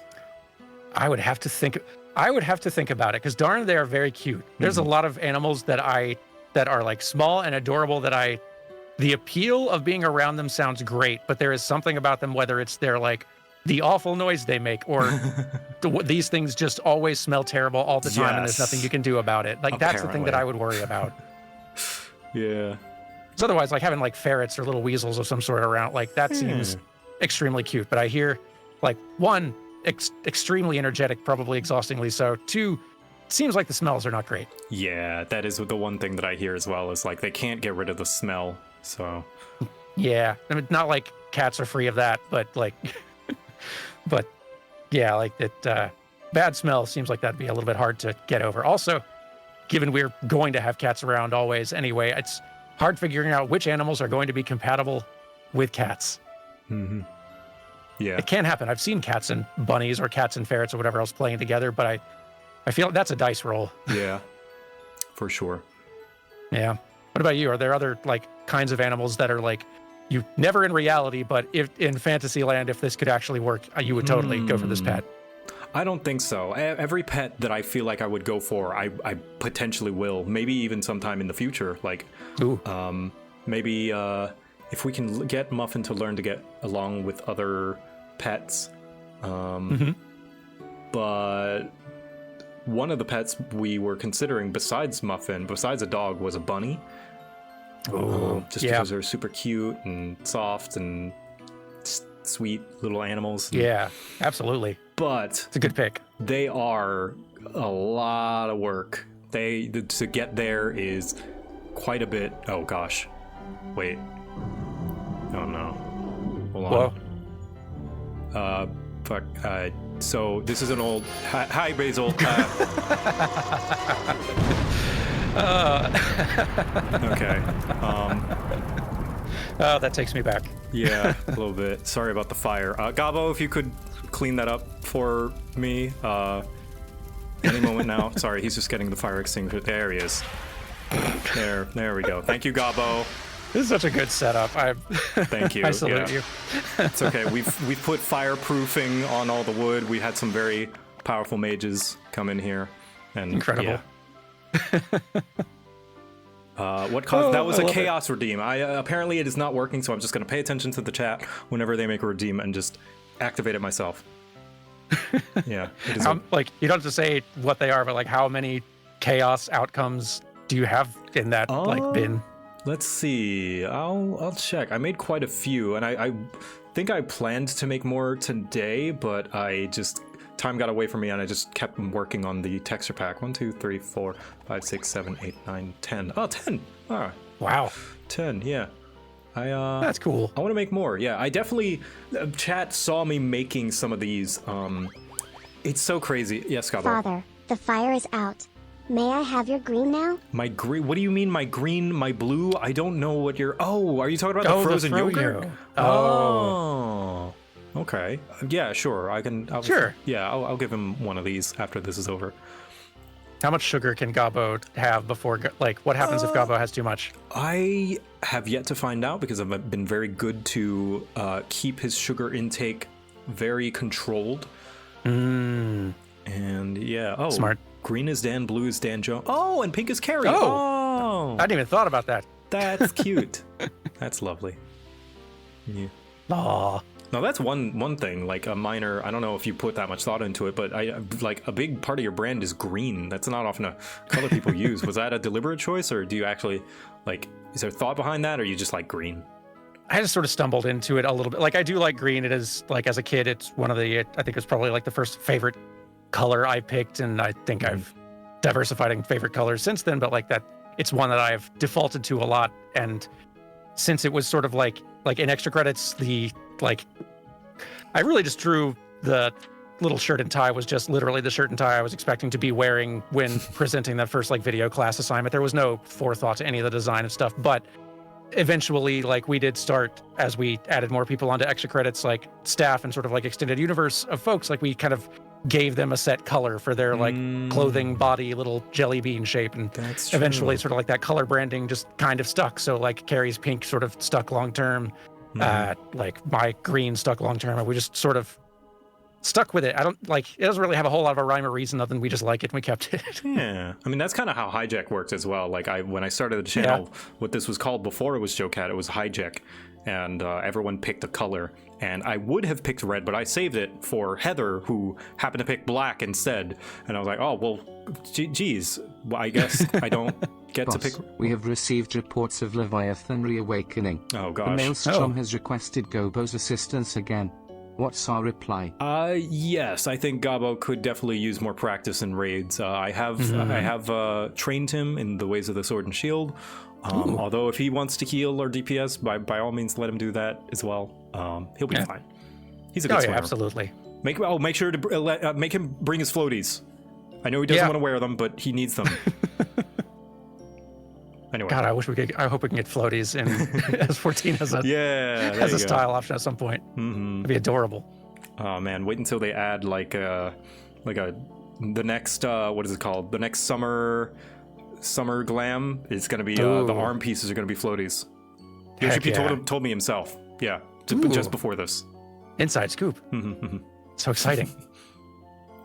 So like speaking of MMOs, I feel I've been seeing pop up. You've been doing like, is it hardcore World of Warcraft? Hardcore World of Warcraft, yeah. Tell me about that. Like I've not ever dabbled in. I haven't played WoW in ages, but I've also never done the hardcore thing. Like, how's that experience been? It's really interesting, not only just as a almost exclusive 14 player, but also just as a like, oh god, the stakes are real. Because like on one layer, you've got classic WoW itself, which I also did not have any experience with. Like, it's such a complete 180 from Final Fantasy, which is a lot more like quality of life, a lot more simple, a lot more casual, which is not a bad thing. But I think right now my current craving for video games, which is why I haven't played a lot of 14, is something crunchier, something with a game dev friend of mine calls friction in games. Old Monster Hunter had a lot of that friction. Boy, it did. Whether it be because of the limitations of the time, which usually is the result, why these things happen, but also sometimes a deliberate design choice. One of the more recent games that deliberately adds friction is called Outward. I don't know if you've heard. It's from a small team. It is very deliberately with lots of friction. There is no mini-map. There are no quest markers. There is no sort of markers on the map that you pull up. You just have to look for landmarks. There's time limits on things. You just have to learn the game. And I believe, although that is very player hostile in some ways, it's also kind of makes you engage with the game. Like there is an appeal. There is an audience for that. There's an appeal in getting into the nitty gritty and engaging with the game's mechanics on their terms. There's a real satisfaction from like the sense of mastery of being able to figure out how to navigate that sort of like hostile space that won't explain itself to you at all. Like I've dipped back into Final Fantasy 11 on occasion for like usually for footage, and I need to do it a lot more honestly, but there is, even though a lot of that friction has been removed, there's enough of it that's just baked in that it's impossible to strip out. And even though it's not an MMO experience I would recommend to literally anyone. Can I have a cup of sugarcane juice with my cookies? No sugarcane juice, Gabo. Your cookies are enough. Anyway, you would not recommend, not necessarily an experience you would recommend to anyone, but no, but like there is something about it that I like. There is an appeal there that the modern, more like user-friendly Final Fantasy 14 kind of like experience, that the more casual and frictionless one cannot quite replace. They can't quite reproduce that sense of like, we had to just figure out how this worked. We had to figure out how to solve this quest, how to get through here. We as a community worked for a while to solve this, and even now just executing on it is not easy. And there's like that sense of like, I know where I'm going, I know how to get around this world, I know how to do this thing. Like, that's having a world that is a mystery to be unraveled and untangled is like, there is something really exciting about that. Like I've said myself, like the term that I like to use is novelty. It's like with every quality of life improvement, you lose a bit of novelty. Now, whether that's better or worse is going to depend on person to person, but like one thing interesting that I saw on Blue Sky, on a Blue Sky post, was someone saying that they like that you can like do everything in the new Monster Hunter Wild from your tent. You don't have to walk around to talk to any NPCs. You can just post the quest in the tent. And my initial thought is like, but I like walking around and talking to the NPCs and getting the quest from the quest board. But like, I understand that on a purely logical, functional level, that is more convenient. But and that's why I'm glad that it's an option and not like they haven't taken away the ability to talk to the NPCs to post quests and stuff like that. So absolutely, yeah. But like, and I know what you mean too. Like even just the being able to auto ride around like is on the Sacred is, I love that feature. At the same time, I love that I can I can manually run around that world if I want to learn my way around and develop that satisfying understanding of I know where these resources are. I know I know how to get from point A to point B myself. Like, yeah, the Sacred can take me, but I understand this. I understand this world I'm in and how to hunt in it. Like that feels good. Yes. I'm glad that the quality of life has not required the removal of the old that old appeal. Yeah. And there's really definitely an argument to be made to not even make it an option in the first place, because like just even including that option changes the experience. For sure, yeah. I again, all the more grateful that there are older games that you can play. Granted, it would be nice for them to port the older ones to a more modern system, like 4U, 3U. Absolutely would be nice. So far, Gen U being on the Wii U on the Switch is the closest thing that we have to old Gen Monster Hunter being pretty much available to play. But thankfully, it is a very good one. It is a very good one. Yeah. What was your entry point for Monster Hunter? 3U. On the Wii U. I was one of the 5 people who owned a Wii U, and hey, I was one of them too. We represent almost half of the player base. Yeah, just like the reason why I had a 360, it was because I couldn't afford an Xbox One or a PS4. So yet again, I had to settle for the cheaper console, and the Wii U didn't have a lot of games. But the few that they did have were exclusives, and I thought, hey, this one got highly rated. A lot of my favorite content creators are playing it. They're making because of I think a collaboration and sponsorship by Capcom to promote the game. And I was like, well, this looks fun to play with friends, and I bounced off of it real hard. That was, and you probably understand better than most. Absolutely. Good Lord. But being the kid with very little disposable income that I did, that was a $40 game. $40 pretty steep for a kid. I was like, well, I bought it and there's no refund policy. I'm gonna push through and see what this game's worth. And I'm glad that I did, because I ended up there was some kind of click in me that I was like, I finally get it now. Yeah. Yep. So, no, I understand. Like, old Monster Hunter is the sort of thing that I look back fondly, but I don't necessarily want to go back, and I'd have a hard time, similar to Final Fantasy XI, I have a hard time sending someone back there to experience that now. The oldest one I would say is 4U, and even then, still some of the quality of life that comes from Generations Ultimate is still missed when going back to 4U. Did you? I didn't realize. I played it on stream. 3U does not have item or equipment loadouts, which is insane. I've forgotten about that. You have to individually pick your potions and pickaxes and God, I still remember back before your attacks were on buttons. You played the first Monster Hunter. Yeah, I played the original one way back in the day, that when it first came out, and got way into it despite everything. I wouldn't want to go back. I am so happy that World introduced as many quality of life that World feels like when all the quality of life that they've been holding off on for gens and gens and gens finally kicked in all at once, and it does not surprise me that that's when it finally blew up. Or blew up outside Japan and on the worldwide stage, selling more 18 million or more copies and stuff. Yeah. Monster Hunter World's success was a surprise to everyone except the Monster Hunter fans. Monster Hunter fans were like, see, I told you it was good. Yeah, there's definitely a satisfaction. It's sort of finally, not because I want to be the guy who's I liked it already before back in the old days. It's just you okay, kid? Yeah, he's fine. He's indestructible. Oh, good. That's a good quality in a child. Yeah. But just the feeling of, finally you all see what I see. You all, they like it. Everyone's enjoying the thing. Yeah. This isn't just for sickos anymore. Yep. Yeah.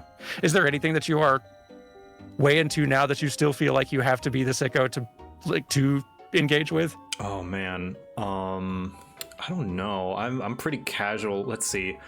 I think. I mean, hardcore WoW. Just to go back to hardcore WoW, because for that very same reason that it's like the lack of quality of life and I never spoke on like the hardcore part of it. So the friction part is one that it's like I kind of like the novelty that a lot of things you just got to figure out, but also I like the stakes that it's like every decision I make is very important, and I could lose this character and dozens of hours of investment at any time. Father, I think the mimics have escaped. I can't find them. Oh, On gosh. a related note, I heard a bunch of shuffling in your office. You might want to check it out. I'll check out Gabo. This is okay. Echo can take care of it. She's friends with a few mimics. I think she'll be able to handle it. The real stakes, the like, if I perform wrong, this could kill me or someone else in my party. And to some people, that might sound insane. Why would you want to spend so much time only for all that time to be completely gone in an instant because of a mistake that you made? And that is fair to think that I'm a crazy person for doing that. But I feel as though that the time that I play that I enjoy before that is not wasted just because it ends, you know? And that's true. It puts a certain type of realness and tangibility to the what is it, waiter? Terry, some weird eating noises and flying bit of paper coming from your office. I thought you were in there. No, I've been here the whole time, waiter. That's just the mimics. Don't worry about them. They'll tire themselves out. They're under control. Yes.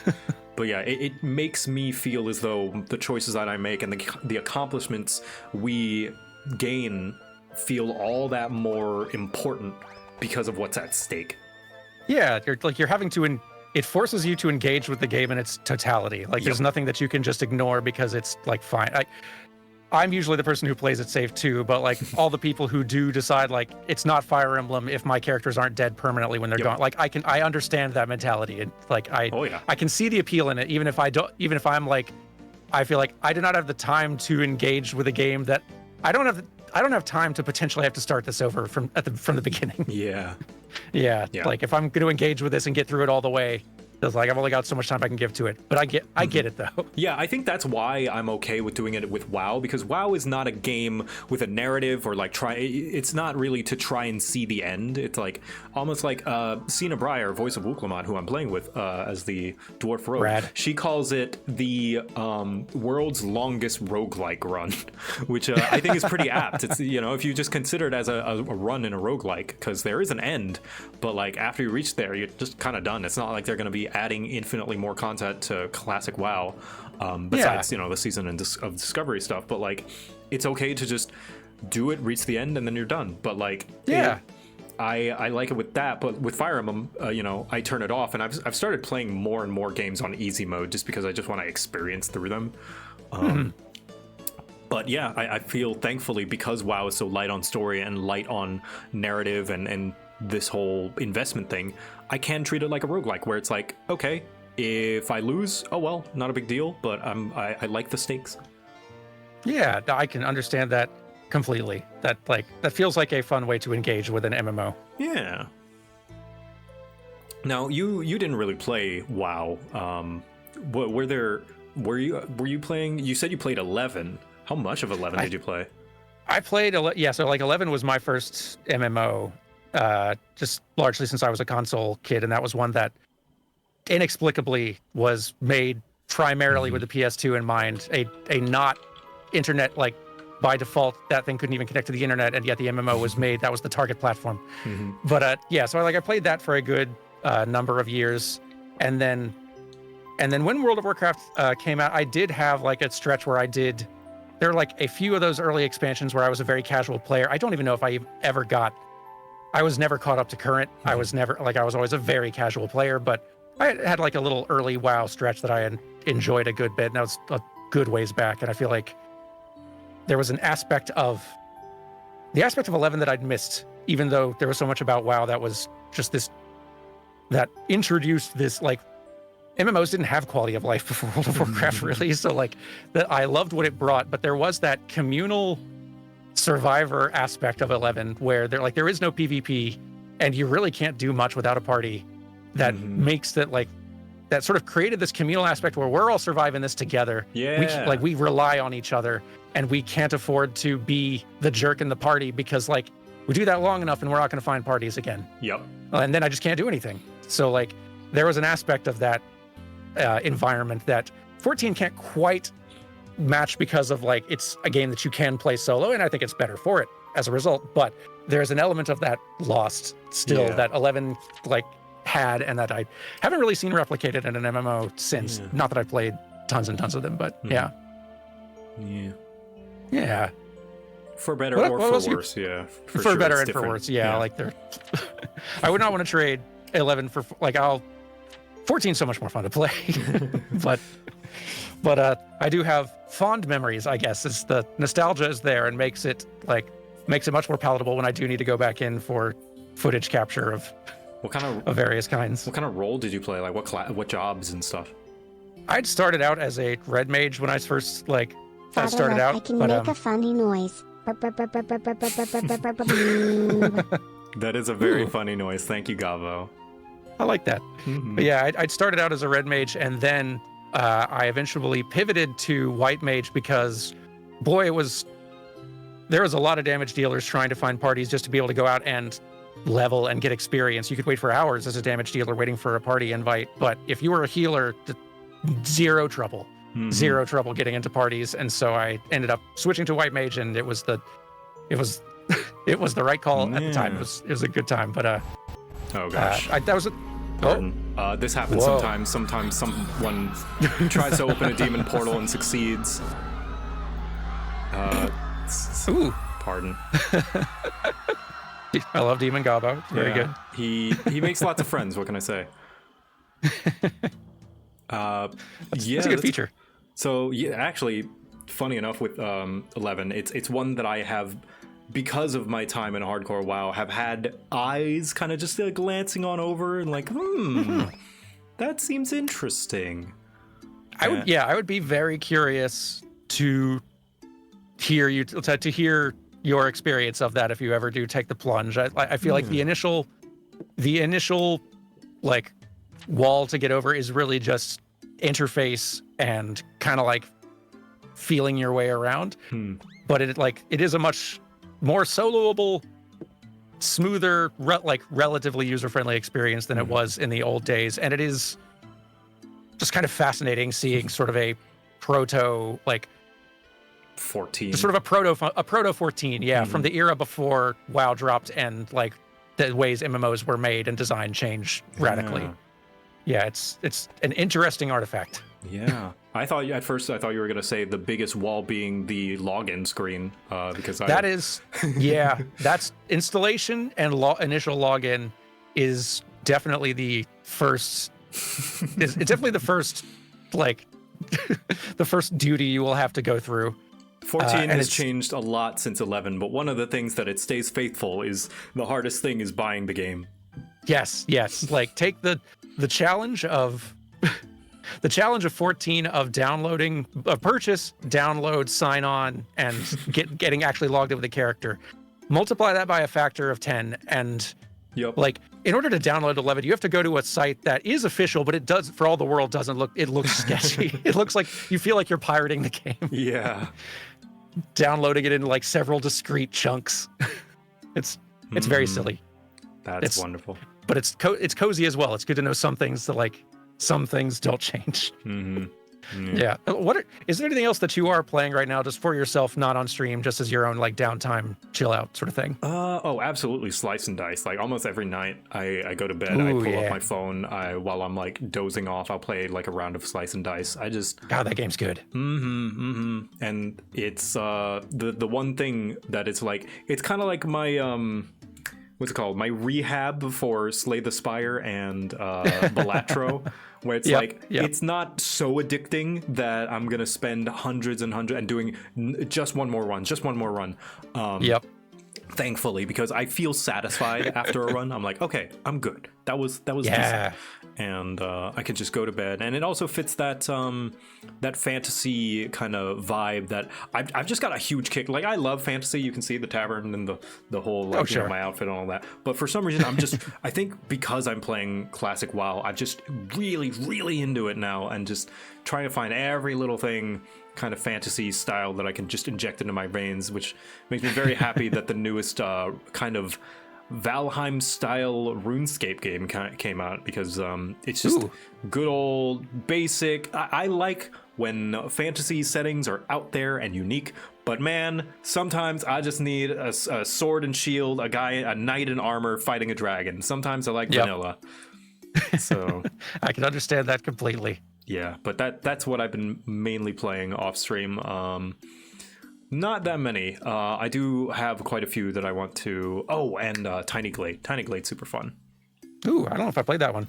It's you might like it if you like. It's the type of game, the type of sandbox game of just kind of like playing in the dirt, drawing things. It is I hesitate to call it a city builder, because there's no resources, there's no people to manage. You just build a bunch of structures and on like a canvas, and it just, all the systems interact with each other. So like, let's say you put a block of structure. It's not necessarily a house, it's not necessarily a building, it's just a block, like a square, which can turn into a building if you decorate it to look like one. But there's also a path tool where you make kind of a dirt path on the road, and if that path intersects with the building, it will turn that wall of the building into a door. Like, and it's got all these really cool automatic systems like that. And if you make the path big enough and that door wide enough, the door will turn the building into an archway. And it's just really neat that all the systems just kind of interact naturally like that. That's cool. So yeah, I could definitely see the appeal in that. Mm-hmm. And it's been a great reference tool for just assets as well. Like, I've made, I am currently working on an indie project that some of you may have a chance to see should we reach the stretch goal. But I've been using it to just make structures and buildings that I use as heavy references to draw from. And it's great. It's great for that. That's awesome. That makes a ton of sense. Yeah. I'm curious about, like, I don't know how hush all of it is. I'm very curious about this indie project of yours. I'm excited to share it should we get there. But I have made some of the assets on stream, so it's not the biggest. It's like the secret everybody knows. I haven't made any formal announcement for it, and I probably won't even once I let chat play it. But yeah. That's really cool. Yeah, I'm excited to, if and when that gets revealed, I'm excited to see. Yeah. What about you? Yeah. What do you play in your off time? I kind of bounce around. Like, it's hard finding those games that are like, all right, this is a good chill experience, but it's not something that I want to do on the channel eventually. But yeah, like, most recently, I think I've been like dipping back into my like Tears of the Kingdom save that I never fully finished, and just still running around playing that. That's just been a nice chill thing. 14 has been that sometimes. Like last month, I went on kind of like a Wolfenstein kick, and like went and played the Machine Games sort of semi-trilogy, I guess, partial trilogy that has 4 games in it, I guess, and had a blast with that. Like, that was like that was a grand time. Like, yeah, it's very little time I have to just play something for myself, chill. So like, it can be hard to get like momentum up to get engaged in like a very dense or systems heavy or story heavy type game. But like, if it's something that I can sit down and play just like 30 minutes of pretty routinely, that's pretty chill and just settle into, then that tends to be something that I can enjoy in that way pretty well. Whenever somebody recommends a game to me, now I immediately go to howlongtobeat.com and just like, oh man, 60 hours? No, maybe if I just like get a section out of vacation week to just do that. And then when I see it's like 5 hours, I'm like, done, thank God. Yeah, that one, I'm playing that one next.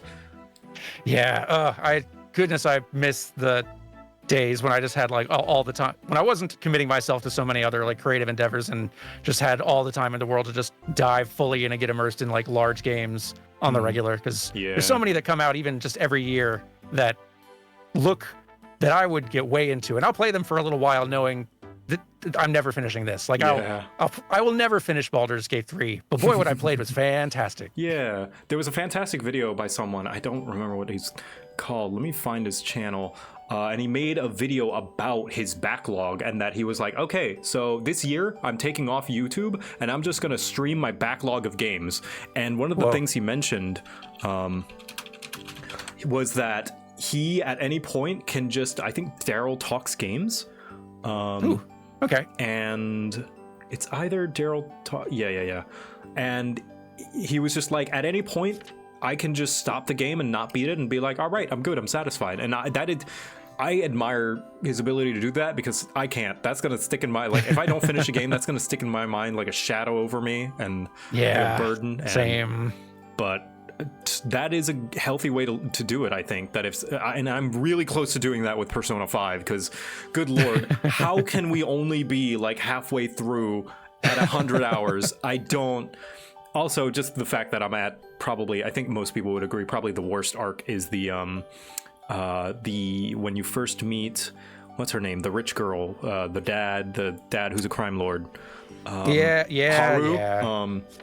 Man, I'm not saying that it single-handedly made me want to quit the game, but Morgana's arc there about just being, oh, woe is me, Ryuji said a mean thing to me when I am constantly on his back at all times, just made me be like, all right, listen, that straw is making the camel's legs very shaky.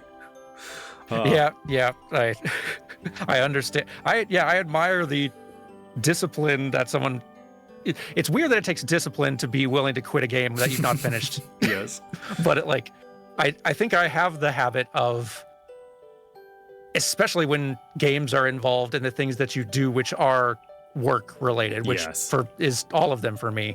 It is really easy to start turning like playing games and your to-do list of things you want to play and get through into work and really lose track of how the fact that you are not really having that much fun with it and that you are not like feeling rested from it, that it's just causing more stress. It's like that sneaks up on you. And so like I've been trying to be more aware of that and recognize it and learn to just stop a game if I'm not having fun with it and move on. But boy, it's hard. Yeah.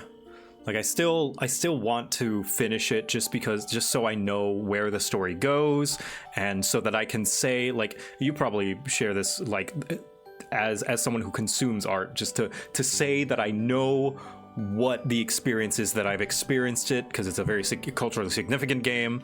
The greatest thing that Persona had done for me before I've gone on this long break is just make me and Echo nostalgic about Japan, because it is a pretty good, accurate depiction of just like urban living in Japan. Just kind of just going through the subway and going down the street, going to the store, getting beef bowl and all that good stuff. It's like, oh, I remember this. Oh, this is just like that one place. And actually having known the places that are depicted in the game and pointing and just being like, I know that thing. Cool. I went there, which is super duper cool. That rules. I love that. Yeah, I've only played just several hours of like Metaphor Refantasio, and it looks rad, and I think I would like enjoy it a great deal if I had time for it. But there's a part of me that also sort of misses that like virtual tourism aspect of like, oh, it's cool, kind of like seeing a little bit of simulated Japan life just slightly. Even the small things like seeing the gaijin just kind of taking selfies, and I was like, hey, I've seen those. I was those.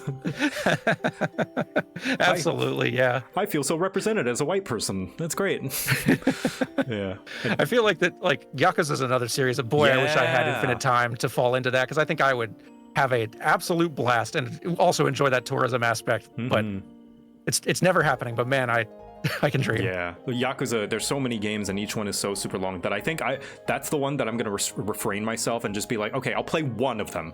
I'll pick one, probably 0, because everyone says that's a great starting point. I'll just play one, and then I'll be good. That's smart. Yeah, and if you want to play more past then sure, maybe then you can choose to do that. But not committing to like, all right, here goes the marathon, let's go. Which is my instinct. So like, it's not a good instinct. Don't do that. Yeah. Now, I want to say, you mentioned turning, video games and kind of footage capture into work. One thing that I really admire about your videos, I don't know how you do it, is you are so like hard pressed on making sure that you have the actual console and capturing from that and getting your own copy. You are not like, you get your own footage for everything, and I think that's insane, but also impressive. Well, thank you. Yeah, no, it's a thing that I like being able to do. It's sort of a rabbit hole that I fell down as, like, the more you learn about. It's one of those tech things. The more you learn about it, the more you understand there is to learn, the more you like perfectionistic you get about it. But like in the early, like in the days where we made occasional videos on extra credits that used game footage, I would usually just be like pulling from various little trailers or Let's Plays or whatever else. And it was always like, it could be very difficult finding exactly footage of what you needed. And especially for demonstrating, like for New Frame Plus, demonstrating animation concepts, it really helps to be able to get it yourself. Get the footage exactly, the camera angles exactly that you need to be able to play specifically in ways to capture what you're showing about.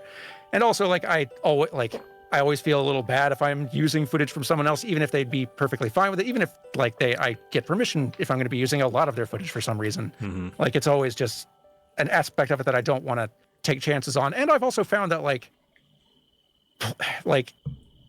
even though it may be a much bigger headache getting a hold of a physical retro console and like a copy of the game and all that, and like getting the upscalers and all that set up to be able to capture nice looking footage of that old stuff, I don't trust that someone else's footage or that the like a later version or port or re-release of the game is going to give me accurate, like, is going to give me an accurate representation of what that animation looked like in its original context or original time. Because I've seen cases where that's not the case. Like the Final Fantasy X HD re-releases have different, like the faces of the main characters actually end up looking quite a bit different, and it affects how the animation on them looks. A thing that I literally just discovered for a future video thing, like was looking at Kingdom Hearts 2's HD re-release, like the HD re-releases of all the Kingdom Hearts games and the bundles. As I was like playing through them and slowing down footage, I started noting that I learned a new bad word. Fact. Oh geez. Oh dear. So we'll talk about that. I'll have to put in timeout later. Yeah, that'll be a fun talk to do later. But yeah, I was just finding, like, looking at the footage, that there was like a lot of weird jitter in Sora's like arms and limbs on certain animations, which I just sort of like assumed in previous times was just like, okay, this is just some limitation with the early like 3D tech or whatever they were working with. But like this time I was like, it was really starting to weird me out, like how often I was seeing jitter like that, especially given the level of animation quality in Kingdom Hearts games generally. And so I started digging and looking around and found that, like, wait, this game ran at 30 frames per second back in the day. It was like a hard cut off 30. These HD re-releases run at 60.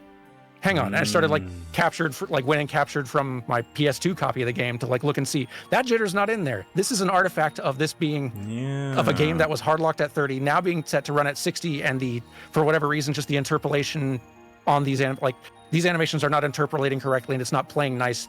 But they just released it as is and didn't go in and like manually go in and clean up all the which I understand, not going in manually doing all that work for an HD console port. No one's going to notice this ever, but like, it's just one of those sort of things where like, I do not want to make a video and make criticisms of or discuss, like make broad statements about a thing only to find out, wait, I was playing a weird version of the game or looking at someone else's footage. This is not an accurate representation of how this worked. That's like my nightmare scenario, releasing a video and finding out, wait, I was wrong about a thing that I like didn't look, just because I didn't realize, I didn't look up a thing, or I didn't realize there was an inaccuracy here. And now the video's out. That is an incredible amount of integrity on your part. And also lets you, I told you so many comments I see sometimes, like even today with the Sonic video where it's like, that is actually the XD director's cut. And then you can go in and go, no, it's not. The petty joy there, like, of being able to somebody who comes in and tells you that you're wrong about a thing is that's probably not a good person thing to do or way to be, but it is very satisfying being able to like Uno reverse card someone's actually. Because it's like it's a little toxic, sure, but it's like you've earned it. You've earned. They were the one coming with the toxicity first. They should have taken you in good faith. I had to buy this Dreamcast and 2 copies of Sonic Adventure because the first one was bugging out and giving me artifacts that made me not trust the footage I was getting. I'm giving myself this pass just for this. Yep. Yeah. No, for sure. Yeah. And I bet like it's kind of a satisfying kind of collector's thing as well to have all these actual like physical copies. And I want to like someday build like a dedicated game room for that, because that sounds cool. Just having all these old consoles and old games just physically. Yeah, it is like I'm not the kind of person who's like I have to have physical copies of every game. I don't have, like, I live in small enough apartments. I don't have shelf space for keeping a huge collection around. But it is really nice, especially like even just as a creator, like having access to like, okay, well, I do have a Dreamcast now. So if there's another Dreamcast game I want to talk about, I've got like I just got to get hold of the game and I've got the whole setup ready. I can capture this as desired, or like capturing like emulation of the Nintendo DS and 3DS are good, but they're not 100% accurate by any stretch. And so if I'm ever going to talk about the animation in any of these games, I need to have a capture 3DS around to do it. And I do. So like I can do that. And like having the tech around to have the capability to do a thing feels very like that's a satisfaction I enjoy immensely. Yep. Emulation is great until you find an obscure game and then you watch one of the cutscenes and suddenly one of the NPCs is purple squares on their face and you're like, oh, yeah, I guess, yeah. And then there's nothing you can do about it because that's the only ROM that's available. Yeah, totally. Or like if you're not intimately familiar with the game, maybe there's something that's playing back wrong or weird and you don't know any better. You don't know it's wrong. Yeah. Maybe the cutscenes are all playing. Maybe the entire game is running 10% faster than it did originally. Yep. But like you have no frame of reference. You don't know. Yeah. But yeah, I would love to do that. Everyone, I think every gamer deserves an AVGN style like shelves of consoles and games room. Yeah, no, it is a very nice like pleasure to have. What's your like, not even like collection thing. Like, what's your like deep dive nerdery? Like I've learned my way around this stuff. I know how to do this sort of thing. Sense of like expertise. Oh, probably. Oh, geez. Well, I want to say video editing, but like that's more so just I've done it since I was a kid, which I guess you could say it kind of falls into that camp. Just I think so. Yeah. I worked on Windows Movie Maker. I have old videos that are still uploaded on YouTube when I was 16. Like, wow. That were on other people's channels that I can still point to and be like, look, see, you don't need to wait until you're ready. I made this in Windows Movie Maker and it has 100,000 views, or pixel art. You know, just earlier today, I was making a Minecraft texture pack and showing people kind of the hoops you had to jump through using MS Paint and recoloring things, and showing them examples of like the Pokemon respriting that I used to do when I was a kid back in Thailand. That's cool. And I feel as though, even though I don't tout myself as a incredibly strong pixel artist, like when I was looking for references and inspiration for my Minecraft texture pack, I'm like, man, these guys are so much better than I am. Like, I do believe that I am proficient enough that I know some basic ins and outs on it. Oh yeah. And yeah, like, I would say, yeah, video editing and pixel art. I think that like, I think you are justified in claiming some level of expertise. That like, if I've learned anything from developing expertise, several kinds of expertise, it's that you never feel like you're at the top of the pack. If anything, for better understanding of a thing makes you realize, oh goodness, you only get to know how much more out of your depth you are, and like just how much you gain a better appreciation of the people who are way beyond possibly where you may ever be, but you make peace with that and you appreciate it. Yeah, understanding a subject better, you start to know your place. Yeah, I've been animating professionally for like 15 years now. I feel more out of my depth now than I did when I started. I don't know what I'm doing. It's too big of a craft that like you can be a master of in too many ways that I will never be, and there are people who will always be way better than me at this, and that is okay. Yeah. Now, speaking of, that's actually something I wanted to talk about. You are a professional animator who has worked with a lot of like big names. Like you worked at Pixar. Yeah. That was my first professional animation job, which is stupid, and that shouldn't have happened. That was a fluke, but I am really grateful. I enjoyed it immensely. And of course, being a part of such big studios, sometimes there's a lot that you can't talk about just legally. For sure. But I guess I would want to ask, like, can you talk about, feel free to pass, of course, can you talk about kind of what the process is like animating for a big studio? I assume not all of them work the same, but the general gist, are they just like, here's a scene, go? Yeah, so like with animating for film at a big studio, that is in many cases going to be a very similar workflow and process in most any studio you're in. Like there will be slight variation, but the workflow and pipeline for animated film, 3D animated film, is a really like well-worn, pretty well established. Like we figured this out and kind of solved it. So like that workflow for production looks pretty much the same wherever you go. Like as an animator, by the time you get on working on a project, it is likely that the film has been in the works on like a small pre-production team for many years. It has been fully storyboarded out. There's a full animatic. The film exists in a rough animatic form, and you can already see, okay, this is working.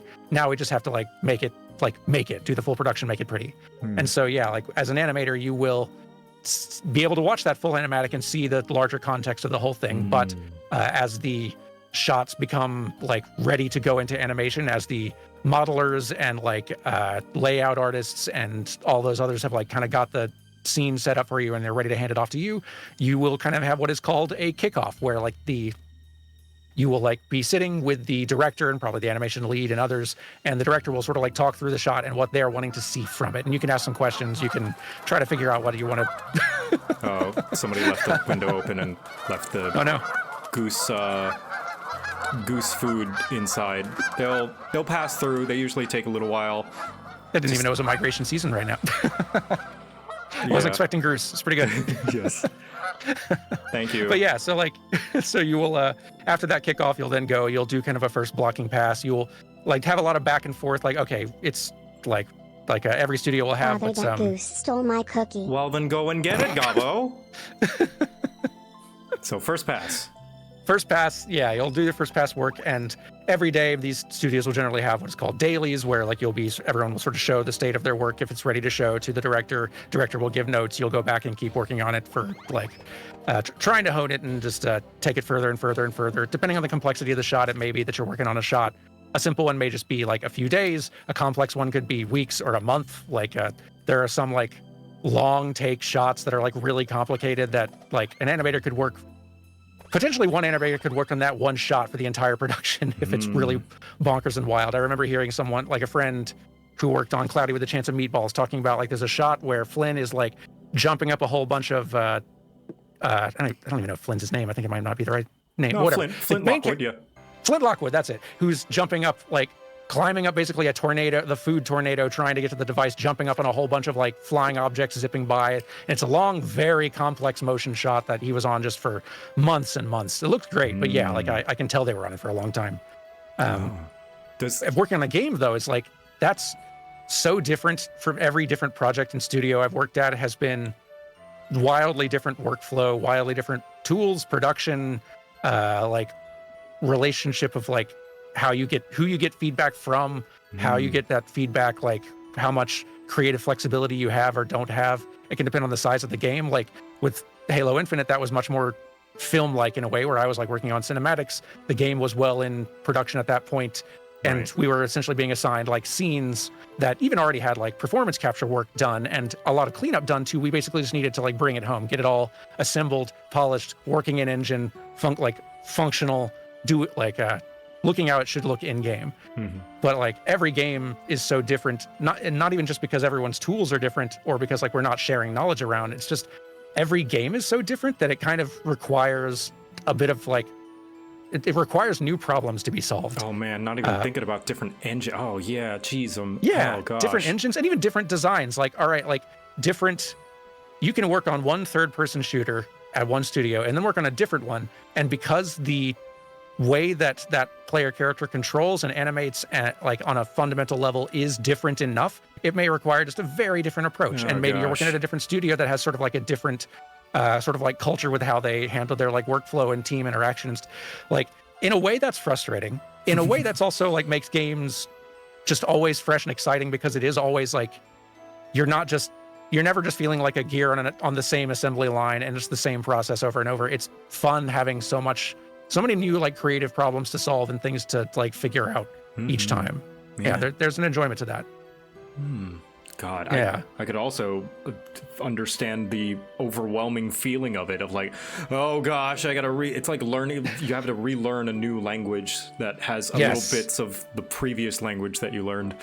Absolutely, yes. I have definitely, like, every new project I'm on, I always, especially if I'm on it like early in kind of like prototype or pre-production phase where a lot of that problem solving is getting figured out, like, it's fun because you got the creative flexibility to be able to like come up with your own solutions and figure out what's going to be the best solution for this game experience we're trying to make. But then there's also just like, we want this to be this kind of game that controls in this sort of way, this sort of character. Like, what animations do I need? How are they going to work together and blend and transition? How do I design this, basically? Like, it's a design problem more than an animation problem at the start. And that, like, and it's a very technical one too, that like the technical animator role is so critically important, especially for like games mid-size and larger, just for being able to like navigate that space between the art and the engine side of things. It's very complicated. It's like, okay, so you've got this scene, let's say we've got this running animation working, and it's broken when we put it in the game, which is not a problem the animator can necessarily solve by themselves, if at all. Like, maybe then the animator just hands off and, okay, now the tech people need to work with, and then go back to the animator because, okay, we got it working, but now the leg is like 5 feet in the air and they're hopping on one leg now, so change the animation so that it's no longer doing that. Structurally too, like figuring out, like, even just basic stuff. All right, third person shooter, we need this character to be running around, like, say for like Helldivers third person shooting, like, you're normally just running around like full free locomotion at any given time. But if you aim or shoot, the character will have to switch to a strafing mode because they need to be pointing toward the camera now. And that means that at that point, their upper body and lower body might be at any given time, depending on where you are trying to run or whatever, like, might be facing slightly different directions. You need to figure out, like, how are we going to get this upper body to aim and point the gun up, down, left, right, wherever they need to be, but they might be running in any given direction and they need to be, like, it's, on the one hand, that's a very basic thing that so many games have figured out different solutions for sometimes, and that, like, you can even download packs. Do you guys need more yogurt? No, I think we're good, Gabo. Thank you. It's very melty now, this yogurt. Still good. But, like, yeah, like, these are all solved problems, but they can be solved in a wide variety of different ways depending on what the game needs and how you want it to look, and it can get very technical very quickly. Yeah, good lord. Yeah. So I don't feel like I know anything. Now, as a graphic designer myself, I've had a few clients that are like, I want this, and I'm like, are you sure? I mean, you know your product better than I do, you know your business, but I really, really think, has there ever been anything like that with you? You don't have to go into details if you can't, but oh yeah, absolutely. Like, there's for sure, like, that, I think that is going to happen in literally any creative field where you are not the person who makes the final call in the thing. And especially if the person who is making the final call is someone who does not have that same mastery in the field as you, like, that's 10 times worse. Like, I at least with, like, animation, a lot of the time, the person giving the final call is going to be an animation lead who's probably a better animator than I am, or like a director who, like, has an eye for these things and knows what they want, even if they're not an animator themselves. Like, I may not agree with the choice. There may be times where I feel like I like this other acting choice better, or I like this other way that this game could work. I feel like if we took this game system in a different way, it would be like a more fun, better end result. But that's how it goes when you're working with a team and you're not the one making those calls. You're all working together trying to make the best possible thing, and you want to be, like, as one of the cogs in that machine, you want to be doing, like, your part to make that best thing. And that involves, like, that means, like, being able to take direction and roll with it. Client work, though, is a wildly different, and I imagine much more frustrating thing to be. I cannot imagine, especially in a field where people, like, there are kinds of artistic crafts where everyone feels like we can judge good and bad, whether we have any expertise in it or not. Like, I feel like acting is one of those things. We all feel like we're a good judge of whether someone's a good or a bad actor. And most of us are not a good judge of whether someone's a good or a bad actor, but we all feel like we are. I feel like graphic design could be one of those things too. Oh yeah, for sure. It's one of those where, like, if it's working, you don't notice it, right? But when it's bad, you see it everywhere. So I feel as though, yeah, for sure. Like I know there's a current trend right now of sadness at how many games are doing the simple, clean, kind of basic matte white graphic, just squares. But you know, it's from a graphic design standpoint, I get it. You know, sometimes I'm like, no, but it's fine. It works, and having it work sometimes is better than having it look pretty, because having it look pretty is it's a risk. It's a jumping out of the tree and potentially make it like. But things like sometimes it is for worse. Like I will be the biggest hater. Hater's a strong word, but I'm just using the meme. Like I'm a hater. Like Skyrim's UI is very clean, very pretty, but I got some words to say about Skyrim's UI. But Okay, all right, UI rabbit hole. Then I want to hear like what is your like top shelf? This is pinnacle game UI like favorites. Oh man, that's hard. I would have to think. I often don't think about like amazingly functional UI, like the best, like peak pinnacle. I do think of some notable ones that are pretty cool. Then I'm like, oh, this is cool. Games should steal from this. Definitely Astroneer has some nice diegetic UI. I can see that. Let's see. Funny enough, not Baldur's Gate 3. Good lord, I like, or Monster Hunter. I love those games. They need to streamline some of that stuff and make things convenient. Persona 5. Here's my hottest take. I believe Persona 5's UI is functional. It is competent. I don't think it's as amazing as everyone. The style of it, if we're talking about the aesthetic and presentation of Persona 5's UI, great. And some would consider that a major factor. I consider it a major factor as to whether a UI is good or not, is its aesthetic. But on a functional level, it's basic. It's competent. It does its job. It does what it needs to do. It is nothing amazing. In fact, I would go as far as to say there are some aspects of its functionality that could use a little bit more polish, a little bit more listening to QA. But is this an experience you have somewhat frequent? Like, so you've developed some level of expertise in like several different sort of crafts between video editing, graphic design, some animation. You've done a lot of things. Do you find yourself seeing, like, do you ever experience the frustration of seeing sort of like a widespread praise for the craft of something that is like, it is your craft, it's one you know very well, but it is praised because it is like a very loud, eye-catching version of this craft, not necessarily extremely competent version of this craft. Like, I definitely experienced that as an animator. Yes. I was curious. I imagine that happens for graphic design as well. Oh, absolutely. Like this is my most toxic trait. Like, is it a little pretentious? Yeah. Is it a little snobby? Yeah. Like, absolutely. By no means. And of course, I think you agree. Like, neither of us are the rule makers when it comes to these things. We're getting into we're Nitpick Town. I am joining you as the second mayor of Nitpick Town when it comes to this stuff. But yeah, absolutely. Especially when it comes to animations on YouTube, short animations. I just like no disrespect to the people who make them or anything. And it took a lot of work, and they should be proud of their work, and they deserve the views that they get. I'm not saying anything that they don't. I'm not saying that they didn't put a lot of work, but my God, does some of the synchronizing of the animation to the music or the talking is just, oh, that's my biggest thing, is like syncing to the music is like my biggest toxic snobby critique. I will see an animated meme to music and it's not synced up and I just want to tear my hair out. I understand completely. Like, in my experience, I feel like the people who have the spiciest hot takes about like a thing's quality are the people who are like masters of the craft. Like, yes, like for sure. I like one of my creative directors I worked under, who is a better animator than I will ever be in my life. He is incredible. Hates Arcane. Oh, thinks that like hates the character performance work in Arcane, and I don't agree. But he is a lot better than me, so like I have to allow for the fact he might be tuning into something that I do not have the skill and experience that he has to be able to pick up on. I might not be at the level to pick up on what he's seeing yet. It might just be that he has strong tastes, and that's fine. I just don't agree, and that's fine. But he might be onto something that I just don't know, and I can't rule that out. That's the thing, right? It's like if he explained himself, you'd probably be like, "Oh yeah, I see it," and maybe not necessarily agree.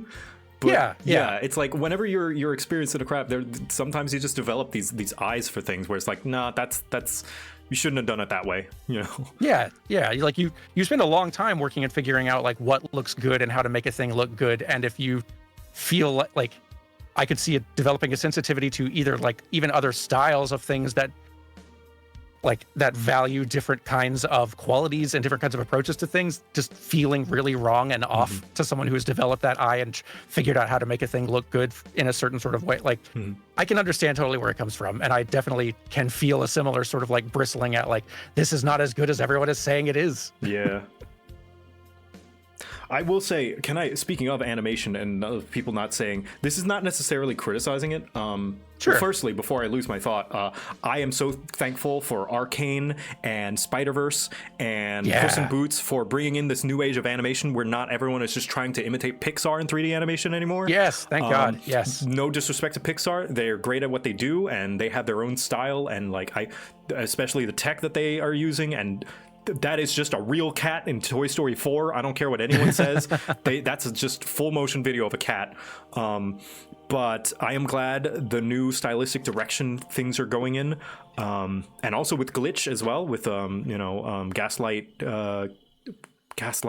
District is also very unique. Yeah. But can I say I have not necessarily a conspiracy theory, but I'm gonna sound crazy. I'm gonna sound like I'm doing Pepe Sylvia. Spider-Verse.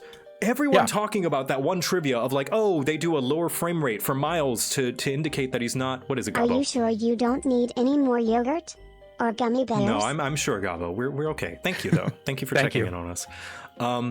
There's this one trivia that everyone always echoes with Spider-Verse, that they lowered the frame rate for Miles to when he is not doing Spider-Man very good to indicate he's not doing Spider-Man very good. I don't believe that. I don't believe and I've been searching and searching. I cannot find anywhere in Sony Animation Studios that any official animator said that. And my evidence is there are scenes where Miles is doing Spider-Man bad, but is still being animated on ones. Or when he's doing Spider-Man good and is animated on twos, or when you see Peter Parker doing Spider-Man good and he's animated on twos. Does that mean Peter Parker doesn't know how to Spider-Man? No. I don't know where this idea came from, and I feel like I'm going crazy. I feel like I'm being gaslit by the world. That's the sort of thing where I fully believe that, yes, that is like, my expectation is that the way the characters are animated is there's probably a lot more specific kinds of criteria and reasons why they would use higher or lower frame rate at any given time, even on a scene by scene, shot by shot basis. That's definitely not the only, yes, the limited frame animation, like frame rate posing, like all that stuff is absolutely like intentional, and it's not just a case of them making the animation smooth and then just hitting a button that like staggers it and like makes it step keys all of a sudden. They're definitely by hand doing all of this stuff, and it looks incredible. But yeah, like oh god, I have gotten very annoyed. It's very simple. All right, sorry, that's Xenos. You know Xenos. He sneaks up on you. Yeah.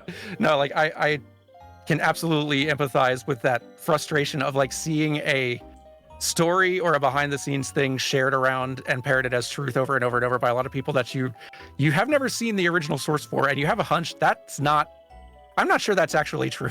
Yeah. I don't know. I was hearing, like, speaking of Sonic stuff, I was hearing a lot of like, when I mentioned that like there's a real lack of expressiveness and expressive range to a lot of like modern 3D Sonic's design in a lot of the games.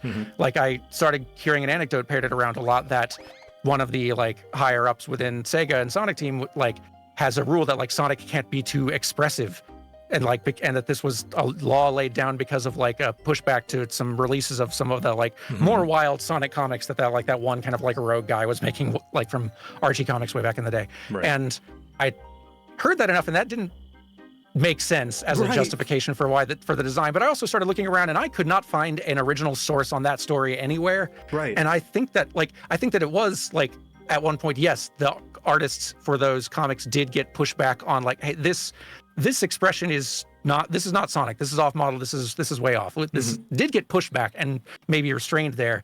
That definitely is not like a rule around Sonic Team that Sonic cannot be too expressed. Like that's not true. Yeah, like what game of telephone has caused this rumor to or this maybe interview answer to change to suddenly a Sonic cannot be expressive, because Sonic is a very expressive character. Yeah, and he has been, and sometimes he's not, and sometimes he is, depending on which game he's in. For sure. But I fan bases can it can be frustrating seeing fan bases who learn a little bit or get like a bit of a a trace of information of behind the scenes stuff. And then start kind of like telling the story to each other over like in a game of telephone, to where eventually it starts becoming kind of like widely accepted fact, and no one really remembers the original source of this. Like, it's always frustrating to see that happen, even though it's understandable. Yeah. Like, I'm not checking every source I see on the internet either, but like, frustrating to see. I swear, like I'm gonna have to do like a Defunct Land level of like investigation on who at if anyone, even a single person working at Sony Animation Studios said that, I will give up 50,000 cookies or something. But like, I have such a strong hunch that nobody at Sony said that. Yeah, or someone said it about a certain shot, or maybe, there's a specific instance that then has been sort of like blown up as sort of like being the larger story that's being applied across the board. And I empathize very much with that feeling of frustration. I understand. Or a mistranslation. That's also totally possible. Like sometimes these big studios, they have people working all around the world, and maybe they said something in an interview that in a different language that doesn't have an exact translation. Yeah. That definitely happened. Like, I definitely see that happening plenty with like Japanese game dev stuff within like English speaking like subreddits and things like that. Especially if there is any level of frustration or like willful misunderstanding. Like, I see this in the Pokemon community a lot. There's like the national deck sort of like truthers in the wake of Gen 8. Goodness, there was a lot of willful misrepresentation and misunderstanding of public statements. Yeah. In short, don't listen to anyone. Yeah, exactly. Just moral of the story. Don't. Moral of the story, don't. All right. Well, that's about the time that we have left here. I don't want to keep you around for too long, but before we leave off, I guess my last question for you is there any sort of like forbidden knowledge that you can't, like any sort of mind-blowing thing that you want to share as someone who works in the industry, as an animator, as someone who makes videos, anything that you just want to, I don't know, a bomb you want to drop and be like, hey, did you guys know this? I bet you didn't. That you are legally allowed to say. That like like any place where you are and you're talking about a game, especially a game that's been more recently released, like in any community where you're talking about it and discussing it, I promise you, a dev is watching. Whoa. Always. Like, because like it's very exciting to release a thing and then see people enjoying your work. So like people are always like checking the forums, people are watching streams of people playing the game. They're like engaging, they're like, people love seeing this stuff. And if you are a jerk or kind of awful or whatever else, like your jerkiness will be passed around behind the scenes and you will be mocked. Not out loud, not in public, but your meanness will be like, these people are watching. It is lots of people make these things, they care about the work, and there are also people who exist on the internet. All right. Well, good to know. So be nice or be courteous. Yes. Okay. Well, Dan, thank you yet again for coming and having frozen yogurt with me today. Absolutely. This has been a pleasure. Thanks for inviting me. Yeah, of course. You're always a pleasure to talk to. And yeah, same. I feel strange kinship that we had similar origins and just growing up on your stuff and just hanging out. What is it, Father, Gabba? I think the mimics ate the waiter. Okay, well, the mimics ate the waiter, so I gotta go take care of that. Thank you, Dan. Right. Where can people find you and your work? Yes, on YouTube, which is probably the easiest place to find me, is either New Frame Plus, my video essay channel about video game animation, or Playframe, which is the chill daily Let's Play channel. Yeah. All right. Well, yeah. Thank you so much. Thank you. Good luck with the mimics. Yeah. Oh. What mimics? I am a real waiter. Oh, definitely a real waiter. Yes. Nothing suspicious here. That's a relief. Thank you, Dan. I will talk to you later. Bye-bye. Goodbye. Lovely. Thank you guys for putting up with all the technical difficulties. I have no idea why some of those redeems would not work. One day I'll figure it out, but as it is now, yeah, very, very strange. I like Dan. Dan's cool. He really is a massive inspiration of mine. So, let's see, refresh. Import? There we go. Maybe I just delete all of these in BikuBot and just import it from Twitch. Maybe that'll fix it. Dan very cool, yes. Dan very cool. Let's see. Let's bring the curtain back up. Oh, that's not right. What? Okay, that was strange. Let me yeah, this is how I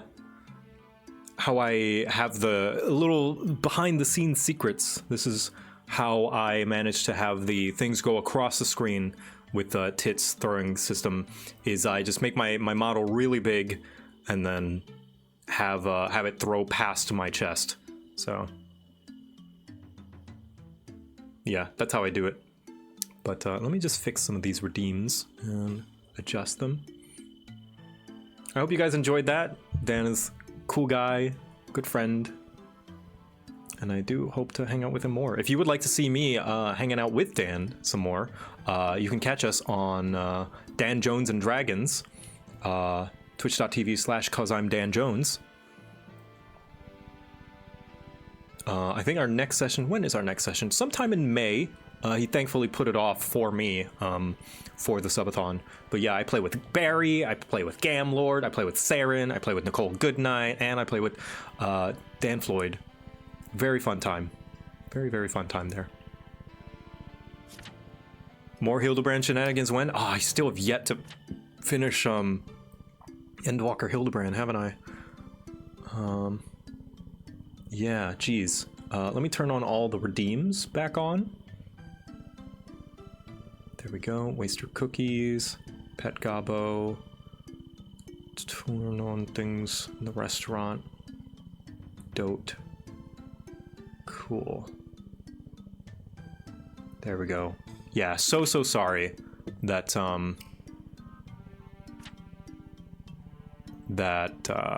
things didn't go correct quite right. I do apologize. We'll try and figure things out. Maybe I'll spend the last couple of hours of stream figuring that out. Gobbo interrupts. Gobbo speak. Gobbo. There we go. Joe Stash, Joe Clown, Pet Gobbo, Pet JoCat.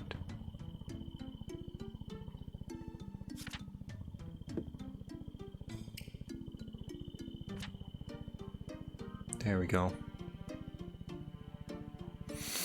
Okay. Technology be finicky. I think the problem is that some of those redeems I made in BikuBot rather than in the Twitch redeems. But the weird thing is that also in BikuBot, I'll show you a little bit of behind the scenes. In BikuBot itself, there are buttons to turn the redeems on and off, which does not sync up with Twitch's turning some of the redeems on and off. So sometimes I don't know if it's on or not, so I just make sure both of them are on, but even then, sometimes the redeem doesn't work, so I don't know. I really don't know.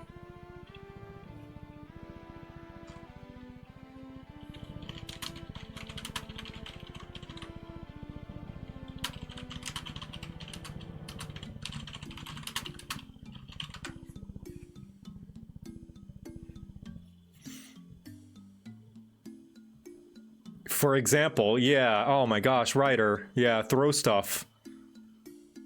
I think because Tits needs to have that hotkeyed to something. You just, Ryder, you just wasted those cookies. Yeah, and I don't know why that didn't work.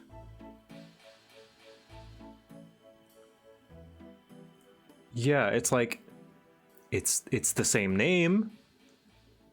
Redeem title, throw lots of stuff. I think that's it. Hold on.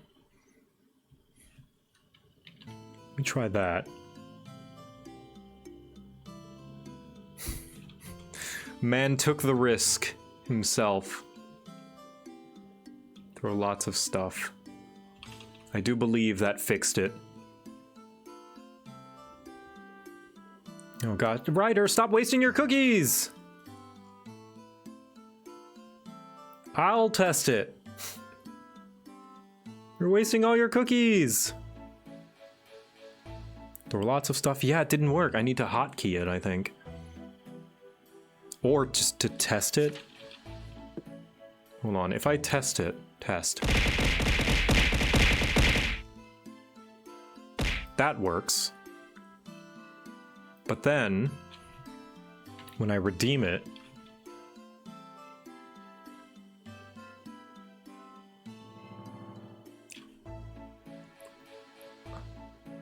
why? Why you do this?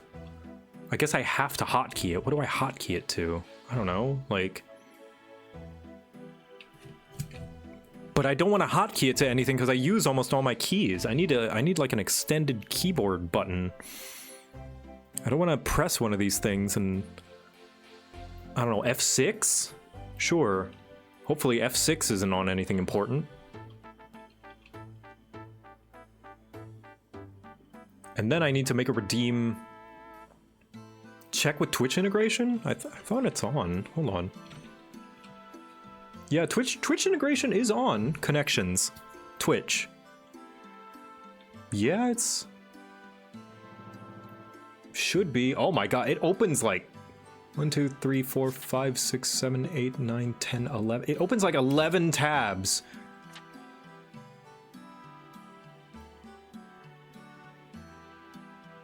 If it has a text file with the options, you could technically set it manually to something like F23. Bind it to the numpad functions? No, I use the numpad all the time. I press the numpad too much. That's why, like, a few times I accidentally, like, during the subathon, bumped a few. Yeah, so it just opens up a bunch of things.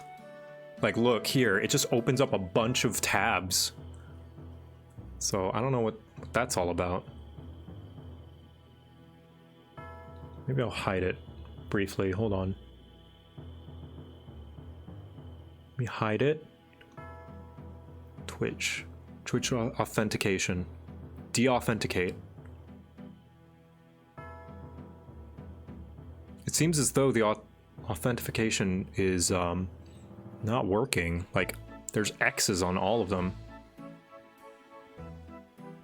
Unless that means that it is authenticated.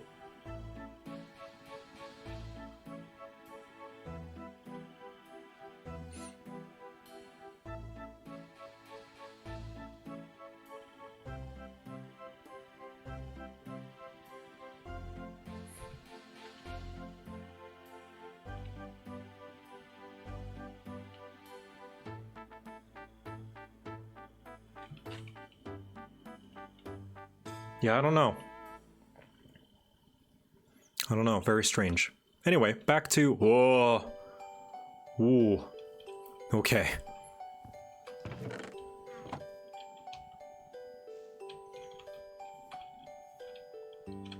X usually means no-go in my books. Yeah, I'm gonna have to see. I'm gonna have to figure out how to fix that. What if I... No.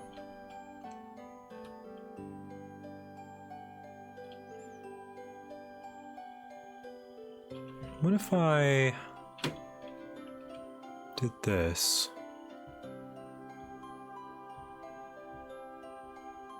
Nope. Nah. Oh well.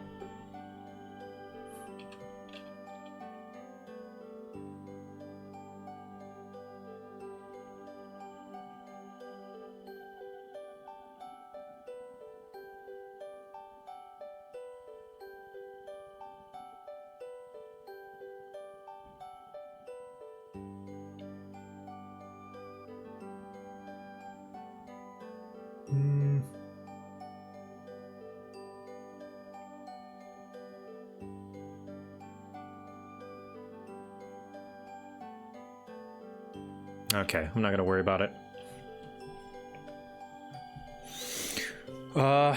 What is the program used for the daily quest cards? That is called StreamerBot. It is a series of things. It's also how I redeem the chaos events. But yeah, it is a series of minor programming going on. It is hot in here. I'm gonna turn on the fan. I'm sweating. There we go. I saw you on here and I have to say thank you for those basically D&D animations. You have no idea how those videos helped me get my foolish friends to understand the game. I'm glad. Yeah.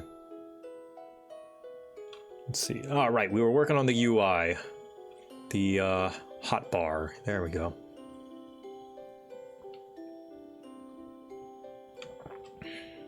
So these actually have 3 pixels between them. So I will do that.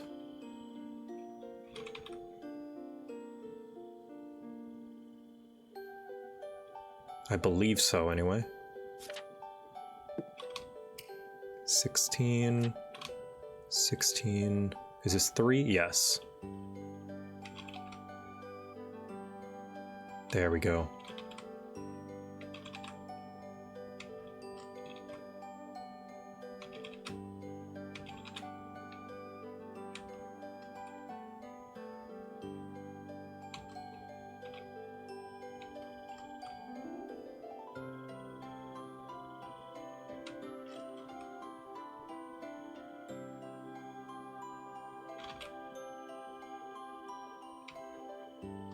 Now, there's a problem here.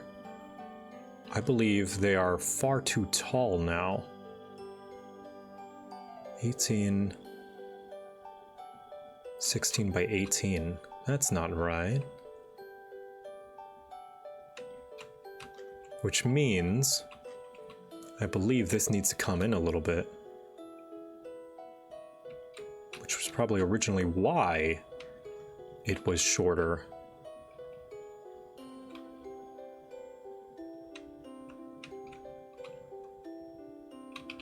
Let me go back. Hold on a minute. What's this UI for? This is for the hotbar. This is the things that you have on your in your hand. Thank goodness Paint.net has infinite undos. Hell yeah. Okay, let's see. Where did I go wrong? When I hit start stream.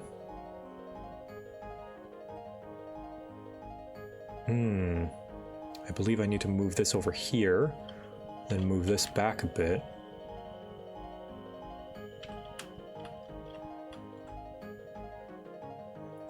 If only I had this in a different color, that would be good.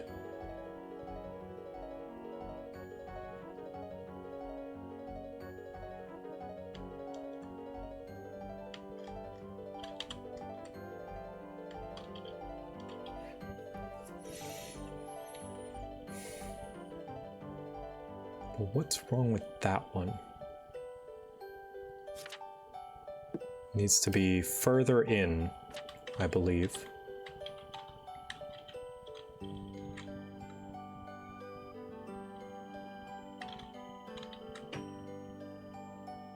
Why is this uneven? Why is this one like slightly longer than the rest?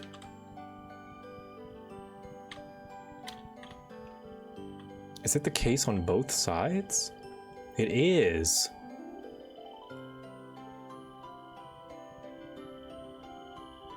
Why though?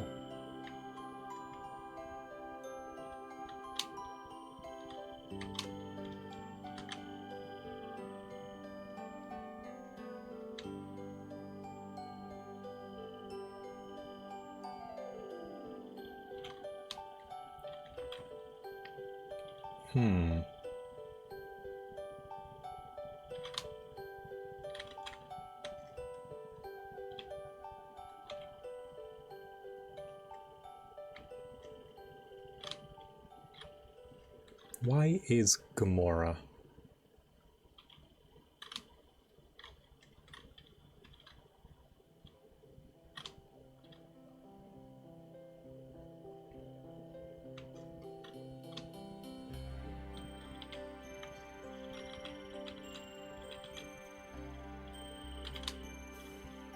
Okay. Needs to be... No. Surely there's some grid you could configure to see. Yeah. The default texture pack, but I was being lazy.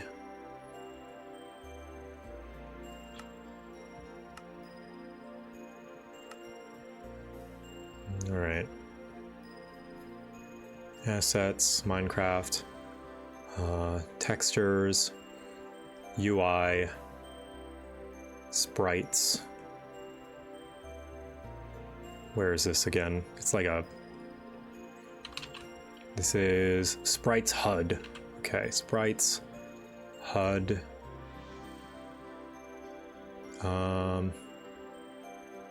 Hotbar. There we go. So it's this. This is the square.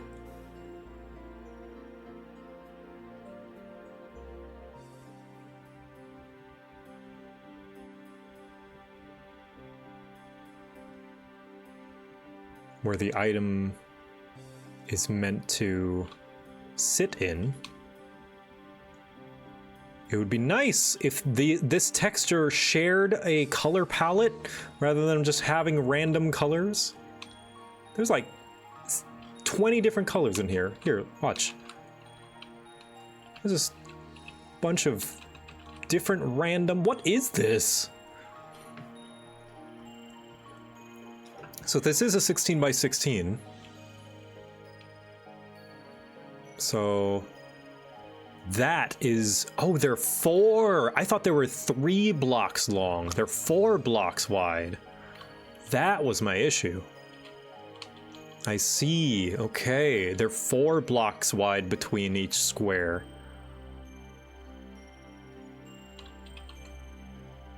That was the problem.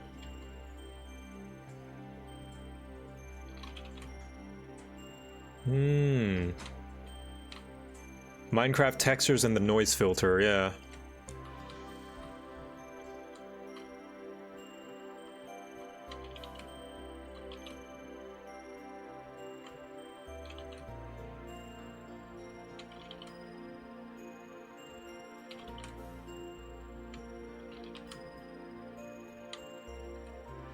Cool.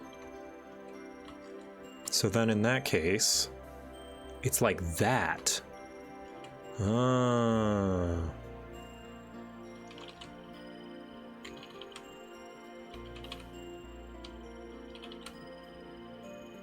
Well, 4 pixels is kind of an awkward amount to work with. Because what I could do is, like, take the darker one and the lighter one and do something kind of like this, which is what Minecraft kind of does. Make them each individual squares for the metal kind of rim that it's all got. And I guess that'd be fine. But I kind of don't like that.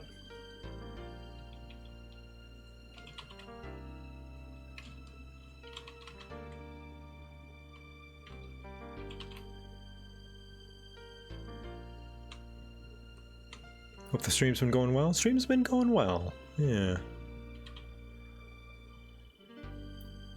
I mean, like, I guess that's fine. I don't know. I don't know how I feel about that.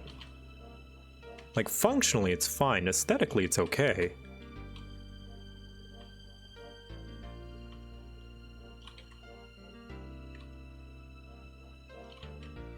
It just kind of looks like a thing repeated over and over, which is where my problems with it come. Just kind of the same block. And I like it to look like a strip of stuff. Which I guess I could do by, like, I don't know. Just like doing this, taking this. But there's no room.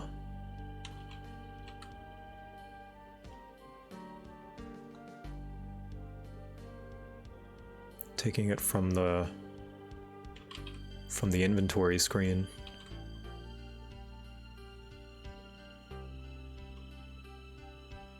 Like just putting this in between them and just making it one long strip.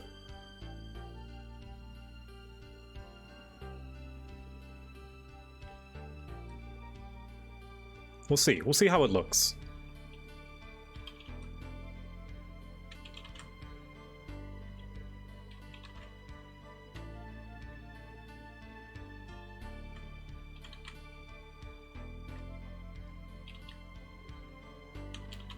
It is good to experiment. You're not wasting time just by trying things.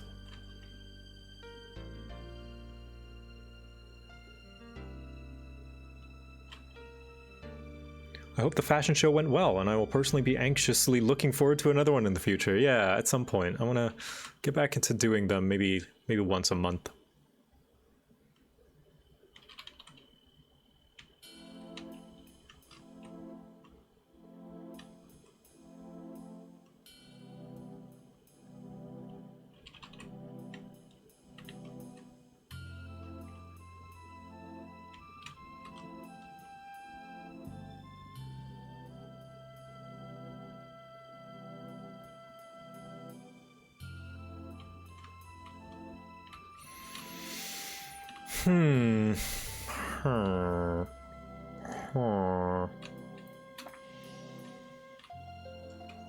I mean, I guess that looks okay.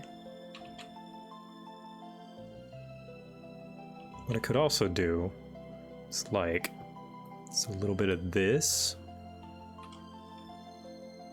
See, the problem is the outline color is the same as the shadow color.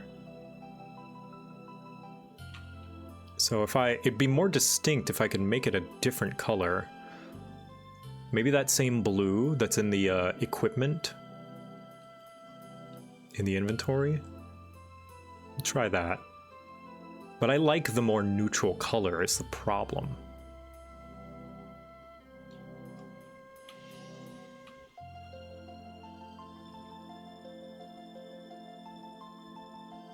So like I could make it these colors.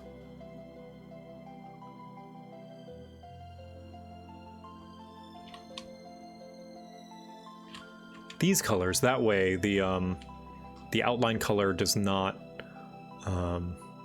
mix in. Well, it mixes in a little bit.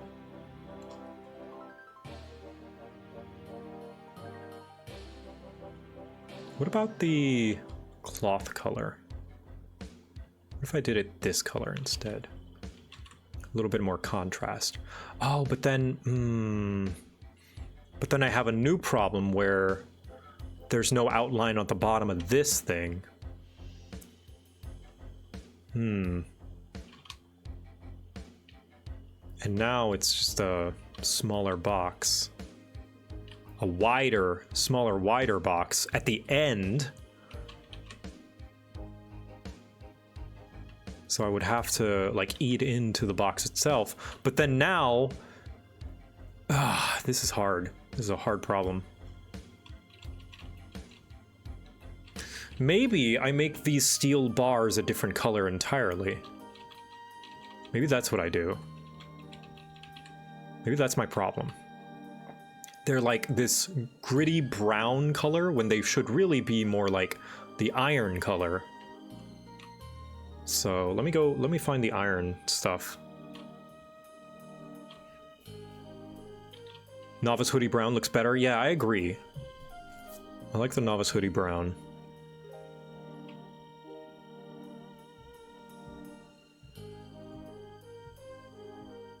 But how does it look when I put the shiny iron?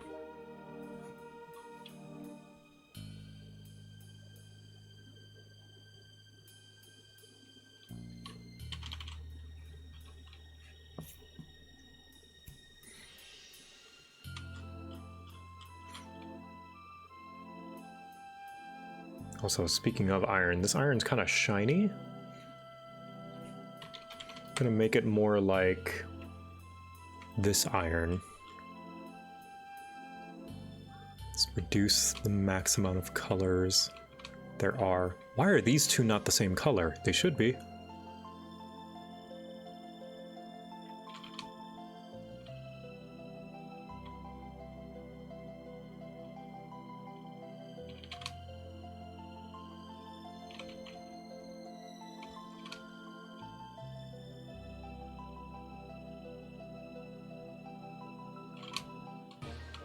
Yeah, trying to reduce the amount of colors there are.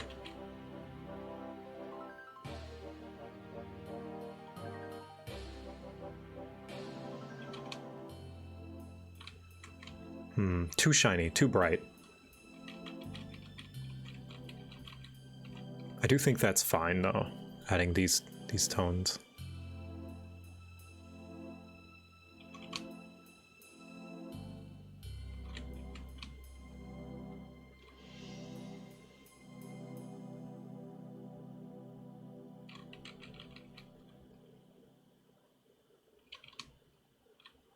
Okay.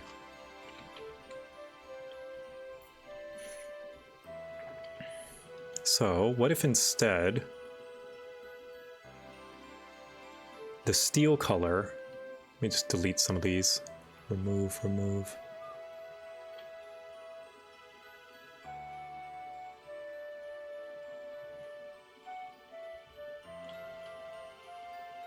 What if, bear with me, I do like the kind of bronzy, rusted look that they have, but we'll see how they look with a shinier, more cooler color. So like here and then here.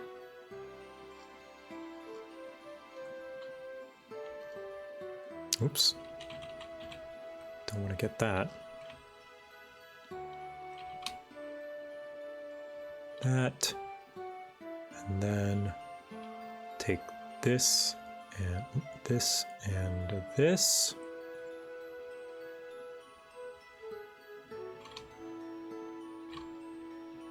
Kind of a shinier sheen.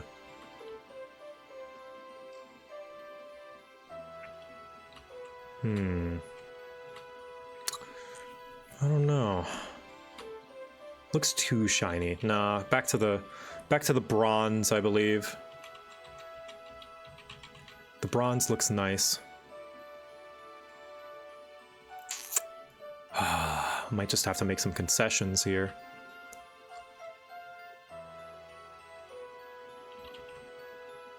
It's like, accept that it's not going to be perfect. That it's some level of like, it's good enough. Just needs to be.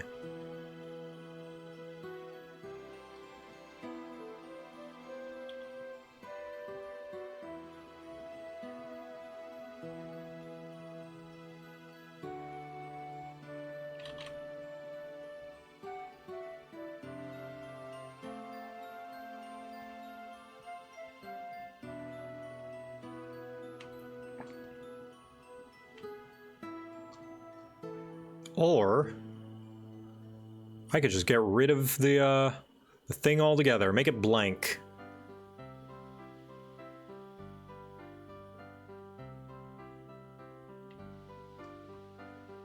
I could do that. I have the power.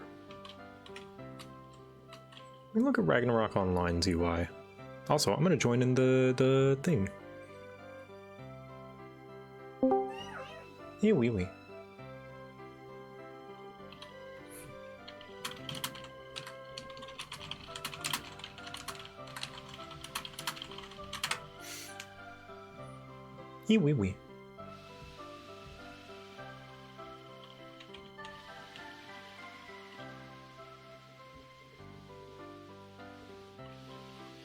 Ragnarok Online.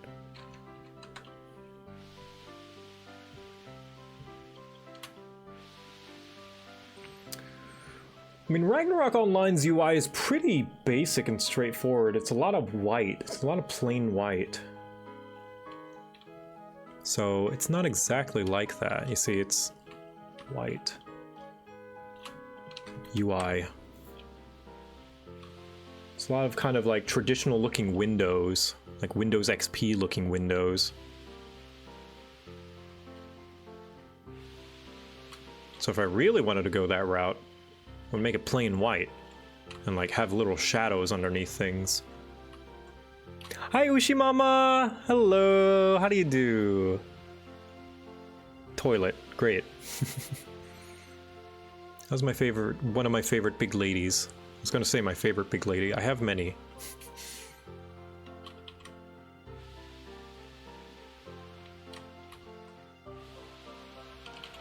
How you doing? Yeah, if I make this even, it's just gonna make a wide item thingy. That's a MMO-ass MMO? You damn right it is. You're like Legion, you are one of many. So what I could do this here, make it like a pipe. Like that. That is one way I could go about it.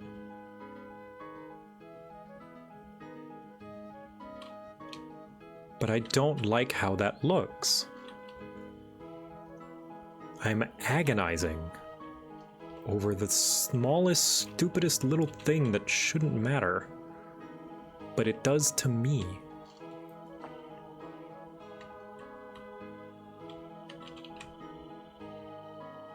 And I don't know why. Doesn't even matter how hard you try. Maybe that's the ticket. Maybe I just add in this little thing, this shadow, the hedgehog. Just a little bit of shadow on the top.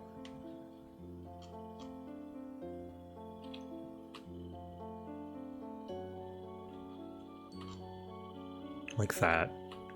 Like that looks okay. Just a little bit of shadow here. The difference a couple of pixels makes, I swear. I think that's the ticket.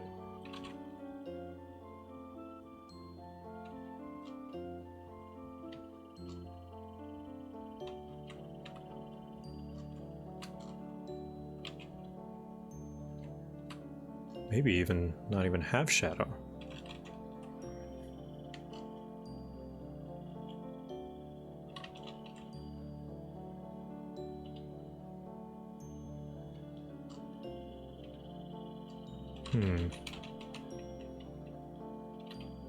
Yeah, I'm just gonna do it like this. Try that. I think that's gonna look good enough, I think. Could I still try this, maybe? See how this looks? Looks a little lopsided, but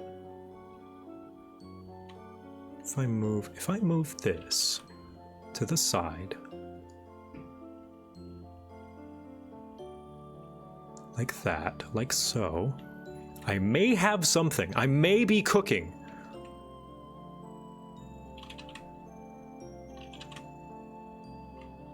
Chat, I may be cooking.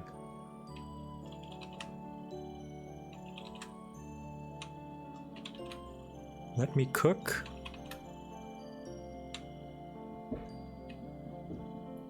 Looks kind of blurry. Have I cooked? No, I didn't cook shit. Unless...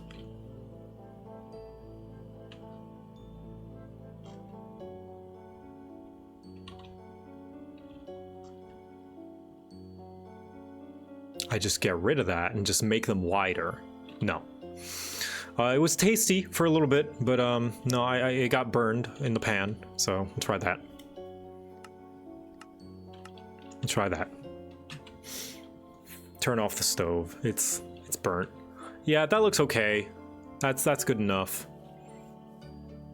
That's fine. That is fine. Just go with that. That's okay.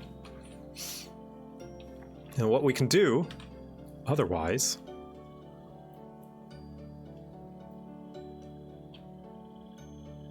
Sirs, UI, sprites,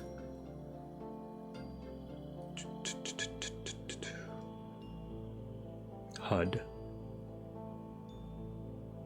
offhand.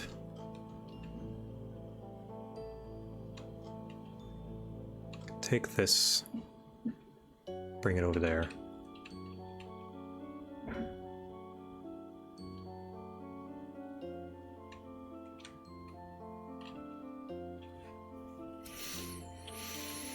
Yeah, it's fine, it's fine.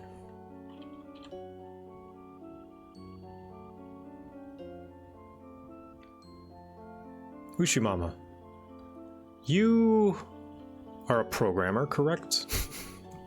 Or maybe not a programmer, but you helped run Bounce SMP. How much do you know about Minecraft modding? You have experience? How possible is it? I want to run an idea by you. I want to know how possible it is to try this idea. Meow. There's a package. A package. Package. A package. Package. Can I open it? Sure.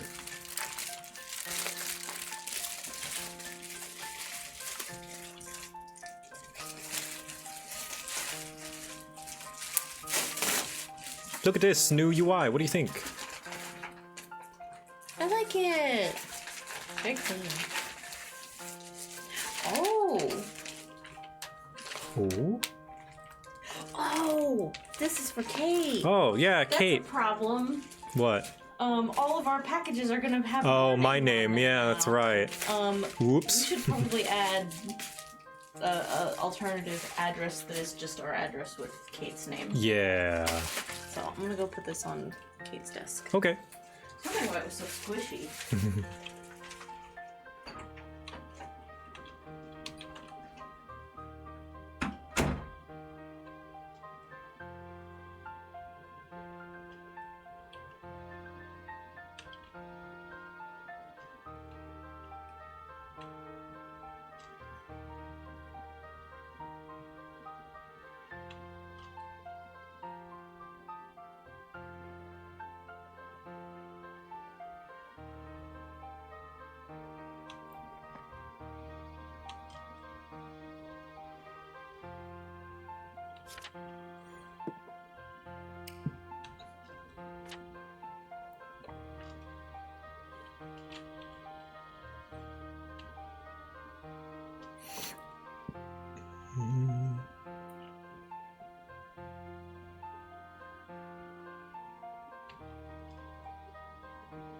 Hello, how do you do? How goes it?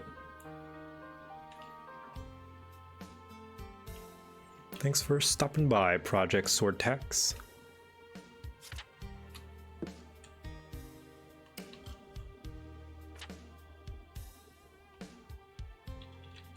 Might make this crafting table just a bit smaller.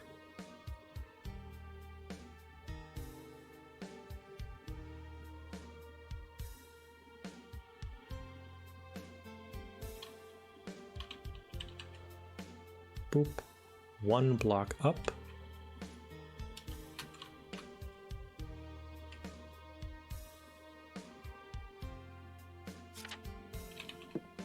Boop. And one block down.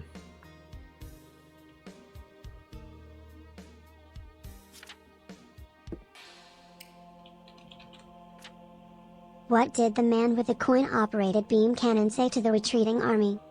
You shouldn't be afraid of change. Oh. Gabo, sometimes I wonder. That's it. Sometimes I wonder.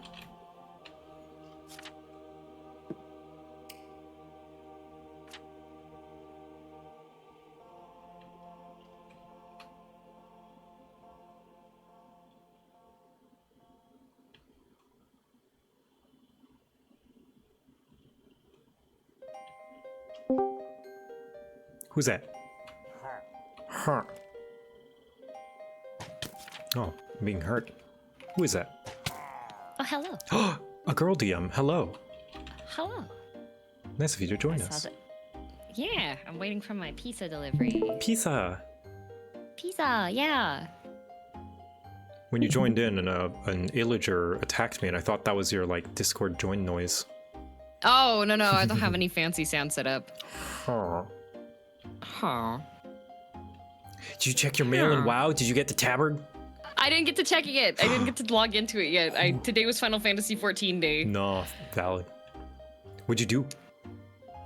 So I'm doing post Endwalker stuff, so it's leading up to the trial. And I had something really funny happen. Uh-huh. Because the only Final Fantasies I've played are 16 and 14, right? Uh-huh. And so last week, you see like the shadowy armor guy like walking, and he like monologues a little bit, and he doesn't like reveal anything else. You don't know his name or anything. And I was like, oh, is that Golbez? Now remember, You don't play other Final Fantasies. I don't play other Final Fantasies, right? And so people in my chat were just like smile faces, and then this week the name reveal happened, and like they revealed all the different fiends and everything, and I was like, oh, it is them! And they're like, why do you know this? Well, there's a meme version, there's a meme song, a Japanese meme song of the four fiends that I put into the WoW hardcore because I thought it was related funnily, that I was very entertained with for a while. Hyadane, yes! Yeah! So that's the only reason I know any of those characters, and I was like, is one of them the bald turtle guy? And I was like, why do you know this? I was like, there was a time period when I was just like, every year, Nico Nico, which is like the Japanese YouTube, did like a meme song compilation chorus thing, and they smashed, well, not all meme songs, but a whole bunch of popular songs, and they smashed them all together to make this big like beautiful chorus version that is a medley. Right. And so there was a time period like one summer when I discovered Nico Nico chorus, and I went through every single one of them. And they had like, this was in one of them, right? And so I, of course, was like looking around, and I was like, "Oh, who's this? Who's this? Oh, this is a banger song." And so everyone in my chat was like, "What do you mean the meme song?" Yup. Yeah, Hyadane makes meme songs and some legitimately good songs too. Yeah, the two Nichijou openings. I didn't know that they did that. Yeah. Hyadane also makes my favorite rendition of the Chocobo theme. Just going through all the different Floyd colors. wanted me to tell you that you are a wonderful person with a kind soul. Aw. She is thankful for people like you who openly support trans rights. Watching you this month was fun. Oh, thank you, Aw. Cerinthia. Thank you. I appreciate, that's very kind of you. Trans rights. Yeah. But yeah, this rendition of the, I'll listen to the Fiends one that you sent, but this one I think you might have heard. Yeah.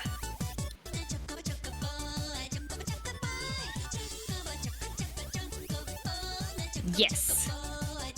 Yes, I it's very do know fun. that one. Yes, it's a very fun one. There's an alternative one where they're just listing all the different colors of chocobos. Let me find... It's the same, like, backbeat, but... Yeah, this one. Yeah, that's the one that I recognize. Like, I had absolutely no knowledge on it or at all, because I was just like... Yep. That was during time period when I was just playing World of Warcraft, because my parents paid for the family subscriptions, and so I would just play WoW, and then go onto YouTube and find music stuff. So I thought I was like, because I have a bingo sheet for my my 14 playthrough. Right. And one of them is that I predict something like hours in advance. Oh. Because that started with the Realm Reborn finale. Oh, it happens a ton. I have predicted so many things, even as like a joking offhanded comment. And people afterwards being like, "How did you predict that?"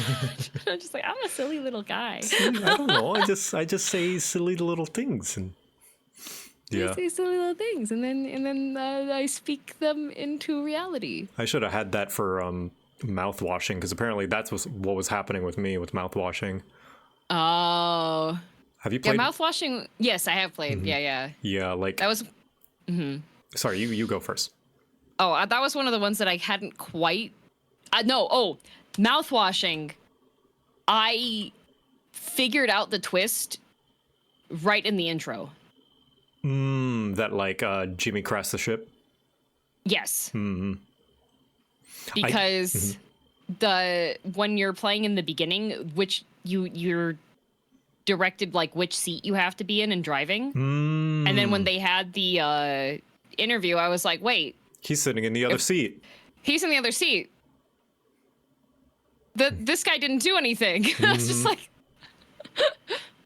Yeah, I didn't quite predict that, but I did like meta know of like, we don't know who crashed the ship. Because it's like, they say it was Curly, but we didn't see it. We just were in the first person's perspective. And also in small things, like Echo gave me brownie points. She's like, I'm so proud that you saw these things. Was like noticing that Jimmy's kind of an asshole early on. Yeah. I was like, all right, he's kind of a shitter. This guy kind of stinks. Yeah. But yeah, here, let me listen to this song.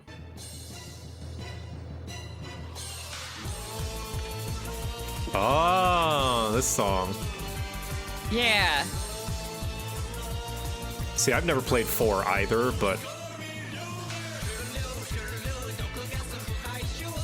it like it has like a brief intro to each of the fiends and Golbez. So when I was like recognizing it was very funny that yeah, I haven't gotten to the trial quite yet. I had to end just before because I have a friend is having a birthday collab stream tonight. Nice. What's the collab? Repo. Repo. All right. How much have you played of Repo? I've gotten all the way to the max difficulty. Okay. How? Because of course, with all these kind of friend horror games, it looks like fun. But I'm a big pussy.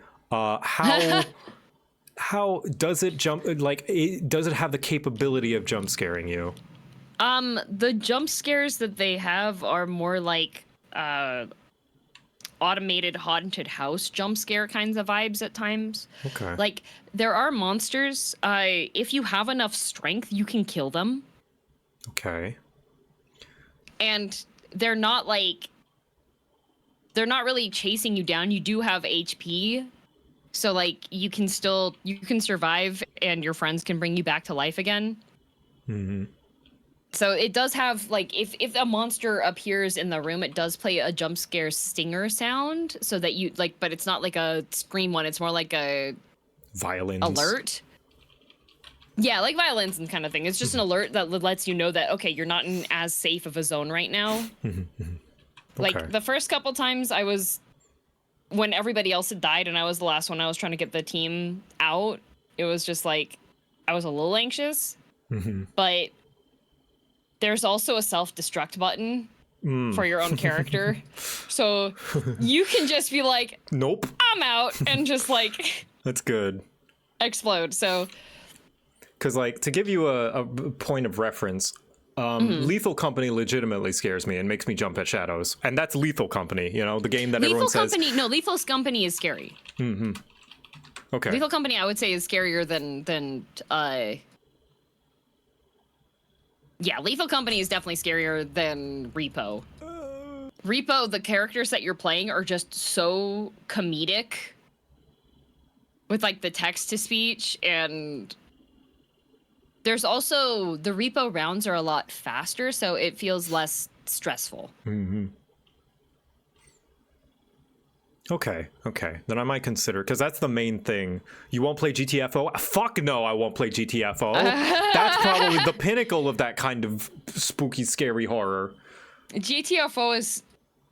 Well, actually, GTFO isn't that... Once you get the playthroughs and the objectives figured out and stuff, it's really not super jump scary. You just have to pay attention a lot. Here's a point of reference. Maybe you would misunderstand. Okay, let's see. Let's see. So here's even the bugs. Hold on. Oh, the Yippee bug. Even the Yippee bug. Maybe if I install the Yippee mod, maybe I'd be okay. Yippee mod makes the bugs nowhere near as scary. Let's see.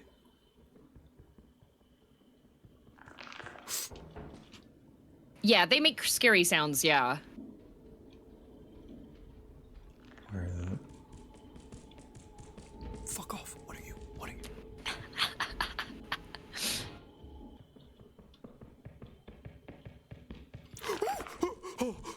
Oh fuck. Oh. Yeah, like that. I'm so constantly on edge. Fuck you. Go away. What the? Go. No. Okay, I think so. The thing about repo is that so Lethal Company, in order to get everything, you'll have to kind of split up, right? Lethal Company encourages partner-based gameplay, so buddy system. Right. So pretty much, and like if you're really scared, because you have a shopping cart essentially that people can store stuff in. If you're really scared and you just don't want to bother with like, you don't like the zone and you want to feel a little bit more safe, you can just sit inside of the cart and be pushed around by everybody else. They'll just like drive you around with all of the other goodies. Okay. Yeah. All right. It's a lot less of a horror vibe than Lethal Company. Okay, that's good. That's good. Okay, I might consider trying it because this made me like, all right, I'm not playing this anymore. This part.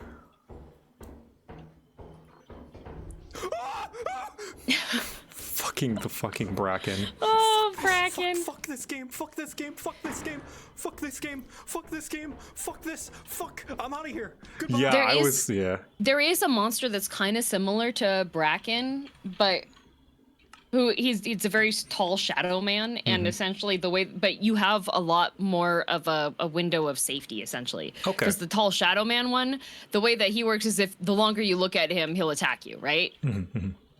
So pretty much if you're playing Repo and you're in an experienced lobby, you just buddy up with another person who's played before. Okay. And then and then the other thing with Repo is that with Lethal Company, when you die, you don't come back until like the round ends, and like you have to wait a long time, right? Right. In Repo, the first round is just a singular round, but the way it works is that the price gets higher, the things you have to gather, but there's multiple checkpoints. So if you're in like a 2 checkpoint zone, your teammates can get your head and put it in the machine and bring you back to life. So you'll be part of the way through and you'll be brought back instead. Okay. All right. You're selling me on it. I'm buying it. Yeah.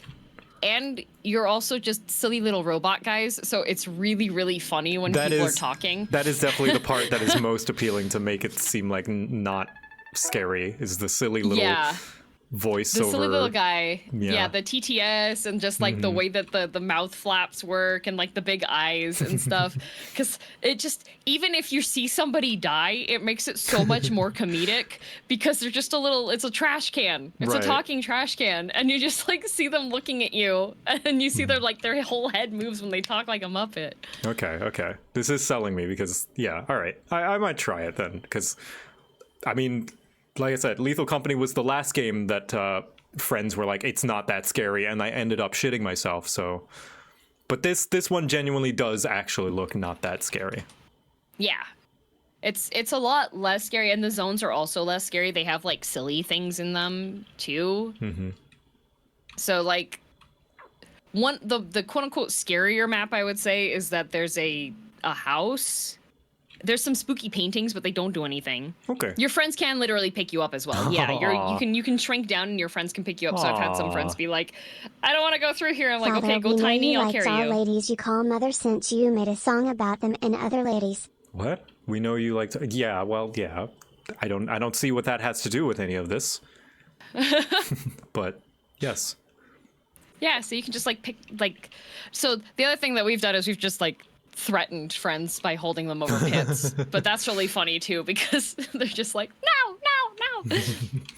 Yeah, it's silly. It's a lot less scary and you have more mobility and more upgrades than Lethal Company. That's good. It's good to know. Yeah. I assume that is the short person experience. Can you confirm? Yes. Good to know. Yeah. If your short friend is sassing you, just pick them up and hold them over a thing. It's like dogs, like air jail. Yep.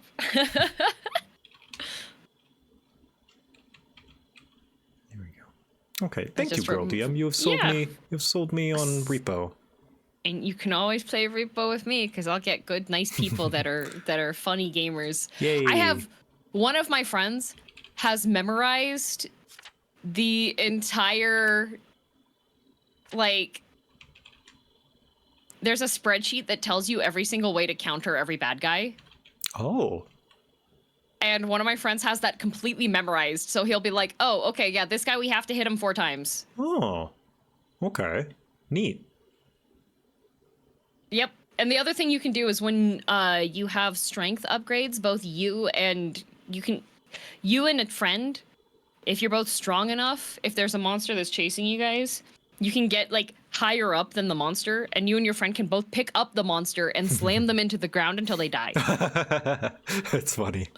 Yeah, it's very funny. Like, you have to coordinate it though, because it's kind of floaty with the controls at times, and so you just have a group of trash cans and everyone's going up, down, up, down, slamming a monster into the floor. It's terribly entertaining. Nice. Yeah. Nice. What do you think of my texture pack, Earl DM? It's looking pretty good. I don't know too much about Mine Queen. the Minecraft because I can't play it, sadly. Oh, why not? I get really motion sick. Oh, yeah. All right. That's fair. Yeah, I max out at like 1 hour, and then I have to go lay down for 3. Fair. Yup. Fair. Yep. It looks really neat, though. Thanks. You're customizing the UI? Yes. Just to get away from the fucking wood, just because there's so many different types of wood that, like, you have to make every single type of wood plank, wood door, wood trap door. And I used to like making wood back when there was like 3 of them. Now there's like 7. 7? That's way too much wood. Too much. 7 times whatever how many things there are. And then you got bamboo, which has its own unique texture for fucking fences. Because it's bamboo fences and they look different. And yeah, so I'm done with wood. No more wood. Yep. I'm making a decree. Penis havers, no more wood. No more wood. No more wood. Gone. Flaccid. Unwoods your penis. Man.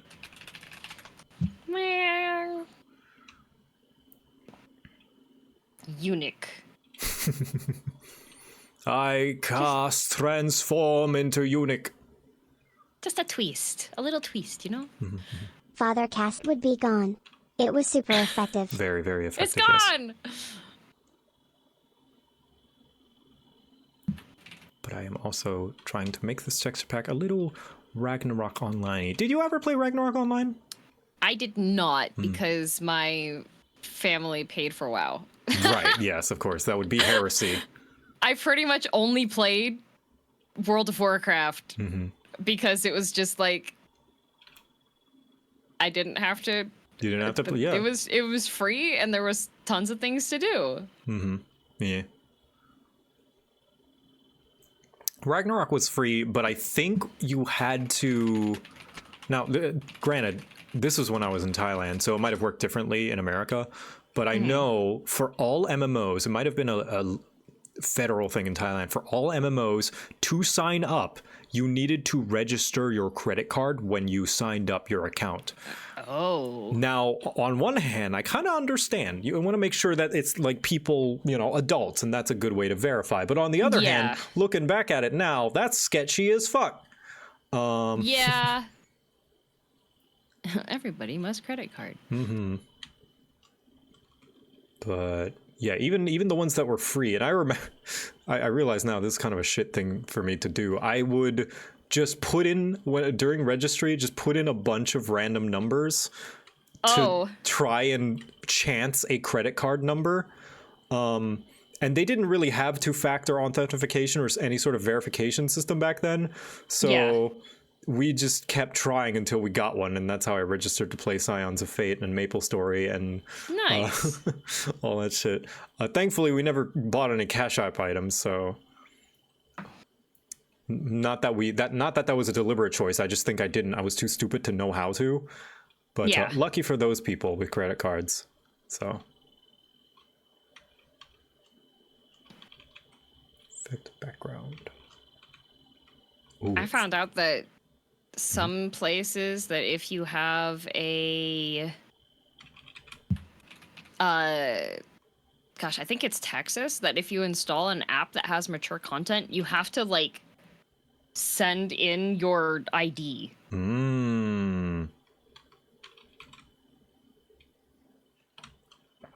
I see. I understand. Yeah, so I was recommending some romance comics to a friend that they're a little spicy. There's a little bit of spice to it because he was like, explain to me what spicy stuff is. And I was like, okay, I'm going to give you a good link to one that's just, it's like, it's a good blend of spice, but actually the story's fairly decent too, but it's got spice to it. And so he was like, where do I read it? And I was like, on this app. And he was like, oh, I'm going to have to submit my ID. Yeah. I was like, that's... Oops. I understand, but yeah. Kind of sucks a little bit. Yup.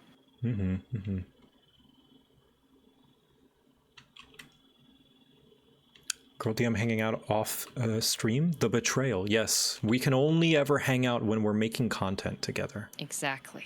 Only must be content time. Must content be. farm. I'm just waiting for my pizza delivery. Yeah.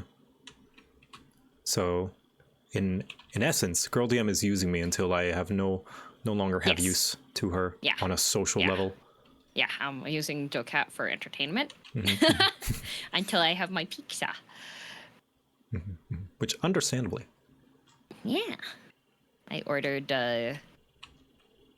vegan pepperoni pizza. Vegan pepperoni? How does that work? Yeah. So they have plant-based cheese, and they just updated their recipe recently, so it's actually quite good. And the pepperoni is made from soy. Oh, I think I have heard of that, yeah. Yeah, and then there's also, they have plant-based cheese, cheesy bread. Yeah, plant-based cheesy bread, garlic cheesy bread, so I ordered some of that too. Nice. What are your thoughts on tofu as like a meat replacement / substitute / whatever? I was raised in a vegetarian household, so like I haven't really eaten meat all that much. So for me, I'm an adventurous eater. I'm pescatarian now, so I eat fish. But I like to I like food that tastes good. So for me, like tofu is always tofu to me. There haven't been times that I've been like, oh, this is not, the texture is like really interesting kind of thing, right? It's like, it's always just like, yeah, this is tofu. But the thing is, I love tofu. Yeah, like I will eat cold tofu out of the package with soy sauce on it. Like that is a banger way to eat tofu. That's cold tofu. Yum, delicious. Fried tofu, firm tofu that's been pressed and then smoked and grilled and put into a sandwich. Banger. I love all tofu. Some of the fake meats, I like to eat them because it's a different flavor and texture, really. Right. Yeah, but I don't really have a baseline to be like, oh, yes, indeed, this does taste like 80% similar to ham. I don't know what ham tastes like. It's just like, I like, if it's tasty, it's tasty. That's how I do it, right? Gotcha. Now, so I need your recommendation because I like soft tofu, the firm white, but I don't like fried tofu, and I think it's just because I haven't found the correct one. A friend of mine did make fried tofu and like real sauced it up, put a lot of spices and seasonings on it. Tasted okay. The problem is like it just becomes kind of chewy. I don't know if he cooked it differently, like incorrectly, but I don't know. I just, and then by the time I'm chewing it and I'm finished chewing, the flavor of the initial like seasoning on the outside is gone. Do you have any recommendations on how to, I don't know, get that flavor to persist? I think what you want instead of pan fried tofu is deep fried. Deep fried tofu. Yeah, so like I like pan fried tofu, but it makes the outside of the tofu more tough. So if you don't like that so much, then I would recommend, because if you have it so that it's tofu that's been like battered and then fried, then it still stays like really soft inside, but you have the crisp outside. Ooh, yeah. So like I used to get like cashew fried tofu from like broccoli fried tofu from Chinese restaurants. Mm-hmm. And then I would get them and eat the then it's like extra crispy and you don't have like the texture change of the outside of the tofu. Right. Good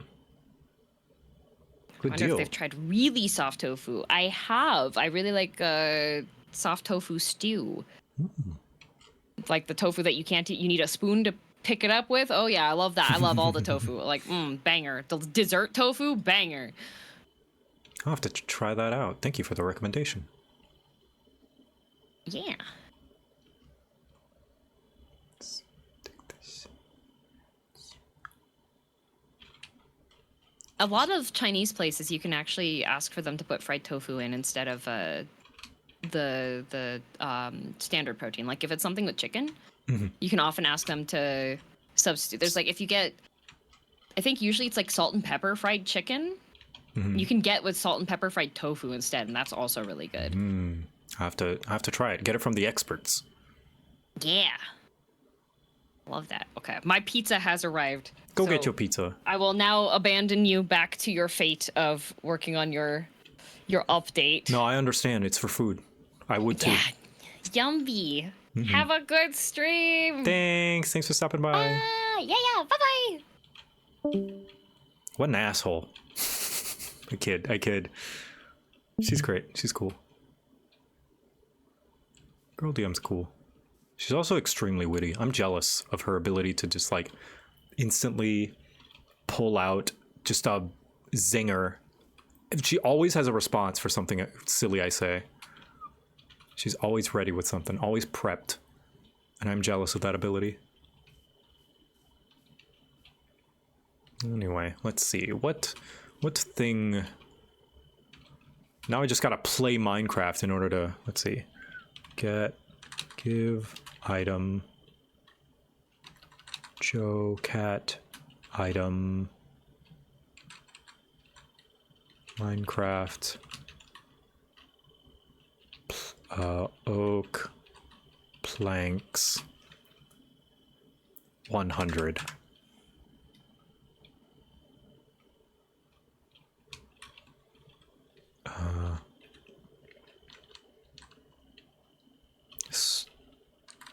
Cobble stone 100. It's to test things.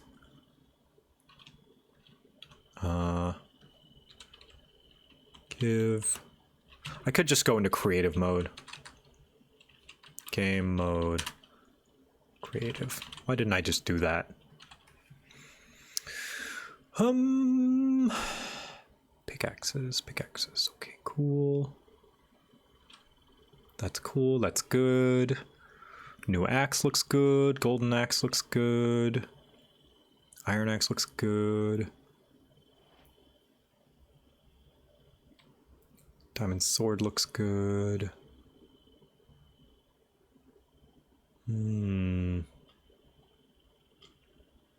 What was I? Oh yeah, functional blocks. Furnace. Yep. Okay. Furnace next.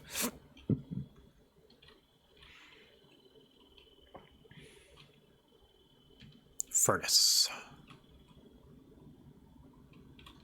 I will fix this thing later.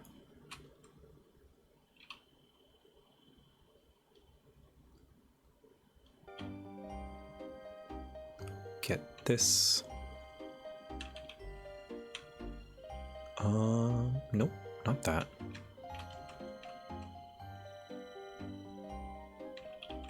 Let's bring this over here. And this over here.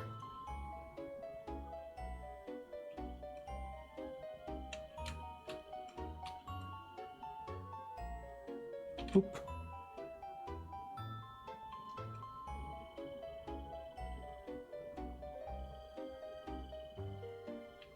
Now, how much space between the chest and this? I think I want to do it like that. Just this little bit of space. Just a little bit of Kevin Spacey.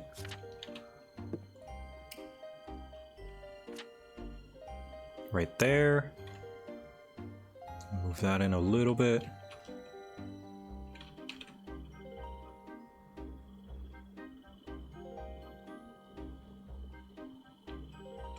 There we are.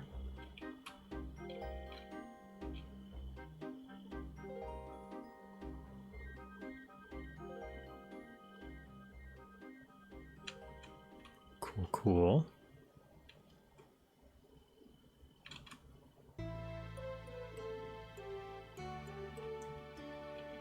Fix that.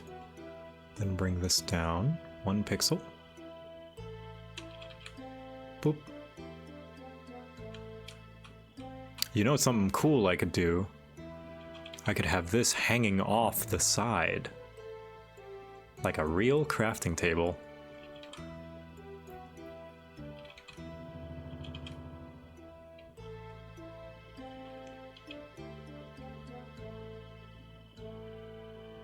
Like that, like it's hanging off the edge.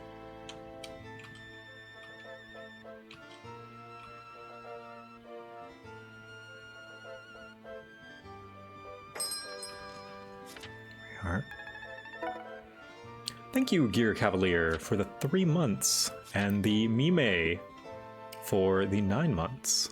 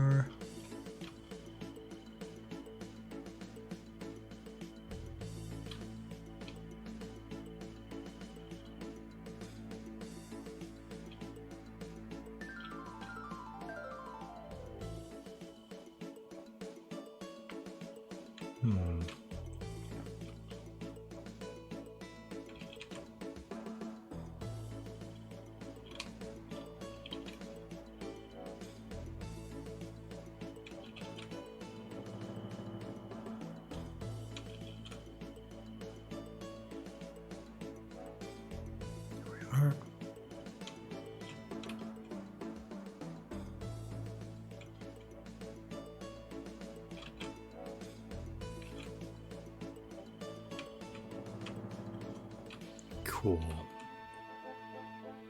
Just hanging off the edge just a bit.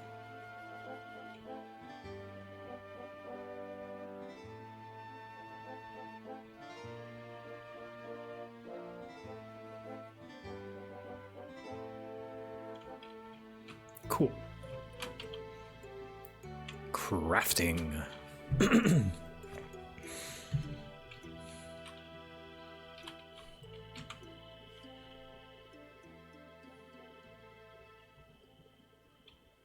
Yeah. I'll probably turn this into a book.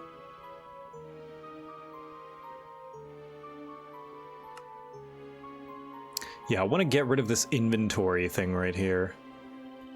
This text. It's in the way. I don't like it.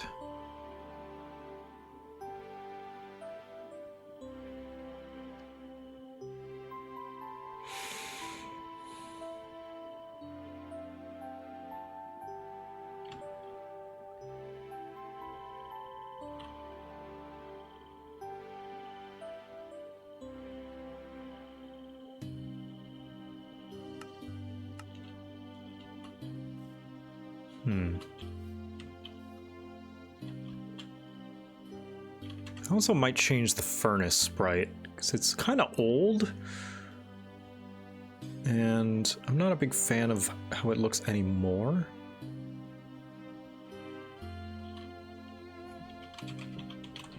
Especially since it kind of looks like another furnace, another type of furnace. Yeah, I'll lower the mouth, quote unquote. Whatever, this, like this mouth bit, to be more like a traditional furnace. Minecraft furnace. Yeah, to be more like an actual like pizza oven furnace. More faithful to the original.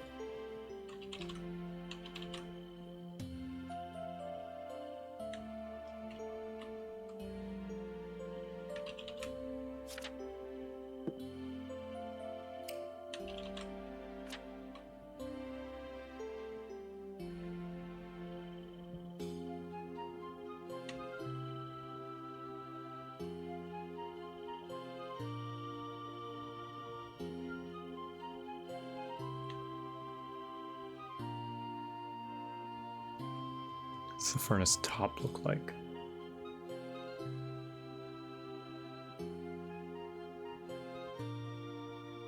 Just kind of a stove look, I guess.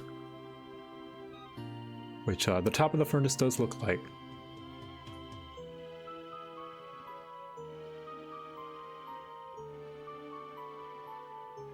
I think I might change that.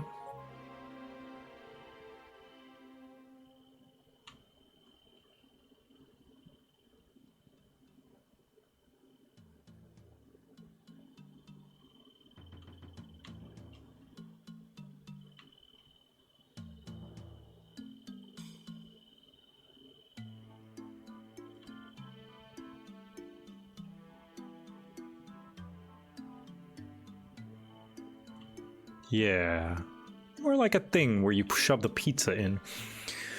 Been watching you since the Autumn Harvest Festival video when you were still Hijack and loved how you put so much effort and creativity you put into your media. Oh, thanks. I'm curious as to how you tap into your creative side. I'm wanting to express myself more, but I'm lost as to where to start as my medium is entirely visual with an audience.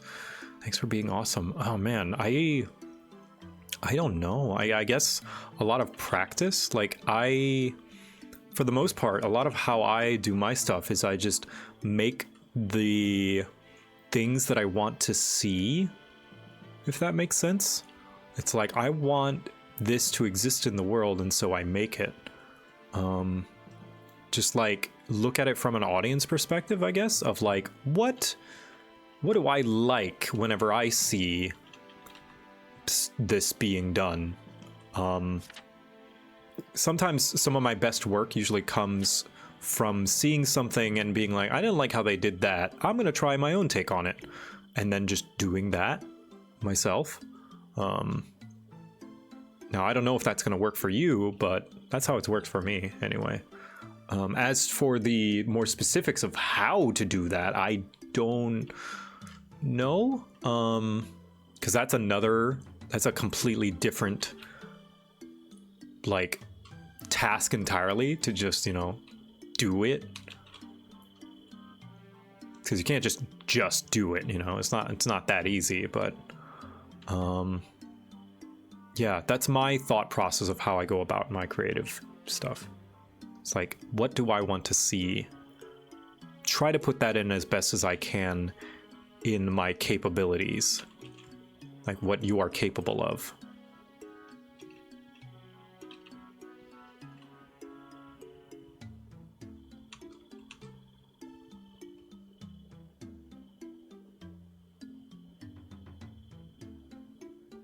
I hope that makes sense.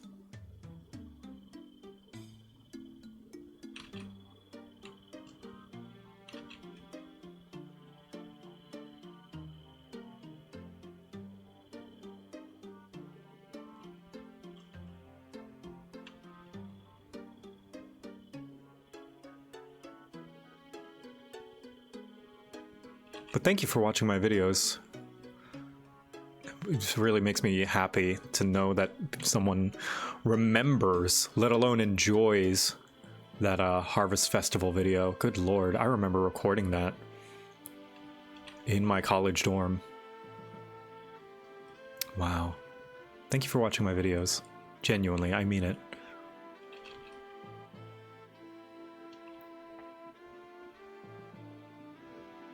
Like, you are a small part as to why I am here today. And I'll never take that for granted.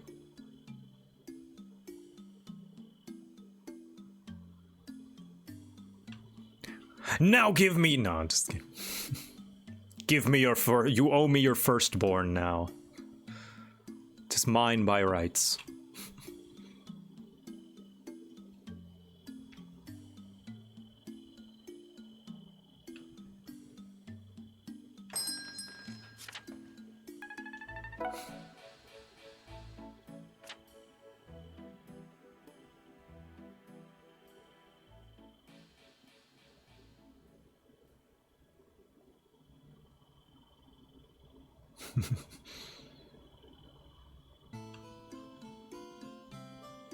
I'll sub to that. Thank you. Thank you, Firelord Vaughn. I appreciate it. Fair deal. Yeah. Defeating the toaster with the power of gummy bears. Yep. Okay, this looks more like the traditional furnace.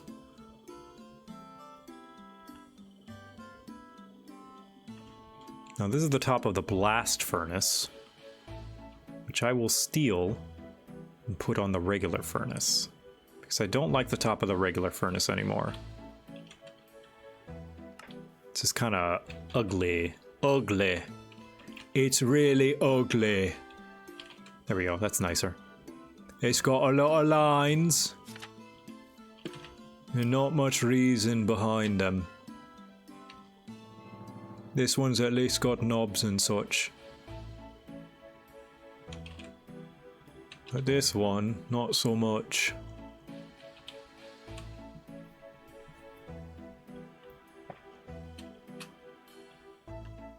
List then. Reggie's wife could learn a thing or two from this furnace. Fancy ovens, yeah.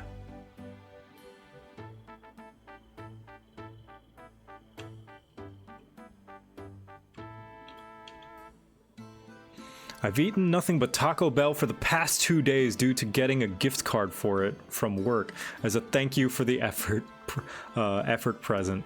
Pray for me. Oh, it depends. Taco Bell is such a crapshoot, no pun intended, depending on if your Taco Bell, your local Taco Bell is a good Taco Bell or not. Because if it's a good Taco Bell, you've got nothing to worry about. You're safe. But if it's a bad Taco Bell, it's exactly all the jokes people make about Taco Bell. Now, my furnaces, what's unique about my furnaces in this texture pack is that they are animated. Now, unfortunately, that does mean I have to reanimate them. But that's okay. I get a second chance to reanimate them.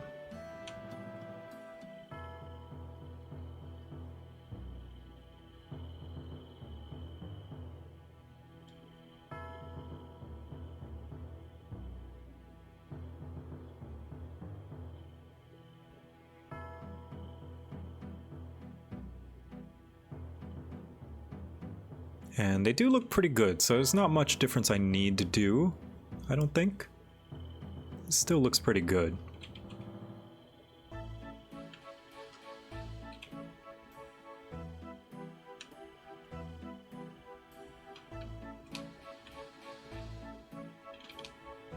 It's just some easy sprite work.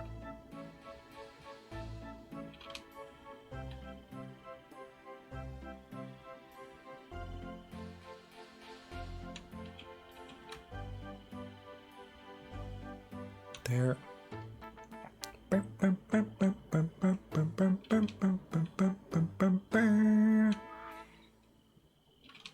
Boop. Boop.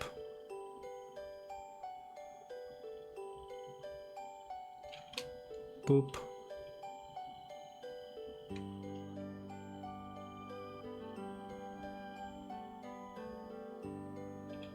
Boop. And then the brightest one of all.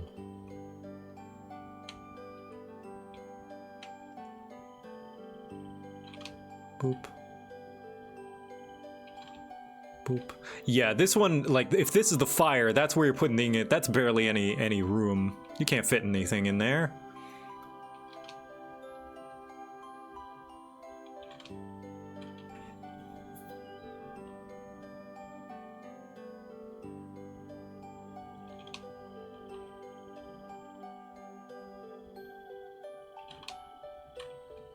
Okay. Move this up.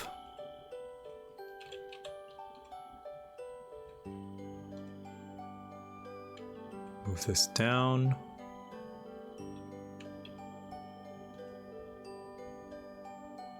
There we go.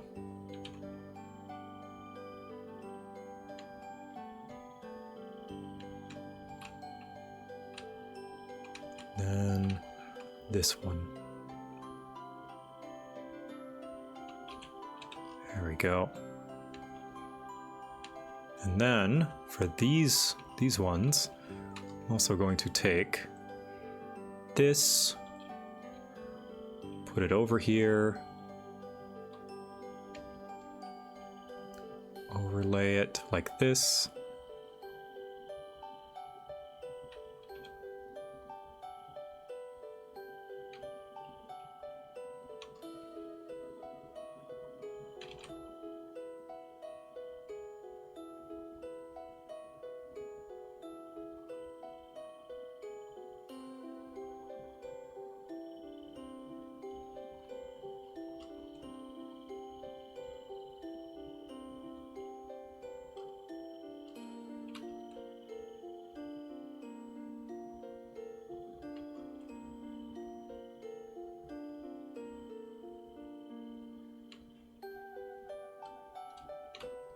Just the slightest bit of glow.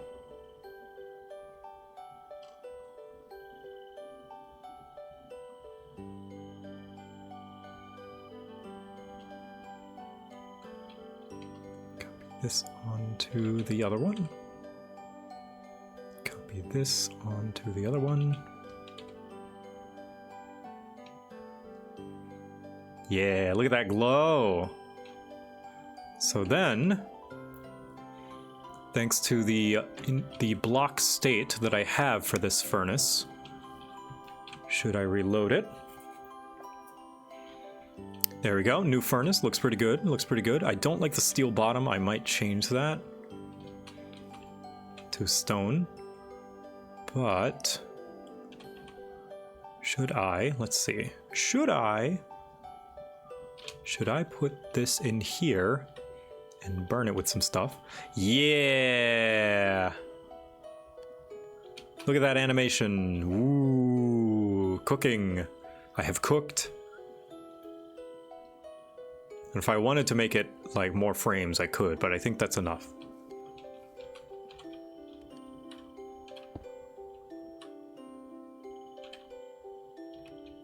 Look at that.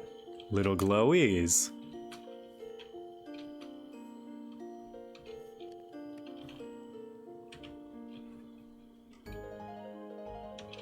Let's put this down here.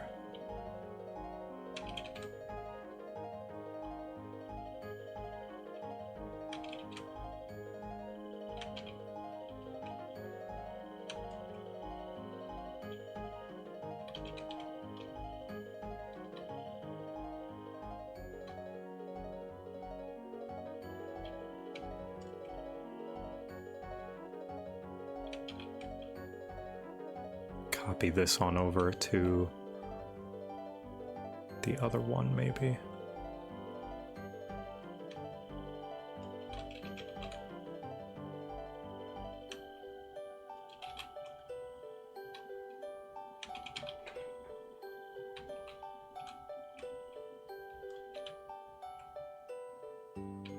Nope, not that.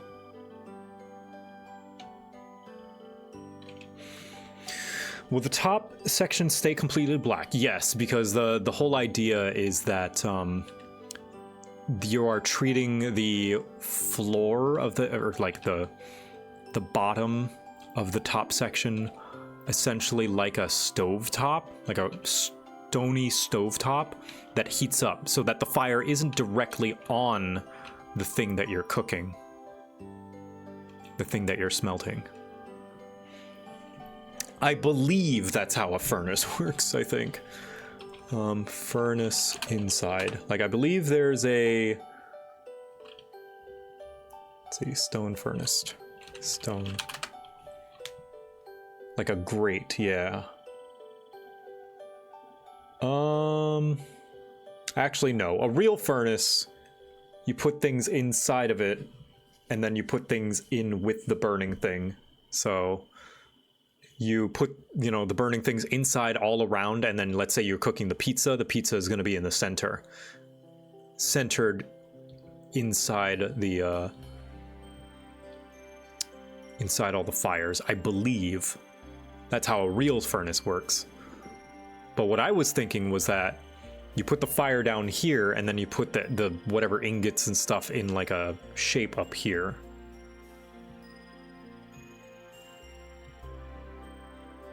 It could function like a grate. I don't know.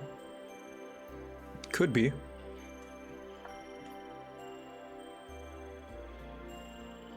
Stone furnace. Some of them work like that, actually. Some of them, like this one. This one has the fire at the bottom, and then essentially a stove, a wood stove at the top, where you put things in. So some of them work like that. Yeah, this one's got a grate. It's from Craftopia, though, so. The idea is less about having the fuel itself cooking the food and more about having the fuel heat the stone of the oven to radiate evenly. Yeah, exactly. You get it. Yeah, there we go. Now, I do want to change that fire particle effect. I kind of hate it. I kind of hate Minecraft's default fire effect. So, fire. Let's see. Fire.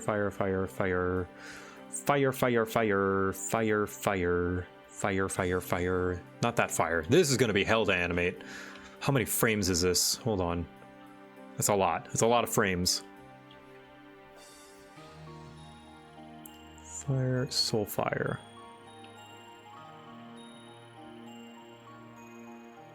Pointy. P.U. What's that horrible smell? Particle effects. Okay, particles. I have a head. Ends in a point. Pointy. Yeah, this flame. Old flame texture. Let's make it with a little more pizzazz.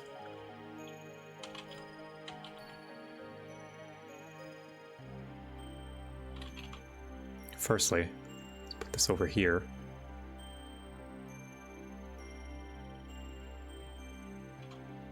Fire sprite.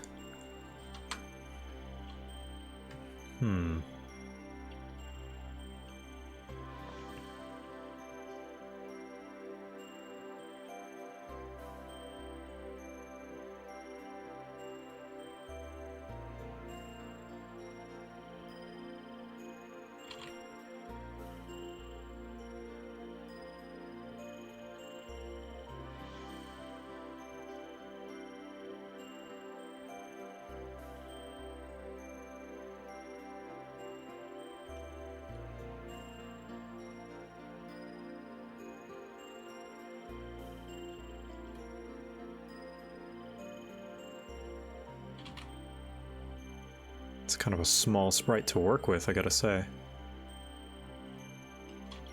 Not so easy, is it, huh, Joe? No, it's not.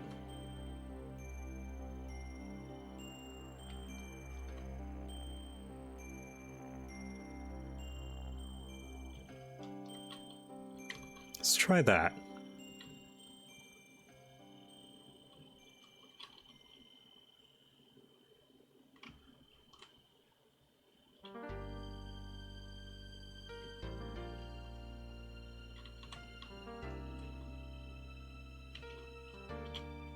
I hope it does, like, flip around. Like it can mirror. Yeah, there we go. Doesn't look like it mirrors at all. But big fire.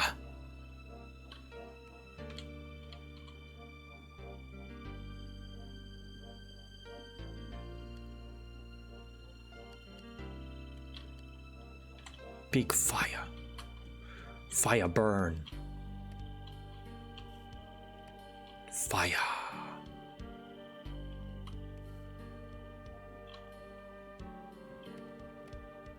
So, a little annoying that there's no, like, variation. What I could do, if I wanted to, is animate the fire. But I worry that all of them would be animated at the same, you know, like, frequency, and they would all just look like a bunch of identical fires animating.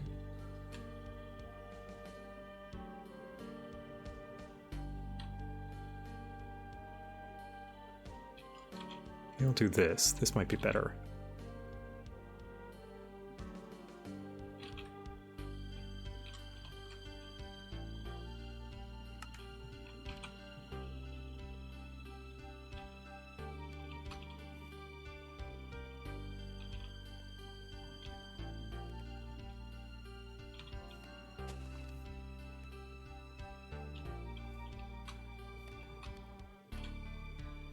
I wonder if I can do transparency. Hold on. Slight transparency. Probably not.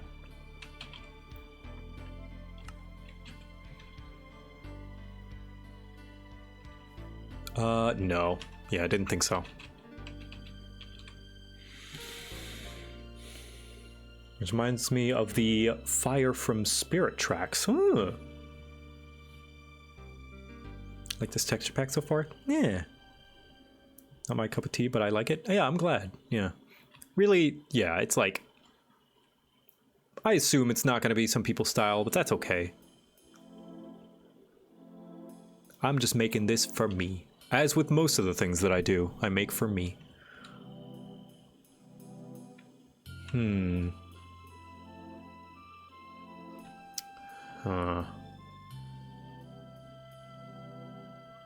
Now, do I even bother with this, or do I just do a recolor? I might just do a recolor. Just like, keep the same anime. Is this all just like... There are no repeat colors. Like, this is just... They must have made this in some kind of particle effect maker. Or some kind. There's no repeat colors on any of these. This was not animated by a sprite artist. It was not animated by a pixel artist. I have to up the tolerance.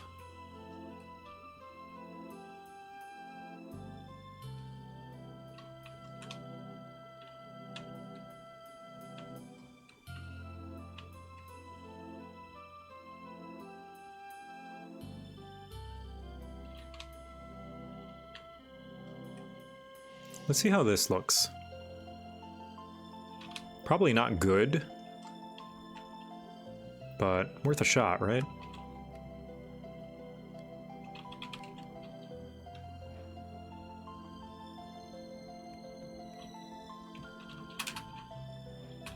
Let's go somewhere dry. Or wet, rather. Somewhere where there's not going to be things burning. Okay, so that's a default fire. Looks okay. Like, anything to not have to animate the fire myself. I don't think the loop is perfect, actually. I think the loop is broken. It like... there.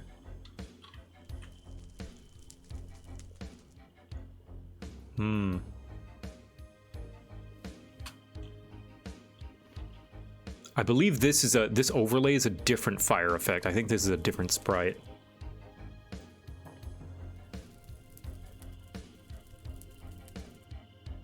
They could have done the noise effect. No, I believe they might have animated outside of whatever tool, and then like maybe used a particle effect system and kind of like pre-rendered, kind of like Donkey Kong.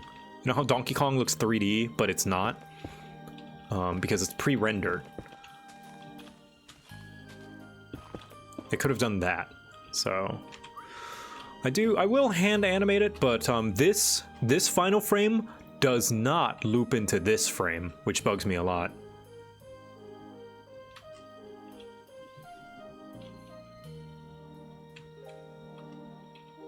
Yeah, or Doom, yeah.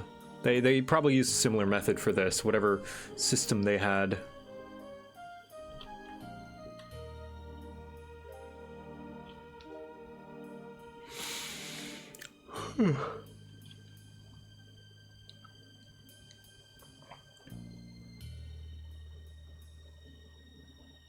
Lava. Oh, this is the drip. This is the lava drip.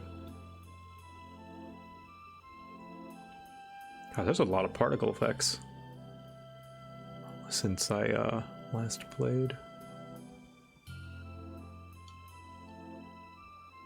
Trims. Oh, the armor trims. Oh, geez. Oof. A lot of textures. Paintings. I could add a painting.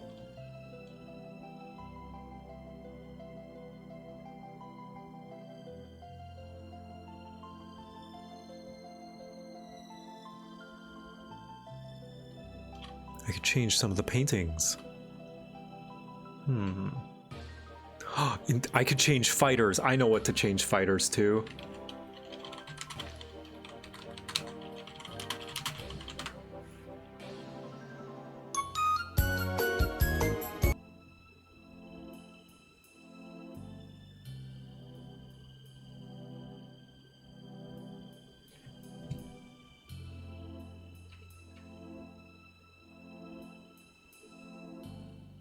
Let's see.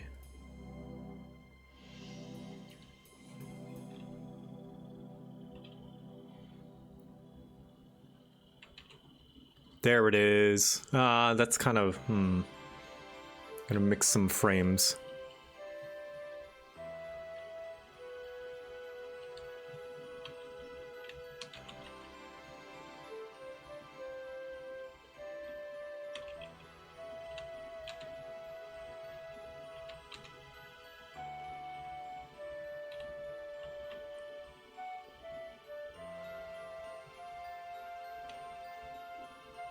Since it's two guys fighting.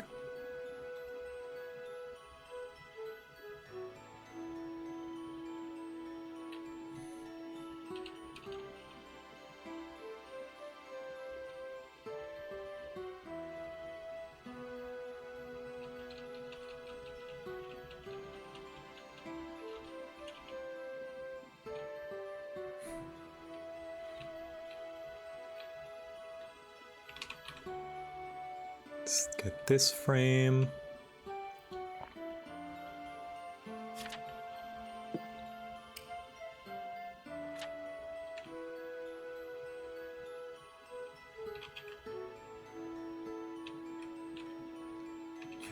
The YouTube thing is in the way.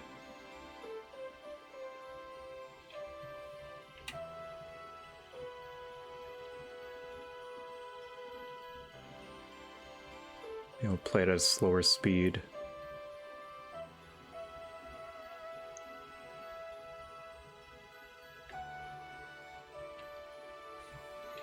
Okay.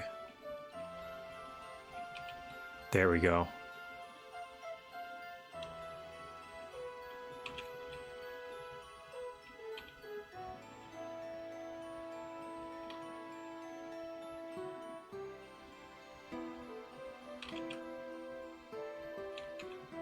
There we go.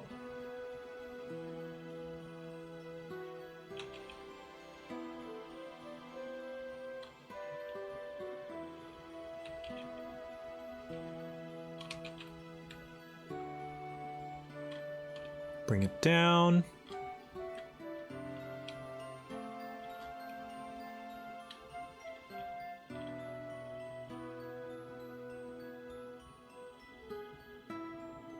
I'll move me a little bit closer. I'm a little far.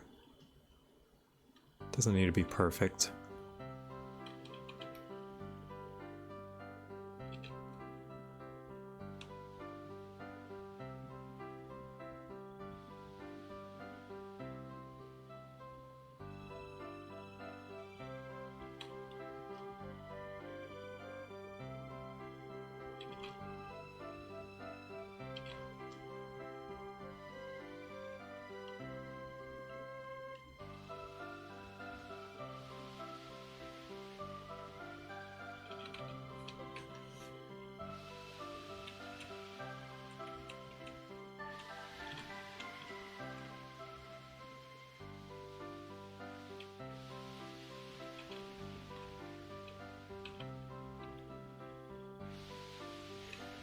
Been trying to reach you regarding your car's extended warranty. Your vehicle's warranty is either about to or already expired. Joke's on you. I stole my car.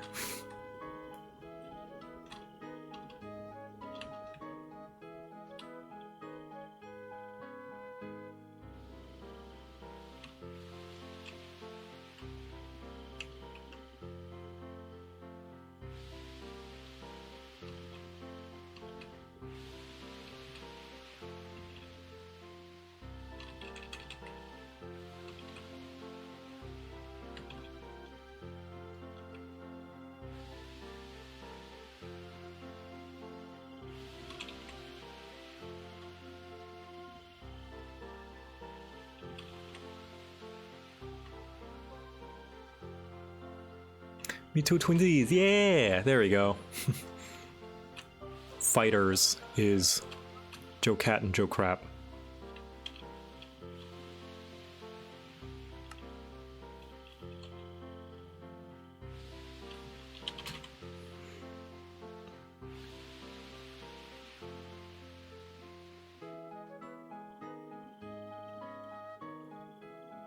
Fighters. Oh, come on. Can I not?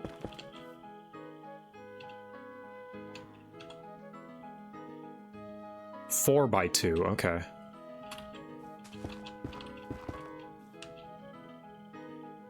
There we go.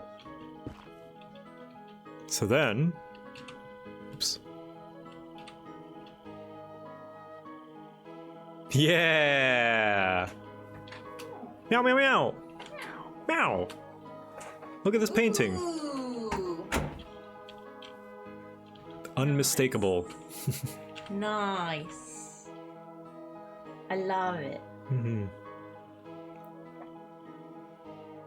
I didn't realize you can choose the paintings now. You can how? I believe, actually, I don't know. I could be spreading misinformation. Because I think they filter, like they go through a...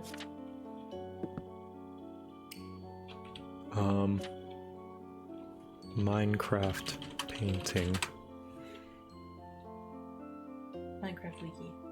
Yes. Not the fandom wiki. The fandom wiki sucks.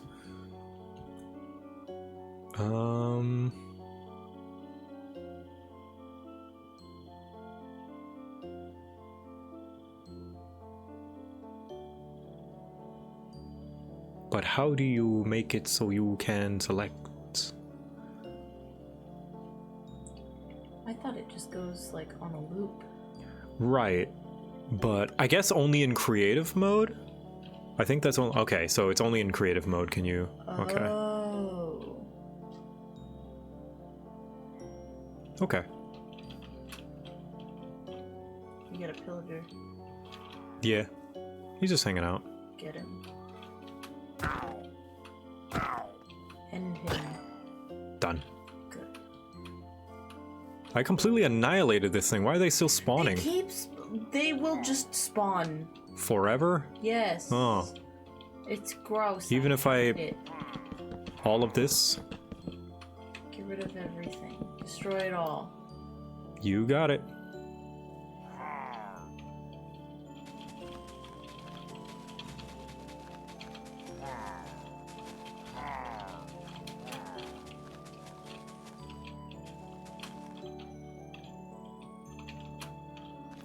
Creative just gives you options to preload. I gotcha.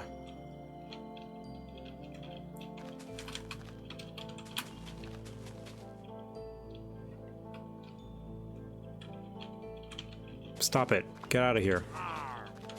Explode. Explode. Explodes you. Making you big and round. Making you not exist anymore. Explodes you, making you small. Making you unexist.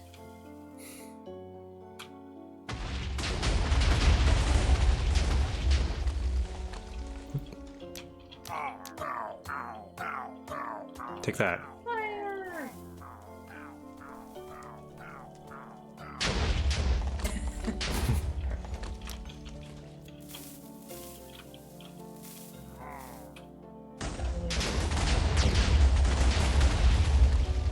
Oh, it caught those. Nice. Okay.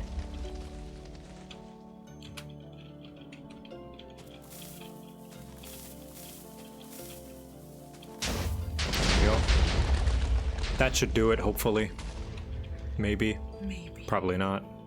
Do they have like a spawner? It's no, not a spawner, but it's probably just like inbuilt into the seed that this is just a spawning zone. It's a spawn zone generated in the area. Destroying the structure doesn't stop them. Is there any way to stop them? Can they be stopped? Can they be stopped? Nuke it from orbit, yeah. Did you ever build a TNT cannon? No. How do you build a TNT cannon? Like this, I'll show you.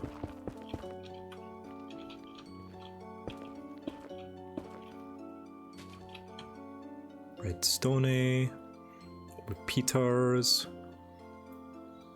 batons, and water.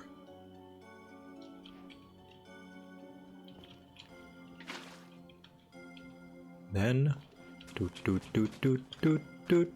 God, you need a lot of TNT for this. Yes. And then, need a building block. Of life. Of life. Then,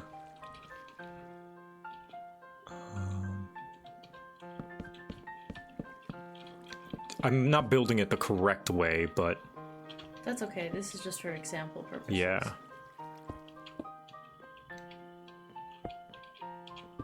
Just like to put a little bit of a delay. Nope.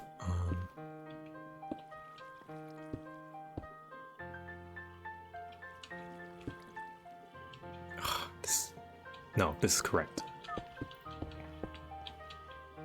And then baton. Whoosh. What? Maybe I need to have it like here? So that it like connects to them? Or do I need to do it at the top?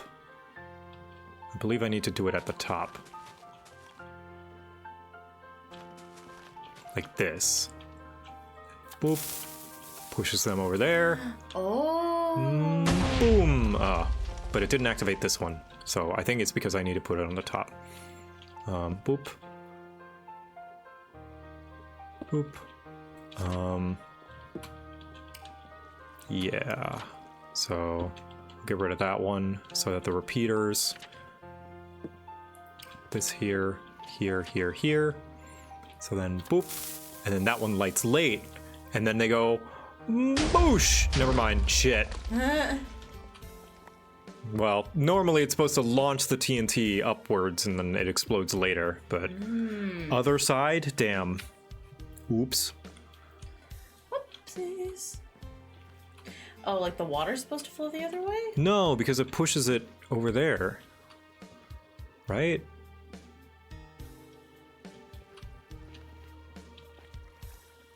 I mean, you can just put TNT in a minecart and then shoot it off. Sure. I think it needs a longer delay. No, because what it should have done is it should have launched the TNT, but the TNT didn't get launched. I don't know. Because the water prevents the TNT from blowing up stuff, but it doesn't stop the knockback. Or at least it shouldn't.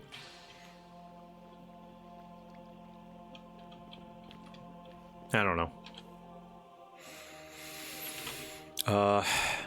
Look at my new hotbar. What do you think? I like it.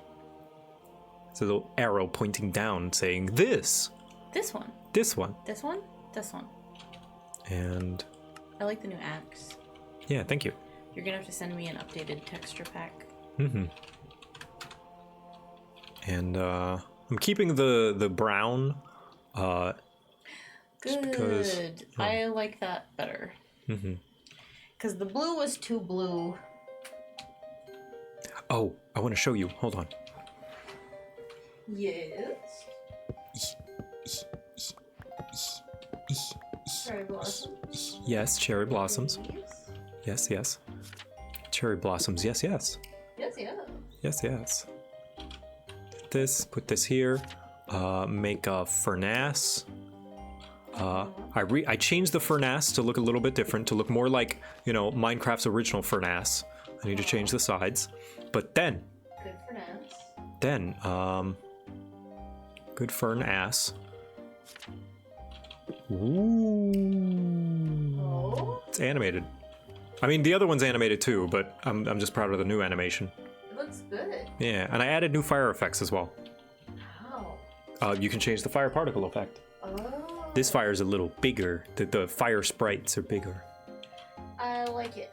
I need to change the sides though. I will do so right now. I like it.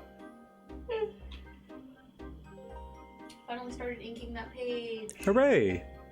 Nice. Took me a million years. Ew. Ew? I hate that word. Pig. It's a gross. It's a pig. It's one of the classics. It's terrible. It's been around since the beginning. Fix it. I could, I guess.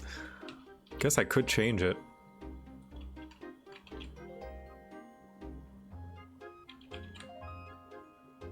Technically. Anything is possible. What if I made a texture pack that's just like Minecraft blue, and then everything is just blue? People have done that. And then you have to Minecraft while everything is just blue. I mean, yeah, that could be fun. Let me change furnace. Oh, it's 9. Oops.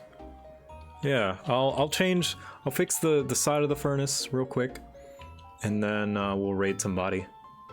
And then what do you want to do? What do you mean, what do I want to do? What do you want to do? Do you want to watch a Severance or? I might work on the texture pack a little bit more, but then we could probably hang out after though. Okay, yeah. There we go. Oh, This. I miss you. Aw, I miss you too.